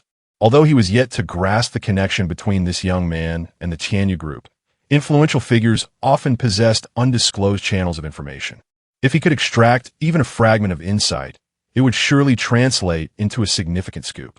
"Mr. Su, what is your perspective on Tianyu Medical's so-called life water? Have you ever consumed it?" The reporter inquired. Su Yi countered with a question. "Have you ever tasted the life water?" The journalist was momentarily taken aback, contemplating if he had indeed consumed it. Why would he need to ask? Yet, recognizing the individual's likely prominence, he refrained from voicing his thoughts and simply shook his head. Reply, "No. Have you, Mr. Su?" "Of course I have. Can you guess my age now?" Sui continued to probe. To an unknowing observer, it might appear that he was the one conducting the interview, while the one holding the microphone was the interviewee. Lu Qiao, however, remained oblivious to this role reversal. After scrutinizing Su Yi's youthful visage, he tentatively ventured, "Mr. Su, 18? "Incorrect. Try again," Su Yi responded. "Then, 20? "Still wrong," came the reply. "Forgive my lack of discernment. I truly cannot perceive it." Lu Qiao could not help but smile wryly. "U ame approaching 40, Su Yi remarqued nonchalantly." That air of composure and poise indeed resembled that of a successful middle-aged individual. Such is the nature of men when they possess wealth and power. Who would care for a trifling lack of refinement? With confidence in their pockets, even the nouveau riche remain unrecognized when they choose to remain silent. Lu Qiao's eyes widened in disbelief as he exclaimed, "This is impossible." Having traveled extensively both domestically and abroad, he was aware that individuals from the 9 provinces tended to age more slowly compared to their Western counterparts. He had also encountered numerous so-called ageless male and female icons. Yet those individuals relied on maintenance, makeup, and the lens of a camera to achieve the effect of appearing like youthful teenagers in their 30s or 40s. In reality, regardless of how well-maintained they appeared, once one reached their 30s or 40s, they would inevitably differ from genuine youth. With his keen eye, he would easily discern the truth. However, before him, Su Yi exhibited no signs of any anomaly whatsoever. There is nothing impossible. This is the effect of the elixir of life. Su Yi's calm and ostentatious words concluded the interview. Just as the press conference was about to commence, order was finally restored at the venue, and Lu Qiao could only return to his seat in a daze. After much contemplation, he promptly penned a news article on the spot. The title of the piece was "The Elixir That Makes Middle-Aged Individuals Dream of Youth," an in-depth interview with users of the elixir of life. Chapter 56. The Arrival of the Influential Figures. Lin family's gesture of goodwill. Su Yi felt no particular discomfort in his fanciful ramblings. After all, who could assert that he was being fanciful? At 26, was he not teetering on the brink of 40? Middle age was merely a decade or so away. It was hardly a significant discrepancy. At this juncture, the press conference had officially commenced. The initial segment entailed the entry of various esteemed guests. According to the plan devised by the professional team, Su Yi, as the chairman of Tianyu Group and the unseen mastermind, was meant to be the grand finale of the evening. However, he was disinclined to wait and chose to make his entrance ahead of schedule. Among the invited dignitaries, Su Yi recognized very few. Yet, he had a fair understanding of their backgrounds. Most were practitioners within the relevant industries, either affiliated with biomedical companies or proprietors of large private hospitals. In essence, none of them were to be underestimated. It would be unbecoming to suggest that they were merely there to disrupt the proceedings. They were, in truth, there to observe the unfolding events. Given their esteemed positions within the industry, Tianyu Medical had no justification for denying their presence. Even if Su Yi's life water were to genuinely jeopardize their financial interests, their animosity would remain concealed, for such seasoned business people seldom displayed their ire in public forums. Although Yuling had temporarily stepped in for Zhou Yin to host the press conference, her role was confined to the introduction of the products and Tianyu Medical. The preliminary greetings and acknowledgments did not require her input. To Yuling, these guests were little more than faceless entities, akin to expendable pawns, easily crushed underfoot. Expecting her to memorize each individual was an unreasonable burden. The team responsible for the exhibition included professionals who possessed a comprehensive understanding of the elite circles within the city, delivering introductions that were both eloquent and flattering. As Su-yi observed this environment, he felt himself growing drowsy.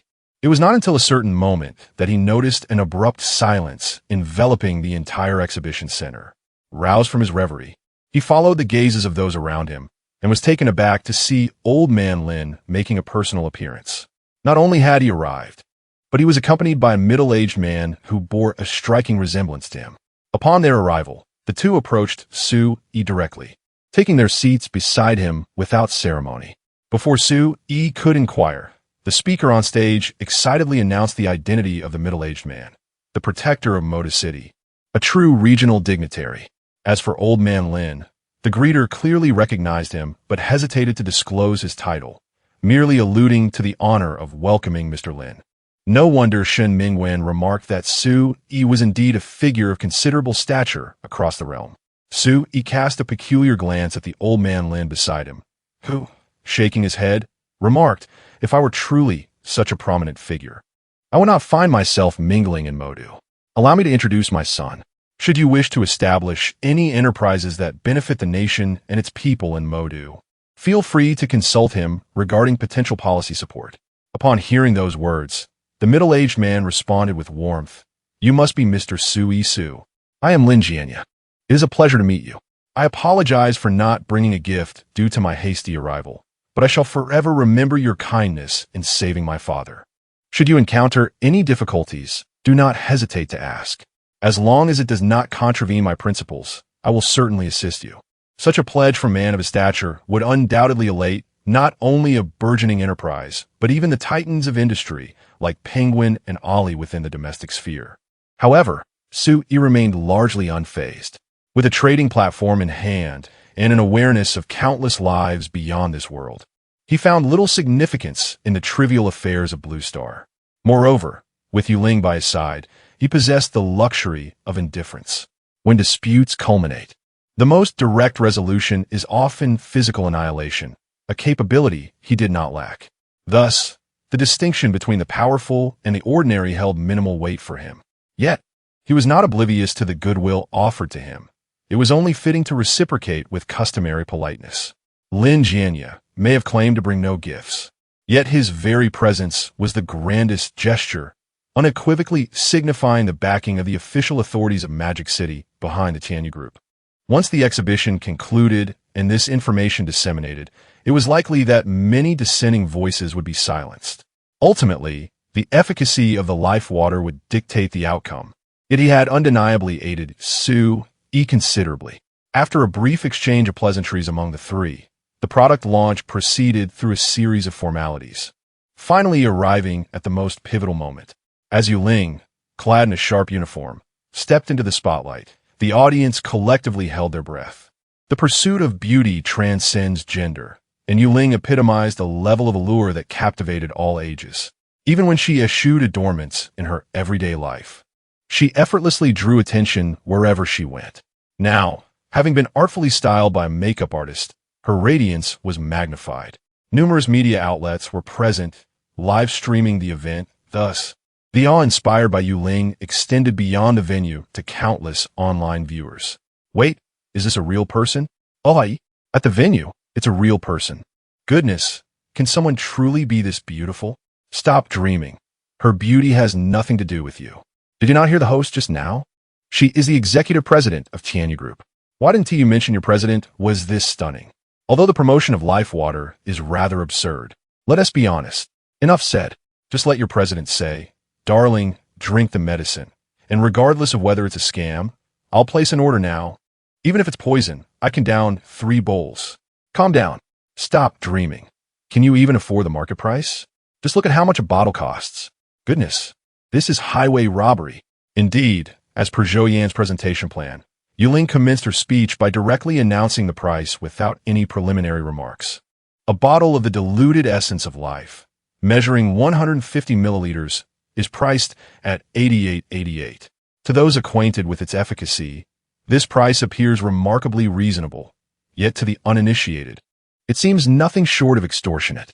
This is the most fundamental version of our life essence, and I am aware that many friends are curious about our audacity to set such a steep price. As the bewildered crowd grapples with this shocking figure, Yuling's calm voice gracefully interjects. It must be acknowledged that Zhou Yan's presentation strategy is indeed commendable. In a straightforward manner, it has captivated everyone's attention towards what she is about to articulate next. However, under the spotlight, Yuling deftly shifted her discourse. I shall reveal that shortly. For now, I must convey that even the most basic version of the life essence comes with numerous restrictions on purchases. It is not merely a matter of wealth enabling bulk acquisition. Upon utterance of these words, a wave of astonishment swept through the audience. Not only is it expensive, but there are also purchase limits? Ah, I see. This is akin to the tactics employed by luxury goods. I thought this was a health supplement. It turns out to be a luxury item. Let's disperse. I am eager to see how your company will justify this. Chapter 57. Live experiment. Yuling was undoubtedly aware of the contentious nature of her words. However, this was precisely the effect that Zhou Yan intended to achieve with his speech. Often, it is not the outrageousness of one's statements that incites criticism, but rather the silence that follows unremarkable utterances, leaving one unnoticed and unheard. Such is the essence of marketing. After presenting such a provocative price point and bewildering purchasing conditions, Yuling deftly shifted the focus back to the conference to elucidate the efficacy of the elixir of life. This is the basic version of the elixir of life produced by Tianyu Medical, contained in a 150 milliliters bottle. Its effects are notoriously difficult to quantify, as they vary significantly among individuals based on personal circumstances. Holding an exquisite vial, Yuling spoke with confidence. It is indeed true that the impact of user differences on the elixir's effectiveness has rarely been discussed, primarily due to the limited number of individuals who have experienced its benefits. In reality, this influence is palpable, much like in the magical realm, where some are innately attuned to special energies and find it effortless to become sorcerers. Others may dedicate their entire lives in pursuit, yet remain oblivious to the hidden forces of the universe, forever unable to harness such energies to refine their bodies into warriors. The energy within the elixir of life is extracted through formations crafted by numerous potent entities in the magical world, making it far more absorbable than the ambient energies. However, absorption efficiency will vary among different individuals. Since we're to market this product, it is imperative to clarify this distinction beforehand. While this is common knowledge in the magical realm, it is not so in Blue Star. Nevertheless, the inhabitants of Blue Star are not incapable of understanding. Just as with any medication, some individuals absorb it readily, while others do not, and some may even exhibit allergic reactions. This is all quite normal. After providing a detailed explanation of how varying users might experience different effects from the elixir of life, the true highlight of the product launch was about to commence. Yuling stated calmly, "Previously, we have conducted a degree of publicity regarding the elixir of life, and many have accused us of exaggeration. This is entirely understandable, as our company is the sole producer of such a remedy in this world. The emergence of something unprecedented naturally invites skepticism. Thus, to demonstrate the efficacy of our elixir of life more intuitively, I intend to conduct an experiment here today." As her words settled, two staff members brought forth an iron cage to the stage. Inside was a common Alaskan pet dog. Its condition was dire. The front paws were visibly contorted at odd angles, and patches of fur had inexplicably vanished. Beneath the missing fur lay gruesome wounds. The injuries appeared to have undergone rudimentary treatment, with no blood visible, but it was evident that the dog was in a severely compromised state. Yuling elucidated. "This is an abandoned pet dog that suffered a grave accident this morning on a small road outside the convention center. Its injuries are exceedingly severe. Both forelimbs are completely fractured, and there are extensive contusions on its body, with damage to the lungs, liver, and kidneys to varying degrees. A nearby veterinary hospital provided initial care, but subsequently abandoned treatment, deeming it certain to perish within 3 days given its condition. Upon discovery by our staff, we settled the veterinary fees and brought it back. Here is the injury assessment issued by the veterinary hospital, along with the CT scans. We will later upload all this documentation to our Tianyu Medical official website as evidence. For now, I shall utilize this vial of life water to resurrect it. As she spoke, the cameras on site focused intently on the dog, particularly the wounded areas, capturing the details with remarkable clarity. It was evident that not only were the bones in its forelimbs completely shattered, but its thorax appeared visibly sunken, indicating numerous broken ribs. Anyone with a modicum of knowledge would recognize that such injuries could be deemed fatal for both humans and dogs alike. Resurrect? Does she mean to conduct an experiment on site? It seems rather far-fetched. Treating such injuries is not a matter of mere moments. While they claim there is no hope, with sufficient funds, one could still save the dog through surgery. After the press conference, they could easily engage the most elite medical team to revive it, and we would be none the wiser. What kind of experiment is this? Exactly. And even if it cannot be saved, they could readily find another dog that resembles it to claim they succeeded in the revival. Who could possibly recognize the difference? Could you at least do some research before criticizing? Their life water is specifically marketed for its rapid efficacy. I recall a documentary where a patient paralyzed due to nerve damage was able to stand again within 2 hours. Do you actually believe such boasts? I could claim to possess a miraculous technique that could revive someone who has been dead for months. In response to Yu Ling's mention of a live experiment, few were inclined to believe her. However, Lin, sitting beside Su Yi, gazed at the vial of life water in her hand with a pained expression and remarked, "Youngster, if you're truly in need of funds, do let me know. Although I possess little in the way of wealth, I could certainly try to assist you. To waste such a precious resource on a dog, do you not fear divine retribution? Rest assured, this is not comparable to that which you consumed," Su Yi casually explained. "What is currently available is of a lesser grade. This basic version of life water is effective, yet pales in comparison to yours. Consuming 2 or 3 bottles of this during the early stages of cancer may indeed aid recovery, but in the advanced stages, it merely slows the progression and alleviates suffering. To achieve a cure, one would need to consume several bottles of the advanced version. As for the kind that prolongs life, such as the one you have, it is currently not for sale, and we do not possess many ourselves.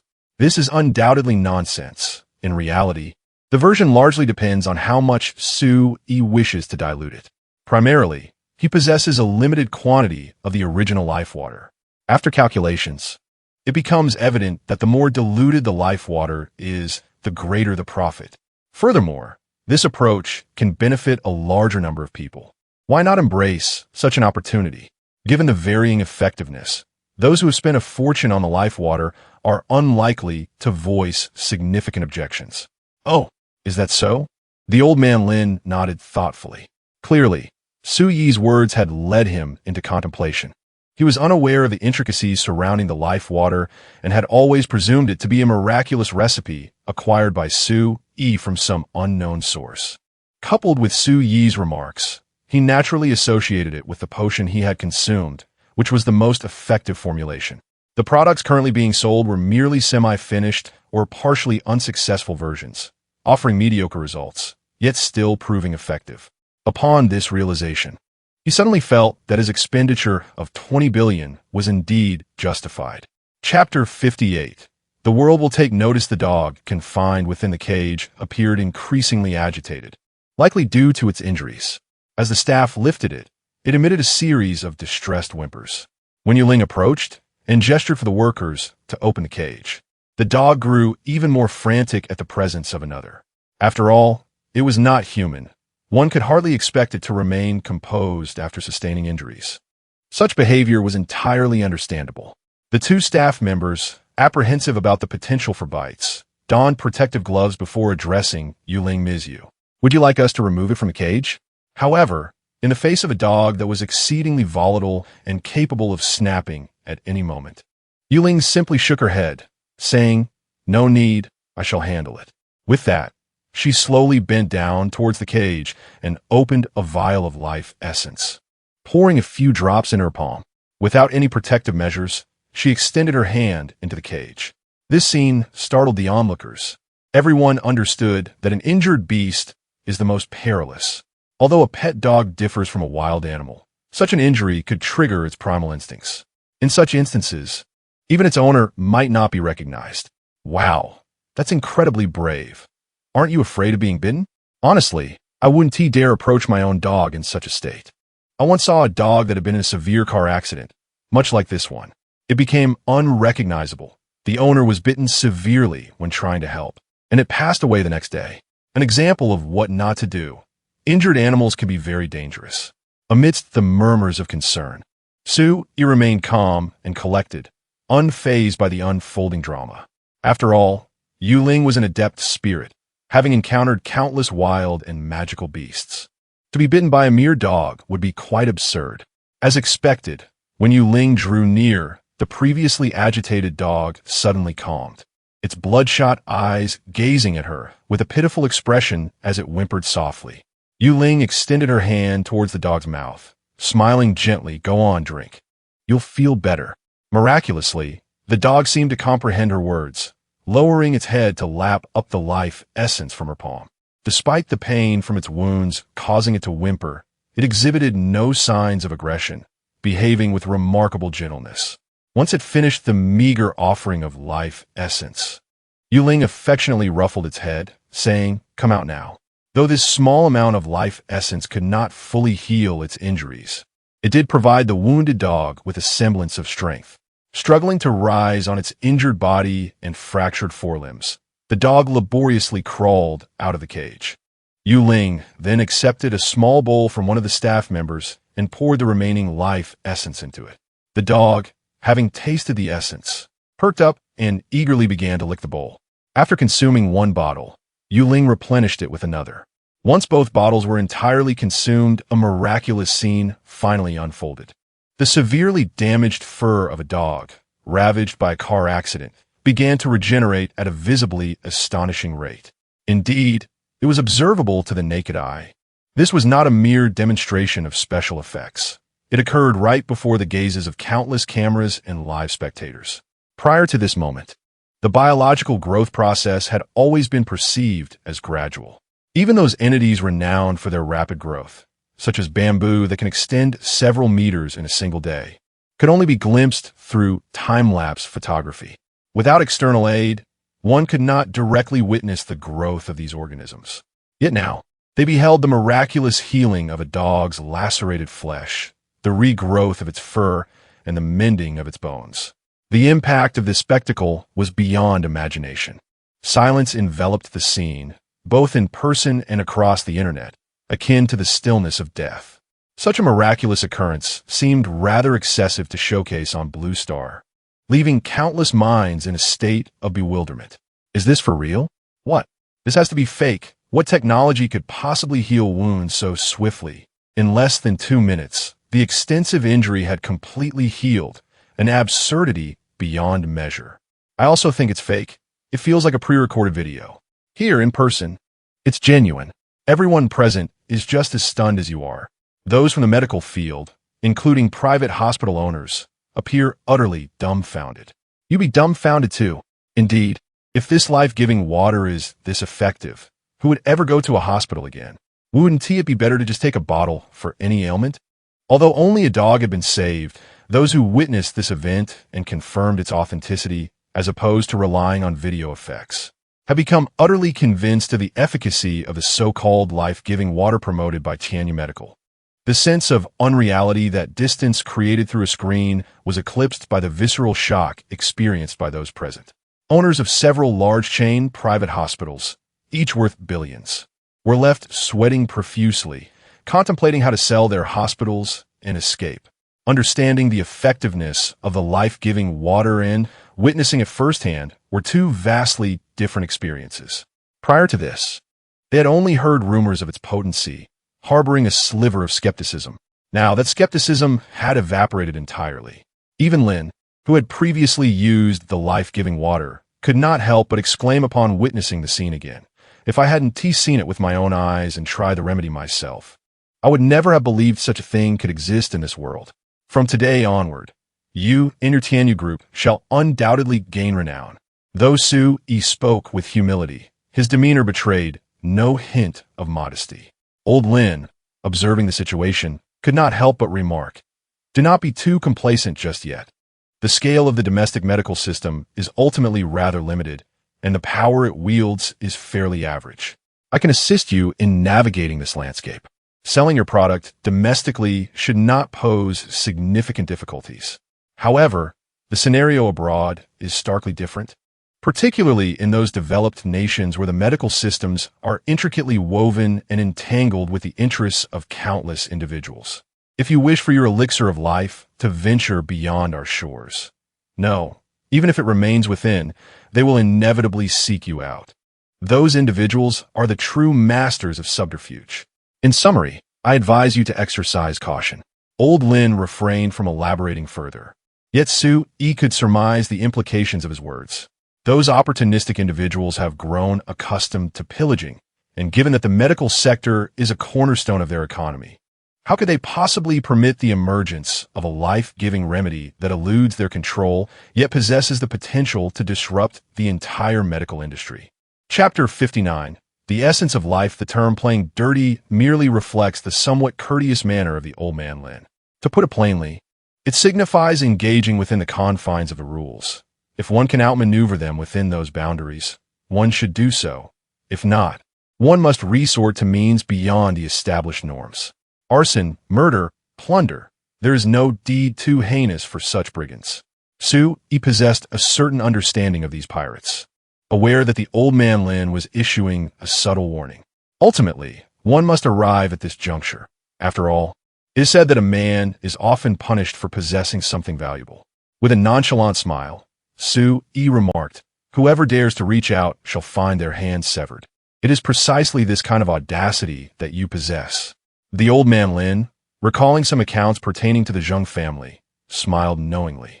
There was no need for convoluted introductions, nor for the creation of an array of perplexing terminology to elevate one's product to a supposed pinnacle.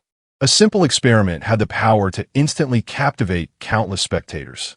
With this accomplished, the segment concerning the product presentation at the press conference was effectively concluded. The event then transitioned to the anticipated question and answer session.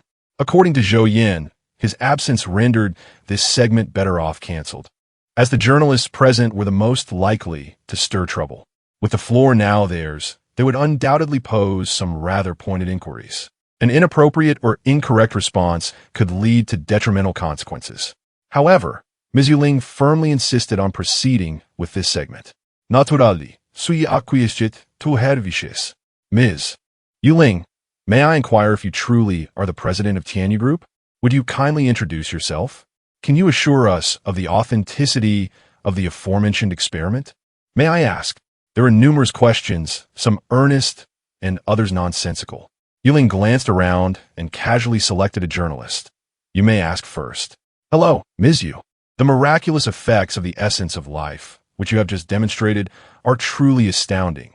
One could even deem them miraculous. However, I have noticed that many netizens harbor a concern, and I would like to present this on their behalf. Will this treatment method leave any side effects? Who concerns themselves with side effects when one is on the brink of death? While this sentiment may seem trivial, the question regarding potential side effects of the essence of life indeed warranted an explanation. Should the public fear repercussions, they might classify the essence of life solely as an emergency remedy. Though vital, this perception is rather niche. Once labeled in such a manner, boosting sales could prove challenging. Our company guarantees that the essence of life is devoid of any side effects. Yuling's response was straightforward. In truth, this did not necessitate a complex reply. Compared to the immediate efficacy observed, the matter of side effects would be difficult to validate in the short term. She merely needed to represent Tianyu Medical with a commitment and display a responsible attitude to garner public trust. The effects of the essence of life seem almost too remarkable. As far as I am aware, the medical community is currently in a state of astonishment. Could you possibly disclose the composition and principles behind the essence of life? This issue was, in fact, anticipated by Zhou Yan. His response was to decline to answer, citing commercial confidentiality. The solution was, in reality, devoid of any complications. However, Yuling had previously inquired of Su Yi whether he could divulge matters beyond the scripts, precisely for this moment. With no hesitation, she confidently stated, "Our Tianyu medical research team has discovered a completely novel substance, one that significantly benefits the growth of all living organisms. After extensive research and experimentation, our team has mastered the method of extracting this substance for medicinal purposes. In addition to creating the elixir of life, we have also found that applying this substance to certain flora and fauna can induce beneficial mutations to a certain extent. The mutated organisms possess immense value, and their consumption greatly benefits health. Soon, our Tianyu Group's Tianyu Ecological Farm will attempt to launch a limited range of these cultivated, mutated, and thoroughly tested products with no side effects. Of course, this will be the subject of our next press conference." With a light laugh, Yuling continued, "As for this mysterious substance, which has never been discovered before, it exists everywhere in the world, not confined to a specific mineral, but rather present around us, continuously nourishing all life on Blue Star. Until now, there's been no proactive method to utilize it. Our internal researchers have even posited a hypothesis that the emergence of life on Blue Star may be linked to this substance. However, this remains merely a conjecture without validation. Due to its uniqueness, we at Tianyu Group have named it Source of Life." Her casually articulated statement left all present in a state of astonishment, particularly the reporter who had posed the question. From the moment Yuling began her response, he was utterly bewildered. In all honesty, he had merely asked a rather pointed question out of professional habit, expecting her to decline to answer. He never anticipated that not only would she respond, but she would unveil something monumental. The source of life had emerged. Could this truly be credible? Yet, as everyone stood in shock, Yuling, having achieved her purpose, chose to gracefully conclude the Q&A session, leaving behind an air of infinite speculation. "Young man, what is this source of life? Is it genuine or merely a fabrication?" Elder Lin inquired gravely. If the elixir of life, capable of healing and saving, was akin to dropping a depth charge into the entire medical industry, then Yuling's sudden introduction of the source of life was undoubtedly akin to detonating a nuclear bomb upon the world. The former, Elder Lin could somewhat accept. After all, there are countless extraordinary individuals in the world, and rumors of miraculous doctors in the Jiuzhou region have long been prevalent. The emergence of a remarkable heir to a great medical legacy, producing miraculous remedies, though somewhat absurd, was not beyond comprehension and did not warrant further scrutiny. One must embrace a bit of delightful ignorance. But if it were the latter, this matter transcends mere medical concerns. A mysterious substance capable of fostering rapid and beneficial evolution in both flora and fauna could represent a revolutionary discovery for the existing scientific paradigms of humanity. One cannot dismiss the credibility of her claims simply due to the absence of published papers or empirical evidence. Once the water of life is introduced to the market, countless medical institutions and laboratories will undoubtedly embark on research regarding this extraordinary elixir. When these researchers inevitably find themselves perplexed by the principles underlying the water of life. Regardless of how casually Yuling may have mentioned the essence of life today, they will have no choice but to accept its authenticity. Following this, it is likely that numerous organizations, companies, and even nations, both domestic and international, will invest substantial resources to investigate this substance, which is yet to be discovered by anyone other than the Tianyu Group. Should it later emerge that such a substance does not exist, and that Yuling was merely fabricating tales, the implications would be monumental. Chapter 60. Can this case still be adjudicated? Perhaps it is genuine, or perhaps it is an exaggeration. This is a matter pertaining to their research and marketing departments, a realm in which I am not well versed. He was quick to obfuscate. He was acutely aware of what Yuling was referring to, the very source of all power in the magical realm, magic itself. The so-called essence of life is likely just a fabrication of her imagination. This terminology seems to align more closely with contemporary scientific discourse, making it more palatable. To outright declare it as magic would be rather absurd. The implications are grave. If it is indeed true, Old Lin's expression turned serious. But midway through his thoughts, he paused, then chuckled. What does it matter to an old retiree like me? Do as you please. However, I must caution you that higher-ups will undoubtedly come seeking you regarding this matter. I cannot handle it for you. You will have to devise your own solutions. Naturally, the product launch had concluded, yet a new era had begun to unfold. However, the majority of those caught in the whirlwind remained unaware of the significance of what Yuling and Tianyu Medical had presented. Currently, online discussions are predominantly focused on the water of life. The concept of the essence of life sounds rather mystical and, as it was mentioned during subsequent media interviews, many perceive it as less than formal. Consequently, its dissemination has not been extensive and public interest remains low. Yet within academic circles, the discourse surrounding the essence of life has reached fervent levels. In recent days, numerous individuals have sought out Su, Yi, and Yuling. Even after he used Old Lin as a shield to fend off some inquiries, certain individuals specifically approached Zhou Yan. Incidentally, with the supply of the water of life, Zhou Yan's fractured injuries healed within a day. Su Yi initially intended to grant him a few days off, but this individual is a workaholic, returning to duty as soon as he was well. He even publicly disclosed his injuries and the process of his treatment with the water of life.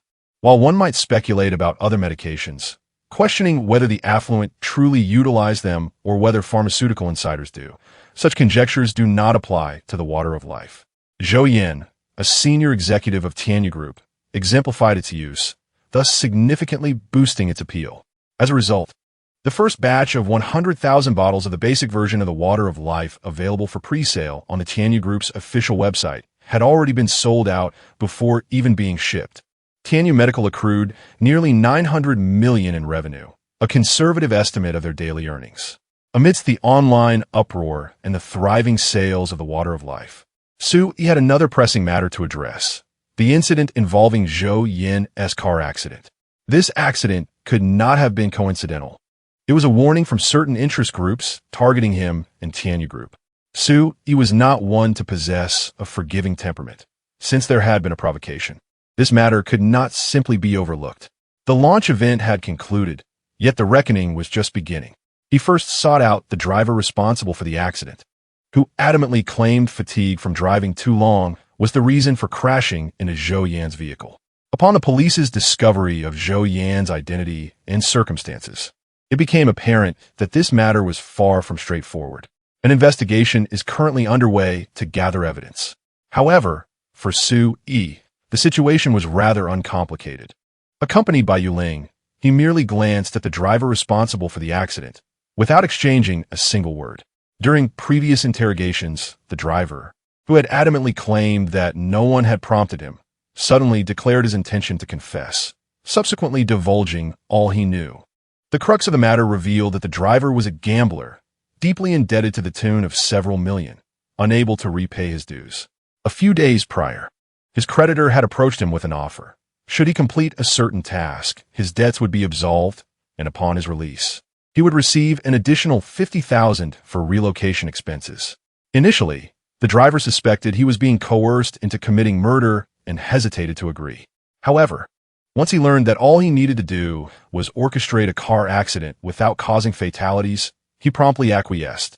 After all, accidents occur daily, and as long as no lives were lost, it hardly seemed significant. The driver even optimistically believed he might evade imprisonment. The process was relatively straightforward. Following his confession, the police swiftly apprehended the creditor who had hired him. After Yuling employed a few subtle tactics, the creditor willingly confessed as well. As the investigation progressed, all leads ultimately pointed to a man named Tao Weiman. In a city like Shanghai, he held considerable influence and status, presiding over a pharmaceutical company with annual revenues in the hundreds of billions, as well as being the chairman of Kongxin Group. This conglomerate operates over 100 private hospitals, establishing itself as a titan within the private healthcare system of the nation. Given Tao Weiman's stature, Had it not been for Su Yi's connections with the venerable Lin and Lin Jianya, along with the magical assistance of Yuling, the investigation would have likely stalled midway. Even so, had Su Yi chosen to withdraw at this juncture, it is highly probable that Tao Weiman would face no repercussions. In fact, with a modicum of effort, he could easily extricate himself from the situation. The lead investigator initially lacked the desire to apprehend him, considering it a futile endeavor. Arresting him would yield no benefits and could potentially invite trouble. Only after Su Yi invoked Lin Jianya did the reluctant investigator finally proceed to the headquarters of Kongshin Group to detain Tao Weiman. To the investigator's astonishment, upon being arrested, Tao Weiman displayed no inclination to resist communication, seek legal counsel, or concoct a defense. Upon entering the police station, he wept profusely and confessed to his crimes, not only regarding the recent incident of hiring someone to create an accident, but also previous transgressions.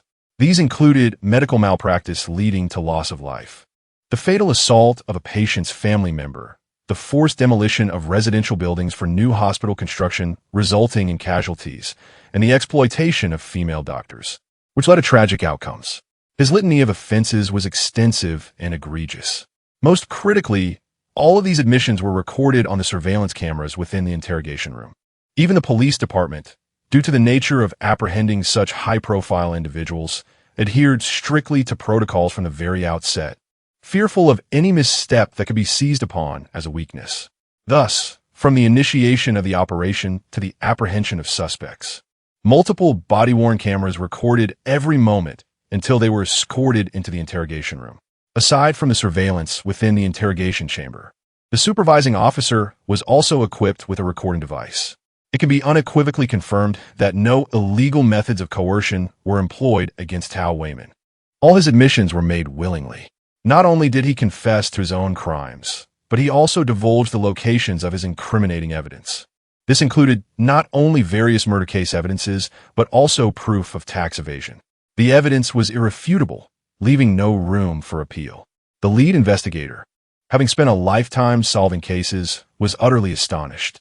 In all his years, he had never encountered a perpetrator who, upon arrival, willingly disclosed every detail. On this single day, he experienced this phenomenon 4 or 5 times, and the final major suspect also complied readily. In just one day, he solved a case he believed would remain unsolvable. This was truly astonishing. Chapter 61. To kill is to strike at the heart. The entire Tao family has been apprehended. Their assets, aside from a portion designated for compensating the victims, have been completely confiscated. As for the members of the Tao family residing overseas, the situation is more complex. Cross-border law enforcement has always been a cumbersome affair, and I find myself at a loss. Moreover, Tao Weiman has historically been quite protective of his family. Except for his youngest son, who has a criminal record for driving a young girl to suicide, the rest of the Tao family has not engaged in any unlawful activities. After all, we live in modern times. It is inconceivable to apply the ancient practice of collective punishment, as you should understand. As for my advice on this matter, I believe it should end here. Both Tao Weiman and his youngest son face capital punishment, while the remaining members of the Tao family are more difficult to deal with. Additionally, I have spoken with the individuals behind the Tao family. They have chosen not to intervene in this incident, yet they still hold some sympathy for the Tao family, suggesting leniency towards the others. In the hotel, upon hearing Lin Jianya's proposed course of action regarding this matter, Su Yi was not taken aback. He smiled and remarked, "As law-abiding citizens, we must adhere to the law. I have no objections to the official verdict." "That is reassuring. I have some pressing matters to attend to, so I must take my leave," Lin Jianya stated, occupying a high position and undoubtedly busy. The fact he took the time to call and discuss this was already a significant courtesy. After hanging up, Su Yi turned to Yuling, who was practicing yoga on the hotel floor, and sighed, "Ordinary people do yoga to maintain their figure and flexibility. Do you face any such concerns?" "Not at all," Yuling replied, blinking her eyes. "Mainly, I think you would enjoy watching me do this. Don't you like it?" "Ido," Su Yi responded candidly. "However, could you refrain from doing it during the day? It's somewhat distracting to be consumed with such thoughts in broad daylight. What does it matter whether it is appropriate or not?" Doing what one desires is the only worthy pursuit, Yu Ling retorted lightly. Yet she acquiesced and rose to her feet, sitting beside him without hesitation. Now, tell me, how do you intend to deal with the Tao family? I obtained blood samples from Tao Wayman the other day at the police station. Instead of providing a direct answer, Su Yi posed a question. Do you think it is just for one person's crime to allow his entire family to live in luxury, while others who benefit from his wrongdoing remain unpunished by the law? Does that seem fair? Not particularly, Yu Ling pondered. In our region, when such things occur, it is often said that the entire family must pay the price. However, that too feels somewhat unjust. You are correct, Su Yi nodded. Indeed, there are instances where the family members of a criminal are completely unaware of his actions. If we were to punish the entire family indiscriminately, it would be profoundly unfair to those innocent individuals. However, for those who are aware of the truth, yet continue to relish the benefits bestowed by the criminals, escaping unscathed simply because they have not directly committed a crime is equally unreasonable. Are you suggesting that I should employ the truth-revealing magic to interrogate the members of the Tao family, and then specifically exact vengeance upon those who are cognizant of Tao Wayman's transgressions through blood magic? Yu Ling tilted her head in contemplation. No, just a moment ago. Su Yi, who had been analyzing the situation rationally, suddenly chuckled and declared, "Let it be as per the laws of your world. Let none be spared. Do not employ the instantaneous lethal magic used against the Zheng family. Rather, it would be preferable to utilize more torturous spells. Let the entire Tao family suffer from peculiar ailments, enduring excruciating pain, until one by one they succumb within half a year. Remember, principles are meant for others, not to constrain oneself. Tao Wayman first struck against my kin. It is only just that I retaliate against his entire family. As for whether his family is innocent, that is of no concern to me. Is Zhou Yin not innocent as well? Why within half a year?" Yu Ling queried, somewhat perplexed. "If you wish, I could make them struggle in agony for a lifetime." She cared not for notions such as killing is merely a head's worth of punishment. If Su Yi spoke thus, she would act accordingly. Since Tao Wayman is destined to face execution in 6 months, I shall have individuals continually report on the circumstances of the other members of the Tao family during this interval. To kill is to strike at the heart. Enjoying the thrill of playing tricks, Su Yi not only intended to make him pay a price, but also wished for him to truly comprehend his errors before his demise. For one who has committed countless heinous acts, yet has meticulously shielded his family, possessing no criminal record, what would it be like to witness loved ones, one after another, tormented by illness and dying before him? Before he himself faces execution, would he not harbor regrets for his actions? Naturally, Yu Ling held no objections. She promptly straightened her posture, her eyes glimmering with a faint crimson light as a scarlet magical circle materialized before her. Subsequently, the drop of blood she had previously collected from Tao Wayman gently descended into the center of the magic circle. In the next moment, with a flash of red light, the room fell into tranquility. "It is done." Yu Ling's voice was light and carefree, showing no signs of fatigue. Clearly, such matters posed no challenge for her. "By the way, is your curse magic considered legitimate? It is rather surprising that a distinguished elven princess would engage in such sinister arts. Surely you do not have any other side jobs?" Su Yi could not help but inquire. He had pondered this question more than once. According to the conventions of novels, such insidious methods of killing invisibly, which target entire families, should be the domain of villains, should they not? Magic possesses no inherent good or evil. The morality of its use depends on the wielder, does it not? Yu Ling smiled and replied, "I act upon your guidance. Even if I were to transform into a great villain, it would be your influence that led me astray." All right. You spend your days intensely surfing the internet, learning nothing beneficial, yet acquiring a plethora of nonsensical tricks, do you? Soyez scolded. Her words were akin to a parent deflecting blame, claiming their child had been led astray by some influence. The two individuals engaged in a playful banter for a while, after which Yu Ling excused herself to prepare a meal for him, heading directly to the kitchen of the hotel suite. Meanwhile, Yang Yi occupied herself in the hotel's gaming room. Soon, He found himself alone in the bedroom. It was nearly time to fulfill his promise to Wei Wei and discuss the opportunities for free trading the following week. The 2,000 tons of grain that had arrived at the port of Magic City had long been stored in his spatial inventory.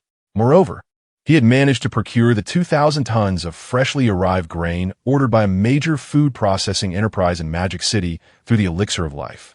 In total, there were 4,000 tons of grain, along with the bows, armor, and other items that Wei Wei required, sufficient to complete the transaction, with a surplus to spare. With a flash of brilliance, He vanished from the room. Concurrently, an invisible magical barrier materialized at the entrance of his bedroom, ensuring that no one from Blue Star could enter before his return. Chapter 62. A surge in trade points. It appears that you are fully prepared. In the trading space, Vivi donned a splendid gown that He had never witnessed before. It accentuated her noble aura, rendering her breathtakingly beautiful, rivaling even the enchanting Yuling. The 28,000 tons of grain, along with the previously agreed-upon bows, armor, and other cold weapons, were all meticulously arranged. He nodded in affirmation, subsequently transferring the items he had stored in the trading space via the trading platform. Vivi cast a cursory glance and nodded in acceptance of these goods. As for the firearms intended for the exchange of the life water, they were not included in this particular transaction, nor was there any stipulation that the trade must be completed within the week. He could utilize the life water for now, while the weapons could be delivered within a month. With the completion of this transaction, Yi's membership points experienced a remarkable surge for the first time. In contrast to the previous minor dealings, this transaction could be deemed a substantial one in its true sense. The 28,000 tons of grain, coupled with over 10,000 specially crafted 200-pound composite bows, 100,000 carbon arrows, 2 million specially made tungsten steel arrowheads, 1,000 full suits of heavy armor, and 1,000 sets of specialized crossbows were all part of the deal. Identity, registered member of the time-space trading platform, 1,000 points deducted for upgrade to senior member, unlocking more privileges. Points, 168. Privileges special items. Storage space. After he purchased the world language proficiency card for Yuling, He had already expended one of his initial life trading permission cards to procure the breeding bulls of the 2 colossal horn cattle, and even acquired an additional card. His points had dwindled to single digits. However, following the completion of this trade, the trading platform rewarded him with over 160 points, rejuvenating his previously depleted balance. Vivi, too, evidently garnered a significant amount of points, her elation unmistakable. Such points accrue no interest. Since they are now in hand, they must surely be spent. What do you plan to purchase? After a brief silence following the transaction, both turned to each other and in unison asked, "What do you intend to buy?" After a moment of surprise, he extended his hand, indicating for her to speak first. "I plan to buy a beginner matching card." Vivi lightly tapped the luminous screen before her, revealing the price of the beginner matching card in the system marketplace, 100 points. With their current points, both could afford it. To be honest, upon seeing the balance of 168 points, Yi's immediate thought was also to purchase this card. While other items in the system marketplace were appealing, the potential benefits of matching with a new trading partner seemed far greater. Yet, risks undoubtedly accompany such decisions. The beginner matching card is entirely random. One cannot predict what trading partner it may yield. Should one happen to match with a partner devoid of value, that 100 points would effectively be squandered. No, it would be worse than merely being wasted. It might lead to considerable frustration. Have you considered the risks involved? Although he has chosen to ignore the risks and take a chance on acquiring a matching card, since Wei Wei also harbors similar thoughts, it will be prudent to inquire about her perspective. Of course, I have considered it, but in light of the potential rewards, I believe the risks are entirely manageable. Wei Wei stated earnestly, "I wonder if you have observed the price of the intermediate matching card in the points mall? 10,000 points, while the advanced matching card costs a staggering 1 million points. We have already engaged in numerous transactions, yet we have only accumulated a little over 100 points. If we continue to trade at this leisurely pace, it may take us hundreds of transactions to amass enough points for the intermediate matching card. Though the intermediate matching card facilitates matches with complementary trading partners, the disparities between the two parties will ultimately remain minimal. to alter one's standing in the world and achieve an elevation in civilization level. I believe it necessitates the advanced matching card to connect with suitable trading partners. At our current trading rate, reaching 1 million points seems an eternity away. Wei Wei shrugged her delicate shoulders, adding, therefore, it's merely 100 points. It might be worth the gamble. If we happen to match with a trading partner whose strengths complement ours, the rewards could be substantial. In fact, I suggest you also acquire a basic matching card. Even if the trading partner requires something I do not possess, there's a chance I may have it available. The same applies in reverse. Su-yi nodded in agreement, recognizing the validity of her thoughts. He shared her sentiments. The potential benefits of a new trading partner far outweighed the mere 100 points. The greatest advantage lies in the increasing number of established trading partners, which not only enhances point accumulation, but also enables one to act as an intermediary. The resources and specialties from my own world, along with those from my trading partners' realms, are commodities I can sell to third parties. The more fixed trading partners I have, the faster I can accumulate points, and the quicker I am able to match with more trading partners, thereby gaining access to diverse technologies, resources, and knowledge from various worlds. The two exchanged smiles, as Wei Wei clearly recognized that Su-yi was in alignment with her thoughts. Subsequently, they moved beyond the dilemma of what to purchase and began discussing what they would need for their next transaction. In addition, Wei Wei brought Su-yi another piece of good news. The star caller you asked me to inquire about has been found, and Dream River City has established contact with her, conveying your ideas through the name of Yuling. The star caller? Su-yi paused momentarily, but soon recalled who she was, the most powerful entity among the hybrid offspring of humans and elves in the magical realm, essentially the leader of this unique group. Upon hearing about the discrimination faced by these hybrids, Su-yi had contemplated bringing them to Blue Star to work for him, which he mentioned to Wei Wei during their last transaction. He hadn't anticipated her to be so efficient in making this connection. What did she say? She was unaware of the other world we were destined for. I merely informed her that Yuling had discovered a sanctuary, untouched by external disturbances, where all hybrids could no longer face discrimination or oppression. The Seeker of Destiny appeared quite intrigued, but requested a preliminary visit. Vivi kindly cautioned, when I met her, I had already consulted the trading platform. Her power is somewhat formidable, and the basic life trading permissions cannot facilitate her transition to your world. A medium-level card is required, which costs 100 points each. As for her hybrid kin, they constitute a considerable collective, numbering no fewer than 100,000. The basic group life trading card can accommodate a maximum of 10,000 at a time, costing 200 points each. Thus, should you wish to procure this entire congregation of hybrids, you must prepare at least 2,100 points. And that is under the condition that I charge you no fees for assisting you in this endeavor. You would do well to contemplate this carefully. Chapter 63. A new trading subject, a lump of iron? 2,100 points. Su-yi furrowed his brow, contemplating for a moment before stating, let us set aside other matters for now. After we complete our transaction next week, I shall first procure an intermediate life trading permission card for you. Please have that Star Seeker come over. Although these points seem substantial, they do not allow for the immediate transport of everyone. It could be a gradual process. As the company expands, the number of secrets increases. Su-yi often finds himself troubled by the lack of trustworthy individuals in his employ.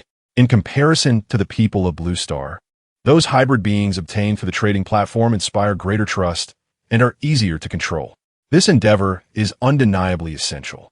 Very well, I shall assist you in making contact.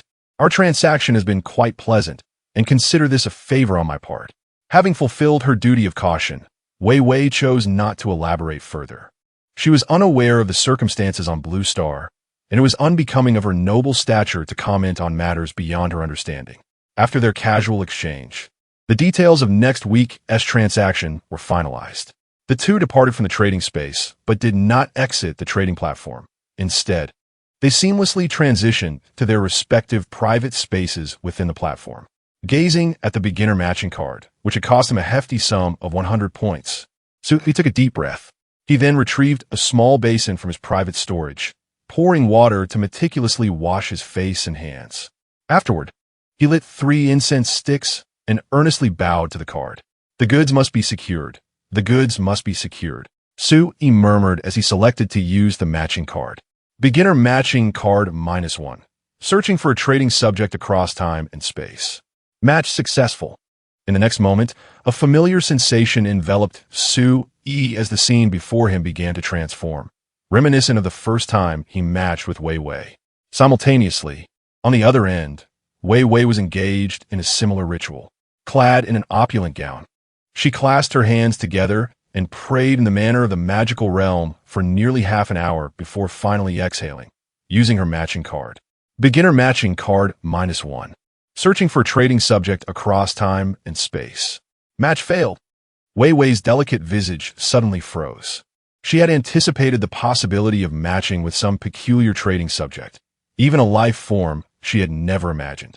Such outcomes were within the realm of her expectations. If such a situation truly occurred, she would merely lament her ill fortune. However, the utter failure of the match was beyond her wildest thoughts. Regaining her composure, Wei Wei sprang to her feet, her silver teeth clenched as she glared fiercely at the system panel before her. "You scoundrel! Refund me!" If Su-e were to learn of Wei Wei's matching failure, he would likely be unable to suppress a laugh. For not only had he matched successfully, but the counterpart appeared to be human.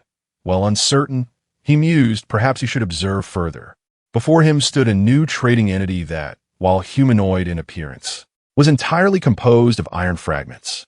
Su-e found himself momentarily perplexed, uncertain whether this being was clad in some form of armor or if it resembled a silicon-based creature akin to those seen in cinematic depictions of Transformers. Wei Wei required sustenance. If this entity were indeed silicon-based and in need of nourishment, it would imply that their food supply consisted of gasoline. The other party remained silent, and Su-e refrained from initiating conversation, resulting in a mutual gaze that caused his thoughts to drift. "My intelligent assistant informs me that you appear to be contemplating rather impolite notions." An emotionless electronic voice emanated from the iron figure, abruptly snapping Su-e back to reality. With a calm smile, he replied, "Evidently, even the most advanced intelligent assistants are prone to errors, particularly when confronted with an individual from an unknown world and civilization, as the data may indeed lead to erroneous conclusions." Silence enveloped them once more. In the next moment, without any warning, the iron figure abruptly raised its right hand, and the electromagnetic cannon at its wrist charged instantaneously. Boom! A projectile of unimaginable speed hurtled towards Su-e. The instant the hand was raised, Su-e sensed something amiss. Almost instinctively, he turned away just as the cannon fired, having recently enhanced his constitution through sustenance derived from magical beings or the essence of life itself. After narrowly evading the shot, he recalled that the trading space prohibited any form of aggression between traders, though the exhibition of weapons was permitted. The cannon's discharge clearly had not been aimed at him. Thus, it was deemed a demonstration of weaponry rather than an attack by the trading platform. "Organic being, you are remarkably strong." The cold electronic voice resonated again, this time imbued with a hint of sentiment. "Since the discovery of psychic energy, I have never witnessed a human body so harmoniously accommodating the power of such energy." Startled by the sudden cannon fire, Su-e, not one to be easily ruffled, retorted with a scoff, "Tin can, a simple word will suffice for our transaction. I lack the time to engage in your riddles." However, the next moment, a gentle voice emerged from the iron figure. "Of course, we shall trade." As the words fell, to Su-e's astonishment, accompanied by the sounds of mechanical movement and the grinding of steel, the iron entity swiftly unfolded. From within emerged a woman clad in a form-fitting outfit, her figure strikingly voluptuous and her long hair cascading elegantly. Leaning against the towering armor, she stretched languidly, seemingly unconcerned about her provocative physique, and said, "I am Bai Lu, Governor of the Dawn Alliance's Qingyu Star, Sunzhou Resistance. I apologize, having dealt with those ironclad cyborgs for so long. I have grown accustomed to referring to you as organic beings. That is how they designate those who have not undergone mechanical modification." Su-e keenly seized upon the key terms: resistance, organic beings, cyborgs, flesh and blood versus mechanical ascension. Sui posit momentarity. realizing that he had gleaned a general understanding of the circumstances in the other S world. After all, the white deer before him bore no outward signs of mechanical enhancement. She identified herself as a member of the resistance, and, with a tone laced with disdain, referred to the mechanically modified individuals. It seemed evident that the relationship between ordinary people and those augmented by machinery in her world was far from harmonious. Of course, Suyi's ability to infer so much from her brief utterances stemmed primarily from her apparent lack of intent to conceal the truth. However, he was not particularly invested in the internal conflicts of her world. What truly captivated his attention was the palpable high technology that surrounded him. To speak of just one instance, the exoskeletal armor before him would undoubtedly be considered a marvel of advanced technology on Blue Star. The electromagnetic cannon that had just fired from the wrist was a feat of engineering that Blue Star could scarcely envision at present. This potential trading partner was indeed promising. More importantly, it was clear that she held a keen interest in him as well. Chapter 64. Am I really that impressive? Su-yi, hailing from the Blue Star, made a brief self-introduction before diving straight into the matter at hand. What is it that you desire? Or is there something you wish to sell? Bailu scrutinized Su-yi for a moment and replied candidly. I seek the method you employ to enhance your physical form using spiritual energy. You may name your price. As long as I can afford it, I shall pay. Spiritual energy. This was not the first occasion Bailu had mentioned this term. Su-yi speculated that it was an alternative nomenclature for the magical essence known in the magical realm, though he remained uncertain. After a brief contemplation, he extracted a fruit from his storage space, one originating from the magical world, alongside an ordinary apple. This fruit, known as the Crimson Flame Fruit, was, according to Wei Wei, a specialty of their Blazing Sun Empire. It constituted a significant portion of the several tons of magical flora and beast meat she had previously sent. The flavor was indeed delightful, and Su-yi found it quite enjoyable. As for the apple, it was merely an ordinary fruit, unremarkable in nature. Can you discern which of these fruits contains the spiritual energy you mentioned? Bailu cast a casual glance and pointed at the Crimson Flame Fruit. Clearly, it is this one. The spiritual energy emanating from it is distinctly palpable, even without ocular enhancements. This was indeed accurate. The magical fruit exuded a subtle aura that would be evident to any discerning individual. Su-yi had not presented the fruit to test her perception, but rather to validate his hypothesis. It appeared he was correct. Her so-called spiritual energy was, in essence, magical power. Utilizing spiritual energy to augment one's physical capabilities is not particularly challenging. One merely needs to consume such fruits or the flesh of similar beings. However, this method is rather slow. If you desire a more expedited process, I possess a type of life water, which is imbued with a more concentrated spiritual energy that is also more readily absorbed. At this, Su-yi smiled and added, I can provide these items. Without limitation, Bailu raised an eyebrow, her eyes glimmering with excitement. Currently, supplies are limited. Our own production does not suffice. In the future, should I manage to establish connections with more valuable worlds and gain access to advanced cultivation and breeding techniques, I may be able to offer an unlimited supply. Su-yi responded. Purchasing finished products directly from Wei Wei is prohibitively expensive, and we do not have enough for our own use here on Blue Star.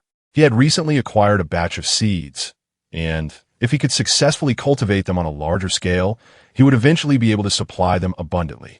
Yet, it is prudent to leave some room for negotiation. Bailu pondered for a moment, but refrained from pressing further, instead stating plainly, what do you require in return? You mentioned intelligent assistance earlier. I find myself intrigued by this. I wonder what level of sophistication your intelligent assistants possess. What level? Bailu furrowed her brow, contemplating for a moment before responding. I am unaware of how your world categorizes such levels.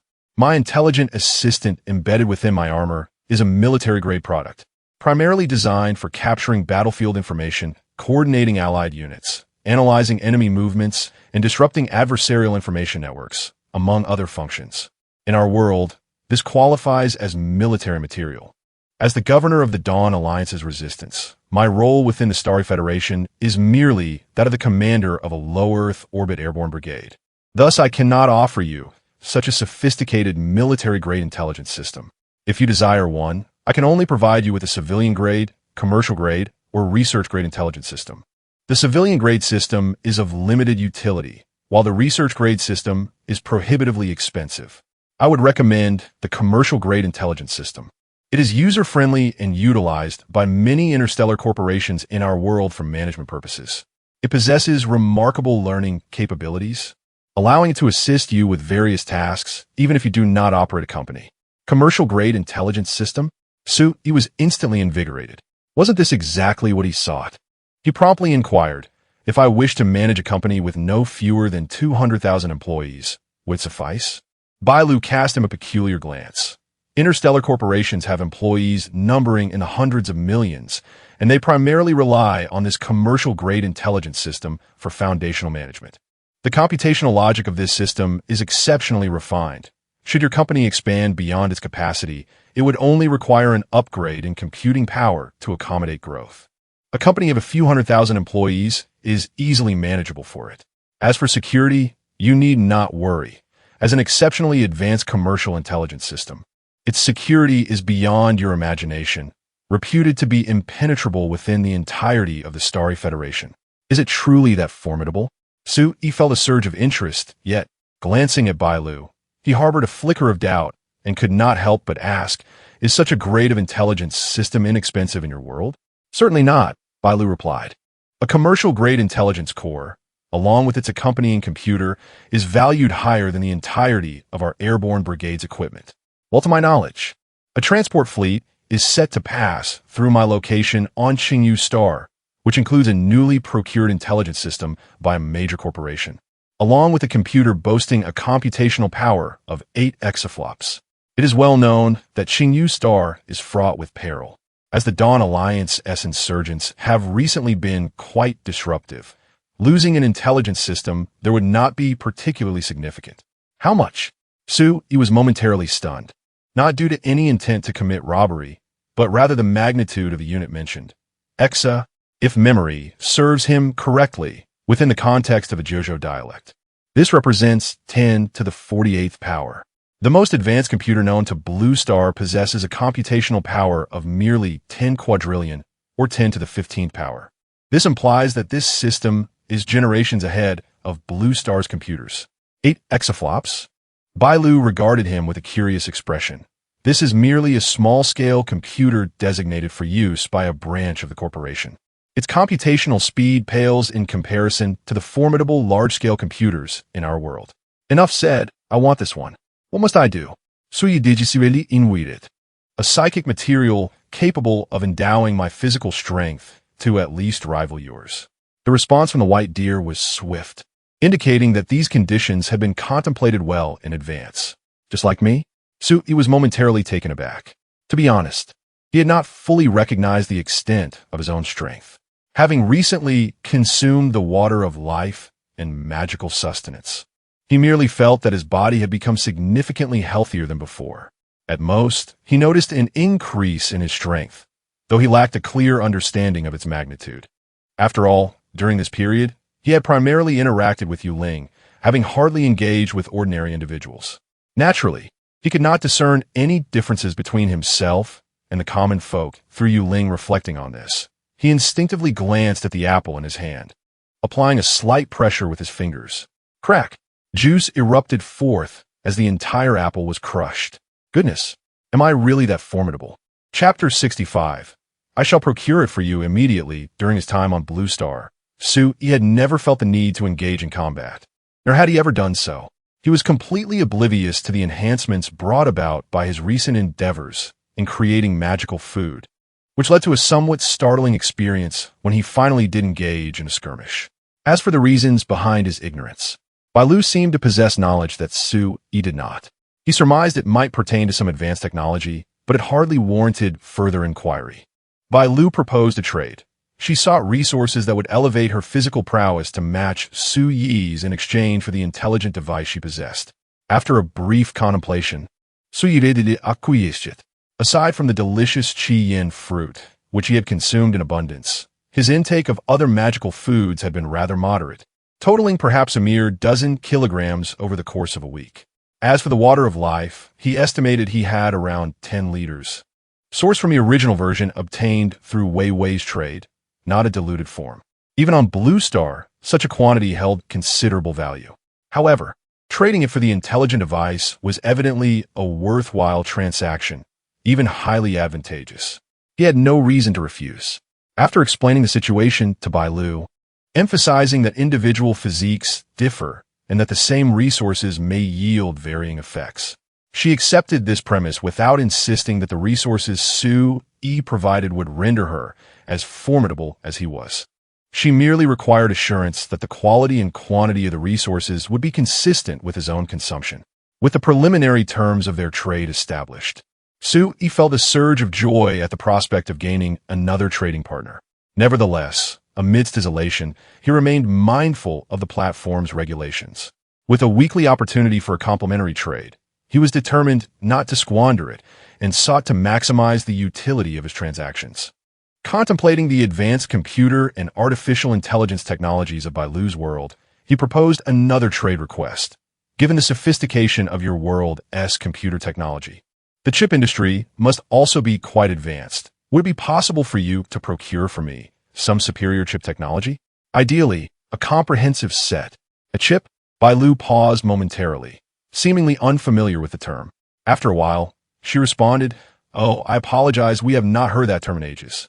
In our realm, we refer to computer processors as field coordinators. While they serve a similar function as chips, the underlying principles are entirely different." With a hint of difficulty, she continued, "This technology is also at the forefront of our world. I could assist you in procuring a batch, but acquiring the complete set of technology is nearly impossible, as it is monopolized by a few major corporations, and no one has been able to decipher it." Field coordinator? Su Yi frowned at this new term. What on earth could that be? Well, it is likely that your world lacks this technology. Bai Lu succinctly explained, "You should be familiar with the principle of chips, right? It involves etching circuits onto specific materials using precision processing techniques, with smaller processes yielding greater computing power. Nevertheless, this technology is fraught with numerous shortcomings. Once the manufacturing process reaches a certain threshold, a plethora of issues arise, such as quantum tunneling.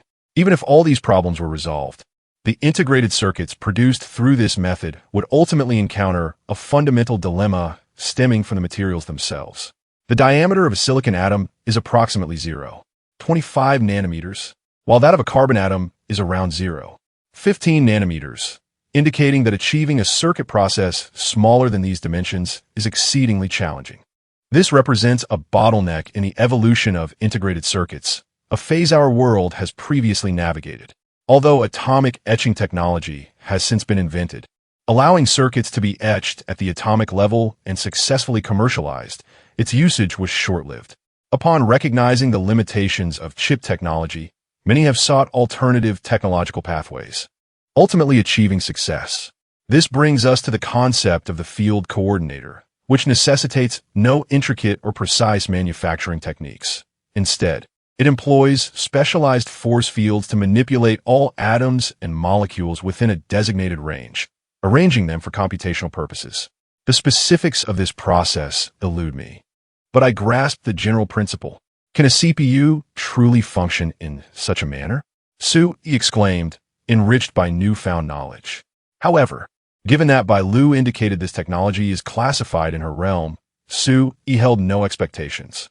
Yet, the obsolete chip technology from their world should be accessible, right? Bai Lu had previously mentioned that their outdated chip technology had achieved a manufacturing process below 1 nanometer. That would undoubtedly be a dimensional reduction strike on Blue Star. As for the obsolete chip technology, Bai Lu contemplated, this technology is no longer a secret. If you wish, I can provide you with the complete set of techniques available for download online.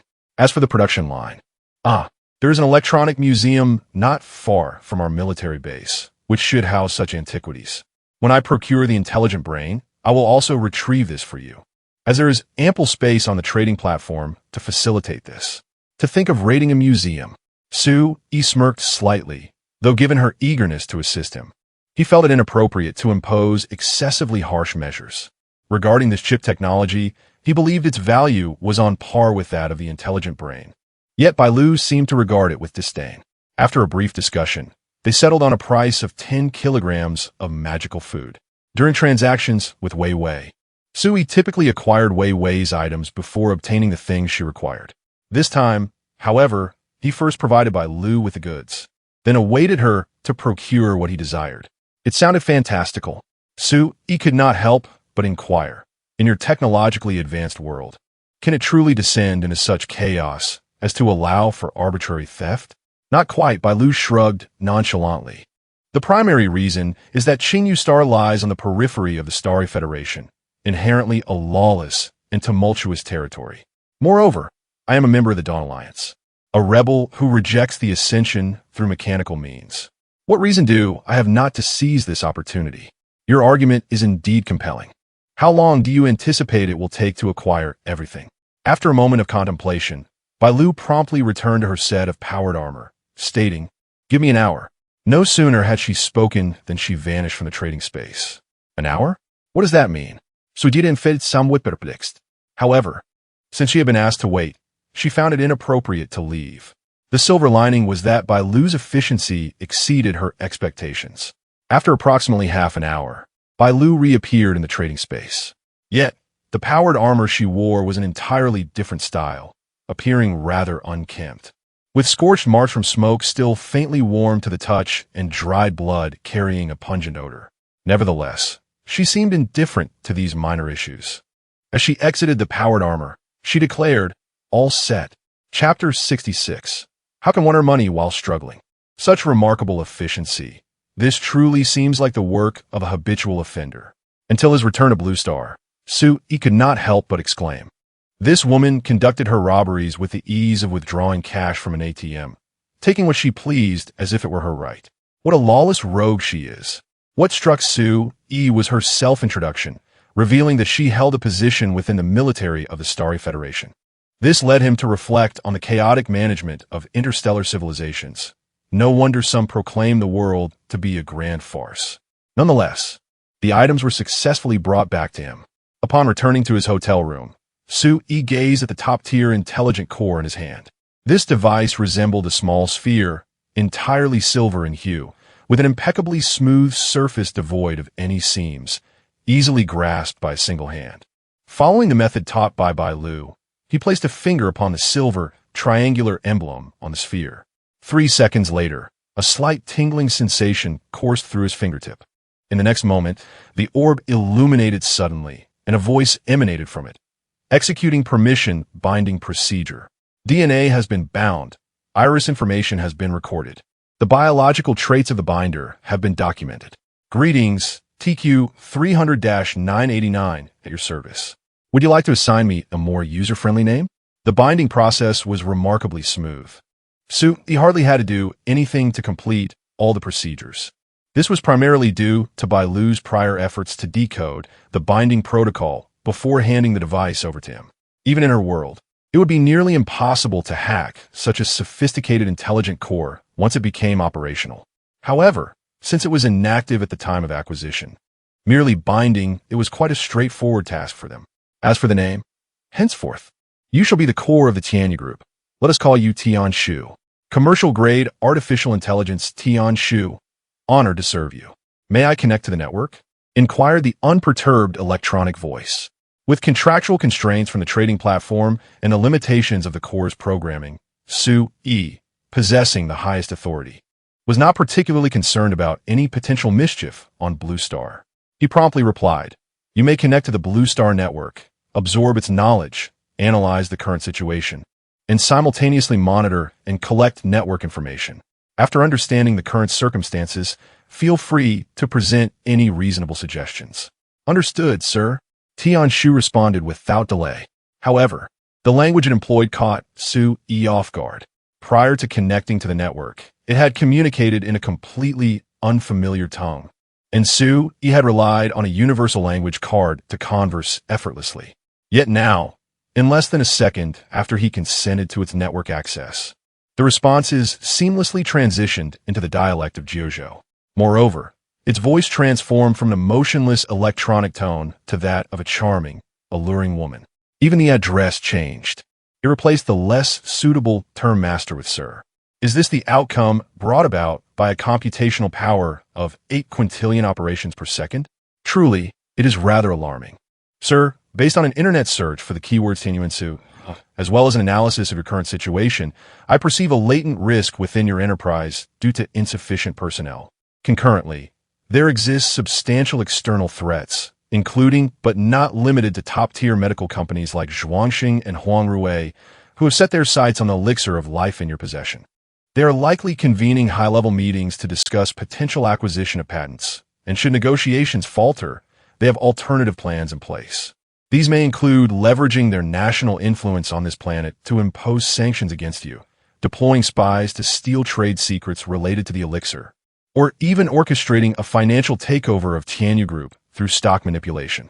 Furthermore, they might resort to nefarious acts such as assassination or kidnapping of those close to you to compel your compliance regarding the patent.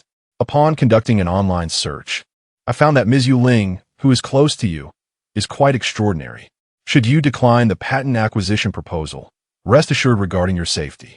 I recommend bolstering the security measures for the executives at Tianyu Group, particularly enhancing the protective details surrounding your parents.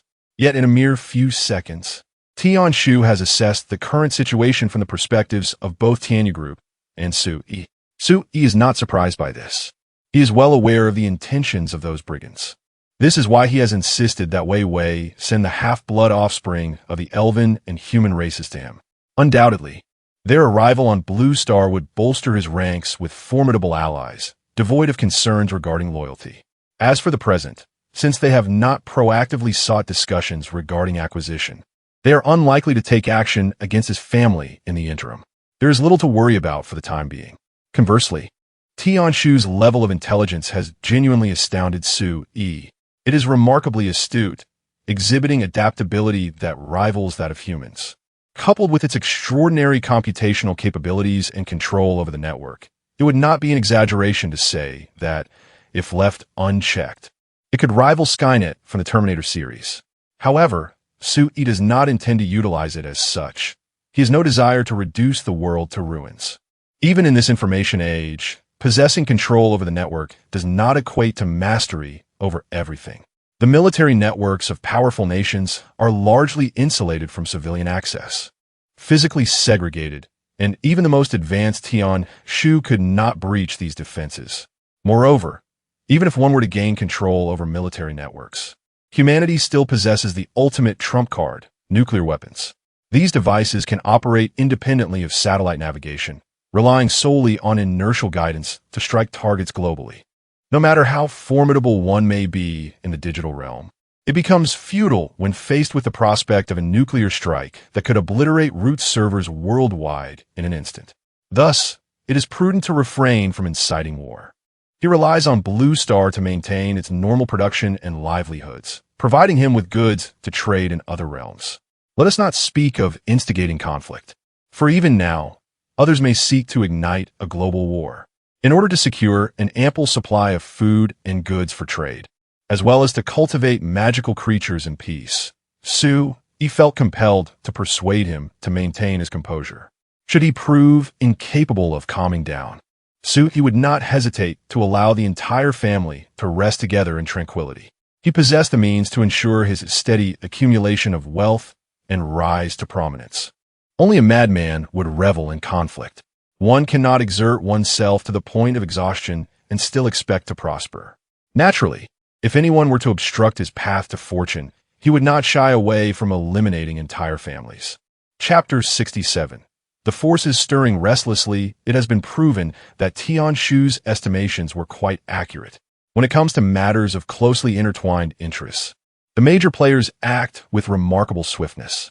Approximately 3 days after Su-Yi concluded his remaining affairs in the magical city and returned to Jiangcheng, specifically, on the 5th day after obtaining Tian Shu's insights, an individual claiming to be the president of the Zhuangxing Group's Greater Jiuzhou District personally reached out to Tianyu Group, seeking a meeting with Su-Yi. At this juncture, the initial batch of 100,000 bottles of the basic version of the life elixir had only recently been dispatched, with the majority yet to reach their intended recipients. This was merely the first wave. In just a single day, Tianyu Medical received correspondence from numerous giants in the domestic and international pharmaceutical and medical industries, all expressing a desire for their senior executives to meet with Sui. It was evident that these industry titans had managed to obtain samples of the life elixir, which, after thorough examination, confirmed its advertised efficacy, prompting their urgency. Currently, the affairs of Tianyu Group were predominantly overseen by Tian Shu. Faced with the aggressive onslaught of these medical behemoths, Tian Shu's counsel to Sui was straightforward. Engage in a fade of politeness while stalling for time, all the while leveraging the available resources of the life elixir to curry favor with high-ranking officials and influential leaders of renowned global conglomerates and families. The emergence of the life elixir promised to revolutionize the entire medical sector. Yet the world is not devoid of individuals capable of curing ailments. Tian Shu's strategy entailed harnessing external forces to counterbalance the restless medical industry giants, employing capital, political influence, and various other means to subdue them into submission. If not for the existence of Sui's trading platform as a unique advantage, this plan would indeed be the most fitting course of action. In the commercial arena, akin to a battlefield, achieving a decisive victory necessitates the astute utilization of one's advantages. In simpler terms, the life elixir's extraordinary capacity to heal and prolong life is something fervently desired by virtually all those wielding power on this planet, yet remains perpetually out of reach. Nevertheless, Sui declined this proposal. Stalling for time? Perhaps a day could be bought. Shortly after receiving the request before him, Sui provided his response. He would arrange for these individuals to convene at the headquarters of Tianyu Medical the following day. It had already been 6 days since his last transaction with Wei Wei. The agreed-upon materials were prepared, and a couple of days prior, Wei Wei had communicated through the trading platform, indicating that the Star Seeker had arrived in her Dream River City, where she was diligently preparing the necessary resources for Sui. Tomorrow would mark the occasion for their weekly transaction. With the arrival of the Star Seeker, Sui would have an exceptionally formidable ally to ensure his family's safety, as well as the opportune moment to reveal his hand. Simultaneously, he planned to disclose a portion of his power to dispel any notions that Tianyu Group was easily bullied. This aspect of power, of course, pertained to the supernatural abilities wielded by Yu Ling. Whether through magic or martial prowess, a suitable display would be warranted. This brings to mind the nonsensical chatter from Yu Ling during the product launch about something called life essence.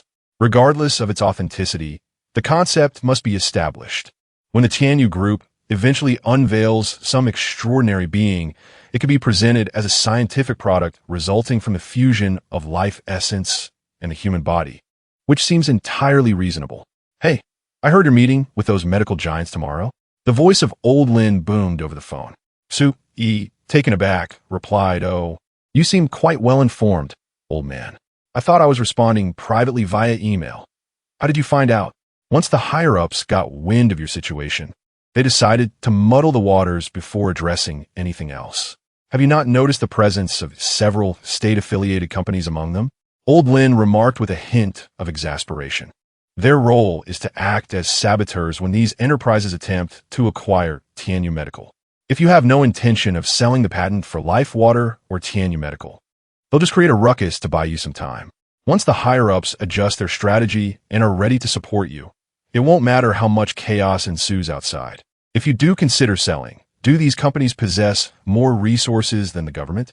The higher-ups have indicated that as long as you're willing, you can simply press 0 with your eyes closed, and they will fund you blindly. However, we believe you won't sell, which is why these state-affiliated companies are here to stir the pot.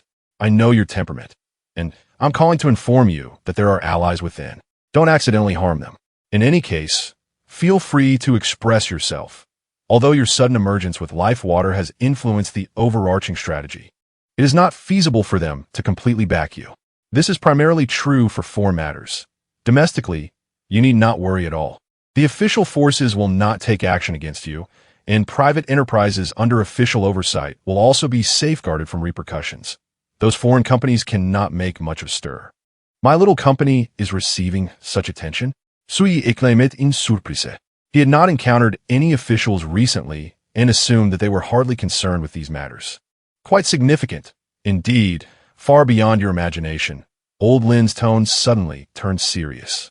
The reason for the attention is not merely due to life water, but rather the life essence your daughter proposed during the product launch. The Academy of Sciences has conducted comprehensive testing on the life water you sold, nearly reverse engineering all its components. Their conclusion is that its nutritional value is only marginally higher than that of mineral water, and it is impossible for it to have such effects. Yet it does work.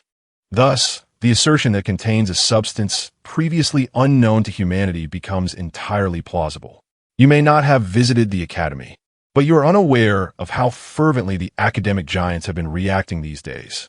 In the words of a well-known expert in a widely recognized field, if this substance is proven true and methods for harnessing it are established, it could undoubtedly alter the course of human civilization. It is highly probable that an entirely new system will emerge outside the existing technological framework. The technological tree will no longer merely expand. Rather, a completely novel tree will sprout alongside it.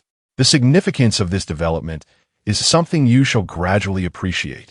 The reason they have yet to approach you is that they are still contemplating how best to engage with you. Of course, they are also awaiting results from the Academy of Sciences. Should the Academy succeed in utilizing the elixir of life to reverse engineer and comprehend the essence of life, your importance, along with that of the Celestial Domain Group, will undoubtedly ascend to a new level. Conversely, if they fail, it is difficult to fathom the extent to which you may be valued. In conclusion, you may proceed as you see fit tomorrow. Chapter 68. Recruitment plan. Tomorrow's meeting necessitates a significant undertaking tonight. Merely alarming the medical industry is insufficient. After ending the call, Su-Yi turned directly to Tian-Shu and inquired about the progress on the equipment and technology related to the chips obtained from Bailu.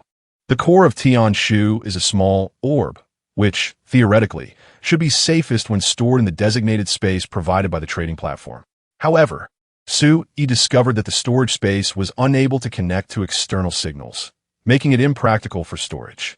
After much deliberation, Yuling proposed a solution: to employ a shrinking spell to further reduce the already diminutive orb, transforming it into a size comparable to a pearl, thus allowing Su-Yi to carry it with ease. Upon reflection, Su-Yi deemed this a viable approach. Yet, since it was to be disguised as an accessory, he thought it wiser for Yuling to wear it. In this world, there existed no one capable of stealing or snatching it from her hands. Thus, this sophisticated artificial intelligence from another realm was elegantly strung together into a bracelet adorning Yuling's wrist. Remarkably, it appeared quite exquisite, exuding a sense of refined quality that surpassed even pearls and gemstones in its alignment with human aesthetics. As for the communication between Su-Yi and Tian-Shu, it proved to be straightforward. Any mobile phone or a high-quality smartwatch could serve as a terminal for contact. In fact, he could simply wear a Bluetooth headset, and as long as there was a signal, he could summon Tian-Shu anytime and anywhere. Sir, as per your instructions, I have successfully completed the acquisition and integration of 3 semiconductor enterprises within the Jiuzhou region through lawful channels, under the aegis of Tianyu Group. The fundamental framework for the semiconductor division of Tianyu Technology has been established, and the relevant factory equipment has been upgraded and iterated based on the technology acquired from Miss Bailu.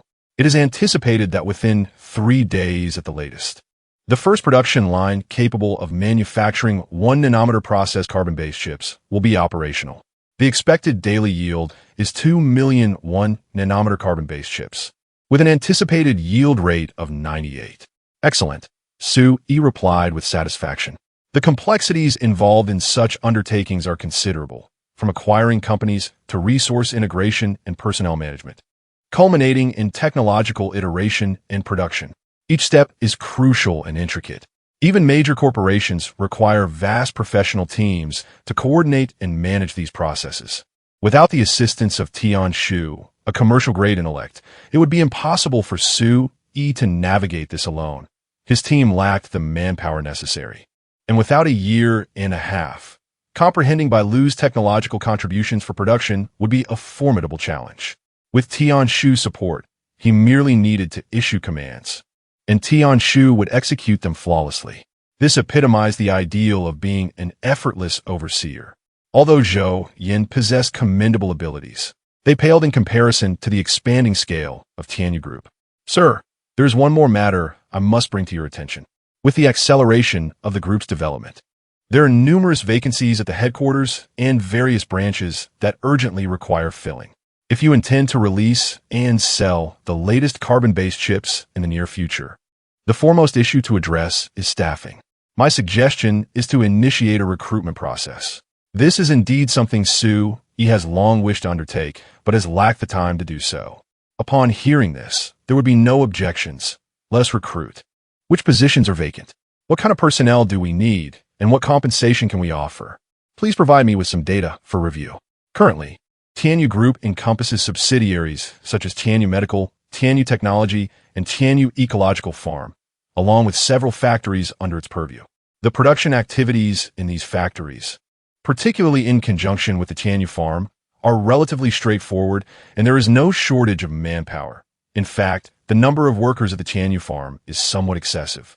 However, considering the potential expansion of the magical plant cultivation area in the future, it may be prudent to retain the redundant agricultural specialists for the time being.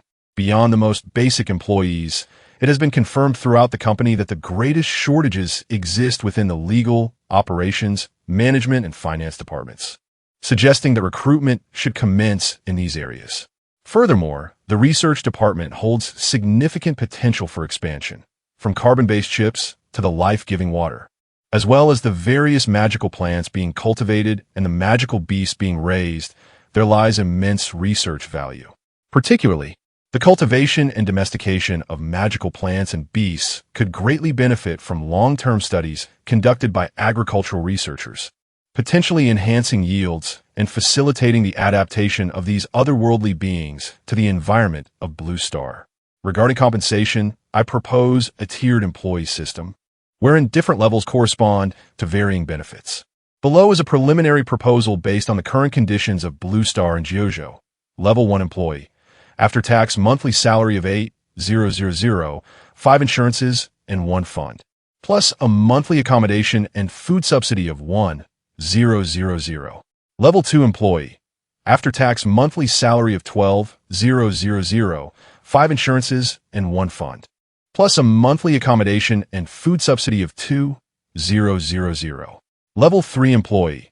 After-tax monthly salary of 18,000, 5 insurances, and 1 fund, plus a monthly accommodation and food subsidy of 3,000.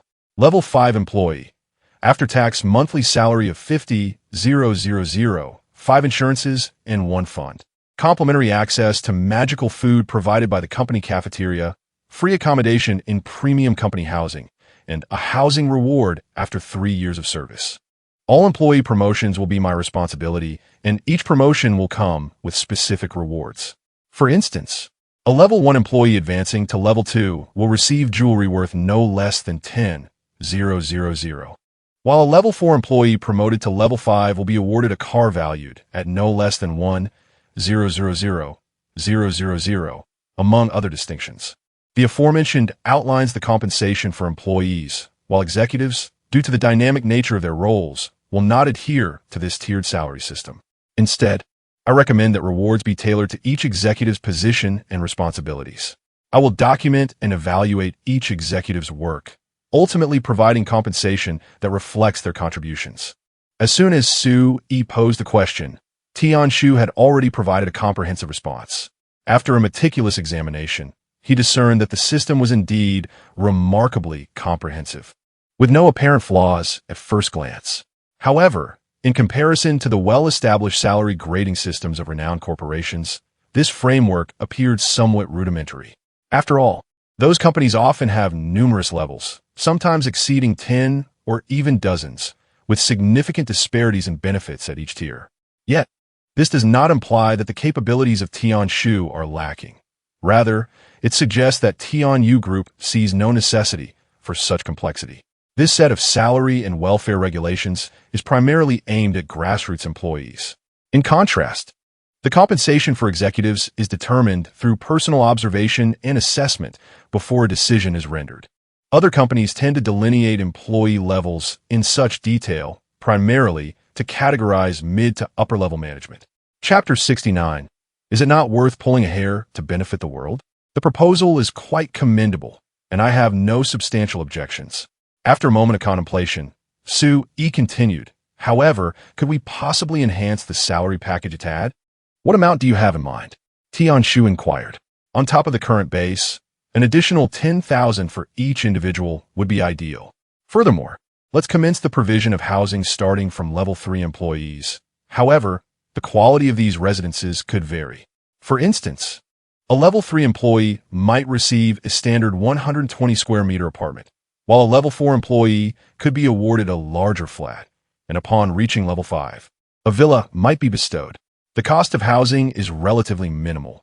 While purchasing from others might be expensive, we could construct our own, whether in Jiangsheng or Modu. Acquiring a decent plot of land to build homes for the employees is not a daunting task, and the investment is quite manageable.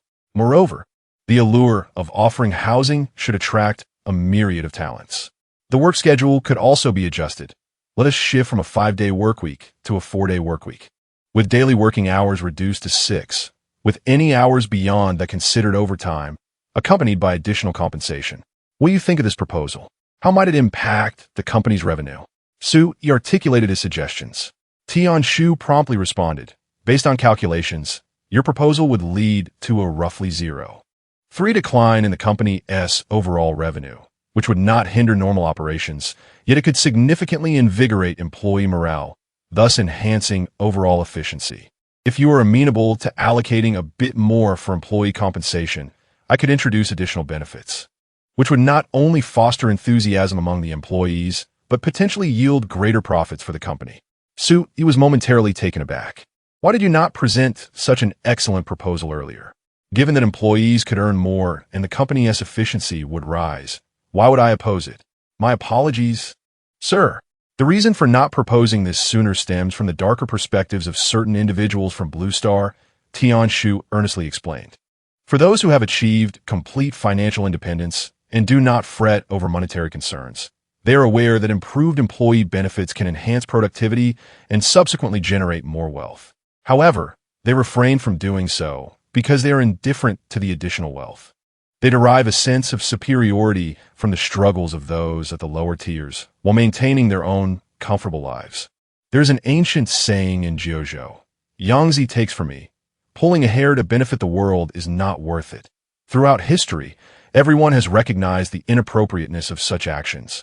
Yet when the opportunity arises to benefit the world by such a small measure, very few act on it. Essentially, those who reach such heights have delineated themselves into a higher echelon, and the struggles of the lower class provide one of their sources of amusement. You, however, are different.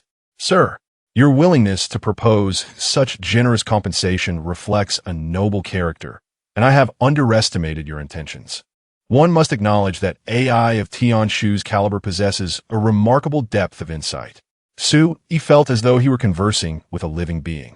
The intricate references and the elaborate expressions ultimately served to flatter him, reflecting an impressive degree of humanization. This is the essence of exceptional AI. As for the remarks made by Tian-Shu, they were not without merit.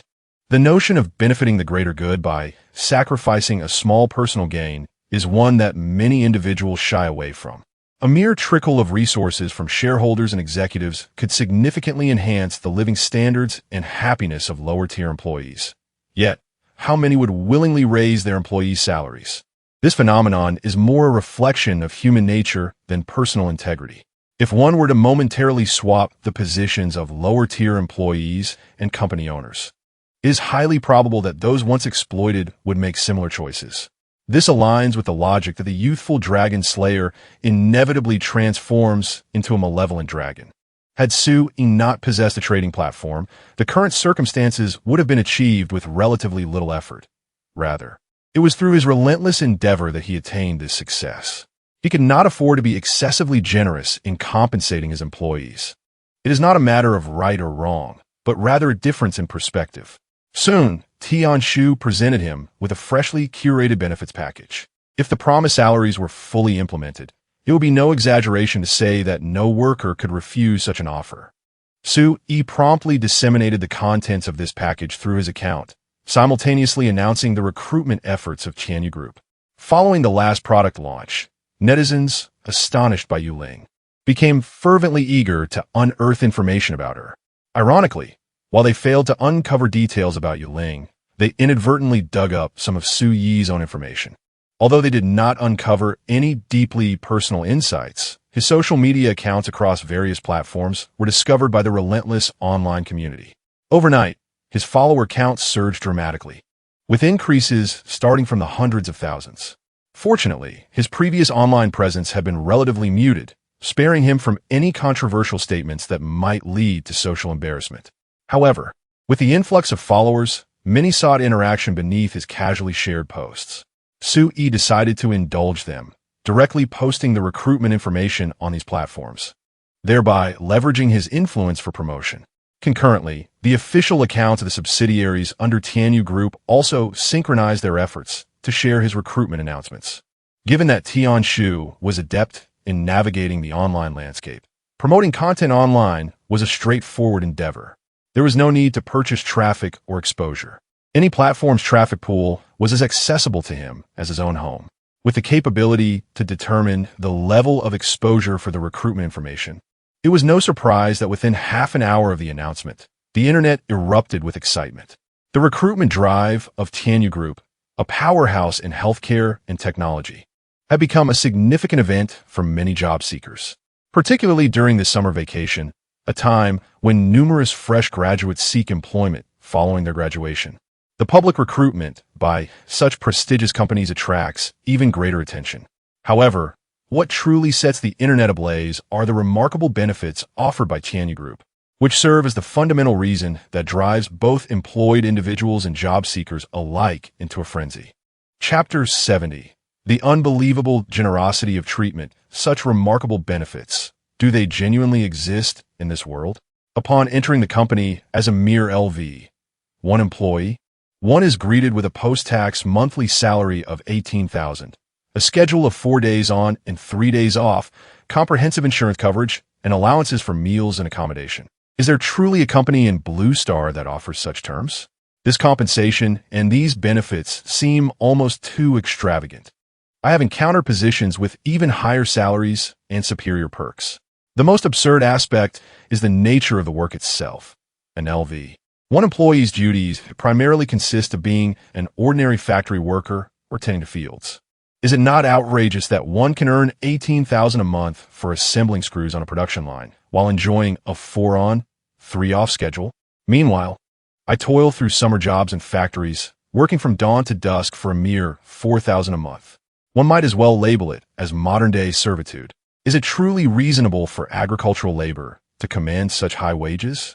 What technical expertise does it require, especially when it surpasses my earnings from coding for an entire month?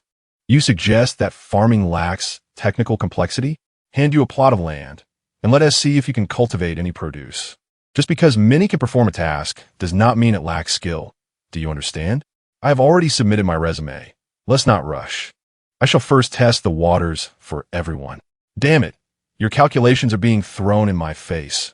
Retract your resume, and allow me to handle the trial run. Surely this cannot be genuine. The generous treatment is almost beyond belief. Who can say?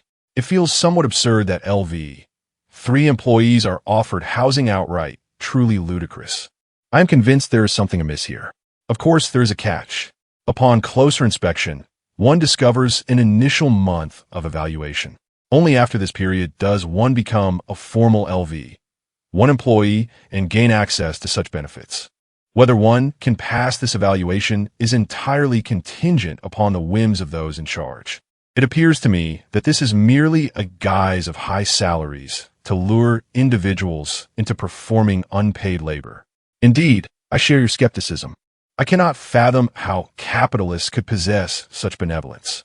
Once the information gained traction, amidst a chorus of astonishment and disbelief, alternative voices soon emerged. The discourse predominantly revolved around questioning the authenticity of these lucrative offers, suggesting that Tianyu Group was merely seeking attention and desperately attempting to deceive individuals into performing unpaid work. This narrative quickly gained momentum in discussions surrounding the matter. If one were to believe there were no hidden agendas, you would certainly disagree. This world often operates on such principles. When everyone is mired in the same moral filth, no one dares to speak out. Yet, while I relentlessly exploit my employees, you extend benefits beyond the imagination of ordinary folk, allowing even the lowest-tier workers to live comfortably. How might my subordinates perceive me? Wouldn't the philanthropic persona I cultivate through casual donations crumble? This is utterly intolerable. Thus, orchestrating smear campaigns through paid commentators became an inevitable outcome. In truth, the rhetoric employed by these individuals to tarnish the reputation of Tianyu Group is riddled with inconsistencies and is fundamentally flawed. Yet, one cannot guard against those who presume themselves astute, believing that the world is saturated with conspiracy theories. As the rhythm of the discourse unfolds, those consumed by conspiracy theories swiftly experience a sensation akin to parting the clouds to reveal the azure sky when confronted with the seemingly incomprehensible high remuneration offered by the Tianyu Group. Indeed, this is precisely what I anticipated. I asserted that the Tianyu Group was certainly indulging in grandiose claims with ill intentions. Consequently, a spontaneous propagation of such sentiments commenced. Through the process of word of mouth, what began with a mere 10 individuals, even if one among them were misguided, would inevitably secure a foothold within the mainstream narrative. Gradually, as more individuals, who initially possessed a modicum of discernment, observed the multitude echoing these sentiments, they too would be inclined to believe. This exemplifies the formidable power of marketing. He had foreseen this development, and thus he felt no indignation. It could even be posited that this was the outcome he deliberately allowed to unfold. Prior to disseminating the recruitment information online, Tianshu had already cautioned him that certain vested interests would inevitably emerge to tarnish the group's reputation. Given Tianshu's capabilities, with prior warning at hand, he could have effectively curtailed the channels through which these narratives spread, extinguishing them at their inception. However, Sui opted against such measures. He firmly believed in one principle. Hostility does not dissipate merely because one silences the adversary. On the contrary, animosity tends to proliferate in alternative forms. Rather than resorting to superficial remedies, fearing the influence of others, it was far more prudent for him to allow these individuals to voice their opinions, only to subsequently refute them with irrefutable facts. Moreover, he intended to trace the origins of these instigators and gather the evidence to expose them. While it may not exact a significant toll upon them, it would undoubtedly lead to their social demise, as any rumor crumbles before the weight of unequivocal truth. This strategy was made possible by Tianshu's support, which granted Sui an absolute dominion over online public opinion, enabling him to engage in such tactics. Were it not for this backing, even if others were proven to be slandering him, without timely dissemination of the truth, subsequent clarifications would be futile once the fervor had dissipated. That very evening, approximately 7 to 8 hours after the recruitment announcement was released, the comments on Suyi's personal social media accounts surpassed 1 million. Among these, numerous individuals praised the Tianyu Group for its integrity, while many others questioned the authenticity, with a significant number resorting to unrestrained vitriol. In response, Suyi's answer was straightforward. He shared an image depicting the salary records of the ordinary workers employed at the Tianyu Ecological Farm for the current month, alongside the payroll documentation from the Tianyu Group. The group had been operational for nearly a month, and although these workers had not yet completed a full month's work at the Tianyu farm, they had been employed at the pre-merger farms, where the salary disbursement dates were fixed, even though they had not yet fulfilled a month of work at Suyi's behest. Their salaries for the month had been disbursed 2 days prior.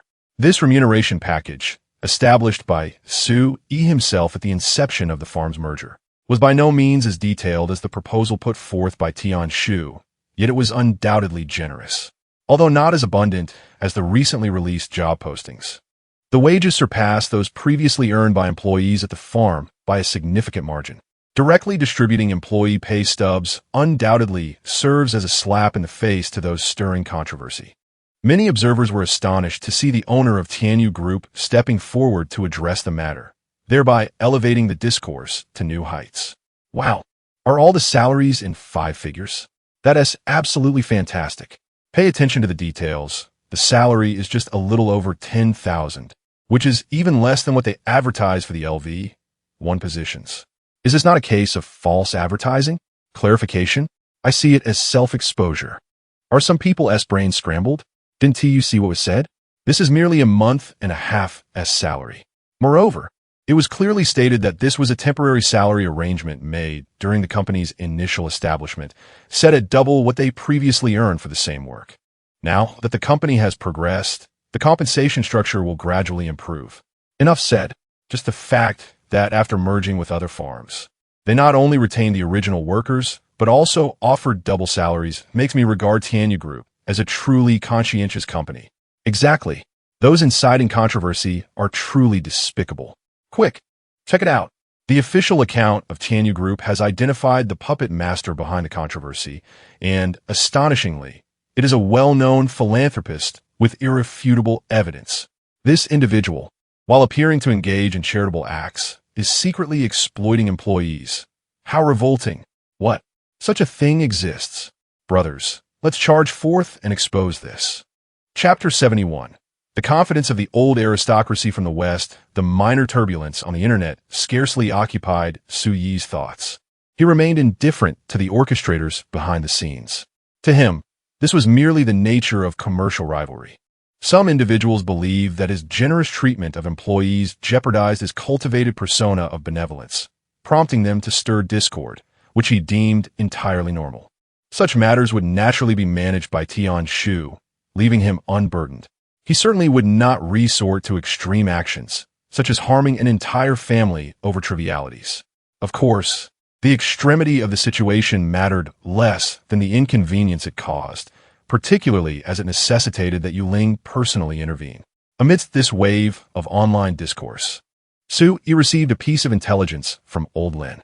The Minister of the Department of Commerce from the Ozhou Alliance had booked a flight to Jiuzhou, departing tonight and expected to arrive by tomorrow. For an official of such stature, a formal visit would ordinarily entail prior communication with Jiuzhou's Foreign Affairs Department to align on intentions before publicizing the itinerary. However, this Western dignitary, named Clay, had opted to travel under the guise of personal leisure without any notification to the Jiuzhou authorities. The records indicated that he was backed by a prominent pharmaceutical conglomerate from Ozhou, which was also scheduled to meet with Su Yi the following day. Moreover, Clay's first stop upon arriving in Jiuzhou would be Jiangcheng. The confluence of these coincidences was difficult to overlook. Such behavior was quite atypical for officials of his rank. Yet, as he was visiting in a personal capacity, Jiuzhou could not impose significant restrictions, merely informing Old Lin to relay the message to Su Yi. Nevertheless, Su Yi reminded unjonjernet. The motivations of these foreign medical enterprises venturing into his territory had been apparent from the outset. Either they sought acquisition or the overseas distribution rights for their life-saving products. He was resolute in refusing both propositions. Convening a meeting was simply an act of basic courtesy, acknowledging their presence and conveying the futility of their requests. This was a fundamental aspect of his civility. Should they disregard his courtesy, that would no longer be his concern. Have you managed to contact him? In the presidential suite of a 5-star hotel in Jiangcheng, 2 Caucasian men sat facing each other. I apologize, Mr. Clay, but we have endeavored to reach out through various channels, yet he has shown no inclination to make an appearance. The response from Tianyu Group has consistently been to await tomorrow's meeting. With all due respect, I fear the group's proposal for acquiring Tianyu Medical may not come to fruition. Oh, what leads you to that conclusion? Clay furrowed his brow. There are too many competitors. We do not possess a significant advantage. Furthermore, regarding pricing, if you were willing to sell Tianyu Group as a package, Jiuzhou could offer terms far more lucrative, not to mention the wealthier enterprises from the White-Headed Eagle. Moreover, today, the Tianyu Group has also announced recruitment information, which hardly suggests that they are preparing to sell the company. As for the conditions, you need not concern yourself. Clay dismissively waved his hand. For individuals of such stature, financial matters are trivial. It is power that is the true rarity. While the Jojo and the White Eagle possess wealth, what does it matter? I have come here to convey to him that certain offerings can only be provided by us in Ojo, which others cannot furnish. I have meticulously scrutinized this individual's recent conduct, and trust me, upon meeting, the terms I propose will be utterly irresistible to him. His ambitions are vast. Residing in any nation would only feel confining to him. What we can offer is an environment devoid of constraints, where he can exercise his autonomy. Although Ojo has fallen from grace in this new era, even a withered camel is larger than a horse. They still possess valuable assets, which is why they dare to involve themselves despite being inferior to Jojo and the White Eagle in many aspects. Money? There are countless things in this world that cannot be purchased. For instance, their ancient empires, though dismembered, still retain a significant number of colonies scattered across the globe. Have those in the council reached a consensus? Furthermore, even if the council agrees regarding territorial matters, the populace is unlikely to consent. Is it? The man conversing with Clay, despite being a tycoon worth hundreds of billions, was nonetheless astonished by such grand gestures. Yet Clay remained unfazed, waving his hand. The council members, upon confirming that the elixir of life indeed possesses the capability to cure all ailments and even extend life, have long since gone mad with desire, almost wishing to dispatch our fleet immediately to seize the formula. At this point, he seemed somewhat regretful. It is a pity that, unlike a century ago, we cannot recklessly act within Jojo's territory. In circumstances where seizing is unfeasible, trade is undoubtedly the optimal solution. As for the relatively worthless overseas territories, they pale in comparison to the epic-making elixir of life. Although the motivations of those in the council stem from self-interest, they are undeniably correct in this matter. As for whether the populace agrees, does it truly matter? Clay scoffed. They will certainly protest in the short term, but with several years until the next election. As long as we secure the formula for the elixir of life and offer them some sweet rewards, they will naturally forget their current opposition and instead express gratitude for our sagacious decisions. Then, the white man glanced cautiously at Clay and inquired, "What if, after we present such terms, he still refuses? Moreover, many will be present at that time. It would not be prudent to discuss such a transaction openly before it is finalized, would it? This is precisely why I sought you out overnight." Clay replied with a smile. "Your company has been developing in Jojo for nearly 2 decades, has it not? I have heard that your foundations are quite solid."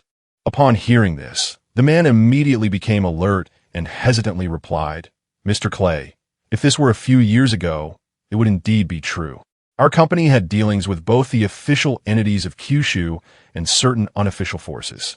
However, in recent years, Kyushu has been under tighter scrutiny, and with the shifting policies, it has become exceedingly inconvenient for us to leverage monetary influence to expand our interests there. This region, after all, operates differently from the West. Many issues cannot simply be resolved with financial means. Currently, our branch in Kyushu can only conduct business modestly, lacking any substantial foundation." Mr. Gago was being overly modest. Clay, naturally skeptical, rose and placed a reassuring hand on the man's shoulder, stating, "I would never allow Mr. Gago to take risks involving violence or arson. All I require is for you to utilize your connections and resources in Kyushu to arrange for me to meet Mr. Su before our meeting tomorrow. As for any refusal, I have already indicated that he will not decline." Chapter 72. If you are unwilling to wait, then leave in the midst of a rainy night. The incessant knocking at the door startled Yang Yi, who was alone on the first floor of the villa, engrossed in a horror film with her teddy bear. Regaining her composure, she cautiously rose to investigate the source of the disturbance. Hearing the persistent knocking, she summoned her courage to inquire, "Who is it? Good evening. Is this the residence of Mr. Su Isu? We have important matters to discuss with him. Please hold on a moment." Yang Yi, hesitant to open the door directly, tiptoed upstairs in her slippers and arrived at Su I's bedroom door. Just as she was about to knock, she faintly heard a sound from within that made her cheeks flush with embarrassment. Her hand lingered in the air, unsure whether to proceed. After a prolonged moment of indecision, the door swung open. Sue, disheveled and clearly irritated, remarked, "What are you doing at this hour? Do you wish to join me?" Their familiarity rendered their conversation less formal than when they had first met. Feeling guilty, Yang quickly interjected, No, I don't want to. There are people outside looking for you. I just thought you should know." "Understood. Tell them to wait. If they don't wish to wait, they can leave," he instructed curtly before slamming the door shut. In the brief moment before the door closed, Yang caught a glimpse of Moonling inside. Adorned in a lavish princess gown, even wearing a crown, she mumbled to herself, feeling her face grow even warmer as she descended the stairs. It dawned on her that she was merely watching a horror film at home. She hadn't committed any crime. Why should she feel guilty? Since Sue himself seemed unconcerned about the visitors outside, she decided to echo his sentiments. Approaching the door, she called out, "Sue said to wait. If you don't want to wait, then leave." Clay was taken aback. He never expected that as a senior official in the Ojo Alliance's Ministry of Commerce, a person of considerable stature, he would be met with such disrespect. To be sent away at this hour without an audience was one thing, but to be told to wait or leave was entirely unacceptable. "Mr. Clay, this Sue is exceedingly rude. Shall we depart?" said Gago, a man of considerable wealth. Visibly dissatisfied, had it not been for Clay's insistence, he would have preferred not to come at this hour. Given that Sue had already announced a meeting for all tomorrow, arriving at his residence at such an hour was indeed a breach of protocol. If word of this were to spread among peers, how could he ever hold his head high again? With Sue refusing to meet, Gago longed to leave, as standing there for even a moment felt torturous. "Doesn't a nobleman like me deserve some dignity?" he thought. Yet Clay, undeterred, insisted, "Let us not rush. He has asked us to wait, so we shall wait." Clay was a determined man, evidently on a mission. After calming down, though quite displeased, they managed to suppress their tempers. Thus, these two prominent figures, who undoubtedly occupied the upper echelons of Ojo, patiently sheltered themselves from the rain beneath the eaves of the villa, awaiting entry. 2 hours later, with a soft click, the sound of the lock turning echoed as the villa's grand door slowly opened. The expressionless Sue appeared at the threshold, casting a fleeting glance at the two. "Sue," he said coolly, "come in." In fact, when they first arrived at the door, Yuling had already informed him of their presence. However, he had been fully prepared and was immediately engrossed in more pressing matters, leaving no room for trivial concerns. Now that his tasks were completed and the visitors had not departed, Sue was indeed curious about what they wished to convey. Should they fail to articulate their intentions succinctly, they might as well remain for the night, serving as fertilizer for the flora in the villa's garden. Soaked by the torrential rain, both Clay and Gage promptly entered the villa upon hearing his invitation. After 2 hours of reflection, Clay could no longer maintain the demeanor of a high-ranking Western official. As he followed Sue inside, he could not help but interject, "Mr. Sue, allow me to introduce myself. I am Clay. I am not interested in who you are. Simply state the purpose of your visit. My time is precious." Sue interrupted with a wave of his hand, settling himself onto the sofa while casually gesturing toward the seats opposite him. "You have approximately 10 minutes to elucidate the reason for your presence here." Suyi's brusque tone and demeanor caused Gage to lose his composure as well. He directly retorted, "Do you know who we are?" Suyi let out a derisive laugh. "Gage Drayler, chairman of Drayler Biopharmaceutical Group. I am aware of you, not due to your fame or status, but because I have a comprehensive understanding of the insignificant insects that Tianyu Medical is about to crush. Nothing more." Rather than feigning civility with him, Gage would be better off contemplating how to liquidate his family business's stocks and flee. Although his tasks were accomplished, the interruption still irked him, and he saw no reason to engage politely. He had no intention of negotiating with these outsiders. The so-called meeting scheduled for tomorrow was merely a notice to inform them that the elixir of life was not something they should covet, thus extinguishing any such aspirations. Having operated in JoJo for many years, Gage was well-versed in the local dialect and culture.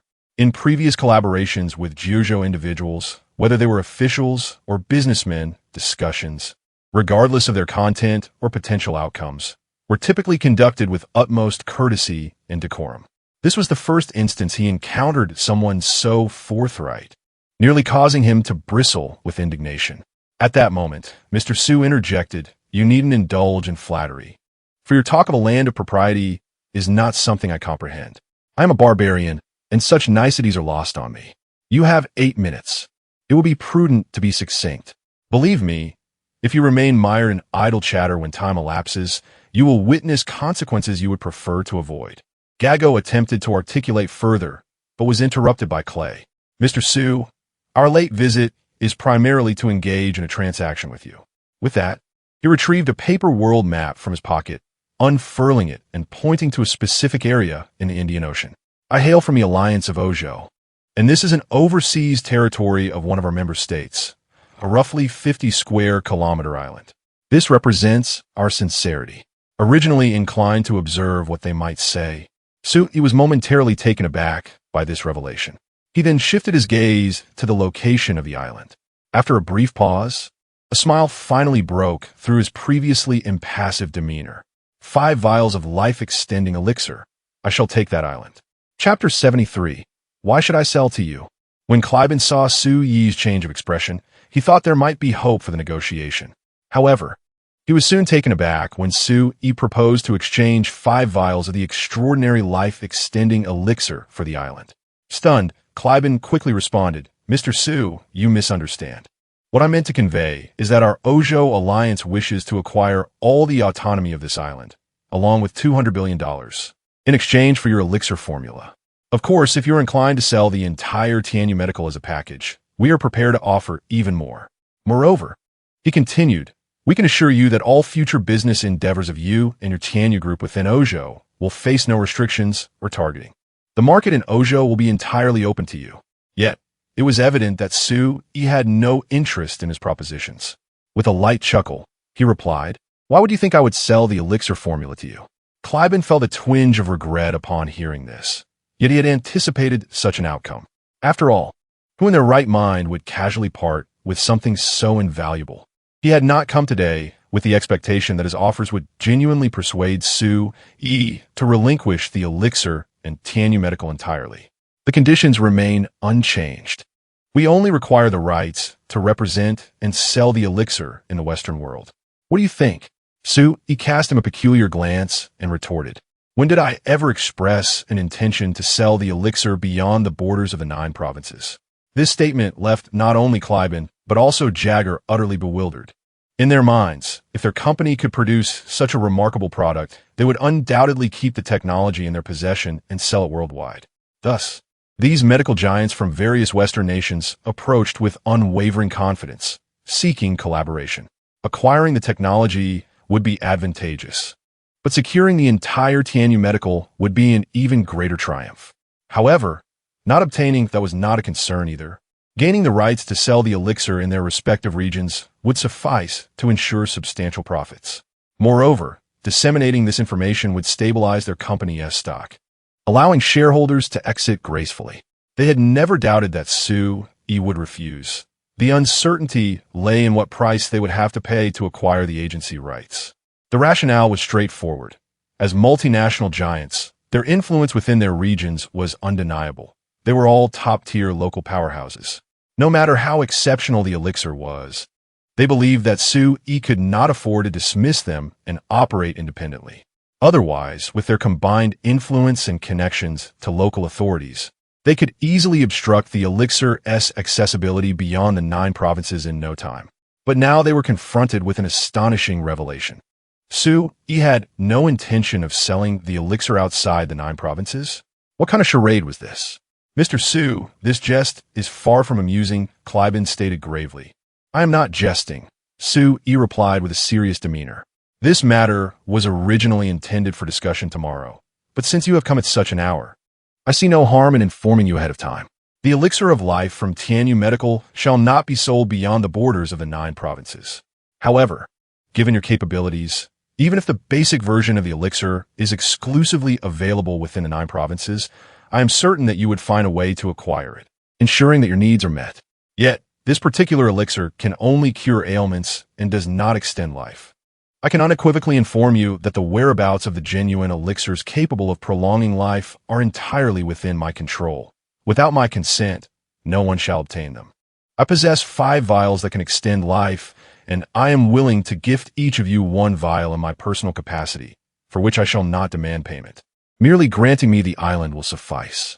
You may deliberate on whether to accept this offer, though I do not require an immediate response at the latest. I expect a definitive answer by tomorrow, after which the opportunity will no longer be available. As he spoke, Su-yi glanced at his watch. The time was drawing near. And you have not wasted my time too frivolously. The intrusion, though unwarranted, can be overlooked. Now, you may take your leave. Once outside the villa and seated in the designated vehicle, the previously silent Mr. Clay and Gago exchanged glances.